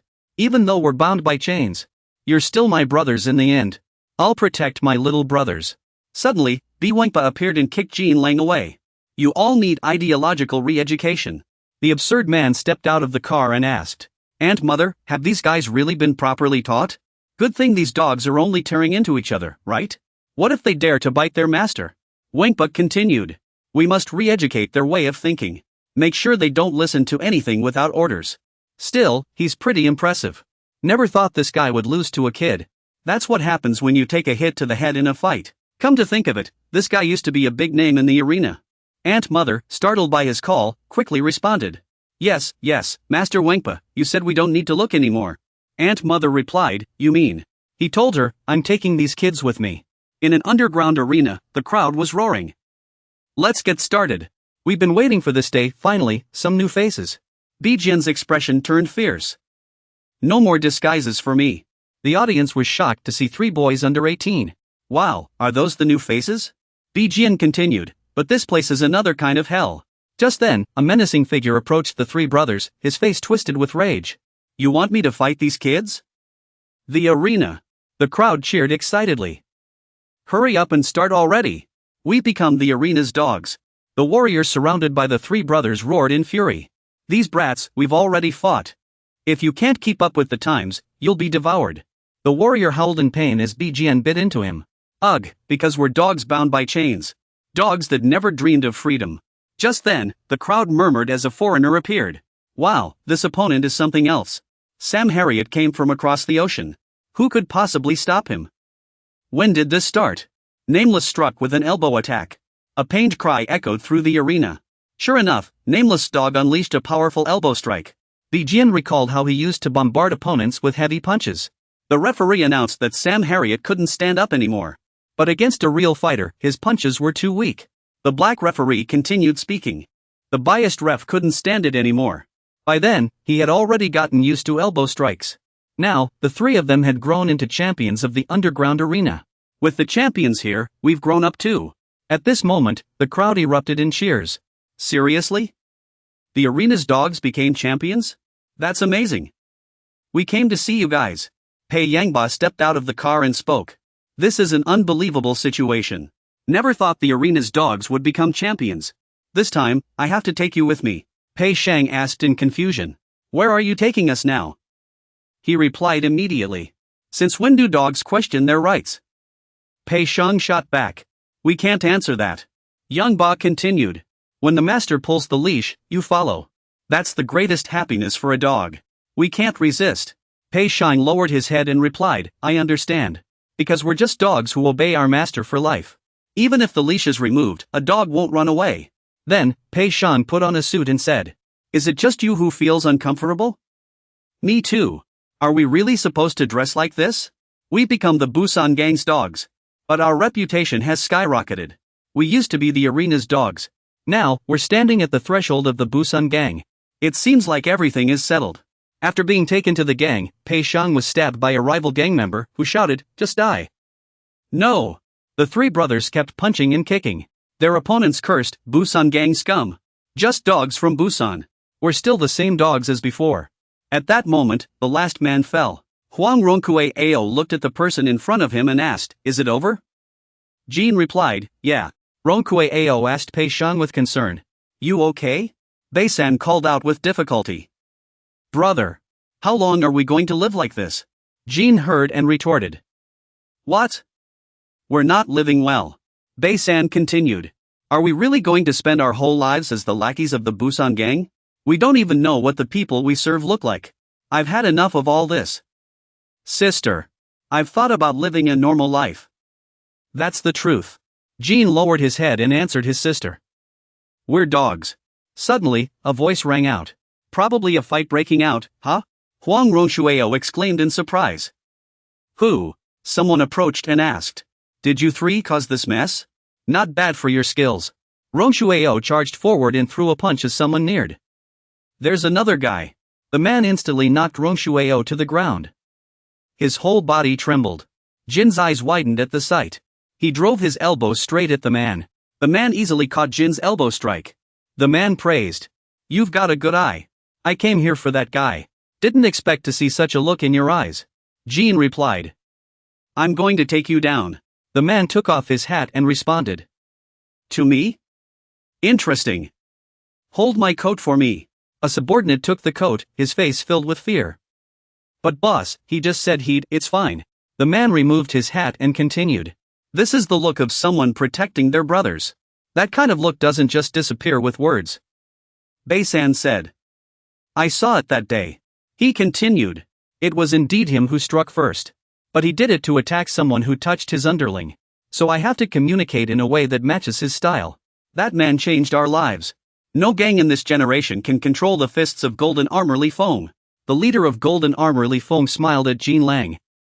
It's been a while. Now I can fight against that kind of gaze again. A member of Golden Armor Li Feng's gang, whose fists no gang in this generation can control, removed his hat and spoke. Now I can battle that kind of gaze once more. The white-haired youth thought in surprise. This was the first time. Golden Armor Li Feng dodged the attack, wondering if it was an elbow strike. The black-haired youth attacked while thinking. This is the first time I've met such a strong man. Li Feng dodged the attacks while speaking. You always use this move, don't you? To protect your underlings. Is this how you've always fought? You truly have talent. I mean the way you use your strength to protect them. For someone with such talent, I want to open a path for you. I hope you'll like it. The black-haired youth looked ahead in shock. Suddenly, an explosion erupted. The white-haired youth stared in stunned disbelief at the blast. Golden Armor Li Feng said to the black-haired youth lying on the ground. Because you're talented. This should be enough for you to see. Let's call it a day. It's been a wonderful day. I hope we meet again next time. The door is open, come in. This way. Bei Yon, the second in command of the Busan gang, spoke. The life of a gatekeeper is over. From now on, you will serve our leader. The white-haired youth was shocked. Leader? Bei Yon nodded. Yes. I mean the leader of the Busan gang. You should know this is a great honor. Normally, you wouldn't even get a chance to speak to him. The legendary Iron Fist. Because he is the disciple of Golden Armor Li Feng. Let me tell you. The man you met at the door was none other than the legendary Iron Fist Golden Armor Lion. The young boy recalled Golden Armor Lion's appearance, thinking to himself. Was that man really the legendary Iron Fist? After pondering, the white-haired boy said to his two friends. No wonder his presence was so extraordinary. Just now, he actually dared to challenge that legendary Iron Fist. Yet he didn't get angry and even let him go. The romantic Iron Fist saved the entire nation, truly one of a kind. So that day, he was here to meet his disciple. The one called Big Brother must be the same kind of person as my master. I have a feeling that from now on, everything will go smoothly. At that moment, the curly-haired boy looked up and said, We're here. This is Big Brother's room. Let's go in, the white-haired boy thought, the disciple of romantic Iron Fist. Golden Armor Lion. That was the first time I saw him. Fabio Sanuo Wodun brazenly sat in a chair, smoking. What do you want? Damn it!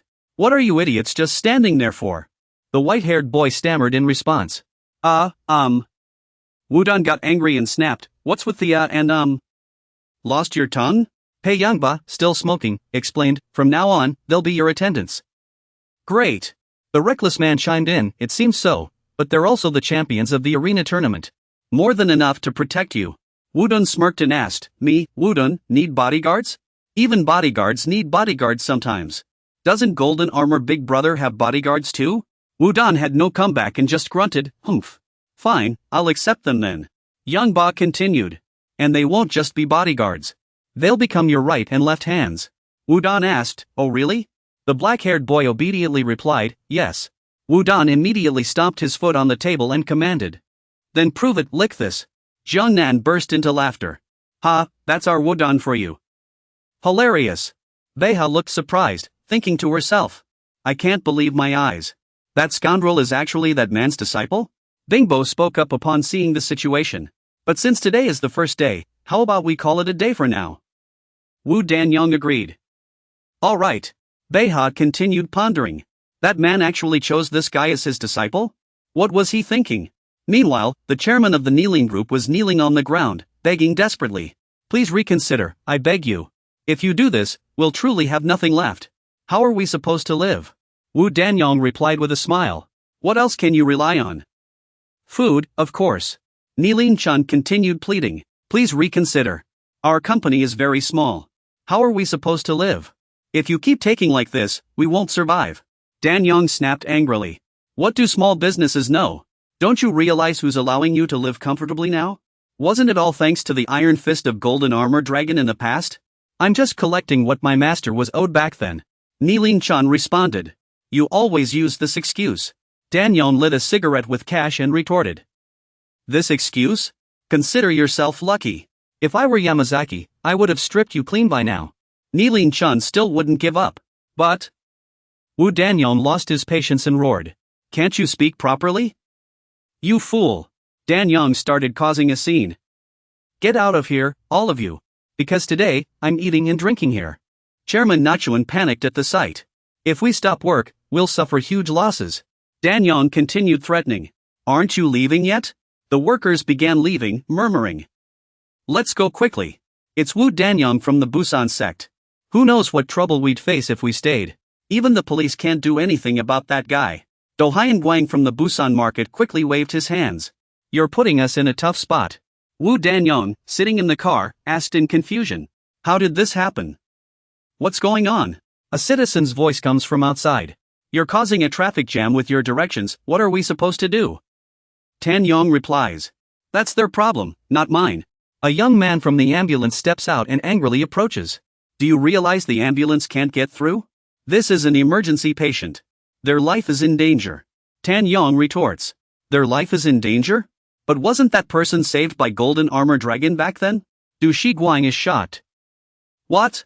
Tan Yong continues smugly. Why was his disciple scolded for this? Mayor Du Shiguang, do you know who my master is? I just wanted to handle things properly. The mayor immediately complies. Yes, yes. The citizens begin murmuring. I don't understand. Why would Golden Armor Dragon take such a jerk as his disciple? Wasn't he from Busan? He wasn't like this before, right? What do you mean? He only changed recently. Wu Tanyong wasn't like this before. Really? He used to be a fighter. A fighter like Golden Armor Dragon. He understood romance and loyalty. How could someone like that change like this? Because of those two, by Wanghua and Huang Gongnan. They were Golden Armor Dragon's underlings. After Golden Armor Dragon's gang disbanded, they came to Busan. They knew Golden Armor Dragon had a disciple and wanted to use that influence. So they used Wu Tanyan to form the Busan gang. Those two manipulated Wu Tanyan with sweet talk. More accurately, they awakened his true nature. I'm worried about Busan's future. Who can save Busan now? Suddenly, the dark-haired bodyguard is punched in the face. Wu Tanyong keeps attacking him and praises. Tough, huh? Good. No wonder you're the arena champion. Most people would have been taken down easily, right? Where did all those guards go? I've already heard about this. I heard you got my master to make a move. That punch was something even I rarely see. You did it, and I didn't even get the chance. Go become Golden Armor Long's disciple. Buxian couldn't help but grab Wu Danyang's hand. He flashed a pleading smile. Golden Armor Long's disciple for only one day. How could we dare hope to become his disciple? Seems like there's been a misunderstanding. Please calm down and hear me out. Danyong turned to the captain and held out his hand. A lighter. Captain Park Jin Nam of Busan respectfully handed over the lighter. This one? He smiled at that arrogant face. How dare you interrupt me? You've got guts. Though I've been meaning to ask. Are you a man or a woman? The black-haired youth grabbed the arrogant one's arm. He said to them, my brother is still young. Danyong chuckled. What? Did you think I asked so you could answer? What does your brother's age have to do with anything? The black-haired youth moved the lighter in his hand toward himself. Please forgive me. He endured the flame burning his face. Danyong looked surprised. Oh, taking the punishment for your brother? Ha, I'm in a great mood today. The curly-haired youth stepped forward. Danyong burst into laughter. Do you think you're some kind of archangel? The blonde youth thought to himself, I've endured enough. I tolerated it all to protect them. After a moment, Danyong sat in his chair and asked. What? What's a regional king? Huang Nan answered Danyong. A new era has begun. Lately, people call the leaders of each district kings. Pei Yong continued. Conflicts are breaking out between the districts. Looks like we'll need to keep an eye on these people. Our bosses are so timid. But I don't see it that way. Suddenly, the black-haired youth's eyes widened. Ao Dan-yong stood up and took a stance. He suddenly punched the wall with all his might. After landing the punch, he spoke. I am the only true king here. You're just a disciple of Jin Zhabai. I'm not the kind of person who associates with those without backing. Ao Dan-yong turned and gave an order. You from the arena, go handle it. All of you regional kings, go clean up your territories and return. Failure means death. The tall curly-haired youth stepped forward and said, this won't work. I don't think we should go. This is an unreasonable command. I've heard the regional kings all have different levels of strength. Going up against them is suicide. The black-haired youth replied. We're nothing but pawns. The curly-haired youth called out in concern, Big brother. He pondered to himself. Bai sang. Huang Rong Shewu. The black-haired youth took the lead and left. You'd better listen to Big brother. Even if you don't want to go, you have to. At a station. The place where Shewu serves is more than enough. Huang Shewu's voice rang out. How amusing.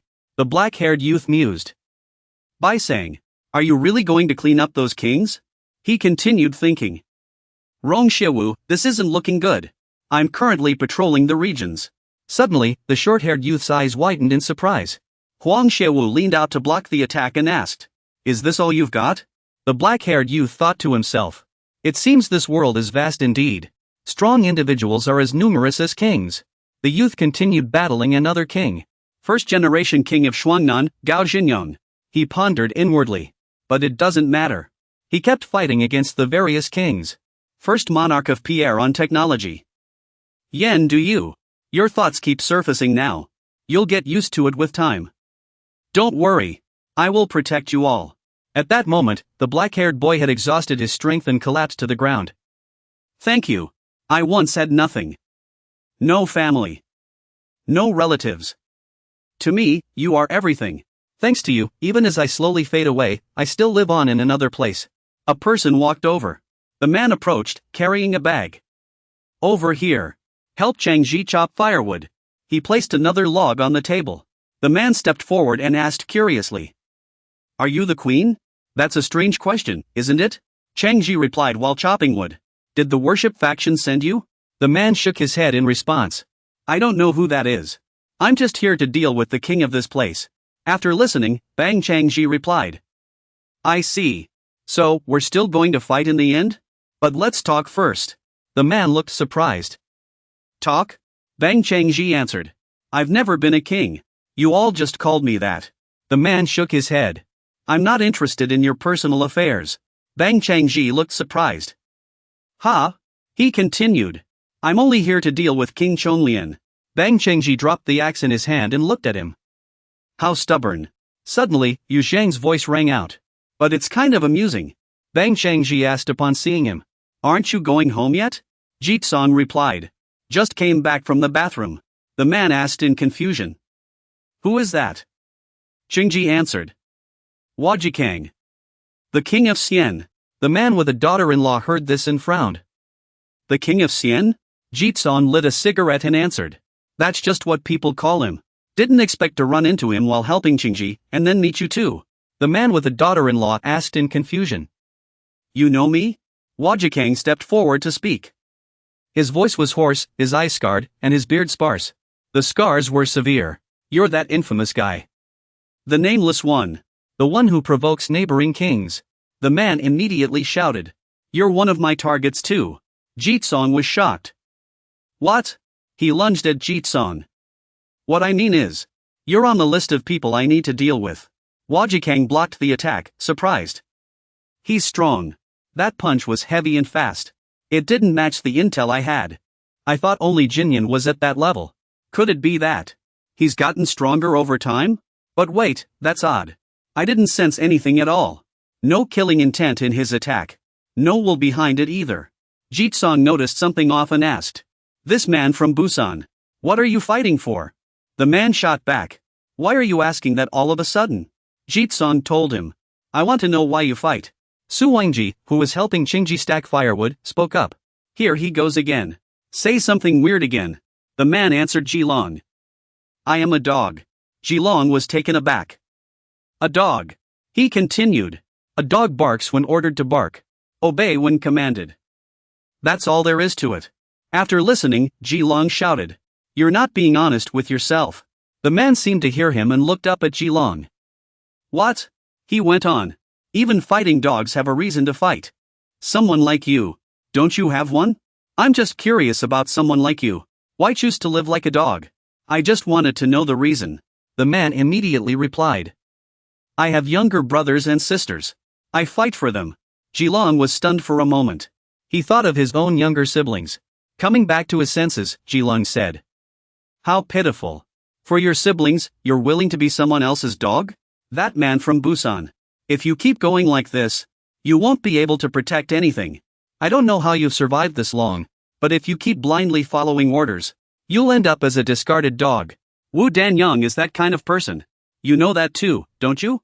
The man stepped forward and grabbed Ji Long's collar tightly. He leaned in and asked.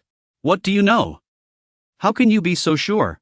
In a scrapyard, a chubby man held several boxes of snacks and said excitedly.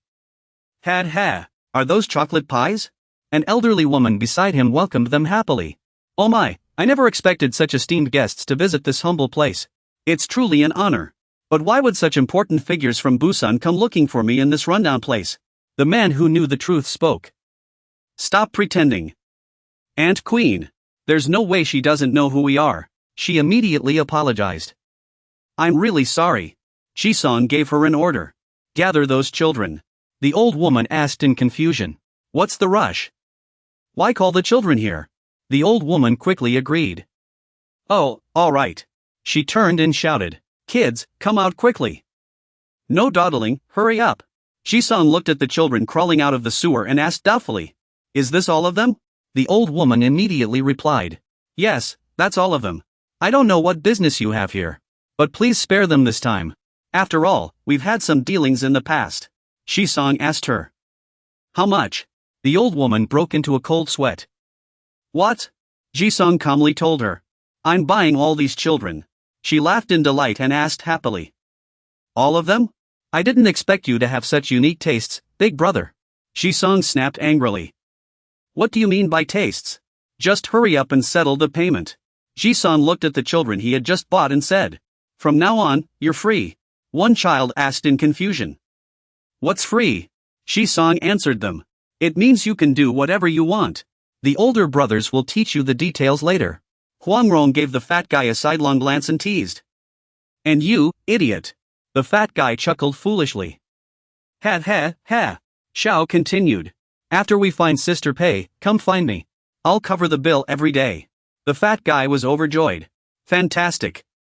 Here you go, Xiao Pai. Suddenly, the voice of the alchemist doctor rang out. Here? You all live here?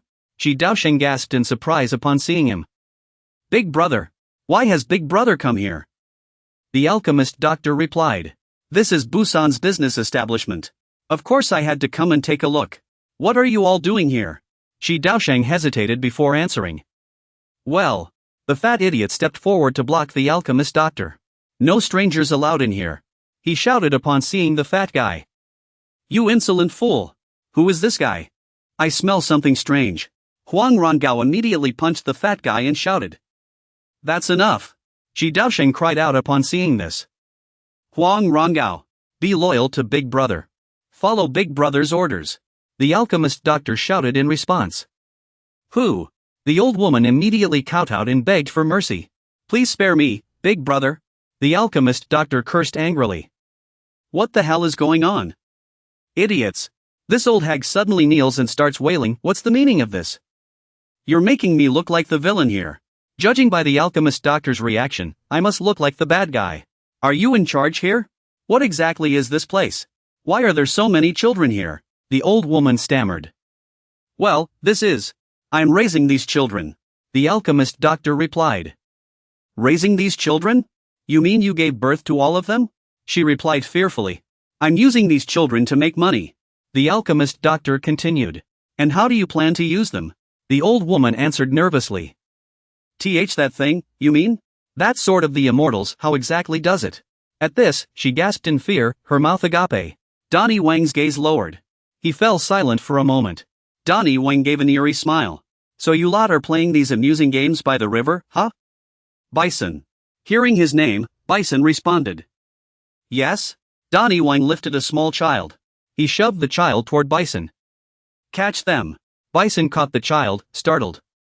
What? Donnie Wang commanded. Give these little ones a makeover. Then bring them to me. Ha ha ha. Bison's eyes widened in shock. He recalled what he looked like as a child. Bison said with difficulty. A makeover? He looked down at the child in his arms. He remembered his brother's words. We are dogs. We must be loyal to the big brother. Bison sighed heavily. All right. Huang Rongshiyu stepped forward, pointing at him as she scolded. If you know what's good for you, stop this. You scoundrel. Bison. Old woman. Donnie Wang, standing nearby, looked utterly shocked. Bison stepped forward. Me? Rongshiyu, huh? Ha! This is too amusing. Donnie Wang, enraged, clenched his fists. Stop it. How dare you mock me? I'm feeling way too good today. Are you prepared for the consequences? Rongshiyu replied. Consequences? He tore open his shirt and shouted. Oh, alchemist physician. Do whatever you want. I'm not afraid at all. He immediately threw a punch. It struck Ling Su right in the face.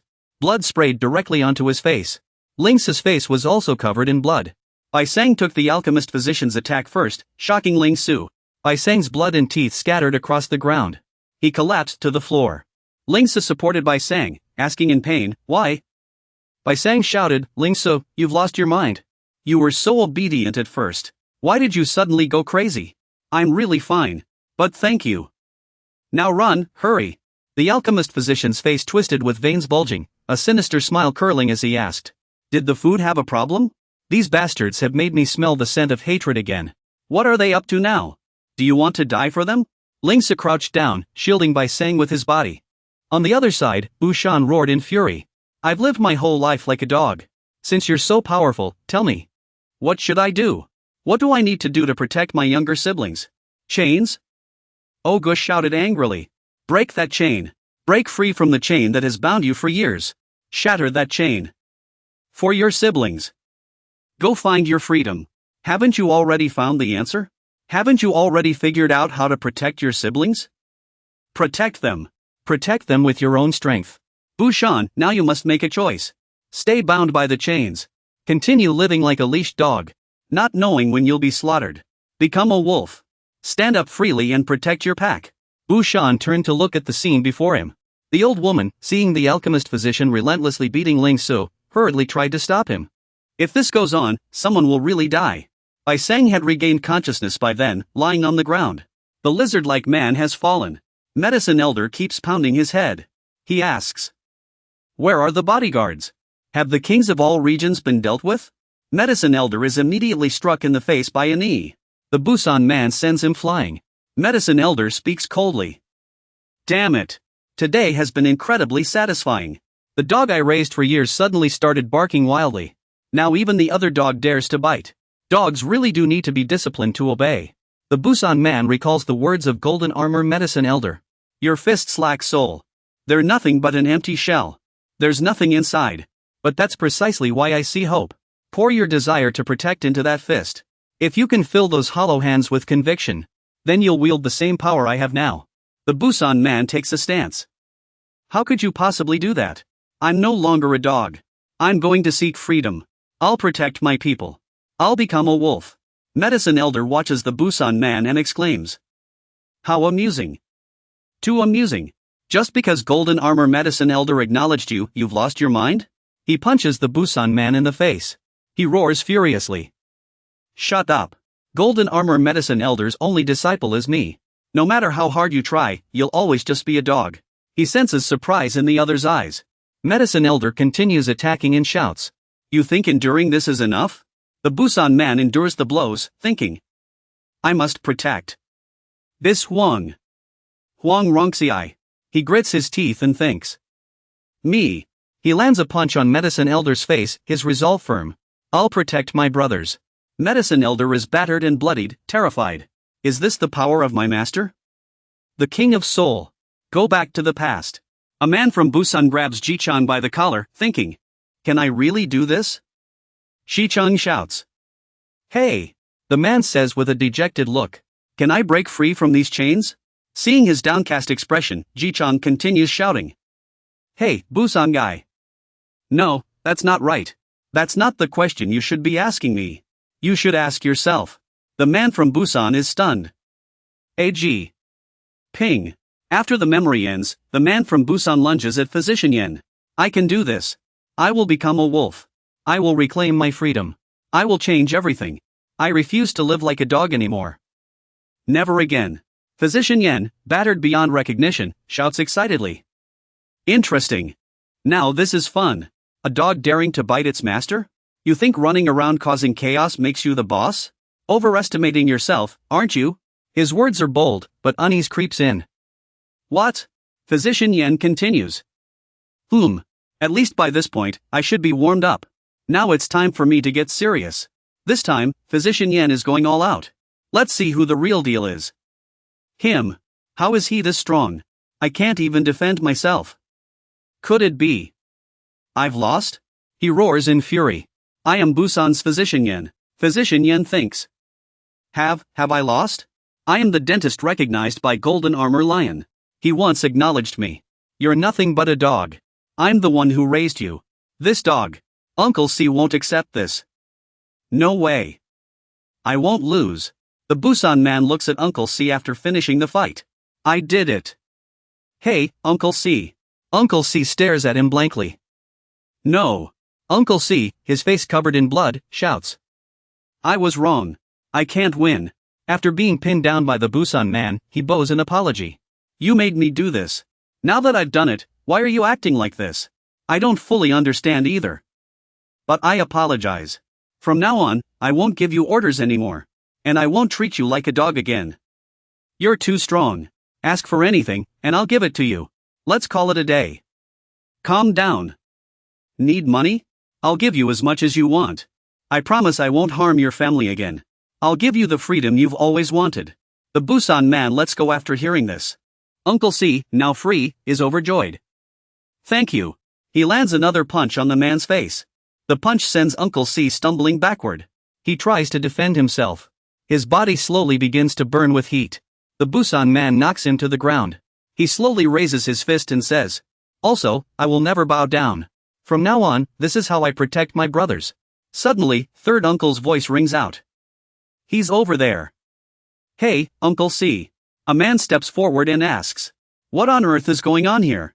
Third uncle is furious. A dog dares to bite its master? They crowd around Uncle C and shout. Uncle C. He's not breathing. Wake up. The big brothers have arrived. The voice of the golden armor tattoo spoke up. Things have finally come to this. The disheveled man turned around and asked, Who are you?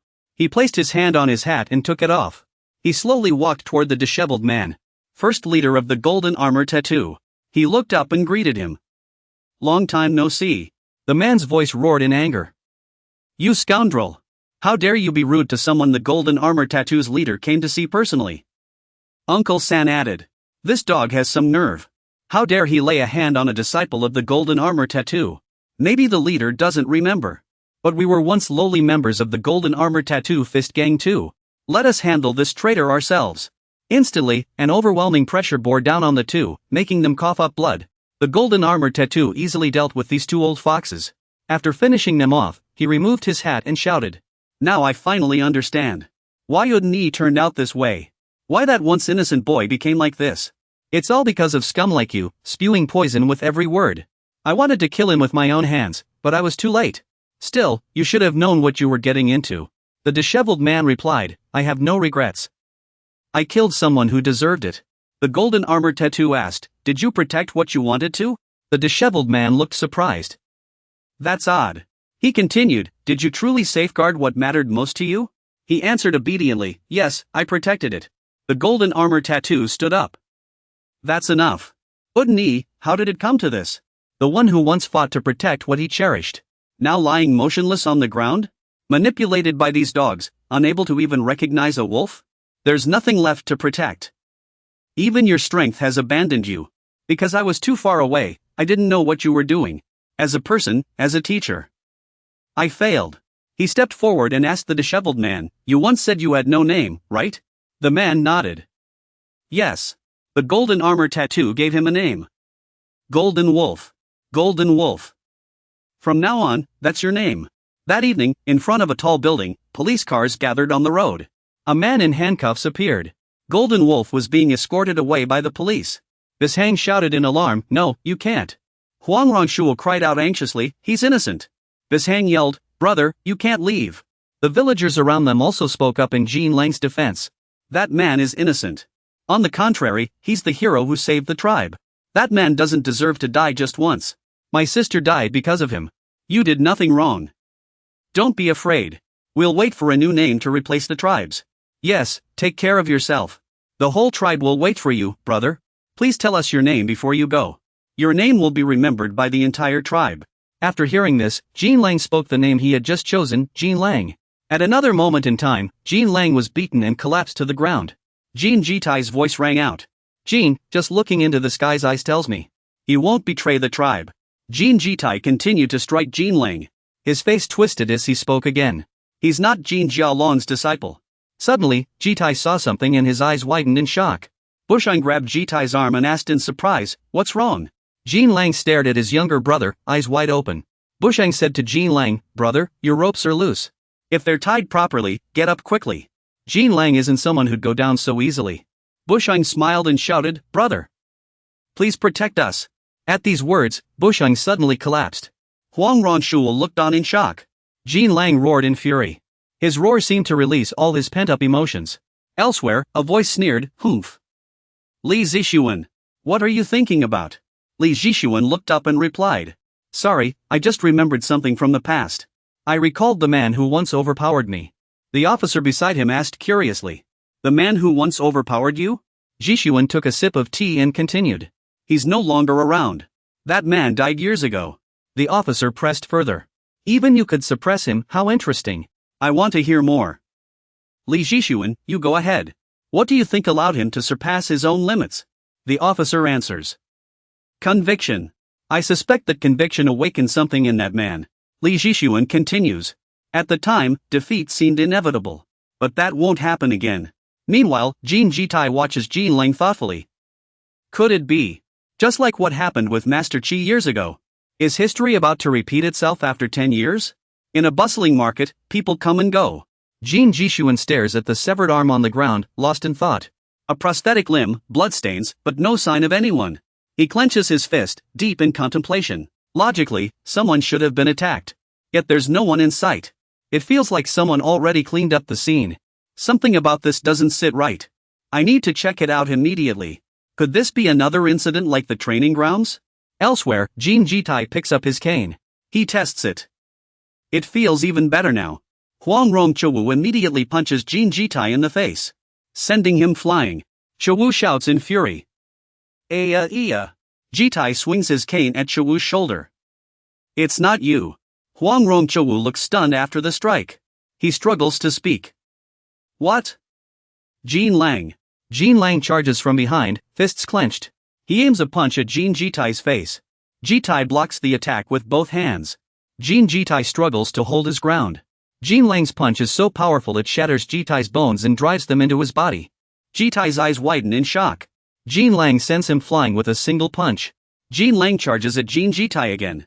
His eyes are filled with disbelief. Jitai sees the young Gabriel Jin overlapping with Jin Lang's figure. Jin Rang suddenly threw a punch straight at his face. His face twisted in fury as he shouted. Jin Rang's eyes were now completely hollow. Jin Rang recalled Jin Gabriel's words. Only by overcoming the past can you earn the right to wield that protective power. But I don't want you to perfect that power. Because it's a power filled with sorrow. However, there's one thing you must know about it. It's a special kind of power. If you want to protect someone, you must burn away everything you have. So remember this. Never push yourself too far. It's a power that will consume your body. If you overuse it. Jin Rang's hand still had Kate's axe embedded in it as he threw another punch. A direct hit to Kate's face. Jin Rang's punch sent Kate crashing to the ground. Then, Jin Gabriel's voice echoed. You'll die. At that moment, the bones in Jin Rang's hand began to shatter. His resolve remained unshaken. Even if my body burns away, I'll be fine. Because I've already sold my soul. Just to protect them. Jin Rang summoned all his strength to attack Kate. He remembered the faces of his younger siblings. Jean Kate lay battered on the ground. Jean Rang pulled the axe from his own hand. Jean Kate looked up in shock. Jean Rang raised the axe before Kate. He swung it down with full force. A flicker of surprise flashed in Jean Rang's eyes. Jean Kate blocked the falling axe with his bare hands. I never expected him to be this strong. I wasn't holding back at all. Yet I've still been forced into a corner. I lived there, doing whatever it took to survive. Tijuana, a place where killing was common. But no one there killed just for fun. The only reason they killed was fear. To spread fear, so no one would underestimate me or my organization. What about me? Meanwhile, Shishong-su lay unconscious on the ground. He slowly came to, thinking, enough. This body can stand now, Shishong-su turned and saw Jean Ji-tai pinning Jean Rang down, horrified. Jean Rang struggled to get up, shouting, "Wait, Jean Ji-tai." Zhong Jiao immediately appeared, restraining Shishong-su. My mistake. Shishong-su was held down and coughed suddenly. The old man turned back angrily and yelled, "Jean Zhonggao, what are you doing?" Shong-su cursed angrily in his mind, "That damn bastard." He shouted furiously, "Get out of my way. I don't have time to be held back by you." He continued thinking, completely exhausted. Shong-su spoke to Zhonggao, who immediately responded. Grab Shong-su. If you don't want to die, shut up and stay still. If you rush out now, you'll die by his hand. Don't meddle and cause me more trouble. I didn't plan to make you fight him. I just kept an eye on you because we once shared coffee in the past. Besides, there are people who would mourn your death. After saying that, Zhonggao squinted toward their direction. Shong-su's gaze also carried a hint of unease as he looked over. Jean Lang was covered in injuries, his face twisted in agony. His arm was now deformed. Jean Ji-tai stood up, grabbed his arm, and shouted, "Jean Lang." Seeing this, Shong-su roared in fury. "Jean Ji-tai, you insane monster." Zhonggao put on his glasses and spoke. "Hua, cut that thing off." Jean Ji-tai bit his lip and smirked. How utterly detestable. King of Busan. It's fine, it's fine. Next up is your head. Shong-su, now restrained, pleaded, "No, don't do this. I'm begging you, stop. Someone, please help me." Suddenly, Jean Ji Meishon's voice rang out. "Look, the situation is just right. Busan is too big. Took me forever to find you." Jean Ji-tai, seeing the newcomer, immediately stood up and asked, "Who are you?" Jean Ji Meishon replied, "And who are you?" "We're not strangers." This reaction hurts my feelings a little. Jean Ji Meishon thought to himself, something's not right. He continued speaking to the man. "Your brother is here." He observed the situation, continuing to think. This is bad. After hearing this, Jean Ji-tai looked up and shouted, "Jean Ji Meishon." He responded, "Brother, look. Do you plan to keep holding that thing while talking to your brother?" Meishon thought to himself. First, saving lives is the priority. Jean Jiza stepped forward to stop his precious little brother. "What are you doing here?" Jean Jimixiang replied. "I need to see someone." Jean Jiza said to him, "I was actually planning to look for you too." Jean Jimixiang sounded puzzled. "Look for me?" Jean Jiza called out to his brother. "Jean Jimixiang, listen carefully. I will restore everything to the way it was." Jean Meishon was full of doubt. "The past?" Jean Jiza confirmed. "That's right. Specifically, when Jean Jelian crushed the Yamazaki group, disbanded his own gang, and began his political career. Jean Jelian made a foolish choice out of a momentary delusion. He wanted to transform from a ruler of darkness into a ruler of light. Jean Jelian should never have gone into politics. He should have dominated the underworld. Not only should he have taken over this country, but he should have made all of Japan bow to his power. You will walk that path again, Jean Jimixian. From now on, you will walk this path with me. Jean Jishon pushed his brother's hand away and asked. Is that all? I'm sorry, brother. I was just buying time to save those people. But it seems there's been a misunderstanding. I hated that my father was once the king of the underworld. But at the same time, I once respected him for it. The reason I still hold a shred of respect for that troublesome father of mine is because he had a romantic side. It seems you and I have completely opposite feelings about Jean Jelian, what we like and what we hate. I've heard your story loud and clear. You want to become the Jean Jelian of the past and overthrow everything? Then I must stop you. After hearing his brother's words, Jean Jiza smiled faintly. I see. It seems I misunderstood you, Jean Jimixian. You're my last remaining brother. Jean Jiza heard a sound and turned around. At that moment, police cars were driving toward them. An officer shouted at Jean Jiza. Freeze! Drop your weapon immediately. Final warning. Drop the stick and put your hands up. Jean Jiza turned around and looked back in confusion. A police officer. The police officer continued. I told you to drop the stick immediately. Jin Jija showed no fear and instead smiled. He raised the stick in his hand. The police officer immediately hit Jija with a stun gun. Several police officers shouted angrily. Do you think you can ignore a police officer's orders? People like you won't listen unless you get a taste of this. Did you call the police, Jin Meixiong? Jin Meixiong answered. It wasn't me. Su Xiongxua was surprised. Not you? Then was it you? Jin Meixiong explained to the side. It wasn't me. That man over there called the police. Su Xiongxua looked over and was shocked. Jin Zhongjiu immediately denied it. It wasn't me. Su Xiongxua was confused. But you were clearly on the phone just now. Zhongjiu explained. I was just contacting someone else. It wasn't me who called the police, it was someone else. Su Xiongxua was puzzled. Someone else? Zhongjiu confirmed. Yes. You pondered to yourself. What kind of scheme is this, Li Zhishuan? The police officer ordered Jin Jija. Stop. Don't move. No way. The stun gun had no effect on him. Jin Jija ignored the police and answered the phone. Yes. What on earth is going on, Li Zhishuan? Li Zhishuan answered the phone. I'm the one who should be asking. What are you playing at? I thought if I just left things alone, you'd automatically bring Jin Lang and Park Zaiwu here. But today, you've caused so much uncontrollable trouble. And now I'm still cleaning up your mess. Though it seems you've misunderstood our relationship. Don't you think? After hearing this, Jin Jitai smiled and replied. Interesting. You need me for your plan, but you want to send me to prison? Zhishuan responded to Jitai after listening. You need me for your plan, yet you caused such a huge commotion, Jitai? We'll hold our ground where we must and keep moving forward. At that moment, Zaiwu's voice rang out. Is everyone okay? Can you two stand up? Zaiwu helped his two friends up, who looked ahead in confusion. Is the fight over? Probably, since the police are here. Zaiwu pondered inwardly. Jitai. A man with a side part praised Jitai.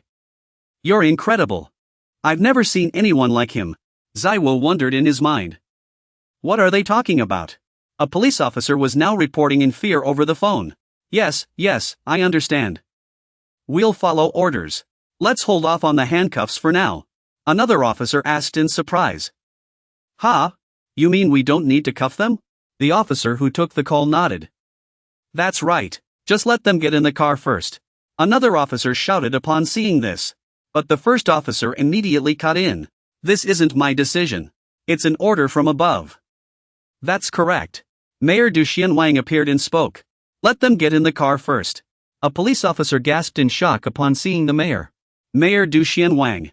But even if it's the mayor's order. Xianwang told the officers.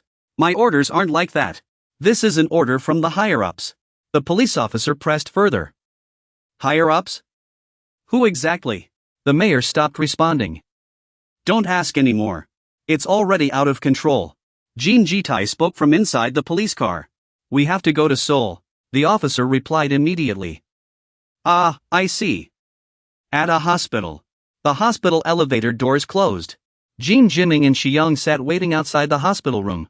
Jin Jiming spoke up. It seems like things are over. Are you okay? Xiang lowered his head and answered. No. Jin Jiming replied. I understand. Because I saw someone's arm being severed right in front of me.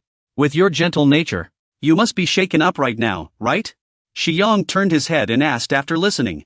You've made up your mind to change, but you feel ashamed of yourself. Xiang responded. That's not it. Anyone who saw that would react the same way. Especially in times like this. You need to stay strong. Xiang answered. I want to be. But that person's face keeps haunting me. I can't shake the thought that my arm could have been severed too. Why am I so weak? Is the patient here? Xiang called out. We're here. The doctor spoke to the two of them. The surgery went smoothly. Xiang asked worriedly. So everything's fine now? The doctor answered. We still can't be sure. Xiang looked confused. Can't be sure? The doctor explained the situation. For now, the patient hasn't woken up. We'll do everything we can. But I can't make any promises. In the worst case, the patient may not wake up. Jin Jiming comforts Uncle Xiong. It'll be alright. Doctors always say things that make people worry. Everything will be fine. Don't overthink it. Just wait patiently. Uncle Shishong follows behind and replies. I also believe in the King of Busan. That man is no ordinary person. Most importantly, I'm really glad you came. But why did you come to Busan? Jin Jiming answers him. I came to see Jinlong too. After hearing this, Uncle Shishong asks Han. Did you know him before? Jin Jiming explains. Not exactly. I just wanted to get stronger. Along the way, I heard stories about the disciples of Jin Jialong. I came to Busan to meet Jinlong. I hope to find clues on how to grow stronger. After listening, Uncle Shishong looks at him. Either way, thank you. You saved a lot of people. Jin Jiming smiles slightly in response. You guys said you have big business behind you. Ha, Uncle Shishong replies cheerfully. You're really dependable. At that moment, a news report comes from the TV. This morning, a shocking incident occurred at the Busan fish market. Uncle Shishong is surprised after hearing it. It's finally on the news. Jin Shishong also speaks up. Because it was a big deal. That's to be expected. The news will mainly focus on Jin Jitai's story. He swung his blade and injured someone. The announcement on the TV continues. The details of the case have been uncovered. It was an internal conflict within the Jinlong faction. A violent incident caused by infighting within the Jinlong faction. Uncle Shishong is shocked after hearing it. The report is still going. This incident has thrown all of Busan into chaos. Uncle Baek Sixing is stunned after hearing it. Is this over? After hearing the news, he shouts in surprise. What's going on? There's no mention of Jin Jitai at all. There's no information about him attacking anyone with a sickle. It's all baseless nonsense. Jin Jiming responded upon seeing the situation. I don't know either. After all, who's really behind Jin Jitai? Shishong gritted his teeth, wondering inwardly. Who is it? On the other side, Jian Luojin was getting his makeup done. He spoke to the makeup artist. This is enough. Hearing this, the girl replied. But you usually go for something more refined. Jian Luojin cut her off.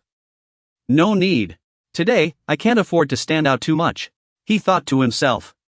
Bei Shishong. In the end, you'll only ever be my pawn.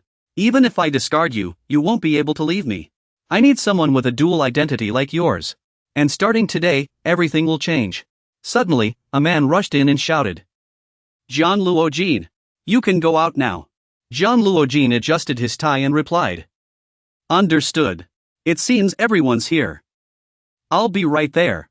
Outside, the reporters had already gathered. They were buzzing with discussion.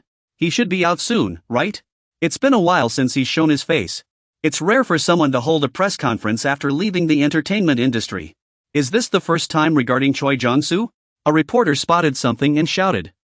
Over there, he's coming out. That's Jiang Luojin. As soon as Jiang Luojin stepped out, the reporters clamored. Jiang Luojin, how have you been lately? What's the reason for this press conference? Are you announcing your return to the entertainment industry? Jiang Luojin had criticized Chairman Choi Jong-soo and became a hero. What are your thoughts on that? Jiang Luojin sat down and introduced himself. Hello, everyone. I'm Jiang Luojin. He thought to himself. Bei Shishong. Jiang Luojin continued. Today, I'm here to share some shocking news. No sooner had he said that than he thought to himself. Things were about to get a lot more interesting. The moment the reporters heard this, they erupted into chatter. Is this a shocking revelation? Does it have something to do with the late Chairman Choi Zong-sho? Currently, Mr. Jiang Luoji is being hailed as a national hero. Who are you planning to expose this time? Or are you making a comeback to the entertainment industry? Is this decision because your fans have been waiting for you? Jiang Luoji answered them. That's not the case. I'm here today to announce my decision. First, I want to make something clear. This decision was not made lightly. I've been pondering it for a long time. Revealing the late Chairman Choi Zong-sho's wrongdoings for the public good only reinforced my resolve. I successfully exposed Choi Zong-sho's true nature, and fortunately, the world calls me a hero. But I don't see myself that way. I was just doing what I believed was right. Though the great villain known as Choi Zong-sho has been defeated, countless evils still exist out there. I want to fight them. A reporter asked him, You want to fight evil? Sorry, your words are a bit hard to grasp. Could you clarify what you mean? Jiang Jiazanian replied. Politics. I've decided to enter the political arena. The atmosphere in the room instantly froze. The reporters were stunned. Politics? You mean you're going into politics? A camera was raised. Countless reporters snapped photos of Jiang Jiazanian. Do you think politics is a game? Just because you're called a hero, you've gotten arrogant? The political world isn't a stage. The public won't easily accept your declaration. Was your silence all this time to prepare for entering politics? When did you start caring about politics? Was leaving the entertainment industry also for politics? Which political party will you join? Or are you planning to form your own party? Are you confident you can convince the public? Zhang Jiazanian, you have no experience in politics. How do you plan to address that? Suddenly, someone stepped forward and spoke. Please don't worry. A reporter asked in confusion, who is that? The man began, Mr. Jiang. Zhong Yun is not just an artist. Someone has already recognized him and exclaimed, it's Counselor Zhang Jifu. A 10-term counselor. When did the two of them form such a relationship? Counselor Zhang Jifu, leader of the Yonheo Party, the largest political party today. We meet again after the memorial service for former chairman Cui Zhongxiu. Has the Yonheo Party officially endorsed Jiang Jia Zhongyun? Zhang Jifu confirms, yes, that's correct. After careful consideration, the Yonheo Party has decided to formally support Jiang Jia Zhongyun. I believe his vision will lead our society toward a brighter future. Regarding specific details, the Yonheo Party will release an official announcement soon. Suddenly, a reporter shouted, please wait, Counselor Jiang, many questions remain unanswered. Zhang Jifu whispered to Zhang Jiamu, the entire nation is watching you. Please say a few words. Everyone is waiting for your statement. Zhang Jiamu replied, I understand. Everyone, I am Zhang Jiamu.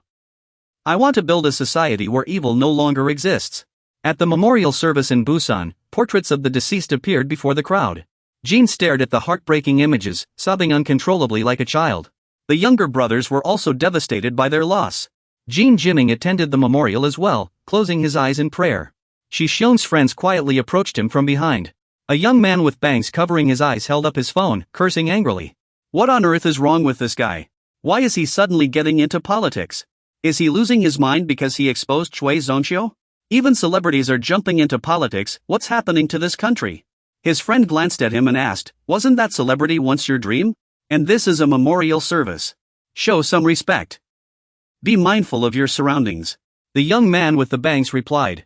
If I start crying here, the deceased would probably be speechless. Just then, Jin Jiming walked over and called out, Uncle Shi Xiong, you're here?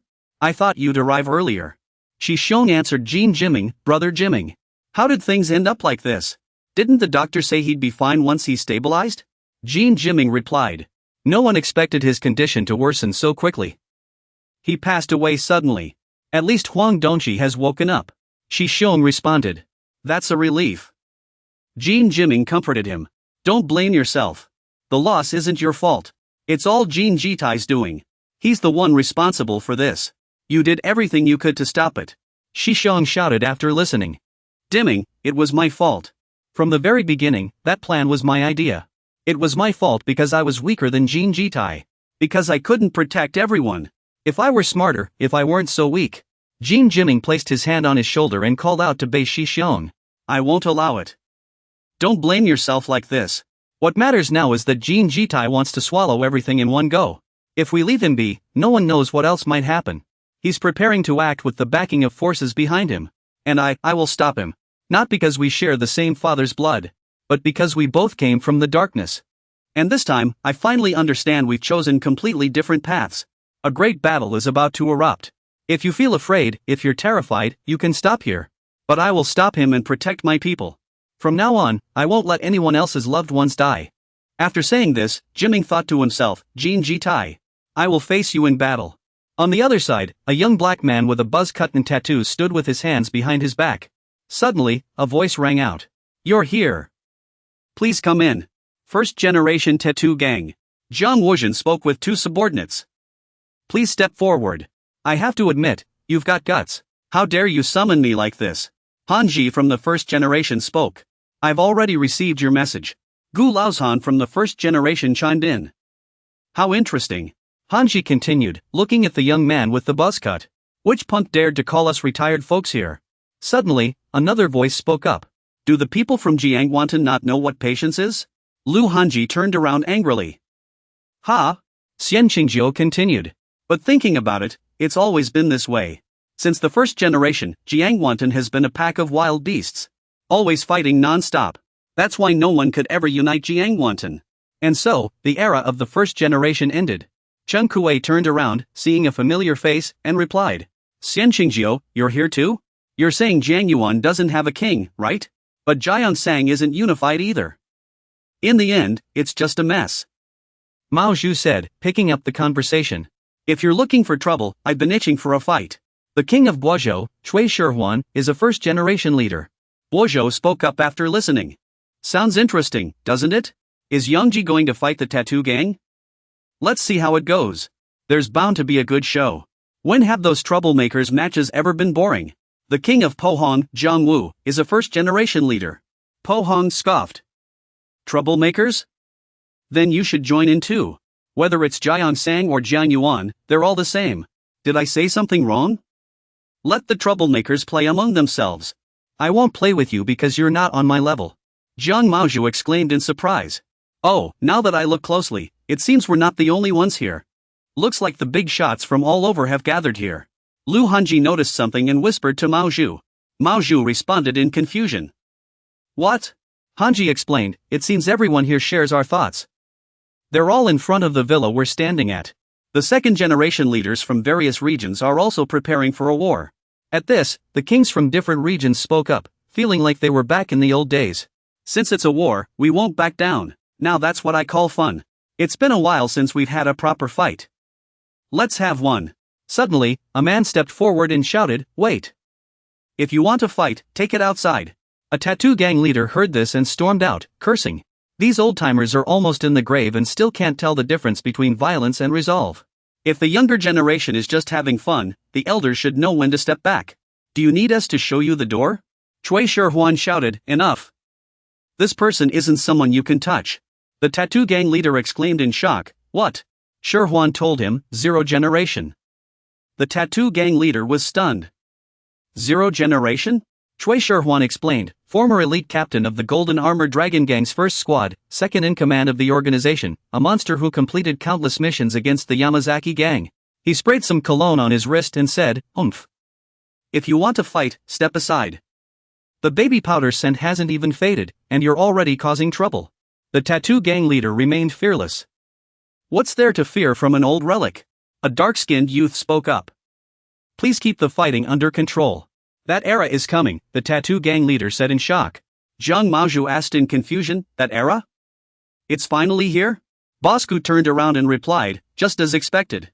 Then let's see who has the ability to gather so many big shots together. The gentleman turned around as well, watching the man slowly approach. Jin Jitai's voice rang out *click*, whoosh, you're a little late. After receiving such hospitality from all the distinguished guests, only to have things go wrong. I sincerely apologize. Does everyone find their seats comfortable? At that moment, a buzzcut young man stepped forward and addressed the crowd. Now, allow me to introduce the one who invited you all here. The son of the Lion King of Shiyun, Jin Jia Lion. Upon hearing this, the men's eyes widened in shock, their minds racing with the same thought. The son of the Lion King of Shiyun, Jin Jia Lion. Could that be the legendary heir? Jiang Wuzuan roared in fury, What's going on? You scoundrel! Just because he's the son of Jin Jia Lion, do we have to grovel? The buzzcut youth turned back anxiously and shouted. Jin Jichi, Wuzuan continued, You dare touch the late king's legacy? Do you even know who we are, spouting nonsense here? Only fools like Ayaklichang would lose Shiyun. Are you refusing to answer? The dregs of Jin Jia Lion's ambition. You'd better wake up and see the situation for what it is. You might just be reunited with your father soon. The threatening voice made the dark-skinned man tense up as he glanced back nervously. The sharp-eyed, expressionless man locked eyes with the dark-skinned man and continued. The buzzcut youth looked surprised. Lord Jin Jichi. Everyone, let's calm down. A slightly aged, golden-haired gentleman spoke up. I was about to say something. Spraying perfume casually, he urged, Please, everyone, return to your seats. You've received the invitation, haven't you? The crowd listened solemnly as he spoke about the gang's affairs. What do you mean by taking us back to the era we desire?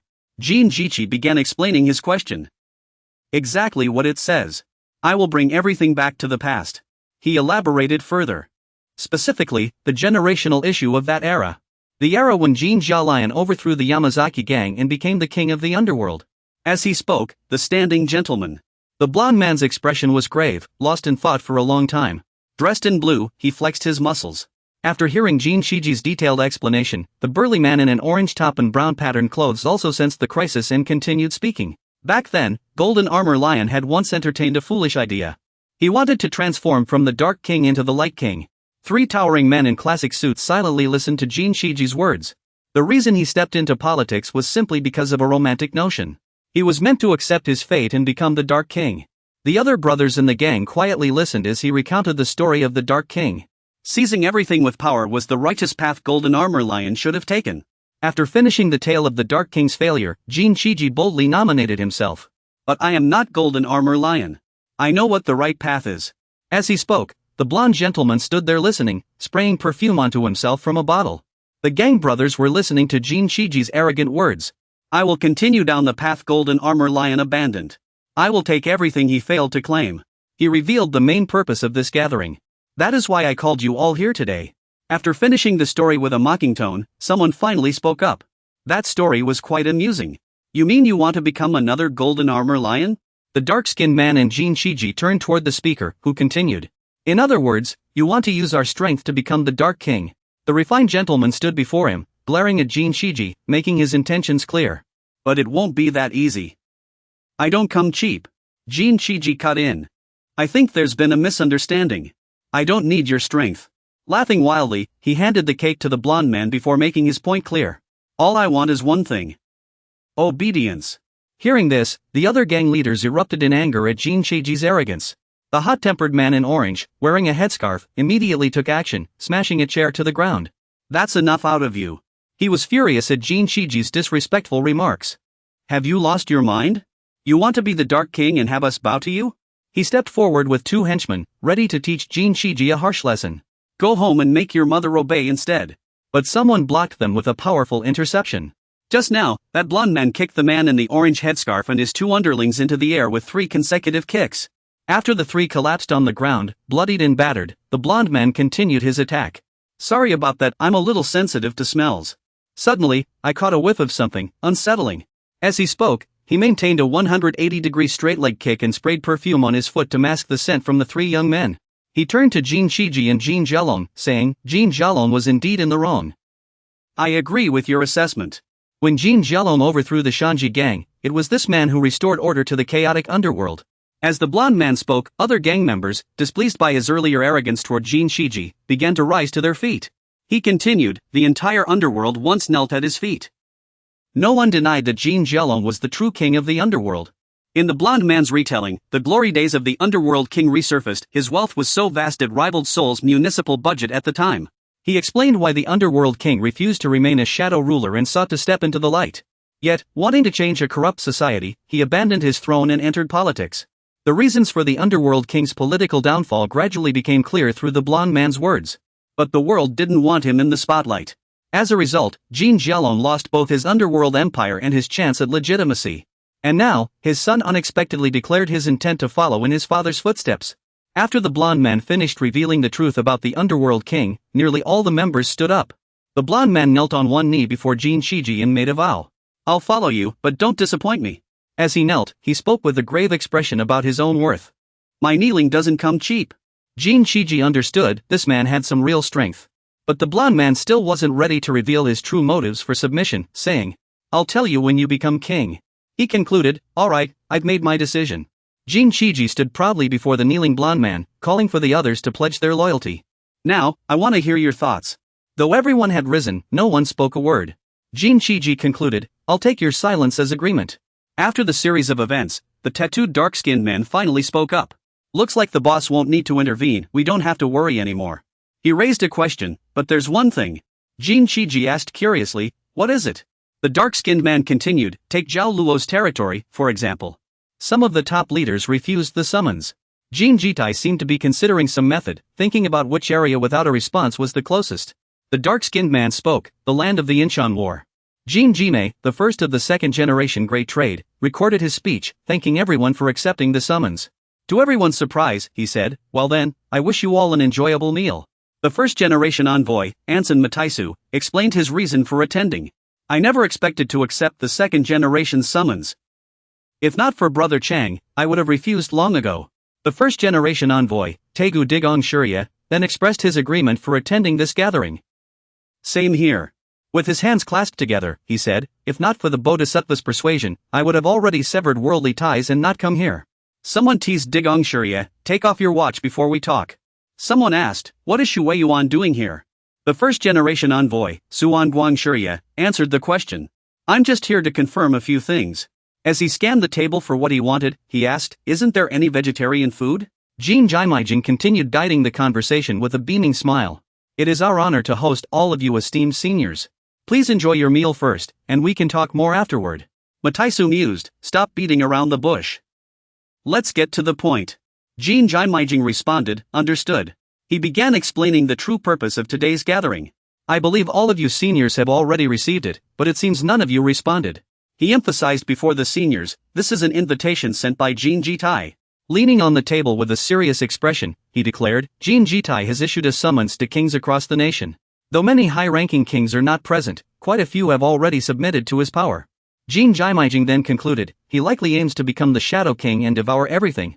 Digong Shurya took a sip of wine, coughed, and said, old friend, just say it, what is Jin Jimaijing's real reason for gathering all of you seniors here?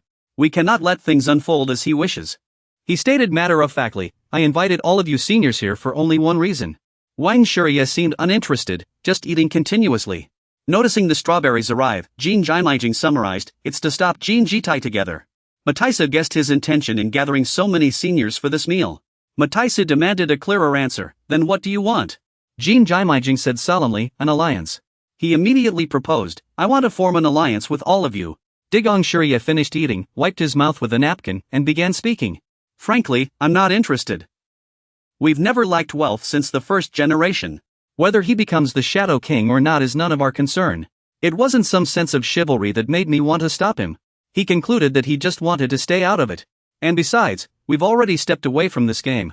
Watching Jin Jime, he continued, saying there was no reason to start over. A strange male voice suddenly interrupted, blunt and unapologetic. The man with injured hands stood outside the door, speaking passionately. I don't need your help. You'll only get in the way. Young Master D raised his wineglass and looked toward the door, curious who was being so rude. Oh, who's this? Isn't this the lone wolf of Busan? You really can't go 5 minutes without mentioning Busan, can you? Chen Jiang, the first overlord of Busan, stated coldly. Jin Jitai will die by my hand. Ma Shishu glanced at Chen Jiang with disdain. I understand how you feel, but with your condition now, what can you even do? An alliance is necessary. Jin Jimei nodded in agreement. You're right. I'm not fighting Jin Jitai for some grand cause. Putting on his gloves, he said, the only reason I'm facing Jin Jitai is because my people are still in the shadows. He said seriously, I don't want to lose the people I care about because of Jin Jitai. Knowing everyone was refusing, he continued, I understand what you all mean. Then consider my earlier proposal for an alliance as if I never said it. Jin Jimei turned toward the door, saying as he walked, enjoy your meal, everyone. Just go back. Young Master D suddenly spoke up, sounding exasperated, making Jin Jimei pause. He picked up the wine bottle, speaking drunkenly, if this keeps up, Ali's group will definitely step in to stop Jin Jitai. My Buddha's personality won't let him ignore a friend's fight. Ma Shishu added, that guy is part of Ali's group too. He'll definitely interfere. But this opponent is too strong, terrifyingly so. Wang Shiyu stood up and said seriously, there's no other way. If your loved ones are still in the dark, Jin Jitai will target them first. Everyone reached an agreement. Nodding, they all stood up to confirm with Jin Jimei will help. Let's form the alliance. Jin Jimei let out a relieved laugh. Looks like you all have great mentors. Ma Shishu cut in, but it won't work. He continued, explaining the danger of the situation. Jin Jitai will target non-core forces first. The four of us can't fight them all at once. Jin Jimei already had a plan. He said, so I'll go meet the overlords of other regions. Everyone looked puzzled, who? Jin Jimei declared firmly, Incheon. He was determined not to let the enemy succeed. Jin Jitai, things won't go your way. Jin Jitai said to someone, the moment we've been waiting for is finally here. Now we can start the plan. He called out to the handsome man in a suit sitting across from him, Li Jishuan. The man narrowed his eyes and said, check our plan one more time. He handed over a stack of photos. These are the people you need to deal with. Jin Jitai's expression was grave as he pondered, his body covered in blood. Li Shisun confirmed, that's exactly how it is. He asked about Jitai's decision, so, Jin Jitai, who are you planning to kill first? The massive tentacle creature lay motionless on the ground. Little Tentacle sat beside it in meditation, reflecting on everything that had just happened. Jinjime had once told Little Tentacle that if he ever felt afraid or panicked, he could stop here. Little Tentacle squeezed his eyes shut and encouraged himself, I'm not scared. He recalled how terrifying Jinjitai looked when he killed someone. I'm not scared at all. He tried to calm his emotions, telling himself he had to overcome this, he couldn't waver.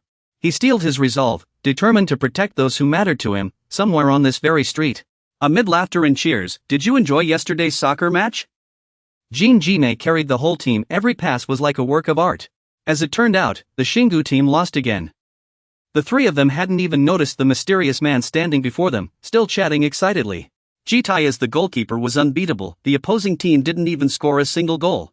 Jishun's furious outbursts were pretty amusing too. And Luya's teasing was always so funny. Jinjiang's face darkened, his arm still injured as he stood at a distance, listening to their chatter. I should have gone. Didn't I tell you to take me with you? He reminisced about the days spent with his brothers. Squinting, he muttered as if speaking to someone, yesterday's match must have been so much fun. Even now, they're still so excited about it. Behind him, Jinjime's voice rang out, I heard the family head wants to see me. Jinjiang praised flatly, this street is truly beautiful. Just looking at it is enough to make someone smile. Jinjime added, because it's a street everyone has worked together to protect. If you think it's beautiful, that's wonderful. Jinjiang seemed to understand. I see. Jinjime asked curiously, what did you come here for? Is there something you need from me? Suddenly, an overwhelming force surged toward Jinjime. Jinjiang unexpectedly swung a punch at him with his injured arm. Looking up at Jinjime, he said, Jinjime, I've lost my power. His wounded arm radiated an intense force, halting before Jinjime as if to prove his point. My power came from the belief that I had to protect everyone. With that power, I could protect those I care about. But now, I've lost everything.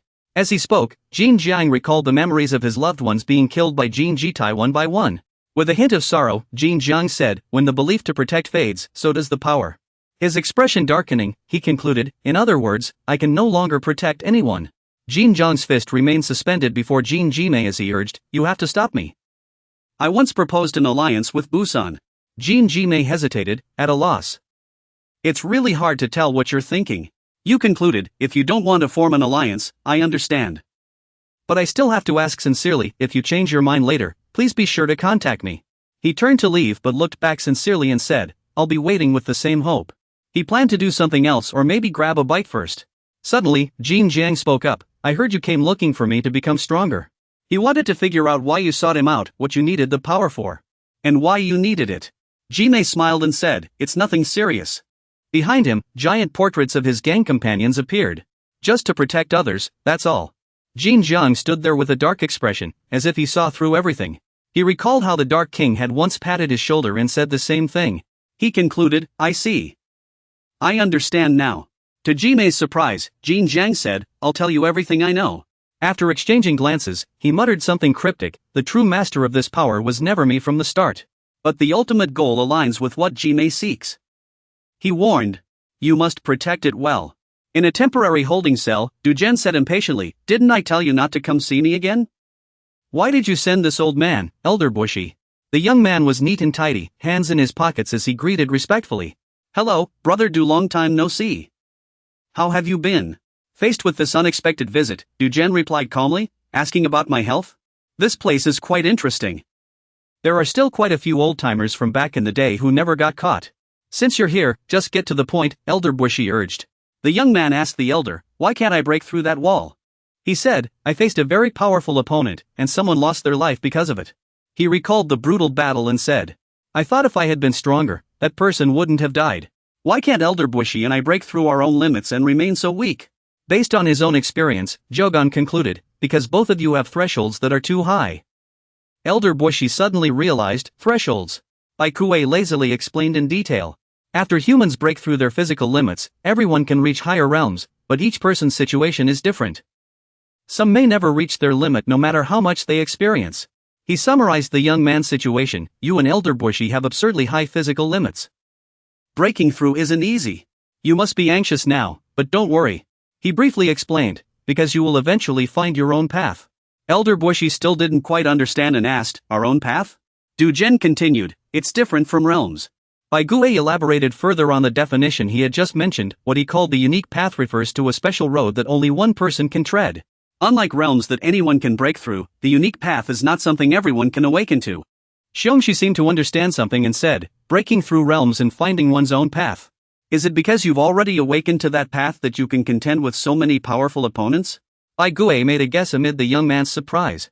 I'm certain that you and Uncle Xiongxi will both soon find what belongs to you. He vaguely added, perhaps in the next battle. Suddenly, John Gunn paused and continued with a question he had left unasked earlier. But I'm really curious, who is this powerful figure you speak of with such reverence? Xiongxi immediately answered his question, the son of the golden armored dragon. The name was mentioned beneath by Gui's cold demeanor, Jin Shitai. Xiongxi continued to describe the current tense situation. Right now, he's eyeing the throne of the Dark King. I've also heard that he's forced all non-first generation rulers to submit to him. You were about to say and also, but upon closer inspection, Bai Gui didn't seem as panicked as you expected.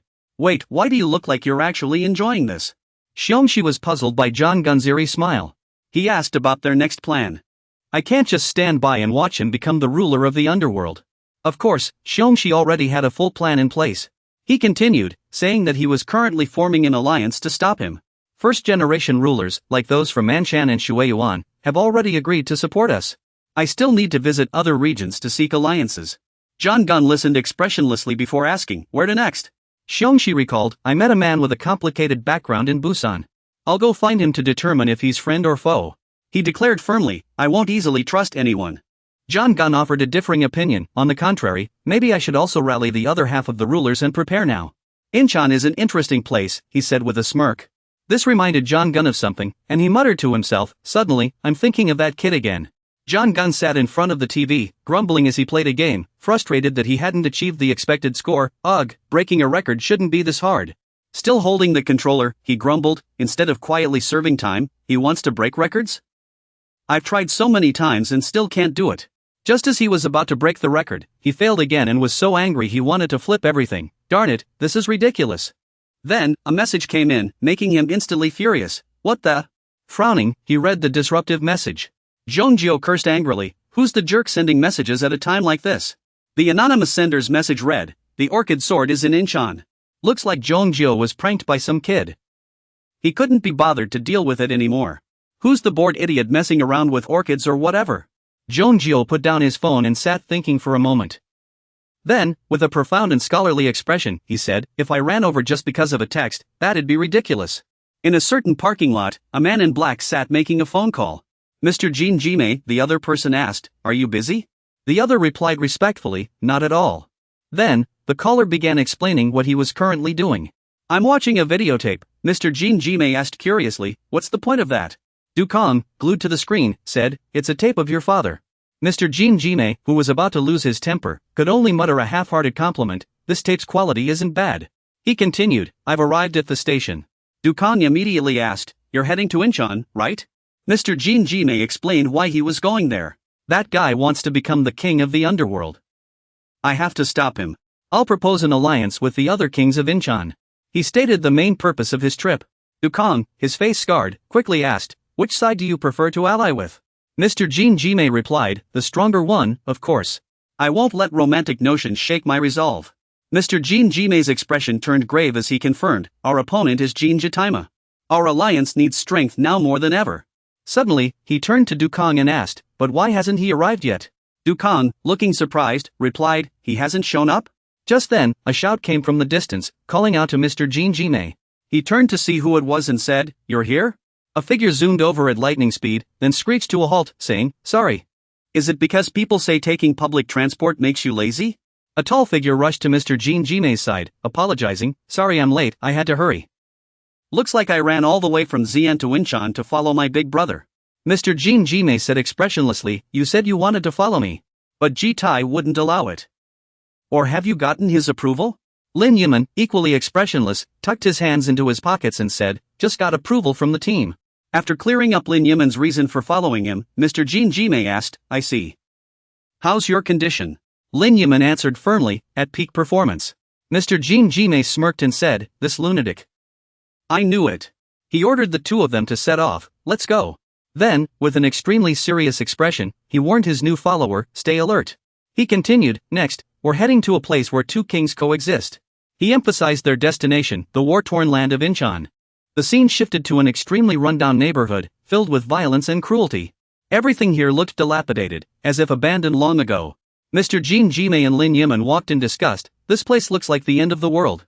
This battleground is no ordinary place. We might get ambushed, but for now, it seems quiet. Lin Yiman began to confirm, even if we fought again, I'd still trust this Incheon delegation. Jin Jimei, don't talk nonsense. You've changed so much. My brother-in-law in that red tracksuit just wants some recognition. But you know full well I've gotten stronger.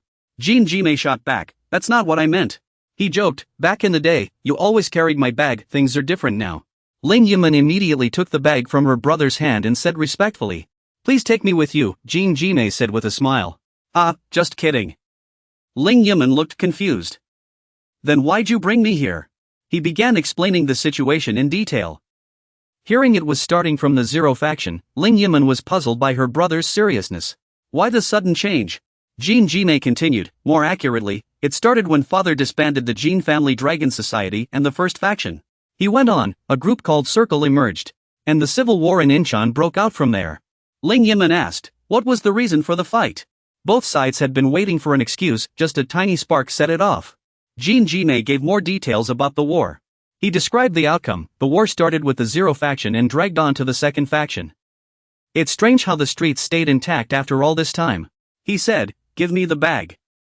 Lin Yiman insisted on carrying it, saying it was too dirty and she'd hold it for him. Jin Jimei sighed, this place actually looks like a real city now. Lin Yiman suggested, I'm a little hungry. Let's eat first. The shop owner placed a steaming bowl of spare rib soup on the table and said, oh, you two must be from out of town? The two brothers were grateful for the meal, saying they'd enjoy it with thanks. Lin Yiman discussed their next steps, what's our plan from here? Jin Ji replied, we're going to meet the two kings we're planning to ally with. The man in red continued, I'll consider both, but first, let me clarify something. Lin Yiman stopped his hand from adding radish to his soup, saying he wouldn't put it in. Jin Ji noticed his younger brother had changed, he was clearly different from before. The man in red explained, I never did that before, then returned to the plan. What's the update on those two kings? Jin Ji began explaining, one of them is a Jin, who betrayed Park Shi-young during the Busan incident. The shop owner sat in the corner, quietly listening to the brothers' conversation. Lin Yiman asked in surprise, betrayed? Jin Ji added, rumor has it he answers to Li Jishuan now. Jin Ji sipped his hot spare rib soup and said, I'm not sure if approaching a Jin is the right move. If he's under Li Jishuan, he's already an enemy. Lin Yiman enjoyed the delicious meat as he spoke. Li Jishuan and Jin Jitai might be on the same side. If a Jin's his subordinate, he'll likely refuse an alliance. Jin Ji reasoned, to be honest, I see a Jin as an enemy too. Maybe we should go for Li Jishuan's other kings instead. Lin Yiman immediately replied, alright. Bro, negotiating with just one person would be easier. The two ordered more food and asked for 2 meals for the boss. The boss replied, alright, 213,00001. Hearing the total, both were stunned speechless. Lin Yiman shouted, just 2 bowls of rice and soup, and you're charging 200,000 won? The boss quickly explained, didn't you see the menu? In Incheon, we charge a separate service fee. Lin Yiman was even angrier than the boss at this explanation. What kind of restaurant charges a service fee? This is clearly a trick to drive customers away. Despite this, the boss still smiled politely and replied, that's just how things are in Incheon. You're not from here, so you wouldn't know. Hong Yi couldn't hold back and wanted to punch the boss. Move aside. Let me show you how much I've improved. Jin Young just stood there and spoke. Lin Yuan wondered if his brother would step in himself or if he should take action. But in the end, Jin Young took out a stack of money and said, here's the payment. Lin Yiman suddenly gasped, why you just paid and left, saying something sympathetic like, the boss works hard too. Hong Yi excitedly praised his brother's generosity. Bro, you're so magnanimous. I need to learn from you. Jin Young shrugged it off. Money is just paper. I use it to bring the boss some happiness. Lin Yiman asked, why are we taking a taxi? Jin Young answered, to get to the agreed location. Hong Yi asked again, bro, did you arrange to meet the Incheon king? Jin Young said lightly, no. He continued, Incheon is big. If we want to get around easily, a taxi is better than public transport. He said, get some sleep. I'll wake you when we arrive. The taxi drove unsteadily through the rundown neighborhood. Lin Yiman noticed something odd. Jin Yon looked out the window at the dilapidated city and hummed. Hong Yi brought up the strange things happening. Bro, it seems like the taxi's meter keeps jumping. The driver, with a thick beard, grinned and said, that'll be 143,001, folks. Lin Yiman fumed, this is ridiculous. Even a trip to Seoul wouldn't cost 100,001. The driver chuckled and argued, that's just how it is in Incheon. The roads are rough, and gas is expensive. Hong Yi snapped at the driver, uncle, don't push it. I know you're overcharging outsiders. The driver shrugged. Kids these days. What, you wanna fight? Jin Yong stepped in calmly. The money's enough. Lin Yuan, no longer harsh, said, this driver naturally took the money without a conscience. Thank you. Jin Yong walked ahead casually. He has it rough too. Lin Yiman refused to accept his senior's kindness. I've learned my lesson. Next time, why don't you let me use the car you left behind to take a taxi? Jin Yong replied, no need. Hong Yi asked, confused, huh? Jin Yong teased, you know what Incheon is famous for? Guess. Lin Yiman still didn't get it. Kim Yong said boldly, second-hand car deals. He said, I found a great deal online, Hong Yi. All he could do was stare wide-eyed, sweating nervously, and ask in confusion, what kind of car is this? Jin Yong took out a photo of the car and said, it's only 7,500,000 dong. I already sent the confirmation message and arranged to meet here, he said confidently, but the man in red was stunned. After examining it closely, he shouted, a Ferrari for only 7,500,000 dong? That's ridiculous. In high spirits, Jin Yong said, today, you'll get to ride in the passenger seat of that Ferrari, huh? Ling Yiman finally realized why her brother had brought so much cash. He was planning to buy this car. Jin Yong boasted, now you understand my deep intentions, right? Grinning, he asked, are you ready to ride in a Ferrari? Ling Yiman couldn't hide her excitement. I'm 100% ready, brother. Jin Yong was shocked by the difference between the actual car and the online photos. Is this really a Ferrari? The owner played dumb, a Ferrari? Oh no, I forgot to tell you something. The chubby man in glasses said casually. I just sold the Ferrari, so I brought you an even better car. Ling Yiman cried out, what? The owner continued to persuade them. Don't be like that. Just take a look first. The chubby man put on a kind expression, this car is way better than a Ferrari. I brought it just for you. I'll sell it to you at a bargain. Don't worry. Ling Yiman interrupted, how much is this car? The chubby man joked, just 13 million dong. The man in red shouted angrily, that's too expensive. We don't have that much money. We're not buying. The owner turned serious, sir. Ling Yiman wondered what he was about to say. The chubby man leaned in menacingly, looking for trouble? Stunned, the man in red listened as he continued. I'm a busy man, and I specially came here to sell you a car, but you're backing out now. Do you know how much money I lost canceling my schedule for today?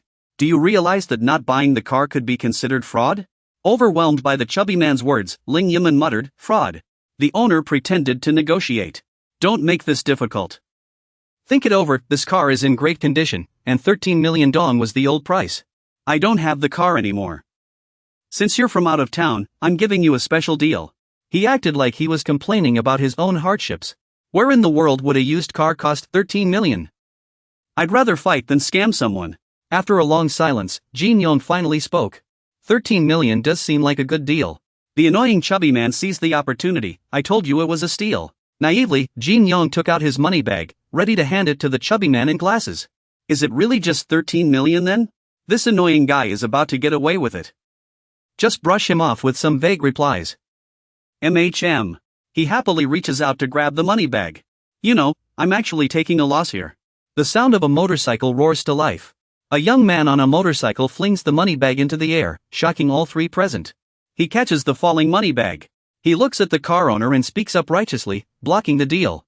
He starts analyzing the situation. The seatbelt looks odd. This car was probably water damaged. Under Ling Mani's astonished gaze, he embodies the spirit of a true hero. He carefully checks the manufacturing year and odometer. If the mileage is too low, the odometer was definitely tampered with. After hearing his analysis, the fat man immediately jumps into the old car and speeds away. I didn't expect someone like that to exist here. Even when you walk away, you can't find peace. The young man on the motorcycle bows his head in apology. Sorry about that. Sorry. I apologize on behalf of Incheon. Jin Zhong is deeply grateful. No problem. Thank you for your help, the young man on the motorcycle replies. If you're grateful, don't hold prejudices against Incheon. Jin Jong says in surprise. What's going on? He continues. This place wasn't always like this. People used to get along well. The young man on the motorcycle explains why people here resort to fraud. It's all because of the Civil War. Then, the young man on the motorcycle gives the two clueless brothers some advice. In short, if you're buying a car, be very careful. You must tell real from fake. Jin Jong is also shocked and re-examines the previous car photos. This car is fake too. That's right, the young man confirms and warns them. You'd better be cautious here. This place is still relatively peaceful. Then he rides off, leaving only one last sentence. Going elsewhere might drag you into the conflict. Jin Jong is still in a daze and can only mutter. Hey! The two clueless brothers stare at the direction the young man rode off, still confused. Huh? Ling Nan asks. What are you going to do about that scammer who bought the bike? Jin Jong said generously. Just let him go. The guys had it rough. Ling Nan agreed. No wonder you're the motorcycle boss, you're so magnanimous, brother. Jin Jong shouted. Let's go. Okay. After speaking, the person in red suddenly remembered something. He called out awkwardly. Bro! What is it? Jin Jong still had no idea what was happening. Ling Nan's face instantly darkened. He shouted, the bag is gone. Meanwhile, the thief who had been sitting on the motorcycle pretending to be a gentleman had long since made off with the bag. The chubby scammer sat at the front of the bike, legs crossed, grinning smugly. He had put in a lot of effort from start to finish, and it had paid off perfectly. He praised his remaining accomplice. Your acting was absolutely brilliant. Ling Man, at a loss, could only ask his big brother. Jin Jamixiang, even thieves have it tough, right? We spent money to give thieves some joy. Letting them go like this, you're practically the goddess of mercy. Jin Meixiang said coldly, shut up. Yes. That icy tone made Ling Man jump. Jin Jamixiang had made up his mind. I can't take this anymore. The person in red froze. Brother Jin Jamixiang. The boss gritted his teeth, his face twisted with rage. I'm going to take them all down. Someone called his name. Jin Jamixiang. He turned to the caller, his eyes murderous. Yeah? A strange young man with a kind face walked up to Jin Meixiang, smiling. I finally found you. Jin Meixiang replied, yeah. Ha? The boy in blue looked confused. There's another one coming.